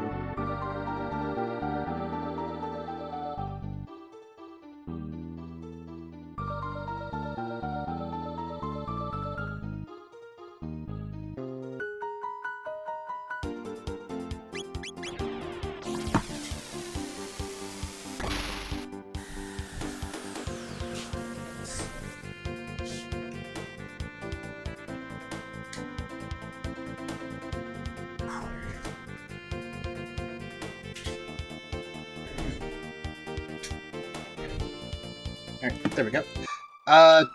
Just turn my fan off because, oh my goodness, is it actually getting cold in the house? I think the AC, yeah, the AC is definitely running. But I think it's also like a cooler day, which is interesting to say the least.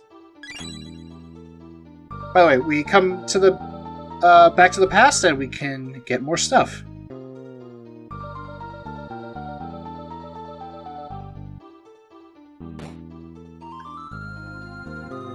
Oh, I forgot to open this chest in the present. That's okay.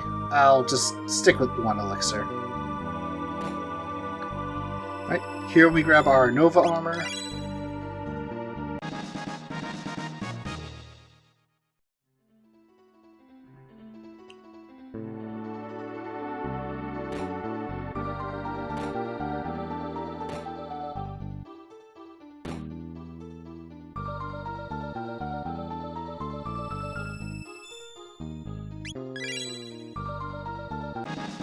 Alright, this gives us the Siren's Kiss, the second best weapon for Spar.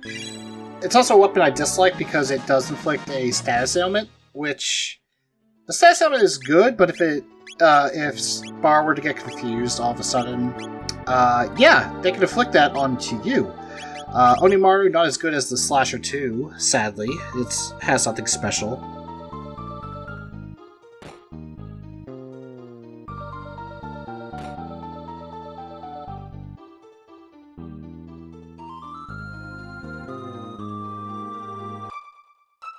Alright, but that is everything there.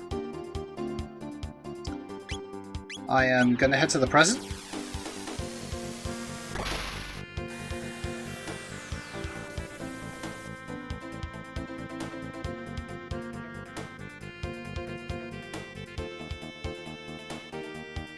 Because the Rainbow Shell has been brought to Guardia Castle. We had to bring Mara. I'm gonna bring Tanner. Or, yeah, we're gonna bring Spar and Tanner. Spar because she is required to be here, and Tanner because I want to charm the white plate.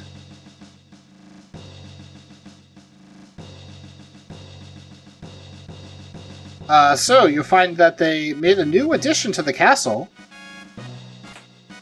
In fact, this area right here is not normally here in the past. But in the present it is, because this is where the courtroom is. And the area to the right of the stairway here leads to the Rainbow Shell, which only exists because we asked Guardia in the medieval times to keep it there.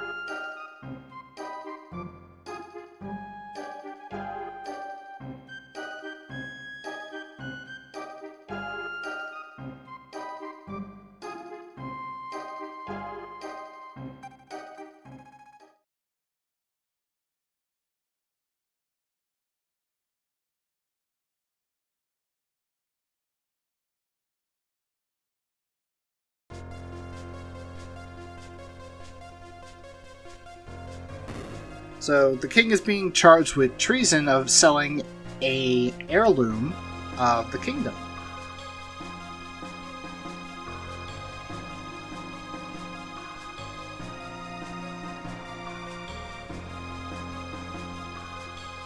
Well, Spar wasn't there when we asked the king, so...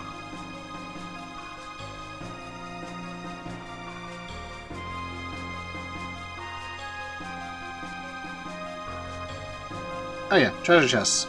You can't open it, it's locked. You need a key.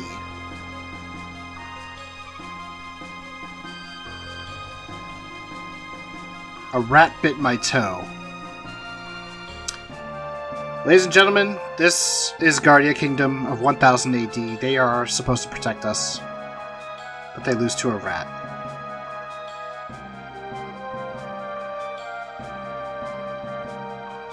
And then you got Talking Snakes just giving away the plans. The good news is that these guys are the same, have the same stats as the one that you fight in the Cathedral at the beginning of the game, so they are super weak.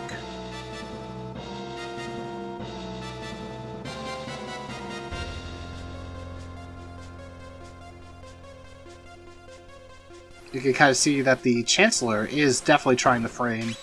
Managed to get a merchant to just fall through. But then again, merchants are not really the most trustworthy of people. They will do anything for a quick buck. Also, thank you, game, for giving me the Athenian waters from these fights.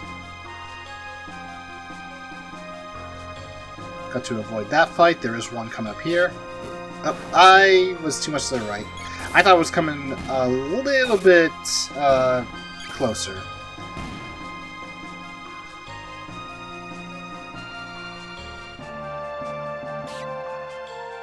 I'm surprised that I didn't get into a battle for that one, but I'll take it.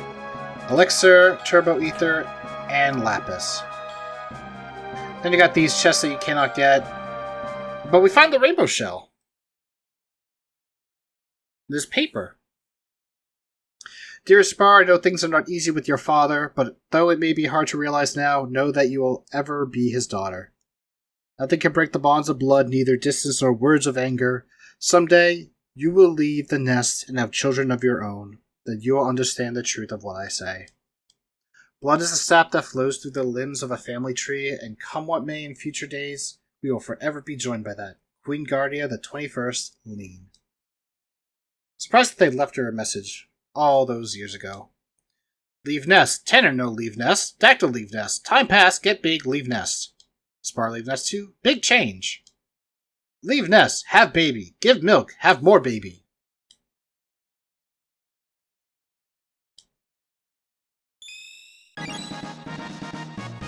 And we obtain a rainbow shard.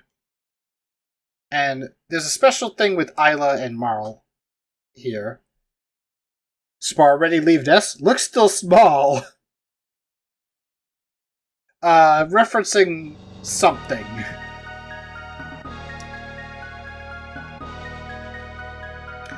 Members of the jury, time for a verdict. So, this is where the jury comes in, and the jury is guards. They couldn't get regular people, I guess.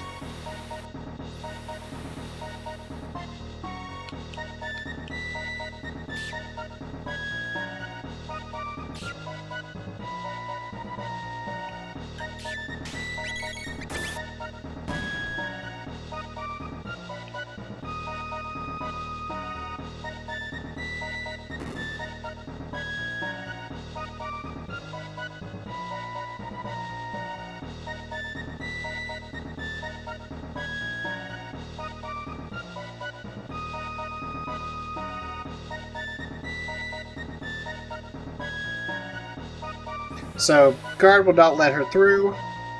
Only one guard was on the king's side. I'm surprised that they only have 5 votes. Why did we get 7?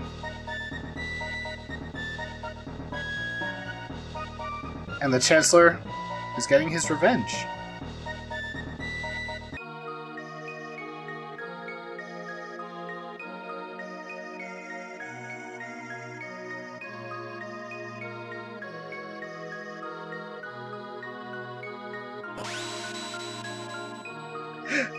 I love how Spar is Marl. When I first saw that, I was thinking back to when Spar was Tifa in the Final Fantasy VII playthrough. That's the exact reference I was going with.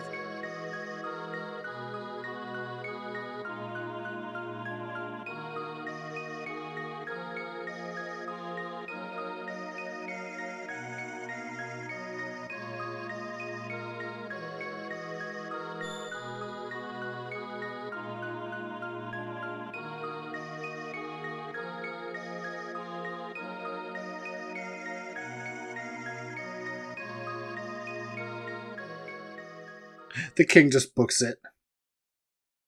Super, ultra, presto, transformo. Hey, it's Yakura again, except he's blue.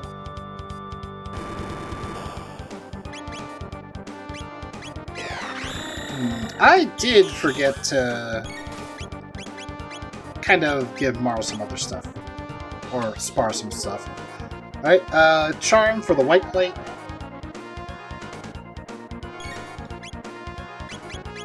Dark bomb.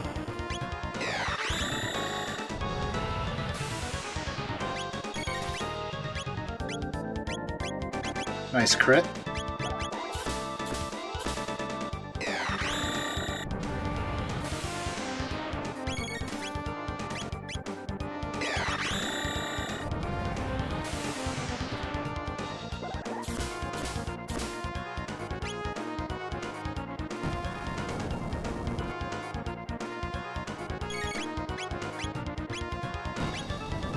I like how during attacks like that, where all the other characters look shocked, Magus just looks pissed.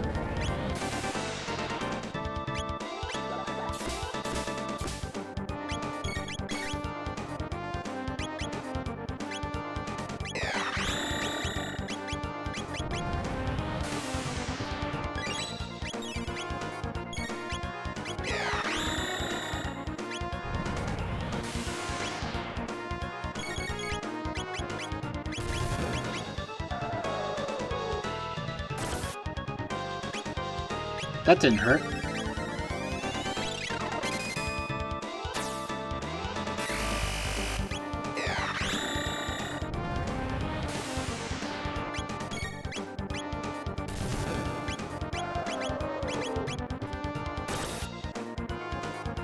Ouch.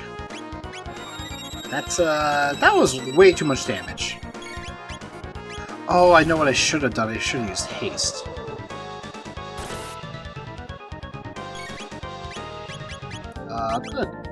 I'm gonna do this. I'll do this. And... you know what? Just use a high potion.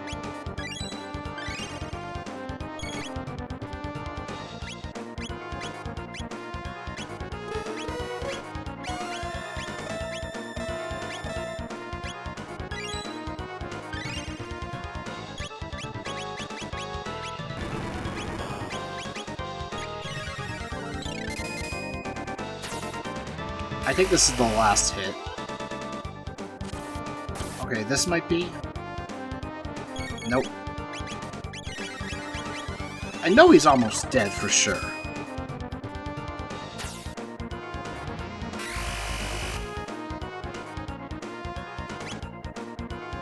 No, not again, he says.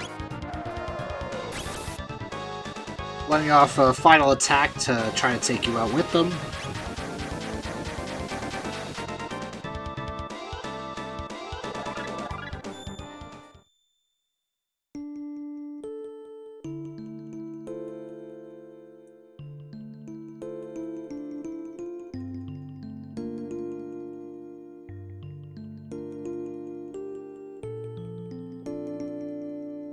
So we did skip out on the extra scenes between the king and Spar, where Spar confronts her father about her mother's death, and then the two pretty much just have a big fight and Spar leaves. This is them making up right now.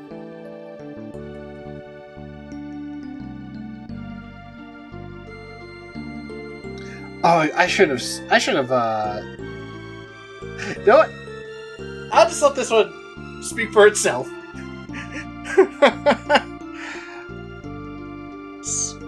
Recap.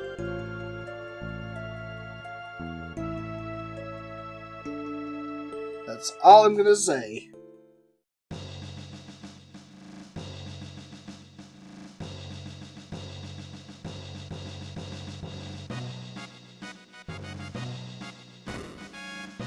Anyway, the king lets Spar leave the castle, but we have to protect her.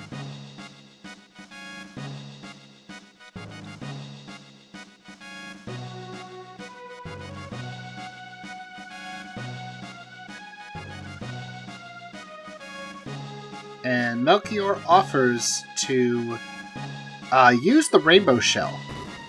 Now, if you did the Sunstone side quest first, you'll be able to get all the items. If not, you can still get it. You just have to do the Sunstone side quest and come back. So that's one reason why I did the Sunstone side quest first. It's also very quick to do, as we saw. Alright, so this is where you have a choice. You can get 1 highly effective prismatic dress or 3 prismatic helms. The helms can be used by every character, the dress can only be used by females. So I am going to go with the dress. The dress does have a lot of good stats, and it does have status protection.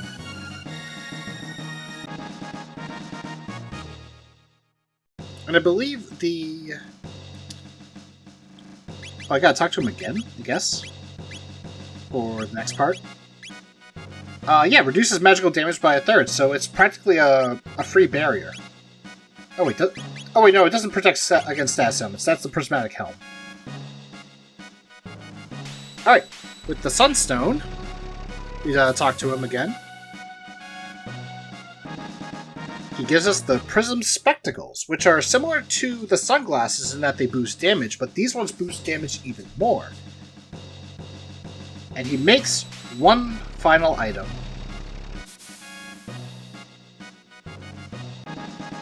The Rainbow Sword. After that, he just takes off. 220 attack, 70% critical rate. It's the second most powerful weapon in the game, as I mentioned before. The Dream Seeker is a DS, mobile, and Steam version exclusive for defeating the Dream Devourer, who is a post-game New Game Plus super boss.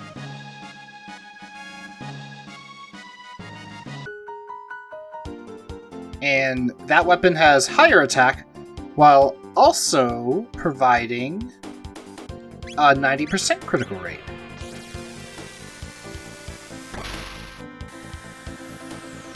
Okay, we are now going to do this. So we're going to bring these two.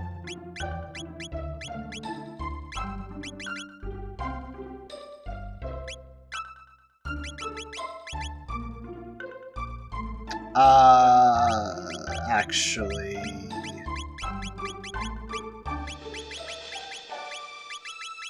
Because triple kick will do more.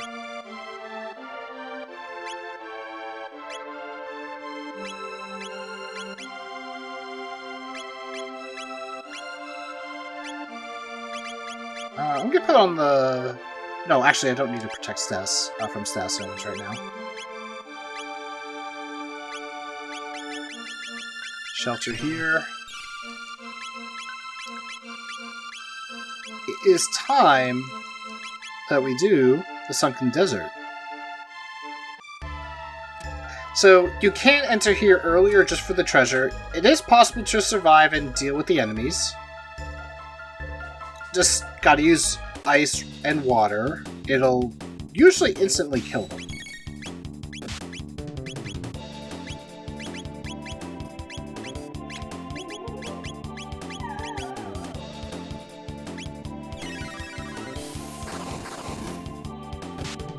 No, Foretold. We're actually in the process of doing that side quest. Because it is part of the Sunken Desert.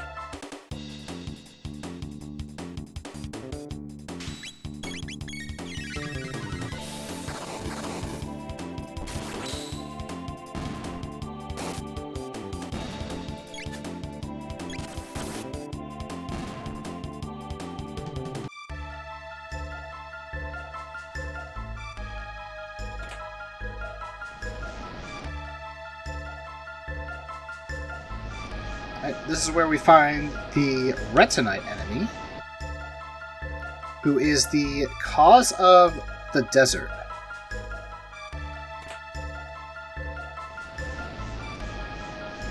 So he'll spawn somewhere in this area, and if you run into him, you immediately go into the battle.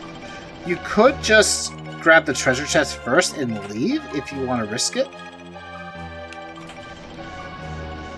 I believe that's everything. Yes, it is. Let's do a quick round of healing.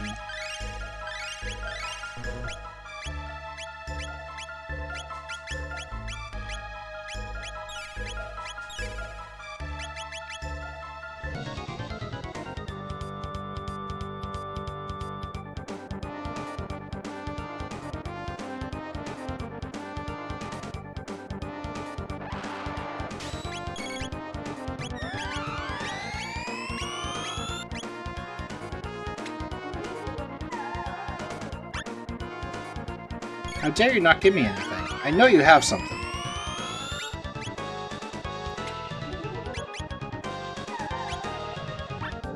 Okay, never mind, I guess. So, the strategy for this is use ice to reduce defense for the top and the bottom half. The middle part you could just ignore. And then you just, like, deal as much damage as possible. Don't use any elemental attacks onto the pieces, because they are immune. Physical attacks are good, so Frenzy and Triple Kick in this case for me.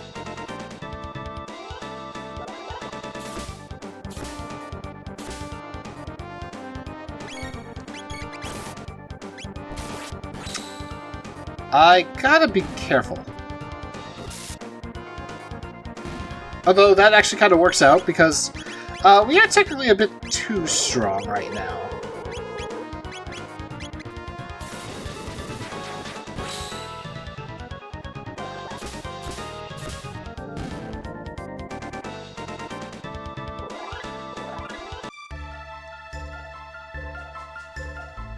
Alright, enemies are now dead. We can leave. I think the middle part did have something, but I'm not gonna redo it just to find out. Alright, we gotta put Robo in our party. I'm gonna save here too, although I probably should save in a little bit. Alright, we talked to Fiona, because this is her area.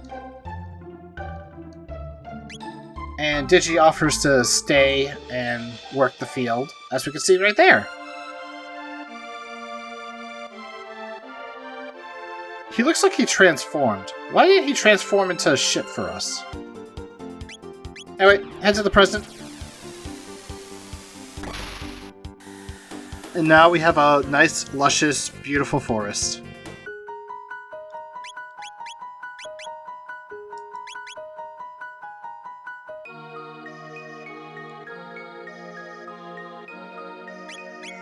And here you can buy a couple of different hats.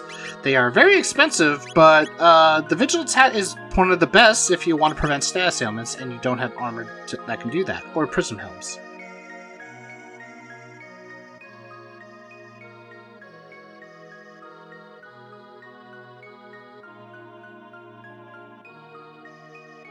As Nathan Belmont is pointing out in the chat, Robo does cycle between 3 to 4 different modes while on the field.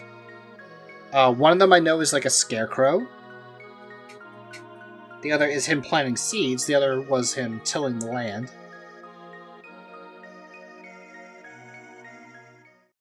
Anyway, Robo has seen better days, so we all decided to have a nice little campfire.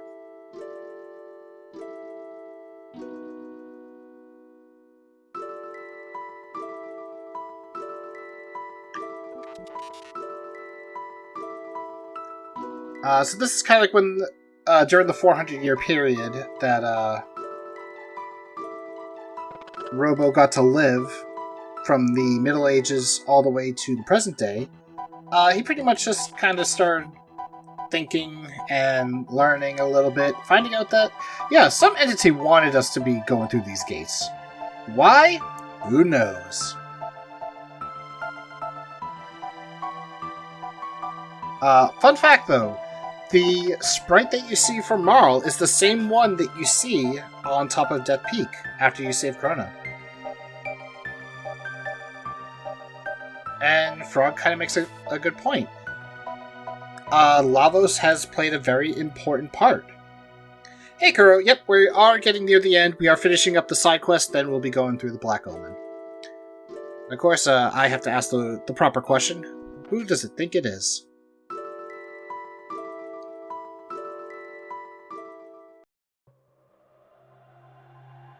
Anyway, while we're all sleeping, Luca wakes up.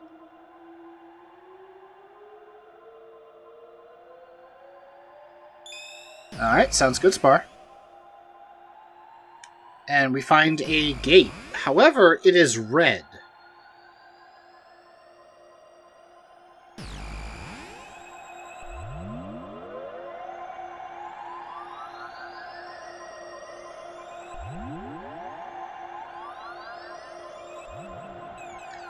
So right there, that's very important.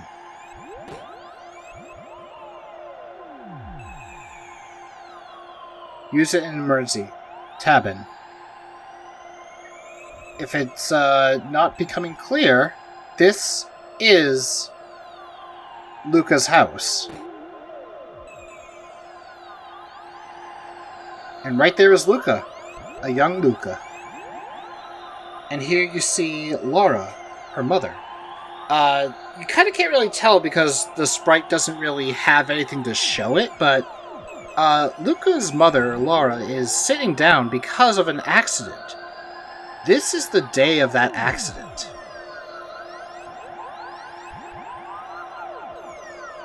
Also, I like how the machine is already on.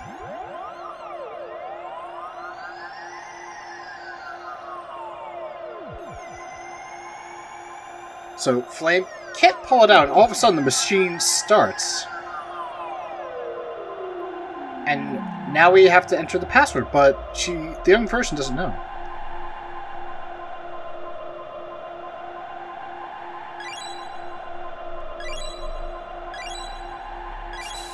I did not realize that that's what they did for this version. I am glad that they did, because it made it so much easier. In the SNES version, or better yet, so because the password is Laura, the mother's name, which is the wife of Tabin, the SNES version is Lara on the controller.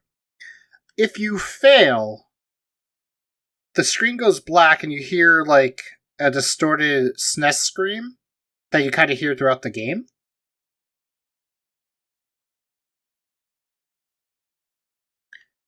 You see the note is moved away to block you from going down.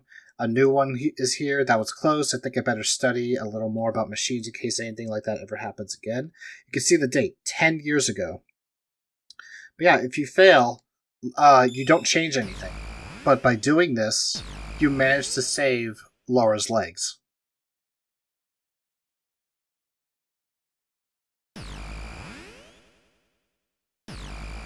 And Robo greets us. We can ignore him and go back. It doesn't do anything. Also, I like how Magus is just sleeping, standing up.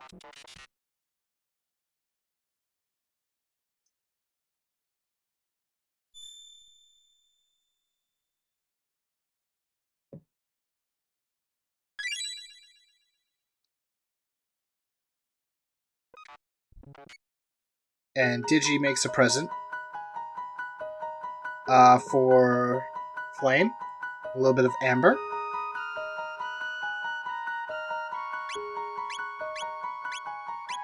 My water needs refilling, so I'm gonna take a short break, and Spar will also be back to join us for the remaining side quests and Black Omen. So I will be back. Alright, we are back. We have one more side quest to complete. And I am not alone. Spara's here, but he'll be back in a quick moment. Had to do something very quickly.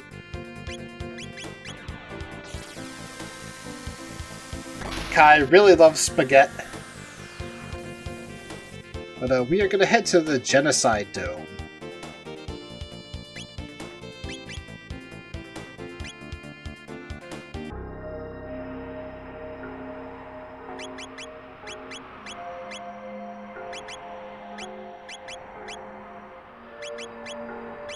Alright, yes, I am here. I apologize. I had to put some eye drops in. My eyes started bothering me as soon as I got back.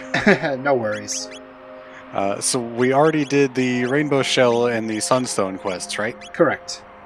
Okay, so yeah, the only thing we have left is the dome then. By the way, I got Ozzy's pants. Yeah. You shouldn't put them on though.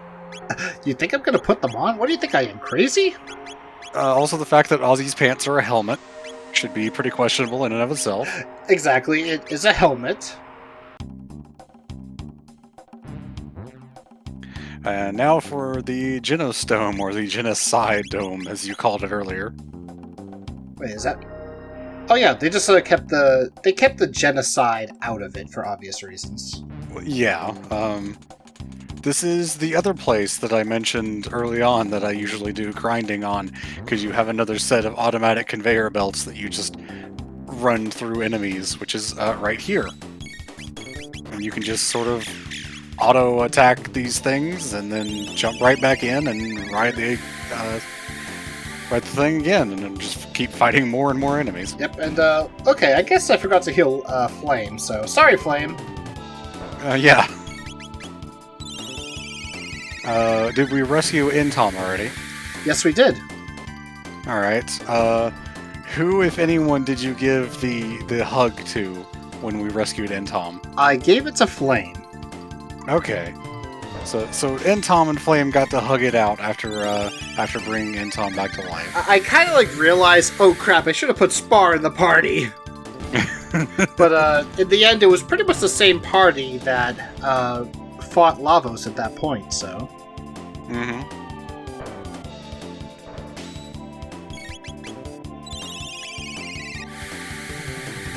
And yeah, this is actually one of the best locations that you can grind, as you said. Yeah, because I mean, you just keep doing these AoE magics, and all the stuff dies pretty quickly. Mm-hmm. Metagus and Chrono are pretty much the two best to use because they are weak to lightning magic. Mm-hmm.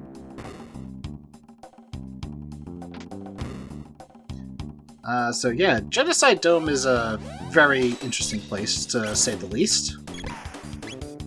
Yeah, there's actually quite involved stuff to be done here.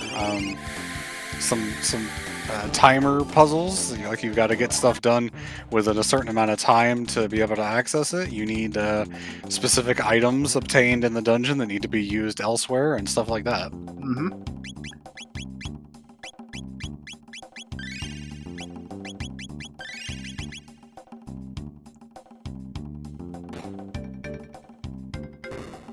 A lot of it is kind of the same look as the other domes that we were in previously, but bigger and more complex to get through, clearly. Yeah, this one could be a bit tricky if you don't know the tricks. Like, if you don't know about this puzzle, you won't know how to open this.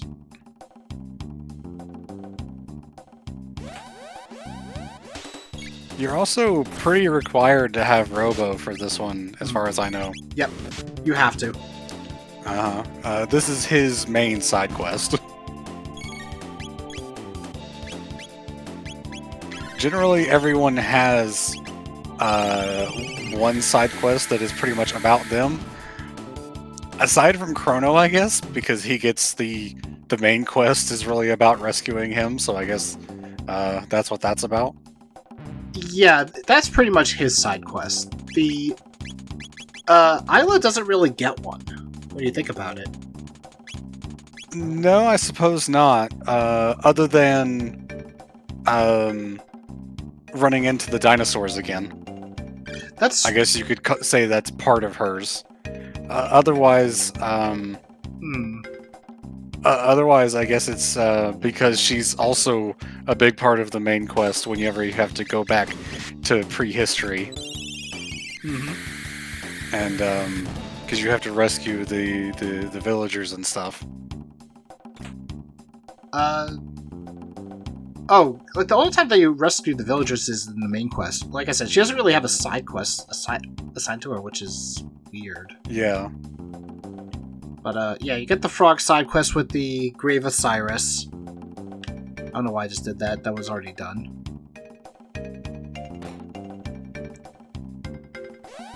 Dang it.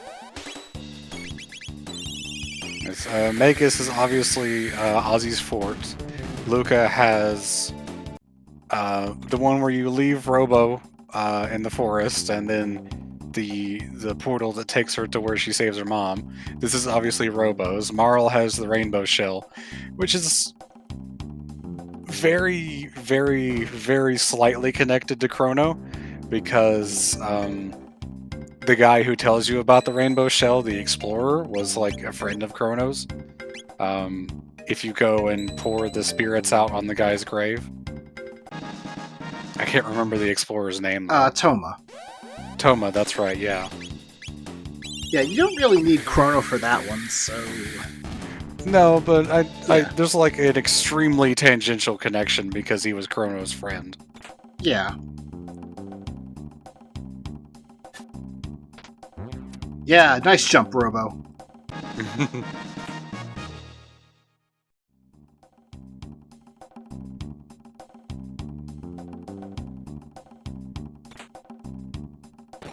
Wow, 15,000 gold?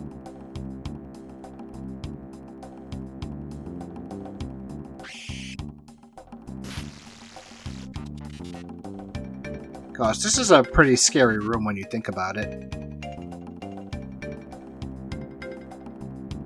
Because this is where they murder people. And you can't do anything.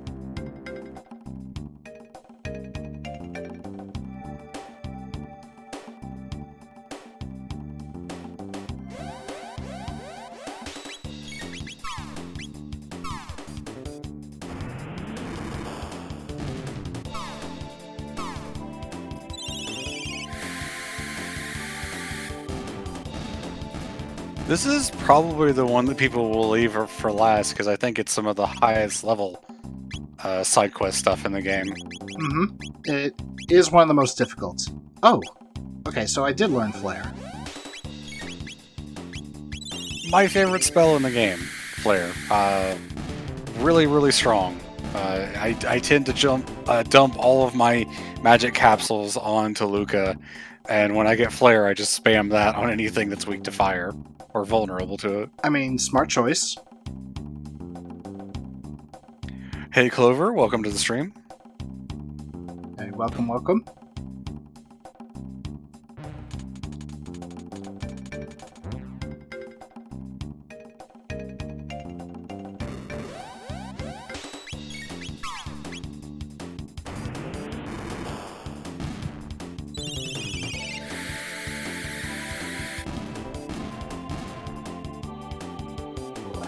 I heard a Steam noise. I don't know if it popped up on the stream. Steam audio should not be captured unless it's something that plays through the game audio. But as far as I know, it shouldn't. It might have because of the... Okay, no, apparently it didn't. So, okay. That's good. I think it might have been my best friend, because we're doing like that family sharing feature on Discord. Mm-hmm. On Steam, rather? Yeah. On Steam. So that she could play some of my games and I can play some of hers. Yes, Snake, I named everyone after members of HFC. In fact, let's go over them. So, we have the leader, and Tom. Sparanda is a girl. Flame is Luca. Snake, your frog. Mm-hmm. Closest thing to a samurai. Ayla is Tanner. Robo is Digi, and I am Magus because it's my game. I get to do that. I think you've earned it. Oh, I forgot to flip the switch. Oh, wait, what am I talking about? Right switch.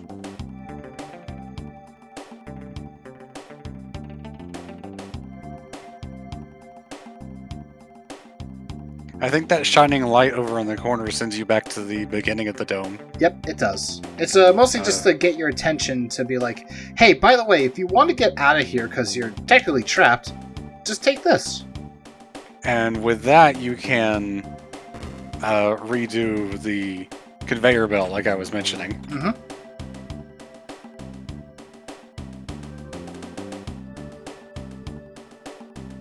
And you need this little robot fella to follow you.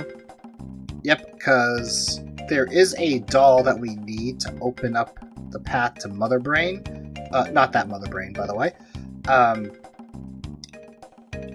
To stop her from being able to genocide people. Mm-hmm. Because genocide is bad. Mm-hmm. Especially when it's robots versus humans. I wonder who programmed Mother Brain for this world. Who looked at the world after Lavos and was like, yeah, we definitely need to get rid of humans. That's the problem. I think if I were to look into the lore stuff here, it would probably tell us more about her. I want to say, like, she might have been like a normal AI program, but then became corrupted after the whole De Lavos thing. Entirely possible, yeah. Also, the Vigilant hat that you picked up is a really good one that prevents all status conditions. Mm-hmm. Let's see. You're going to want some of your best equipment on Robo, which I assume you know. I do.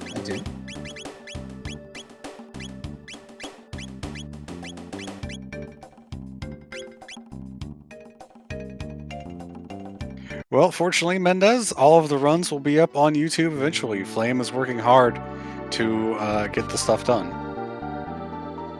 Mm-hmm.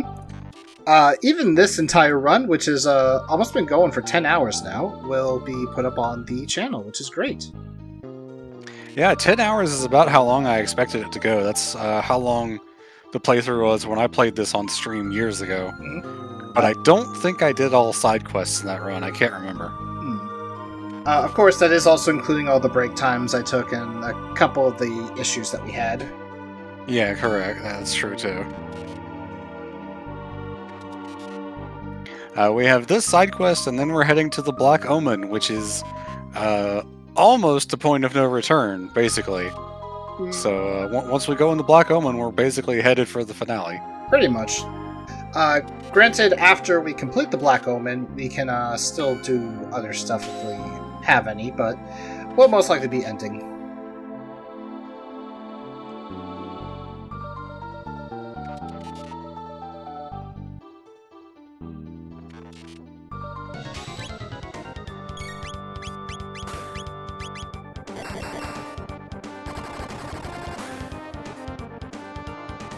Now that's what we like to call big damage.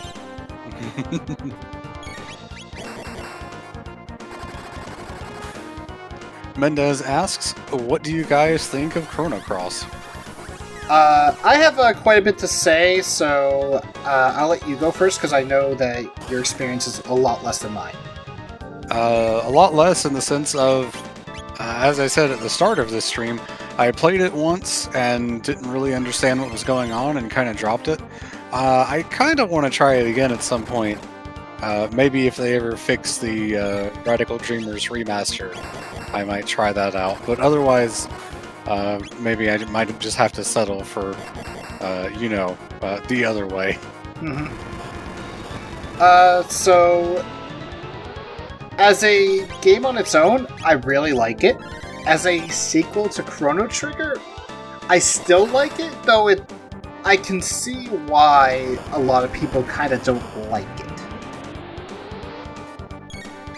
I have heard that they did not do good things with the remaster.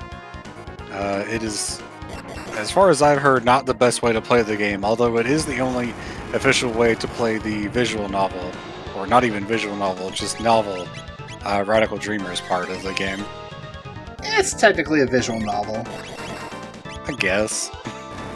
Also, I think you don't have to do anything. You could just like let Atropos do whatever, and the fight will eventually end. But I'm just gonna keep punching. Yeah. This is also the point where Robo gets that item that I mentioned early on that permanently increases some of his stats. Okay, that's the end of the fight. The moment that she goes, I am, and then does that little self-destruct explosion.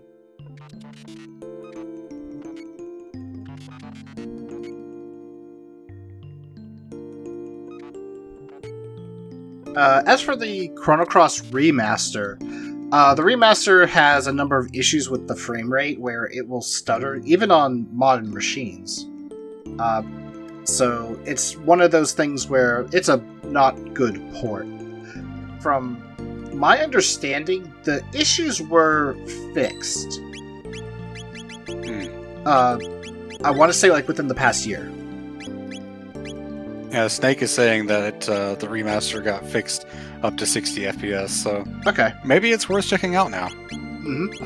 But yeah, the item we got from Atropos permanently increases Robo's speed by 3 and his magic defense by 10. And yes, that does stack every time you do a New Game Plus. So if you do that enough times, Robo just kind of becomes even more overpowered than he already is.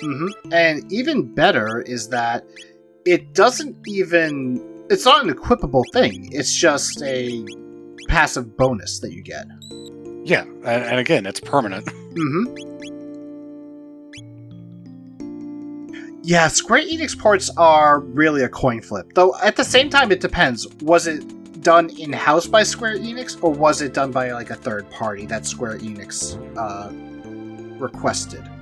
I can't say that I've ever really heard of a Square Enix port that was good. And maybe that's just because people only talk about the bad ones. Because I don't know how the Neo port was on PC. Mostly because Square Enix didn't market or advertise it at all when it was coming to Steam.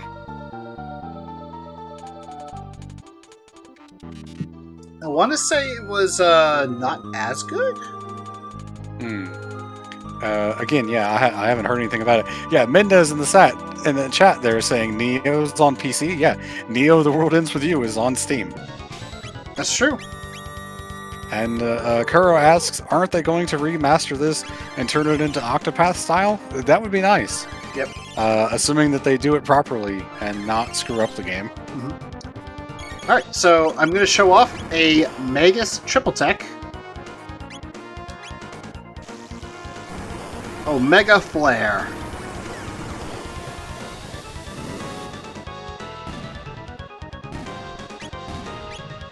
Anything you can do to take out those 3 screens makes this a lot easier. And you even took out Mother Brain itself in one hit. Yep. It is one of the most powerful attacks in the game, and we get 2 weapons for Tanner. Robo? Digi. Digi. Wow, I'm forgetting names already. You're tired, dude. It's fine. Yeah. I'm like running off water right now. I mean, we kept telling you to take a break to get something to eat. I mean, I had some noodles, so that was good. Mendez says, I really don't get why everyone wants everything in Octopath style, because it's really pretty. Yeah, it does look really good, to be honest. I'm not entirely sure that it would work super great for this game, but just the HD 2D engine in general is pretty nice to look at. The nice thing about getting a new version of this game is that the old one is always going to be around in some form. Through emulation, even if they remove the version that's on Steam, versions of this game will still be around. So it's not going to take away from the good game that already exists.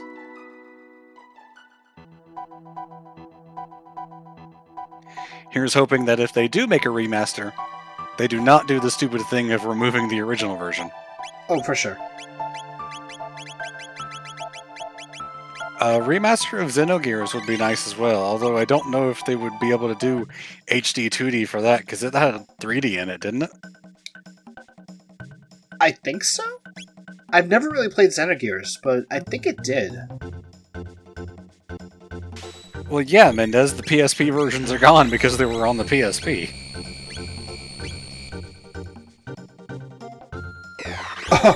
That's not removing the original version, that's removing a different version. Oh, poor Digi. He just died from full health. Yeah, even with plus 10 magic defense, he's still kinda a wet paper bag. Yeah, we're not winning this fight. Nope. Although, Magus with the barrier is surviving a lot better than I thought he would. There we go. I do want to bring Tanner back.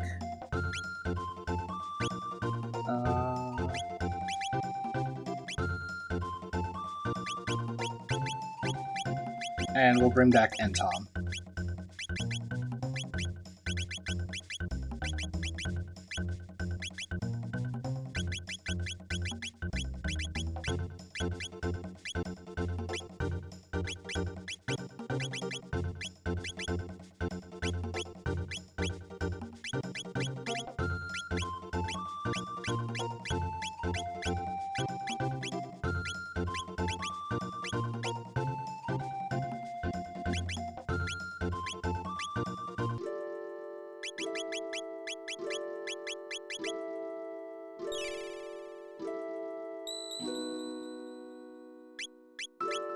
Alright, so I already talked to Jasper, and he did pretty much mention talk to your allies to see who you can reach out to and all that. When he does that, and only that, that means we have done all the side quests. Mm-hmm. Otherwise, he will kind of like mention hints about like there's a ghost knight in the ruins slain by Magus, and so on and so forth. So, now we could just go to the present day, do the Black Omen, and then go through it again and again through the Middle Ages, then Antiquity. But I'm just going to do it through Antiquity just to get rid of it. Yeah.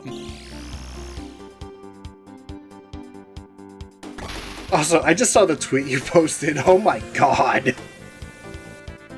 What's that? The one about how there's more people playing HoloCure than Overwatch 2. Oh, yeah. That's hilarious. Yep. Someone posted that in the HFC Discord. There are currently more people playing HoloCure than Overwatch 2. So... It's a sign. More people like VTubers than Blizzard. That's not a stretch. Oh yes, this thing. I hope you like seeing this thing. Yeah.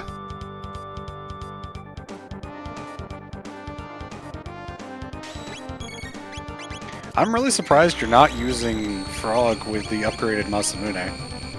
I would, but I want to use Magus because I like Magus, and... Oh, I should have actually put the Nova armor, because, lack of status resistance.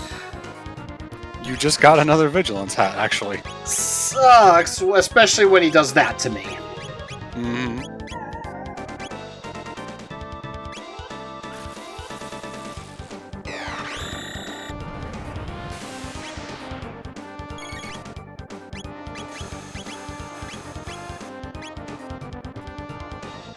Yeah, fun thing, Flame, I'm probably gonna play some HoloCure later tonight or something. I mean, I like my Vampire Survivors. HoloCure is that, but it's sort of an improvement, in a way, depending how you look at it. Yeah, Mendez, this is an optional dungeon that you can do that sort of finishes off the Kingdom of Zeal storyline. And if you continue it, leads directly into fighting Lavos. Mm-hmm.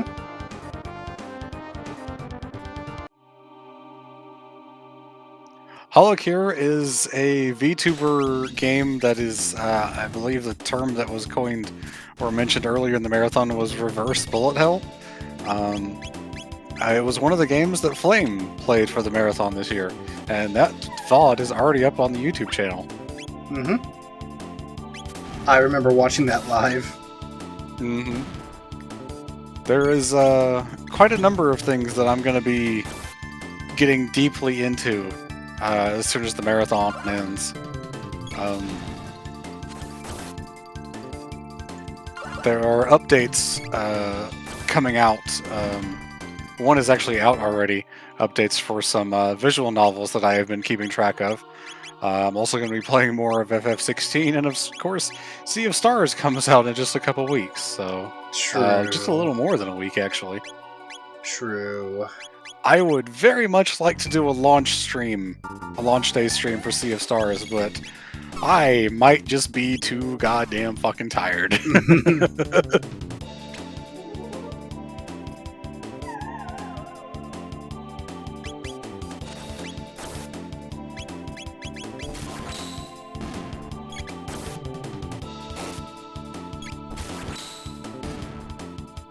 I love crits with prism spectacles. Yeah, Chrono with the rainbow is like, I think it has a 70% crit rate. Yep, it's 70%. It's nuts, and there's stuff you can equip to make it 100. You can also get the Dream Seeker weapon from the super boss here that will bump it up to 90. Mm-hmm. I think it's either the Lost Sanctum or the Dimensional Vortex. One of the two gives you either a weapon or an equip that makes you 100% crit rate. I can't remember. I think I know which one you're talking about. I know it's not 100%, but it is a high amount. Mm-hmm. Well, goodbye me, I'm dead. Yep. 3 over your health. Reminds me of the fight I had with Son of Sun. Tanner, can you please use your charm? Wow, that only did 4 damage. Yeah, it's only meant to confuse, which, Oh, yeah. Sea of Stars is going to be... I actually don't know what the price of that one's going to be. It hasn't shown up on the Steam page yet, as far as I know. I would imagine probably 40 or 50 US dollars. something. Thank you, Flame.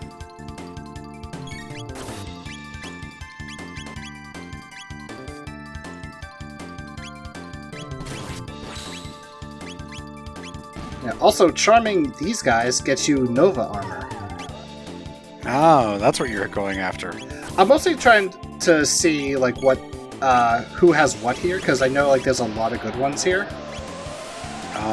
I can look something up for you. Oh, yeah, please do.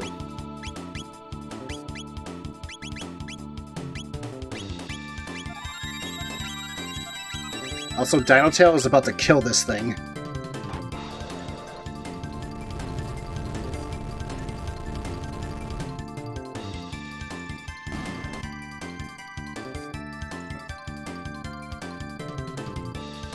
Mendez, the price for Sea of Stars, we don't know yet because there's no listing on Steam.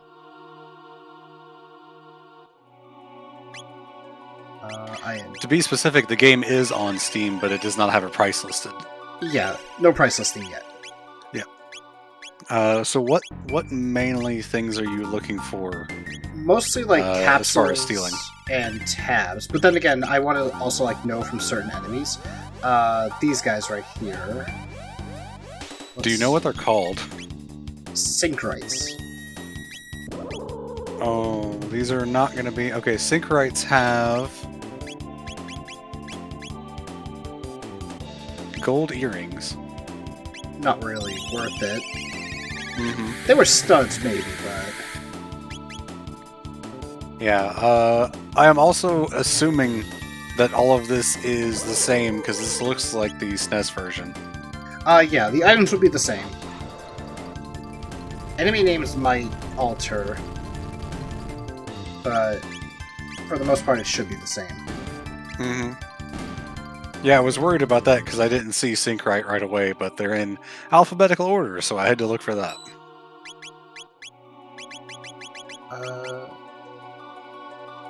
I'm not gonna use the shelter, because Tanner can just wipe out enemies if I have to.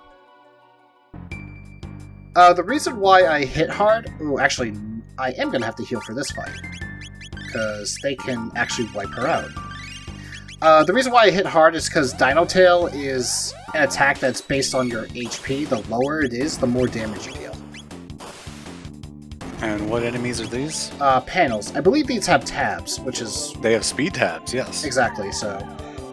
definitely want those.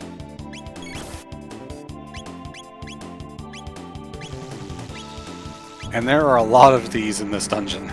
And remember, if you do this in a later time first, if you do this in 1000 AD, you can then exit, go to 600 AD and go through the Black Omen again, and then exit, and then go back to 12,000 BC and do the Black Omen again. So you can do this 3 times to get all of the tabs and items and stuff that are in here. Apparently, Tanner does not want to use their charm on a wall. There we go.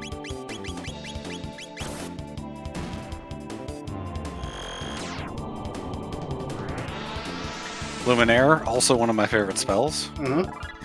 Just don't be using it late at night with the lights off. My eyes! My eyes!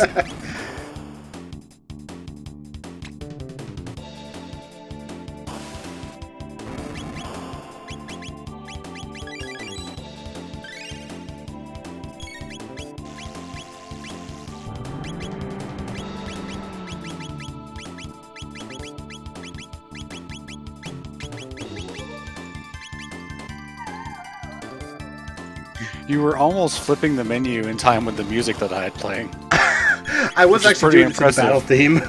Which was pretty impressive because I'm listening to Master of Puppets by Metallica.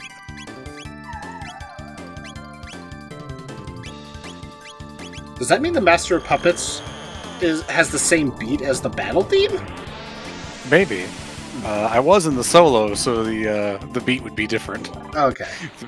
The beats per minute's probably going to be faster during the guitar solo.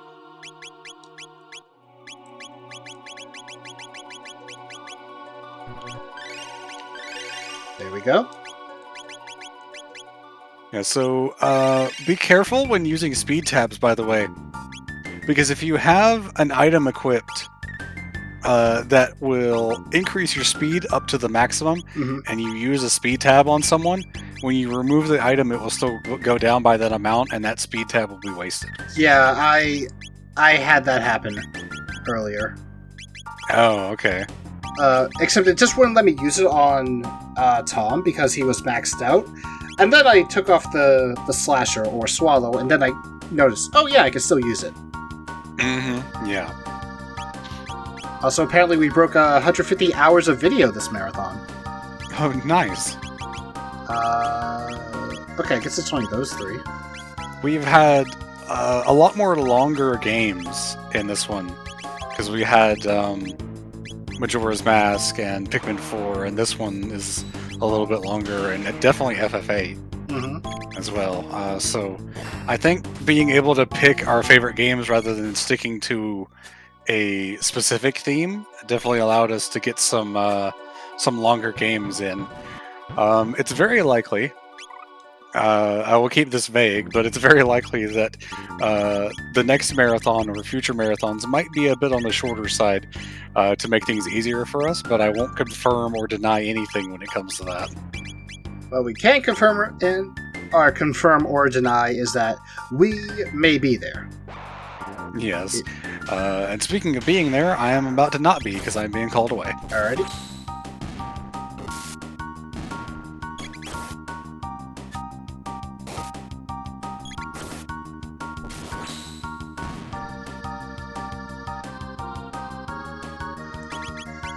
I just realized I could have kept these guys in because there's another one of these. And these ones are similar to the Rubbles, where they give a good amount of EXP and tech points.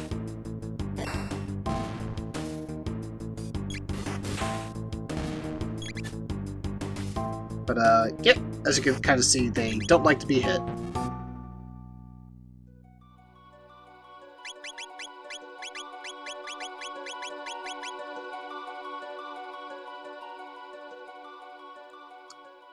I don't know what these guys have.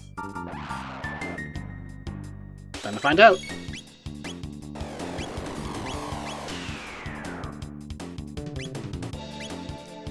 Metal Mutant.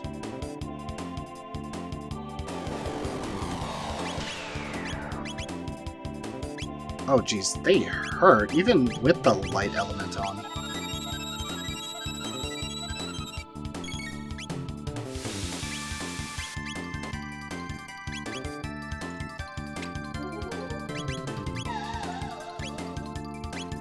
Turbo Ether, I can kill him. Oh, well, Tanner's down.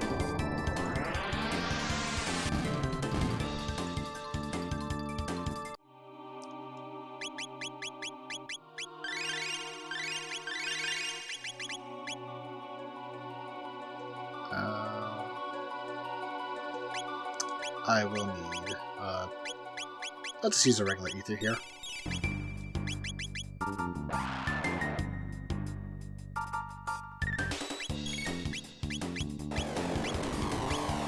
For, what are they? Flyclops. I'm back. Flyclops have gold studs. Those are good. How many of them are you gonna equip though? 3 at most would be best. I mean, are you actually gonna equip those on the whole party? I probably would. Especially because...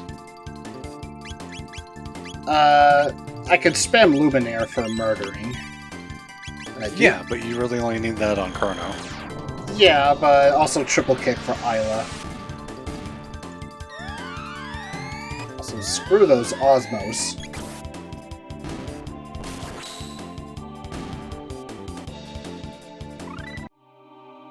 Alright, Mega Slurm, Dark Matter. Actually...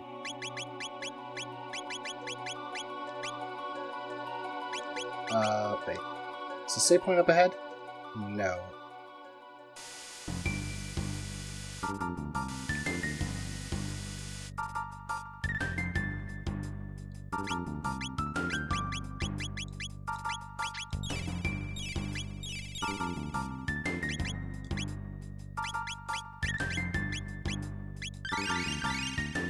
Yes, Tanner, kiss yourself.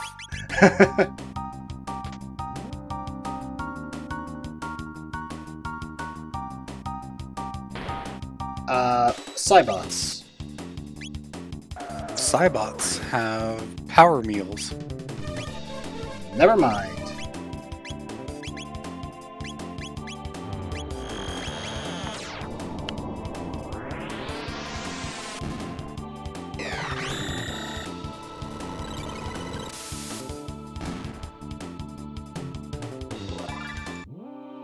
Odd that it takes Megas so long to learn the ability that he was using on us back at Megas, at his castle. That could be explained, actually.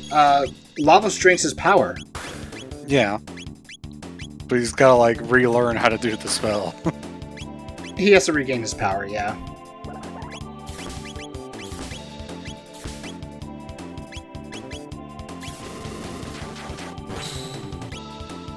Depending on which Pokemon game you're talking about, I'd say they could be a good introduction to RPGs. Because how many kids got started with RPGs from playing Pokemon Red and Blue? True. You know? Or even Gold, Silver, and Crystal.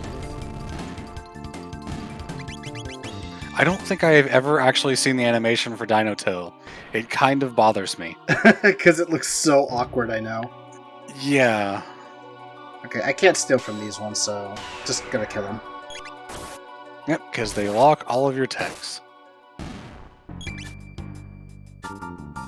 And then these guys just kind of dodge everything. Yeah, they're pretty much like the Rebels. You can take them out, though. Until they escape. Which, yeah, there it is.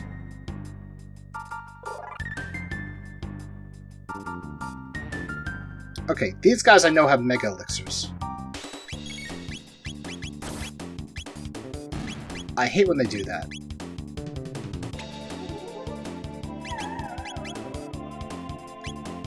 Did they cannibalize one of the other ones? Yep. Immediately after the battle started. Man was hungry. Man's gotta eat. Disable text again. Good thing that these things don't do basically any damage to you, because you can't heal. The big one actually does deal damage, but it goes down very easily because it doesn't have stupid evasion. Oh yeah, they don't give... Either they don't give text, or it's because I don't have any to learn. Elixir there. Yeah, you might have maxed out your text on these characters. Yeah, that might be why I'm not getting any. 30,000? Holy crap. Oh, well, too bad there's really nothing left to spend it on. There's a shop here. And it cannibalized again. Yep.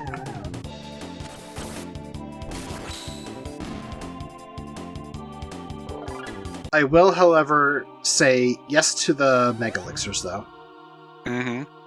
Those are going to be super nice in the final battles. Are you going to use the Green Dream for any fun strats? No. Oh, okay. I know the speedrun does. Just put the Green Dream on someone and let the entire party die to the first hit, and they get revived.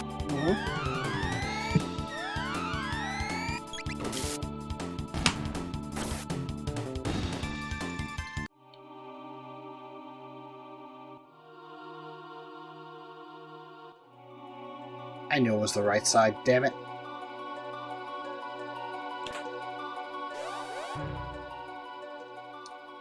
Okay, don't care about these ones.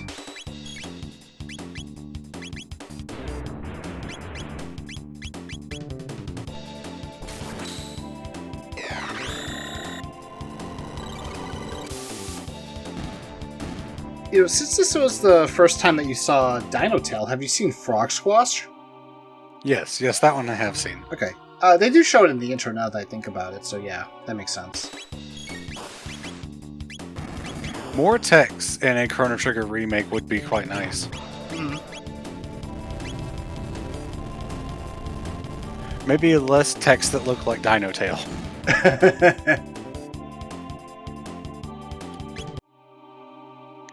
Is Isla just summoning a dinosaur through time and space?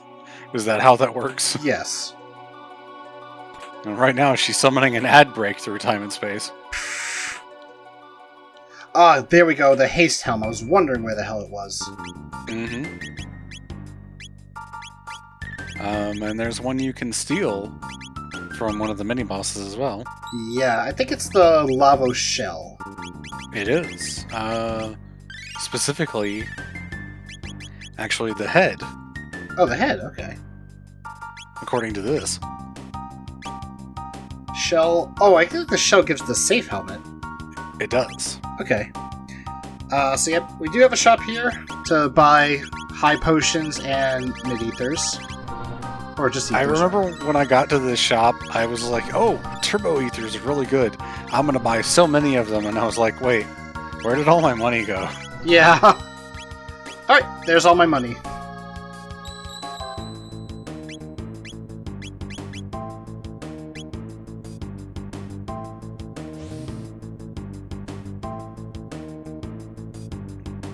Okay, these guys I know have power capsules.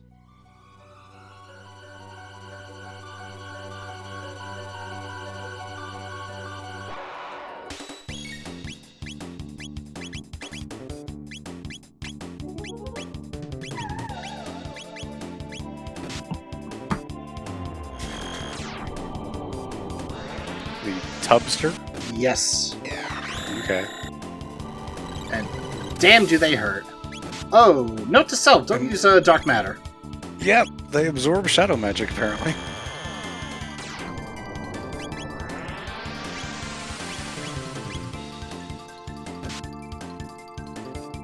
And they killed Entom.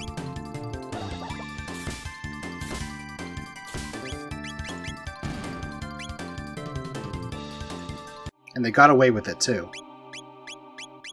Yeah, you're pretty low level for this, I'm going to be honest.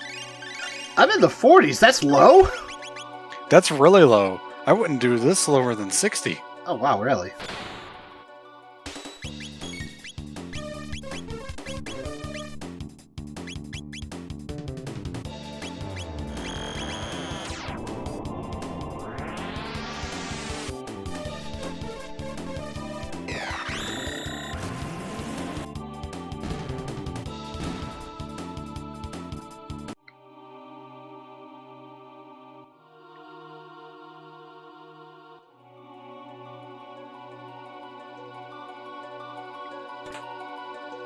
Nice. That was on You purpose. ran into them anyway. These are the guys that have Mega Elixirs, so I guess fighting them is a good idea. Yep.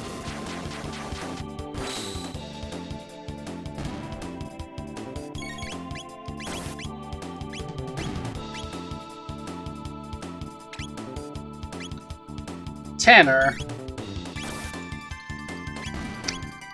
And they cannibalized him. That's what he gets for not handing over the item. Yep. That's one less. How many Mega Elixirs do you have now? 10. That's not as many as I expected, but I guess you don't get a lot during the game. Yeah, I have half the amount of elixirs, actually, but you know what? I think that might still be good enough for the rest of the game. Mm-hmm.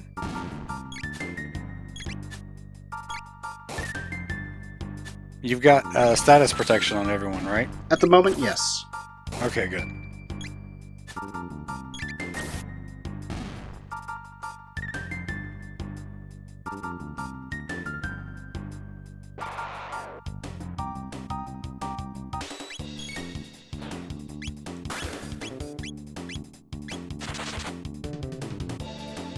Yeah, fuck that fight.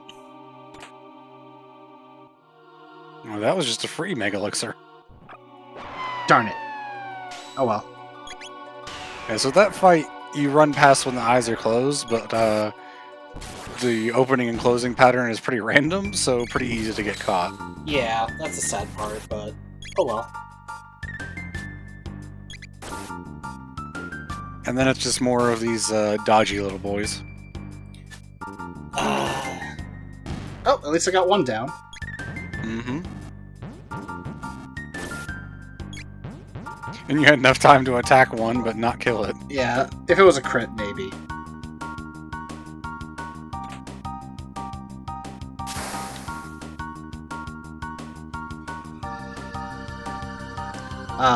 Another straight capsule.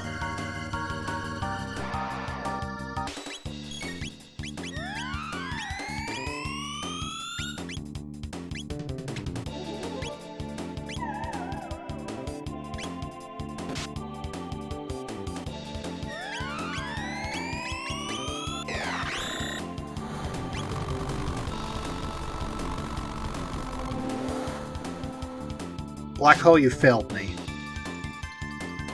Oh, was that like a chance to auto kill? Yes. Okay. I confess I don't usually use Magus because I don't particularly like his spells that much.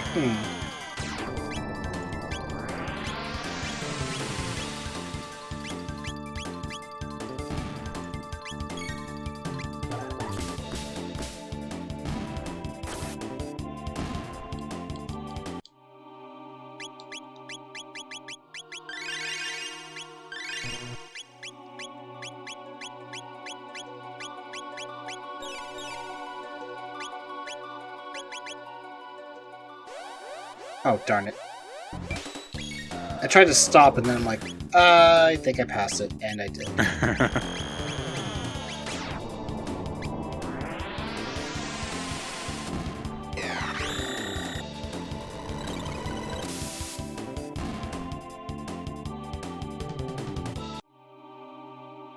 Free turbo ether. Mm-hmm. And a free speed Free capsule. speed tab. Yep. Which, right now I can't really use. No, unless you're planning on changing party members. Speed tabs are kind of worthless to you. At the moment, yeah. But we do have the second mutant boss fight. Oh no, not yet. I know that there's an enemy called Alien here. most grotesque enemies in the game. Yes, and they have magic tabs. Okay, does it say Gash or... I forget what the other one was. What's that? Narble. Normal is not on here. Okay, Narble is Magic Ring. Those would be blobs then. Okay.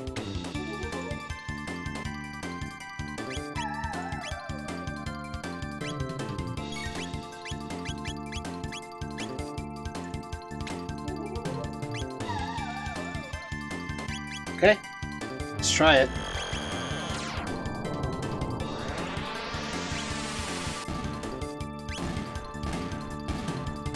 Cool, I'll take the magic capsules.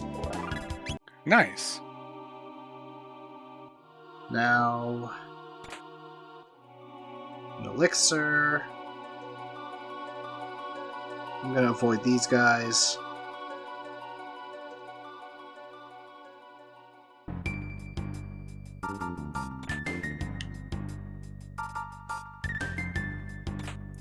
One more up here.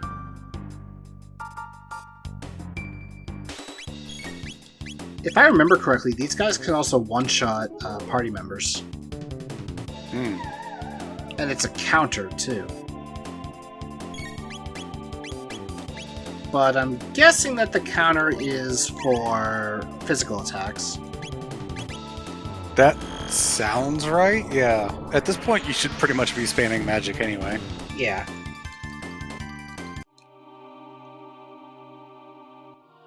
Okay, nothing down there, and now I think this is... Yep, this is where the mutant is. Forget which one, though.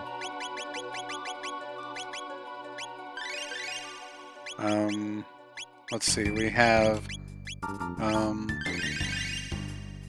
Mega Mutant, Terra Mutant, and Giga Mutant, and I don't know what order those are in. Mega, Terra, Giga, so this would be Terra. Terra, so you've got, the head has a muscle ring and the bottom has a power seal. Then not really worth it.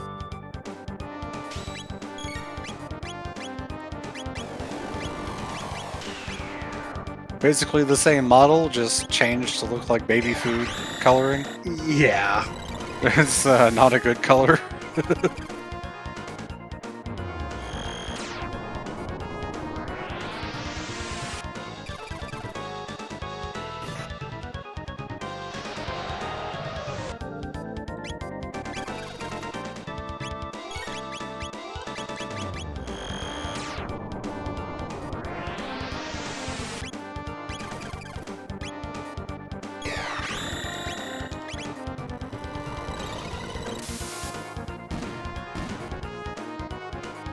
Alright, pretty easy.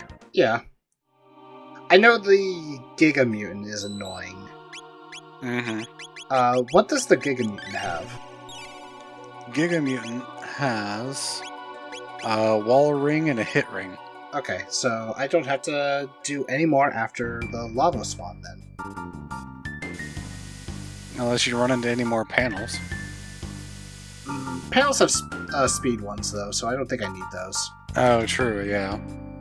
You need strength and magic tabs, which I don't think there's any left of. Unless you run into more aliens.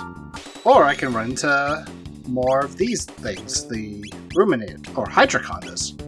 Yes, the Ruminators in the original version. Mm-hmm. The Mammon Machine also has a Mega Elixir. And I know that I do want to steal from the Queen Seal fights. Oh, yes.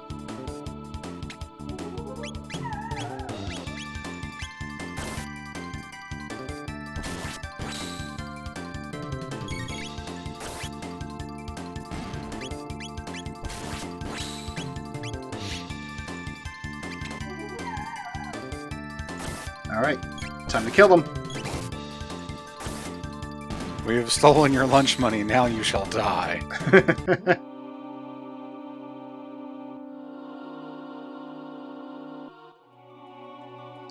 I don't want to fight you guys. I hate you guys. Yeah, these guys are chunky.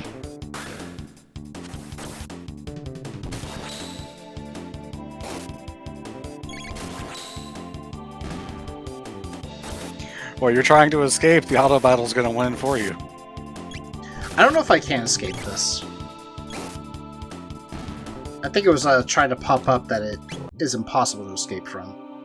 Oh, okay. Another one.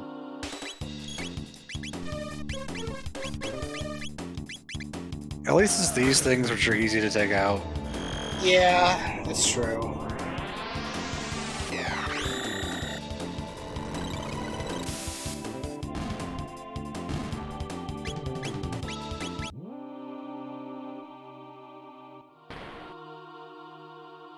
Don't be like me and hit the sparkly thing I've done that when you actually. get to the top of the elevator. Like, oh, a free tab. Oops. Well, here we go again. Aw, shit. Here we go again. Yep. I'm going to escalator land.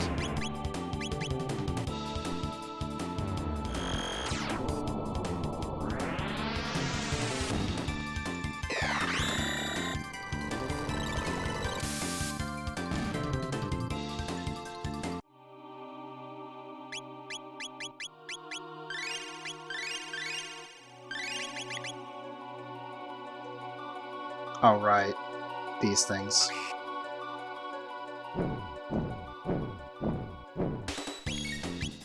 Oh, good. More chunky boys.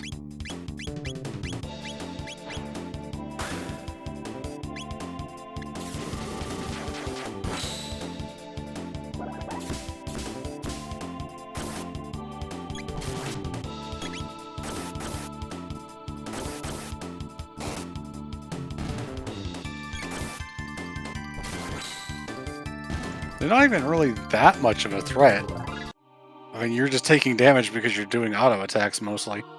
Yeah, they are. I think they're immune to most spells, if I remember correctly. Hmm.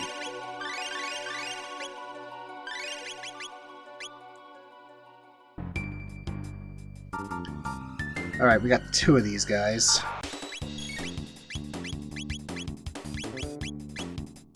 These are the ones that had power tabs, I'm pretty sure. Yep. Strength capsules.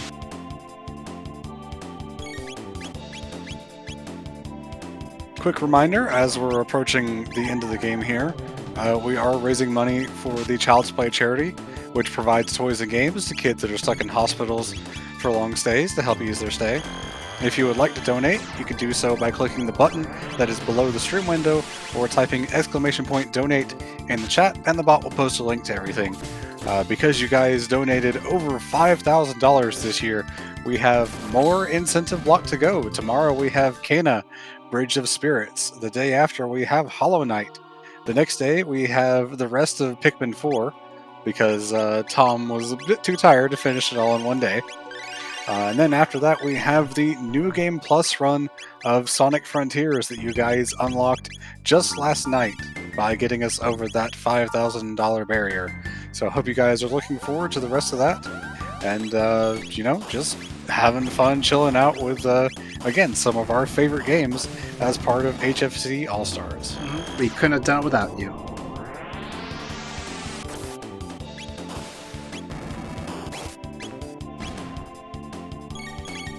Yeah, these are more of the panels, and they only have speed tabs, which, as we said, these characters are all maxed out on speed, so not really useful unless you plan to continue with this save file, which I kind of doubt. Nope, I will not be doing that. And look at that, more speed.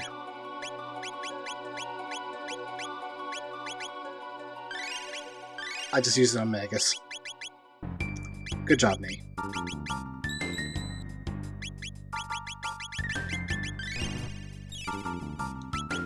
Alright, I think I'm just gonna go back to the powerful setup.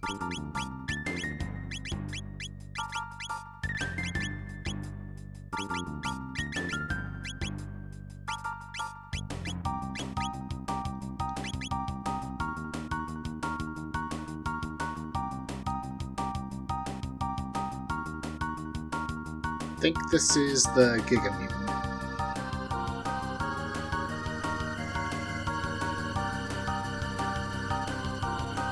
It sure is. Uh-huh. He's got a slightly better looking color palette this time.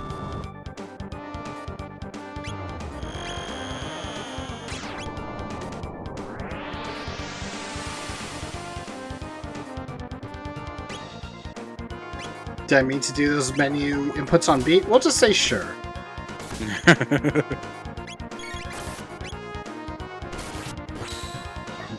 Wrong thing.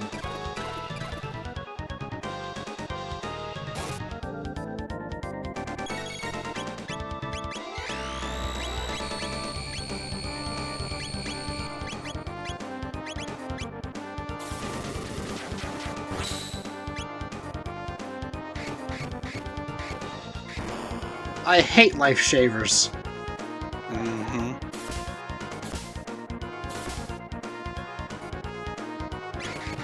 All right, because I'm hitting the bottom. Don't do that. As I say before, because I already queued it up. Oh no.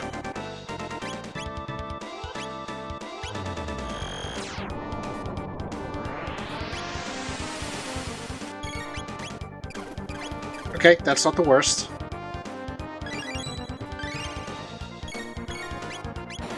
Is a bit of a waste for 1/3 of that lapis to not be useful. True, but I'd rather have that than lose everything. Mm-hmm. Oh, that's so weak.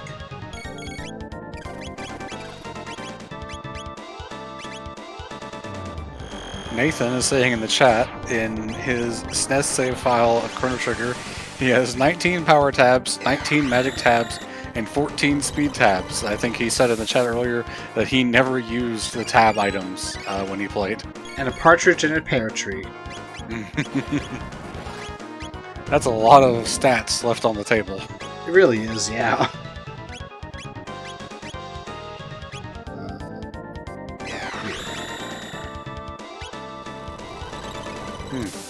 This, okay, you took out the top now. Yeah. I was gonna say it might be a time for a Mega Elixir.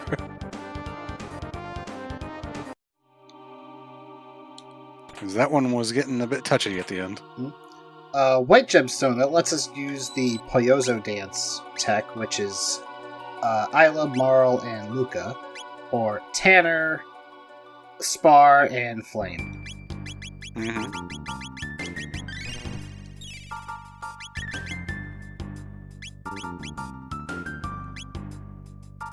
I don't think we have too much more left after the Giga Mutant. Mm-hmm. We do have the Lavo Spawn, then we have the Zeal fights. And Lavo Spawn is right here.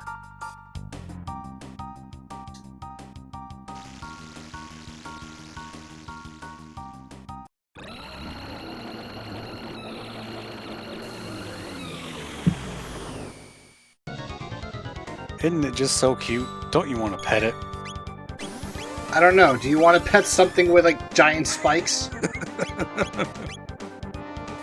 I imagine that this thing is, like, not properly to scale because of the way the game has to be rendered, and it's actually, like, 40 feet tall or something. That's a good point, actually.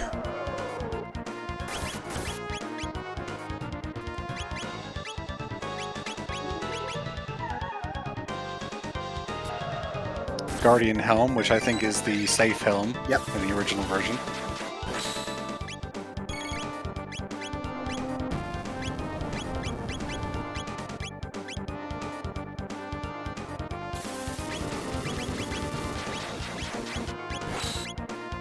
Yeah, I saw it, Nathan. Nathan sent me a DM with a photo of his screen showing all the tabs. Nice.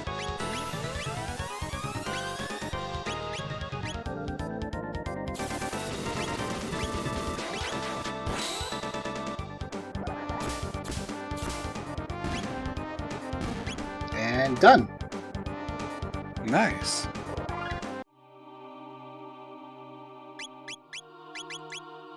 I remember the first time I went through Black Omen, which I did on my first run of the game because I did all side quests, including Black Omen.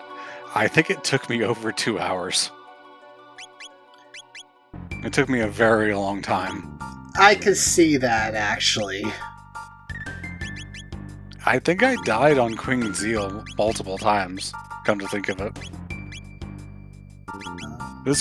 I really didn't understand the game that well. So I either didn't have good equipment or I just wasn't doing what I needed to defend against her attacks. Some parts of the game can be a bit difficult, sadly.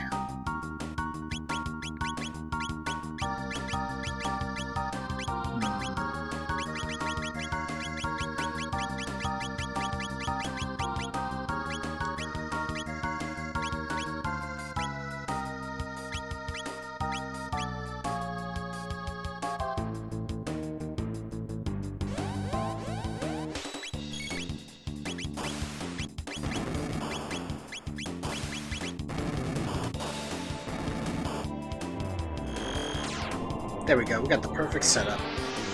Mm-hmm.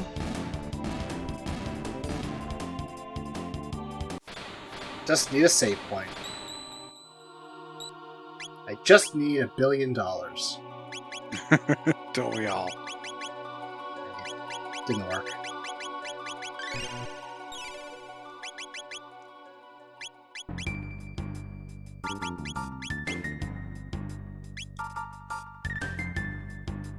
Hey look, it's us! Hmm. Where am I? Why am I not here? Because your Magus is special, I guess. I guess, yeah. I'm her son, that's what it is. Yeah.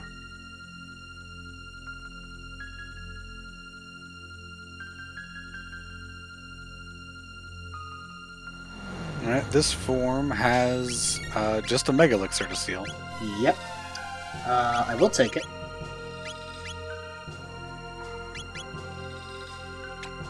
Well, she puts everyone at 1 HP at the start.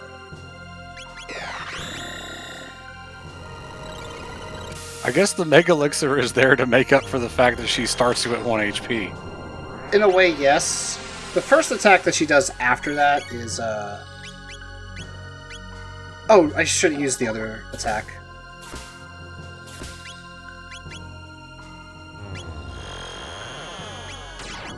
This. Yep. I pretty much went through her phase very quickly, so...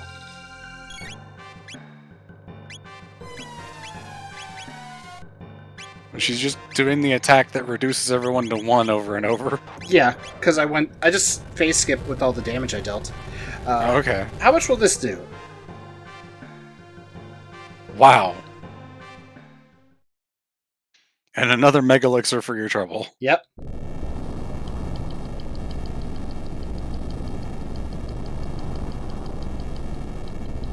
And now we fight the Memon machine. If you have what's it called? Frog in your party, and you use the Masamune, you'll also weaken him. Ah, yes, because it has the Dreamstone. Uh-huh. Another Mega Elixir here. Might as well grab it.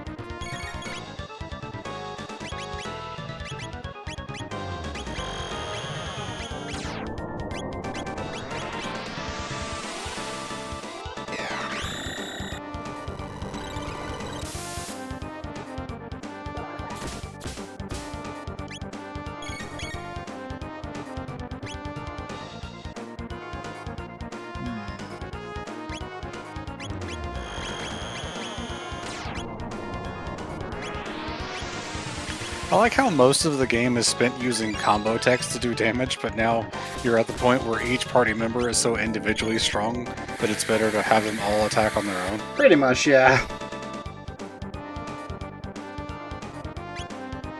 I live, bitch!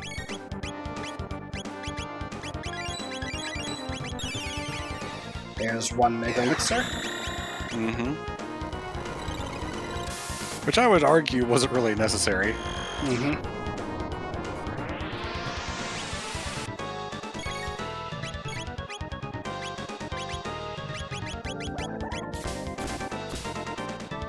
I did have to restore MP to Tanner and Tom, so it's like, might as well just use the Mega Elixir for the HP and MP healing. Yeah, because your stats are going to carry over to the next fight, I'm pretty sure, so... Mm-hmm. just refilling MP now while you can. During the less threatening fight. I would say that this next fight is more threatening. Mm-hmm. Yeah, that's what I mean. During the Mammon machine where it's less threatening to use an item. The Mammon machine is threatening if you have its attack built up and you're not prepared, so yeah, it could suck. Mm-hmm.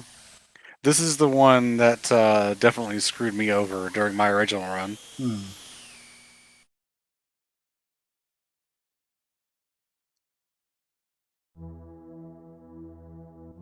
And because I am in the party, I have special dialogue. Oh, yeah.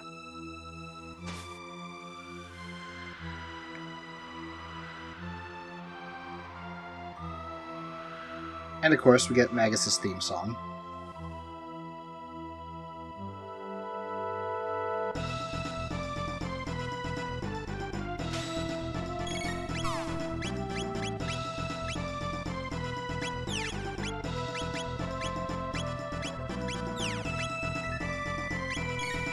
Let me put all the stuff up first. Mm-hmm. Set up your buffs.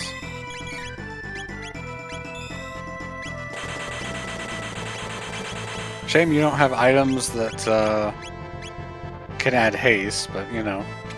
I think there's only special dialogue for Magus. Yeah, it's only just Magus.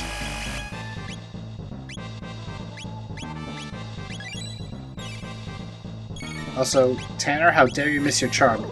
You gotta charm those hands.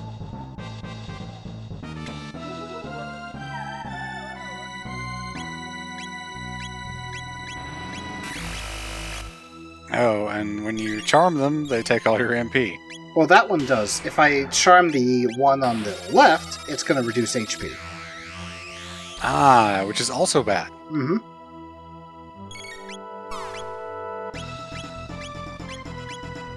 For the most part, Magus is not exactly the best here because most of his attacks are full screen AoE. Which is going to cause a lot of counters. Yes. So he's going to be on a potion use. Also, I'm so lucky that that did not go after Tanner.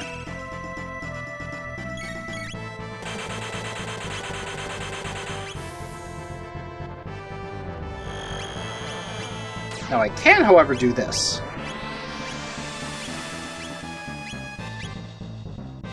He's going to lose his MP, HP to 1, but I'm going to counter that with an elixir.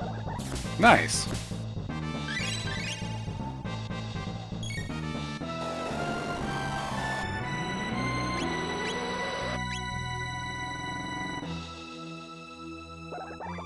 That shadow magic does so little to Magus. He also has the highest magic defense too. I think he's like at 100 right now, or at least maxed out. He's a cap, I'm pretty sure. Yeah, he's got at cap. The stars.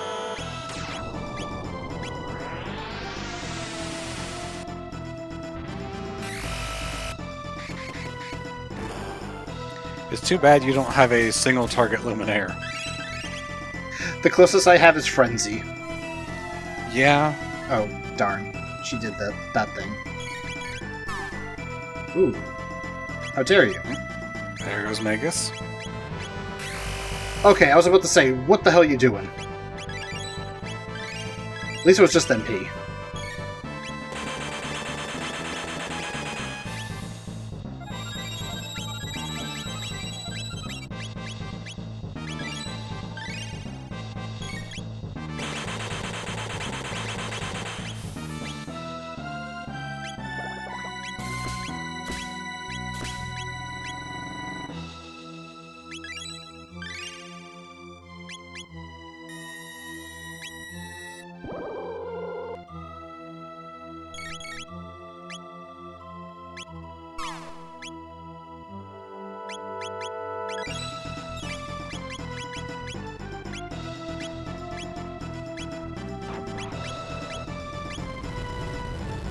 Eat Dino Tail.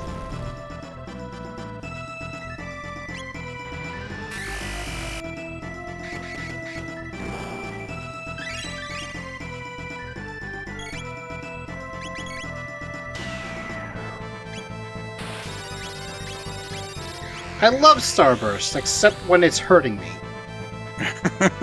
Oh god. Except when it's pain.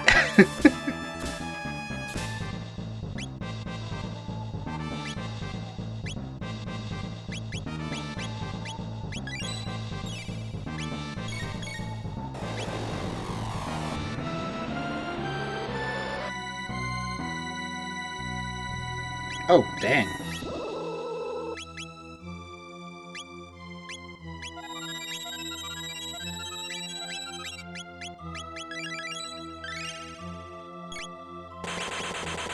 He'll live.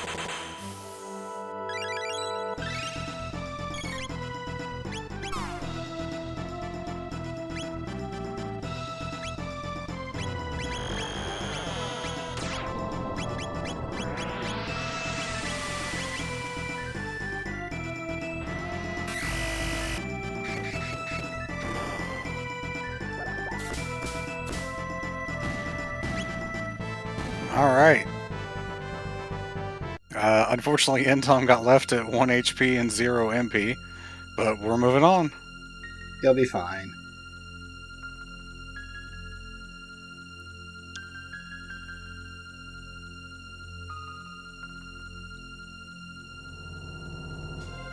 Yeah, this guy is saying that wasn't the Queen's boss battle theme, that was mine. And yeah, I wouldn't even call the other boss theme that would play here the Queen's boss theme. It's the secondary boss theme, which is meh. Boss Battle 2, as we heard earlier. Yes.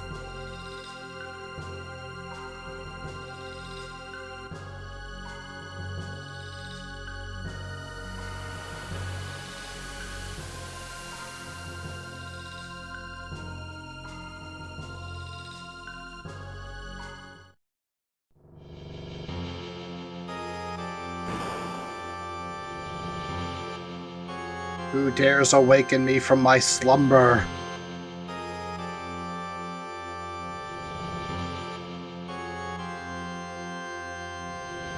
Alright. It's Lava's time. And obligatory boss rush.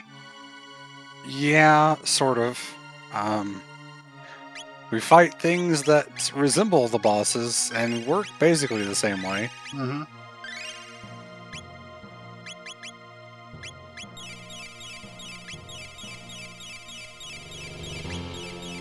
May as well use up all those items now. You get a break in between each of these phases, I'm pretty sure. Yep, you do. You could honestly do this with auto attacks. True.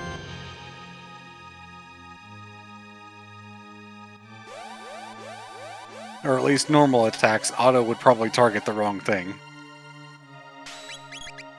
Yep, it did.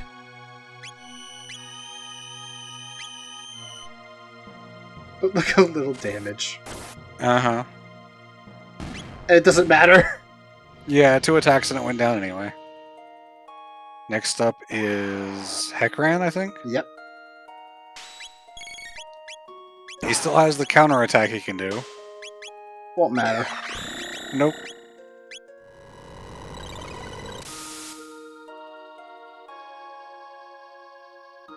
Let me put some better music on for this.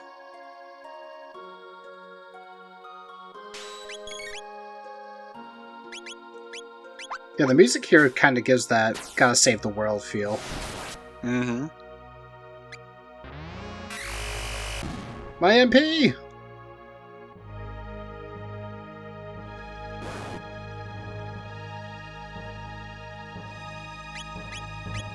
And for whatever reason, one of the bosses that he imitates is Masa and Mune, which you'd feel like Lavos would not want to imitate because that's kind of his weakness. It's not his weakness specifically, it's just the Mammon machine itself.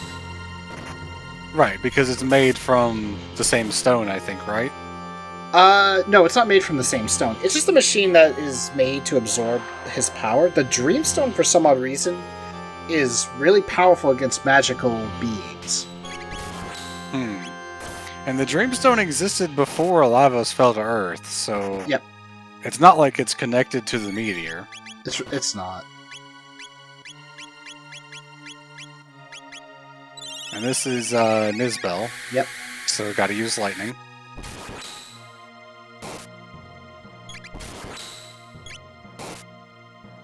Couple of hits from people, and he should go down pretty easy. There he goes. And now imitating Megas. He's now imitating me? How dare he?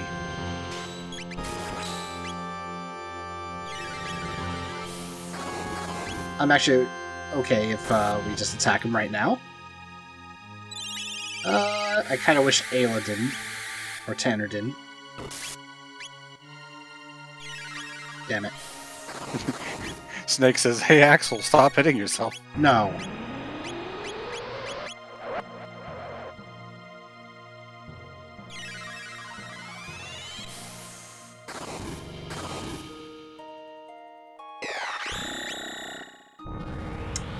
Of course he would use Shadow. Shadow Barrier. This is like the one that you hate seeing in the Megas fight too, because unless you have Robo in the party, you can't really do anything. Mm-hmm. Or if you And just you started... probably don't want Robo in the party when you're fighting Megas because of his magic defense. Or you pretty much just learn triple text, because right there is your shadow damage. Oh yeah. Black Tyranno, Mm-hmm. which I did not get to see either version of that boss while I was gone. It wasn't that special. It does spend a lot of its time just kind of charging, so Yeah. yeah.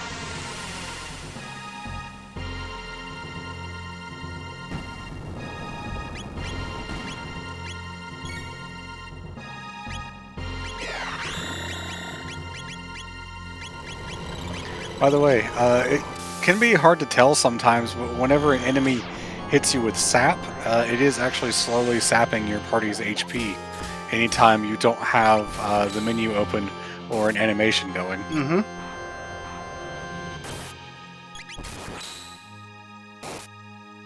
Which in auto battle with max speed on your characters is probably going to be pretty constant. You're Yeah. going to be attacking all the time.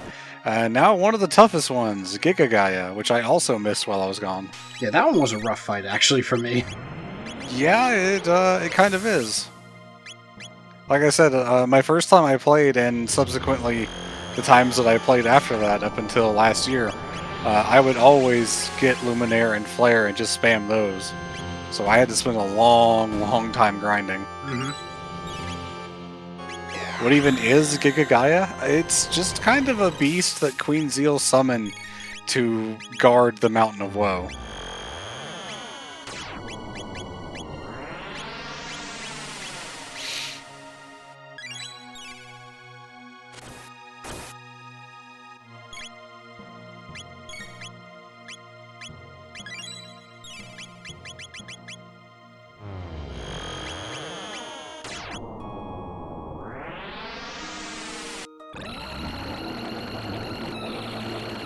And that's it.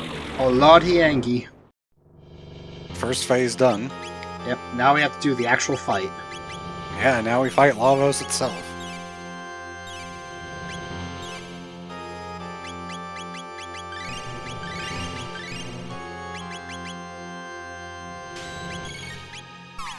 Destruction rains from the heavens. No, not this time, bitch. Yeah, we are a lot stronger this time.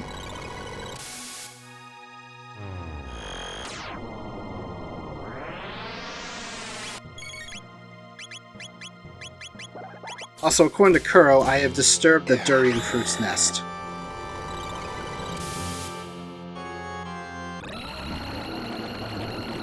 Alright, and that phase is already done. Mm-hmm.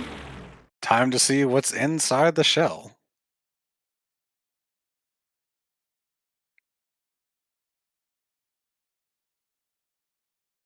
And this is kind of where it's a little bit weird.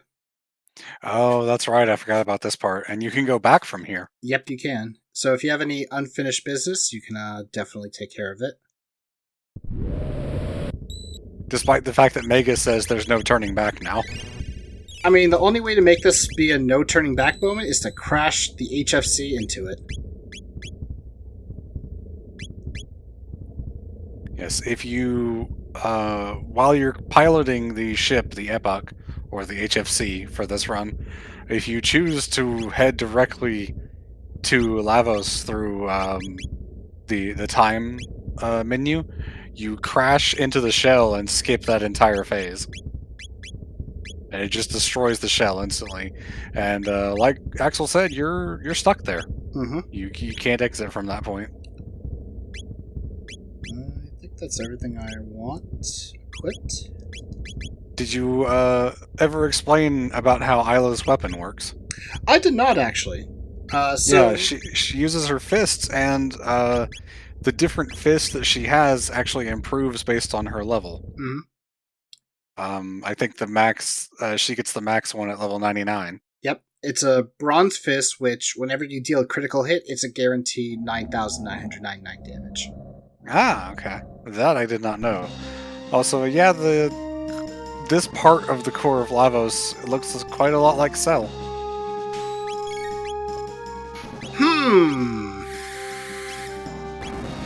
I mean, he has nipple lasers. Because Why not? of course he does.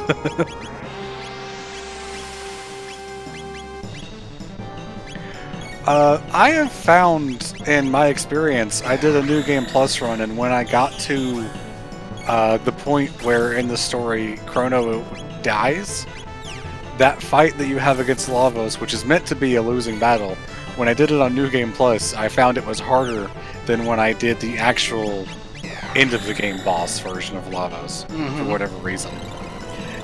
Yeah, that one is purposely designed to be harder. Why? As for any of the other versions, like whether you go through the Black Omen or whether you use the bucket or the Epoch, I think all of those are pretty much the same, other than the Epoch skipping the shell phases if you crash into it. Is it dead? Damn it. Yeah, they focus pretty hard on Entom there.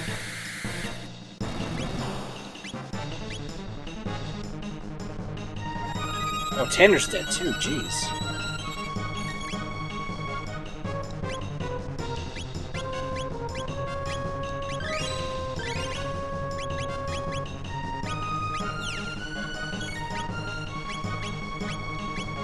You really don't need haste when you're at max speed, huh? No, haste still actually affects you. Well, yeah, but you don't really need it. You can't even really keep up with how fast the turns are going anyway. Sort of.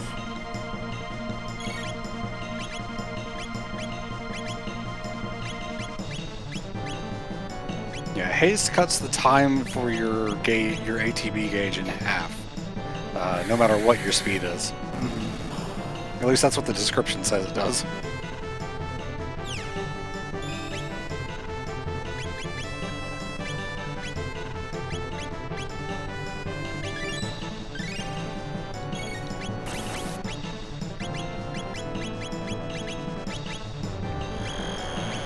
I don't actually know what happens if you use the bucket to fight Lavos before fighting some of the bosses in the boss rush. Like, if you try to do that before Giga Gaia, I don't know if it has that form. It does. In the boss rush. It does? Yeah. Oh, okay, yeah. Because, way back when I tried to do it, like, way too early, I think the time I do it is after the factory.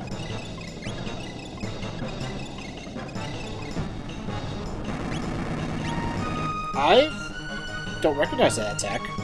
Yeah, I don't know that I've ever seen that one. I sure remember my first run of this boss being hell because I did not have status immunity.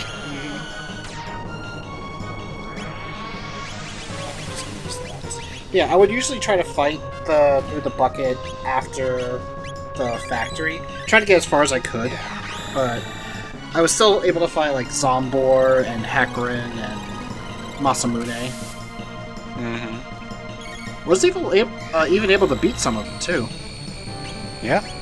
I mean, when he's doing the boss rush, he has all of the stats of those bosses.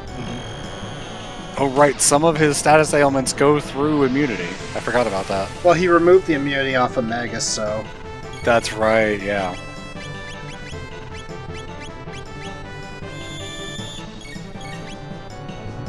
Lavos is a really tough fight. Again, Axel's kind of underleveled for where I would feel comfortable doing this. I am confident in my use of items. Mm-hmm. Yeah, I would feel comfortable being at least 15 levels higher than where Axel is right now. But with liberal use of items, it does become much more manageable.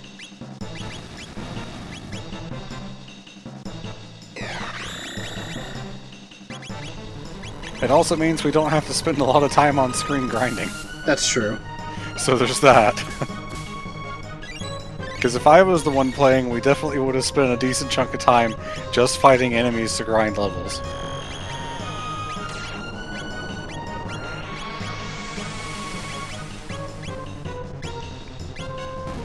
Okay, that's this one down. Nice. Only one form left to go, right? Only one phase? Yep. Alright, it's time for the Floppy Boy.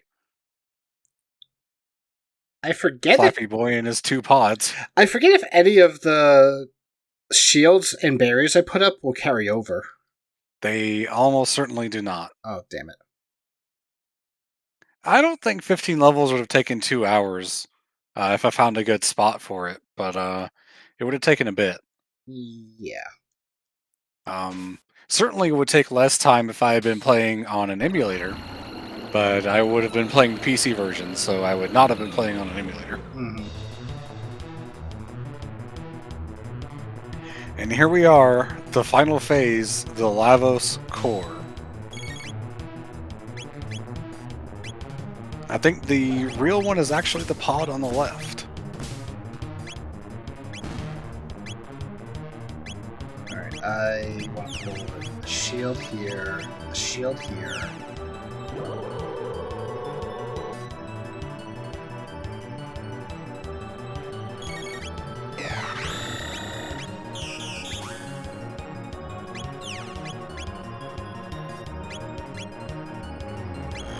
Or maybe it is the one on the right, and the one on the left is the one that heals. Yeah, the one on the right is the main core.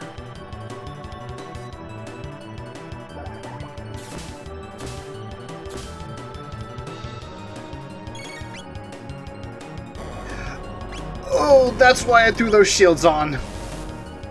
Yep. Big rock. All the power of the planet focused into one being, and he throws a goddamn rock at you.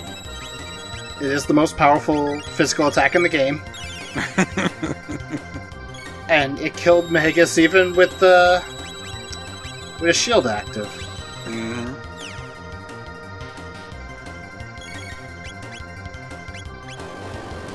Disabled stats immunity again, really?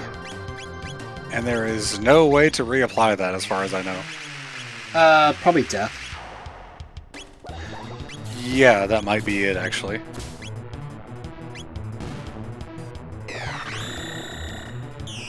Yeah, this is why I have the Megalizers.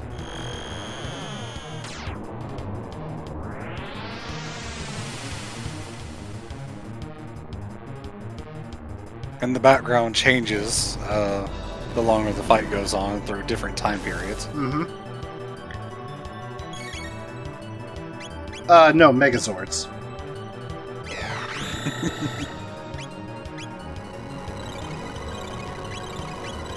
You can take out the center thing, which is, like we said, not the real thing. As far as I know, it just makes it take longer to revive. You get more time to take out the to attack the real core without it retaliating. If you take out the middle, it has the same effect as taking out the left one. It's just easier to kind of take it out with AoE. Mm-hmm. If you take out both the left and the middle, I think they do still revive after some point. They do. Which we are now seeing. And yeah, if the right one dies, then this is GG. Yep. That's it, because the right one is the real core for some reason.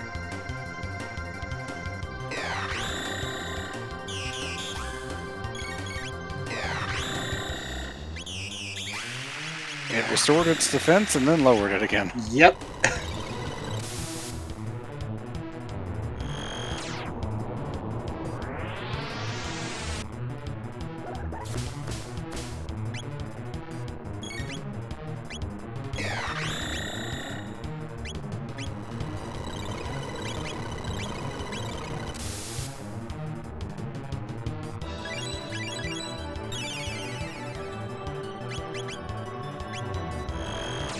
I want to say that this is the last one, but I doubt it. Oh, pfft. There it goes. I was right. One more scream for the road. And that is Chrono Trigger, and now we have nothing left but the ending cutscenes and the credits. Mm-hmm. And what's our timer on that? Just below 12 hours, including all of the breaks and everything. That is for sure. 11 hours, 14 minutes, according to Twitch and Kai, who read that out for us. Yep. And it's even less than 11 hours because of all the breaks. Yes, those will be cut out when this run is posted on YouTube. Shout out to Flame, the person, not the endgame character, for editing all the VODs for this and all the previous marathons, really. Now, can we just say a shout out to all the HFC members who saved the time and space continuum?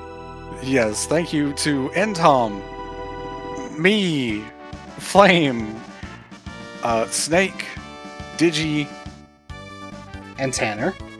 Tanner. I knew I was forgetting one. I couldn't get it, and of course Axel for joining us after his bout as a villain. Yeah, I pointed out earlier. We are the villain. We are in the castle in the Middle Ages, and they just let us walk right in. Mm-hmm. And this is the point where all of the people from the different time periods come together, and we find out that they're all related. This is the same lineage spread throughout millions and millions and millions and millions of years. Shocking, somehow. Yeah. Because 65 million, is it 65 million or 65 billion Million. BC? Yeah. So that's quite a bit. Oh man, I love this ending. Mm-hmm.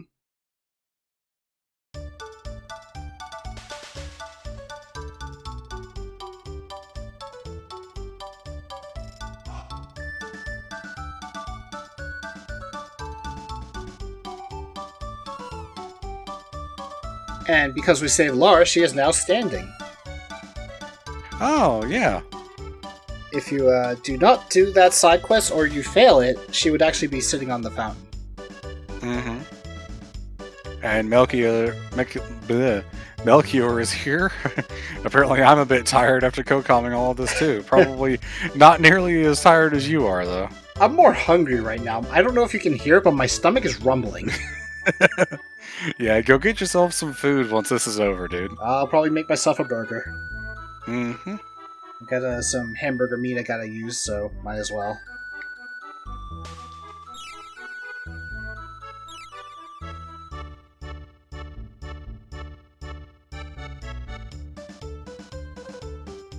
Am I old enough to drink? We have throughout the rest of the game. True. You can also, like, force these dancers out of the way. Yeah. Save the world, but can never make mom happy. Exactly.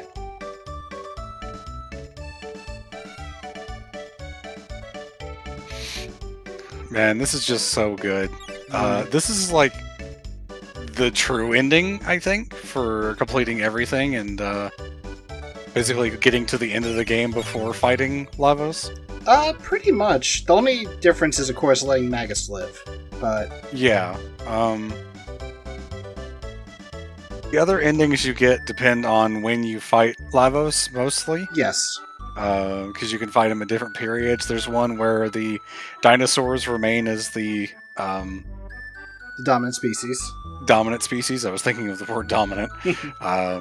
And I don't remember most of the other endings.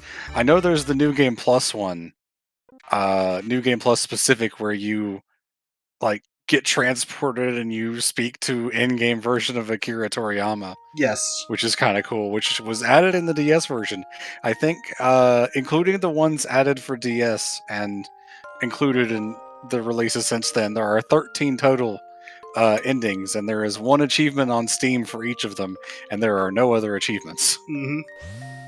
which is honestly a little bit disappointing to me, Really is. because I don't want to go through the trouble of getting all the different endings. I'd rather get achievements for doing the stuff in the game, like the side quests. Hmm. Snake.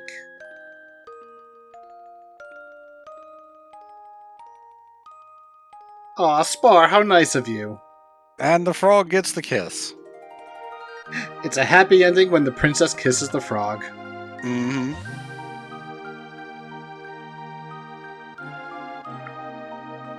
And Axel leaving without a word. And then I just tell a pun as I disappear. I guess he had it memorized. Ha! And Digi will work hard for the future. Yep. No. Precious, come on. Precious just wants to jump into the portal. She wants to knock the damn webcam off the top of my monitor, and it's going to make a lot of noise. That's actually what happened earlier. Like, at the first break, I went to the bathroom, and all of a sudden, I hear a loud bang. I come back with my noodles, preparing, and I'm like, where's my headphones?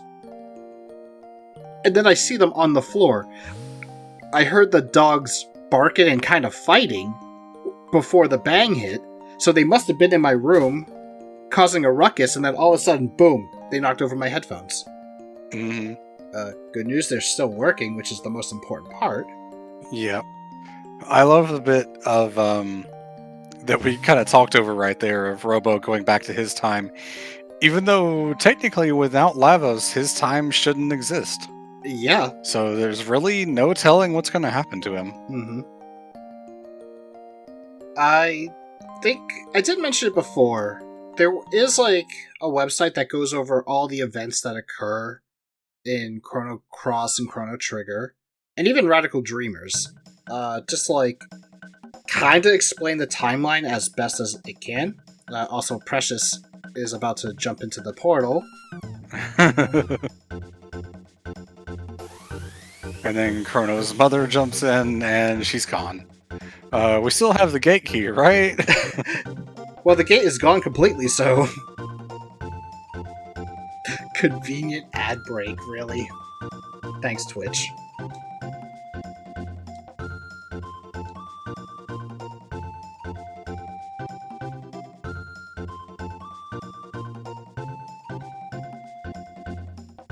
We still have access to the epoch, right?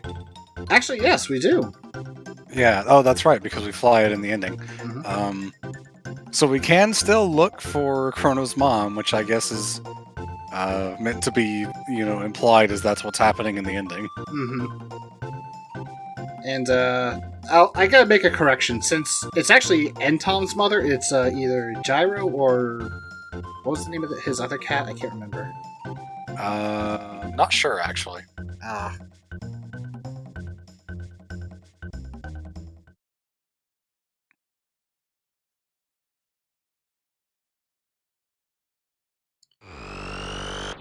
And sadly, we left the king hanging.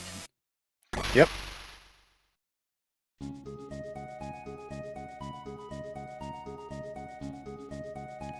The Taban just walks in and he doesn't even help. The king is like, can you please help me at least? Oh, I love the fireworks over the credits. God, I love this game. Mm-hmm. This game is really good. Yep. Highly recommended for anyone that has never played it. Highly recommended for anyone that has played it.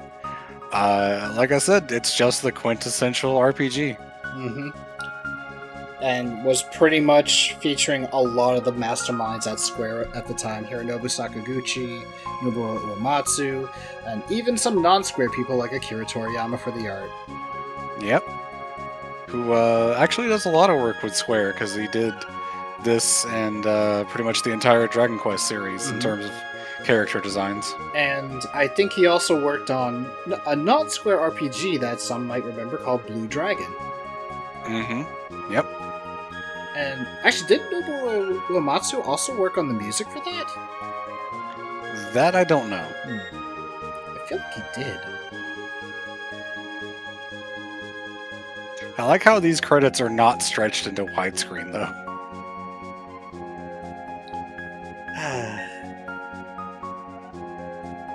I like how this world is much bigger than it actually appears. Yeah. Oh, that's nice. Yep. That is the future Robo has. Mm-hmm.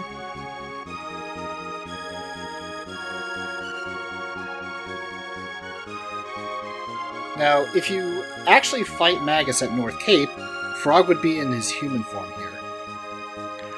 Oh, okay. Because the curse that Magus put on him will only disperse when Magus is dead. Mm-hmm. Which is kind of awkward when you think about it, because by the time that Frog is running around, Magus is dead at this point.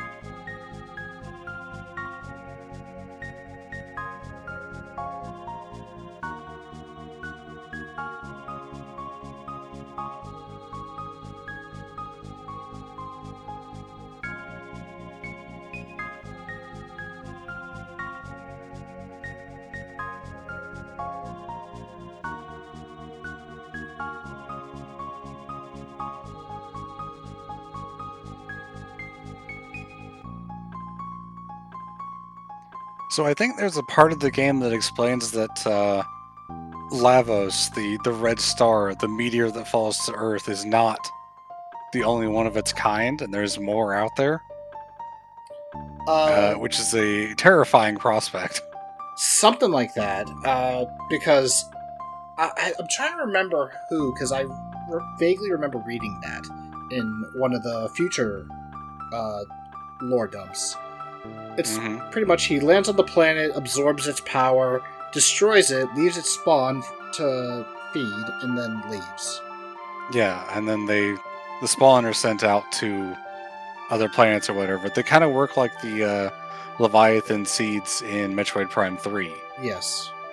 From my understanding. So, yeah, that could just kind of not be the end of the story, but because we never got a direct sequel, we'll never know. Yeah, because technically Lavos does appear in Chrono Cross, and it does talk about him quite a bit, and many years ago, there was kind of a hint that there was a sequel called Chrono Break, which, to this day and to my knowledge, Square still has the trademark for.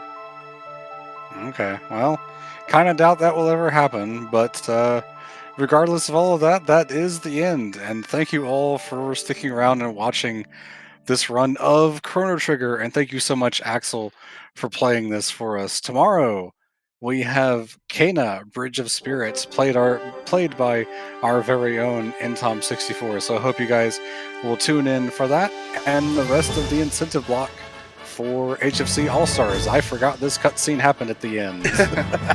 Yep, anime! Yeah, I actually just kind of literally forgot this was after the credits, but I do really like this. Aside from the implication of Tom and I getting married. That part I'm not so crazy about. It's okay, Spar. I support the two of you.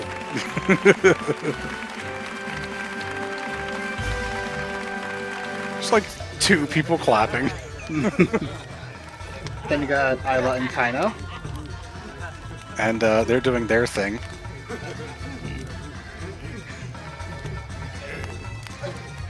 That's a ring made of dreamstone as well.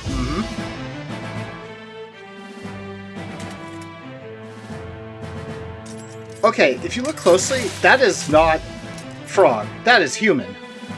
Yeah, that's Glenn. So this is the implied ending no matter what. Yep. So, Snake eventually gets his human form back.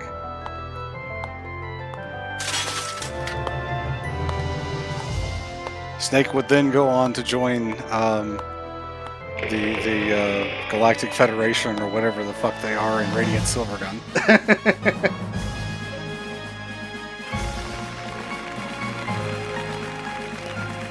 And ironically, they don't show Robo. Also, hey, it's Melchior.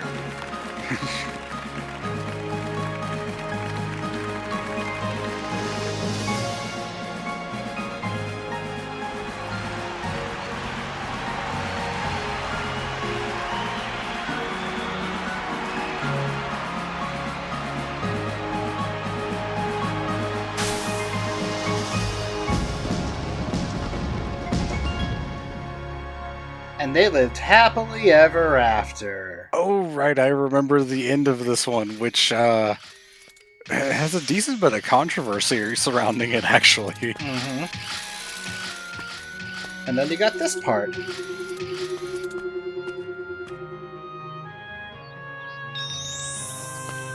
There are so many things implied by this cutscene, and I don't really understand any of them. Who is the baby? Where did they come from? Why do they have the pendant? Well, that's where you gotta play Chrono Cross. Alright, well, maybe I'll do that at some point. More credits? I've already done a sign-off game!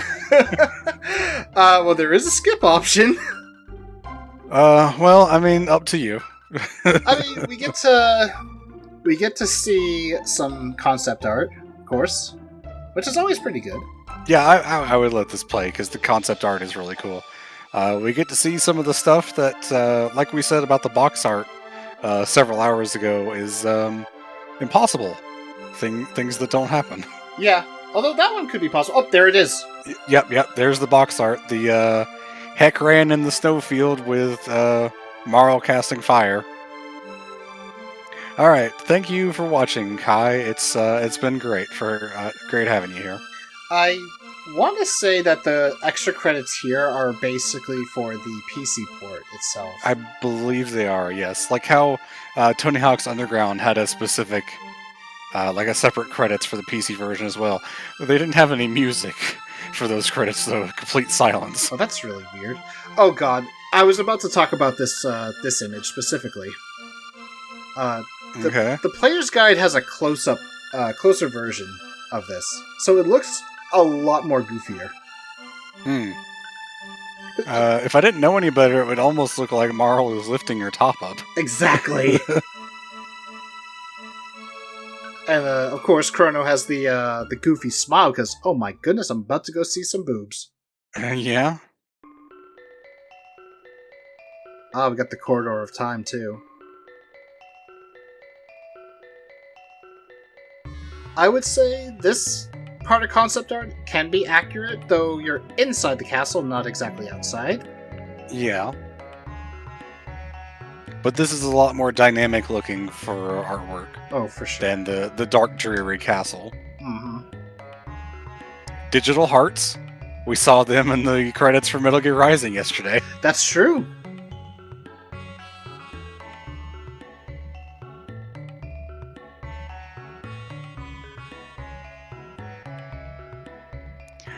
I love the one anime cutscene you get in prehistory of getting on the pterodactyls, because there's always a third one there, but you never see who is riding it because they won't show whatever third party member that you have.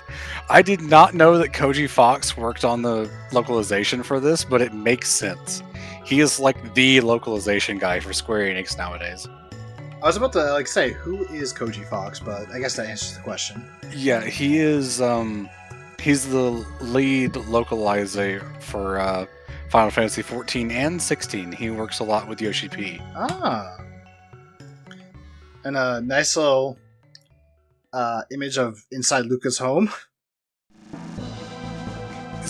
I think Koji Fox is also one of the vocalists for the Primals band.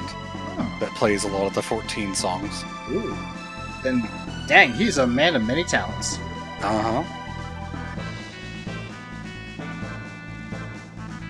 I have no idea where this would take place. Yeah. I can't see it very well, but that almost looks like a world tournament stage. It really does. It's like they were like, you know what? Dragon Ball Z or Dragon Ball World Tournament martial arts stage. Let's do it. hmm Hey, Mumph. Yep, you showed up right at the end. Mhm. We are in the credits. Just kind of enjoying the concept art at this point. Well, technically, it's the secondary credits. Well, yeah, that's true. And that is, I think, the image that was used for the thumbnail of the Jets of Time randomizer we did earlier this year. Yes, I believe it was. Or maybe it was last year, I don't even remember. No, it was this year because I was living here when we did it. Ah, okay, yeah. So, somewhere within like the past 5 months.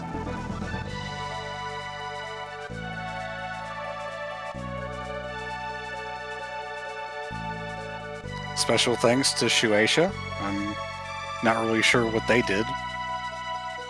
Probably advertising. Probably marketing and advertising Shueisha did. Probably. Oh my god, I never noticed the new in this picture. It looks so weird.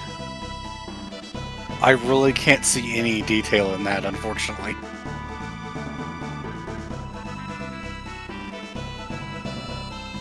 Chrono's hair looks very Super Saiyan, though.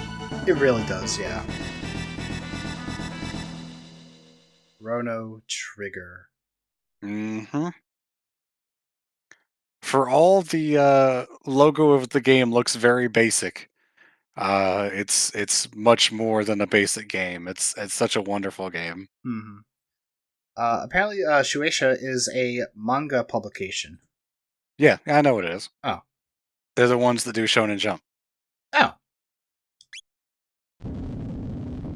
All right, and there's the Dimensional Vortex, which we will not be doing, but basically, to explain them real quick, you go through sort of mini dungeons, and at the end, you fight copies of Chrono, Marl, and Luca, and each of them get special stat increases once you do that.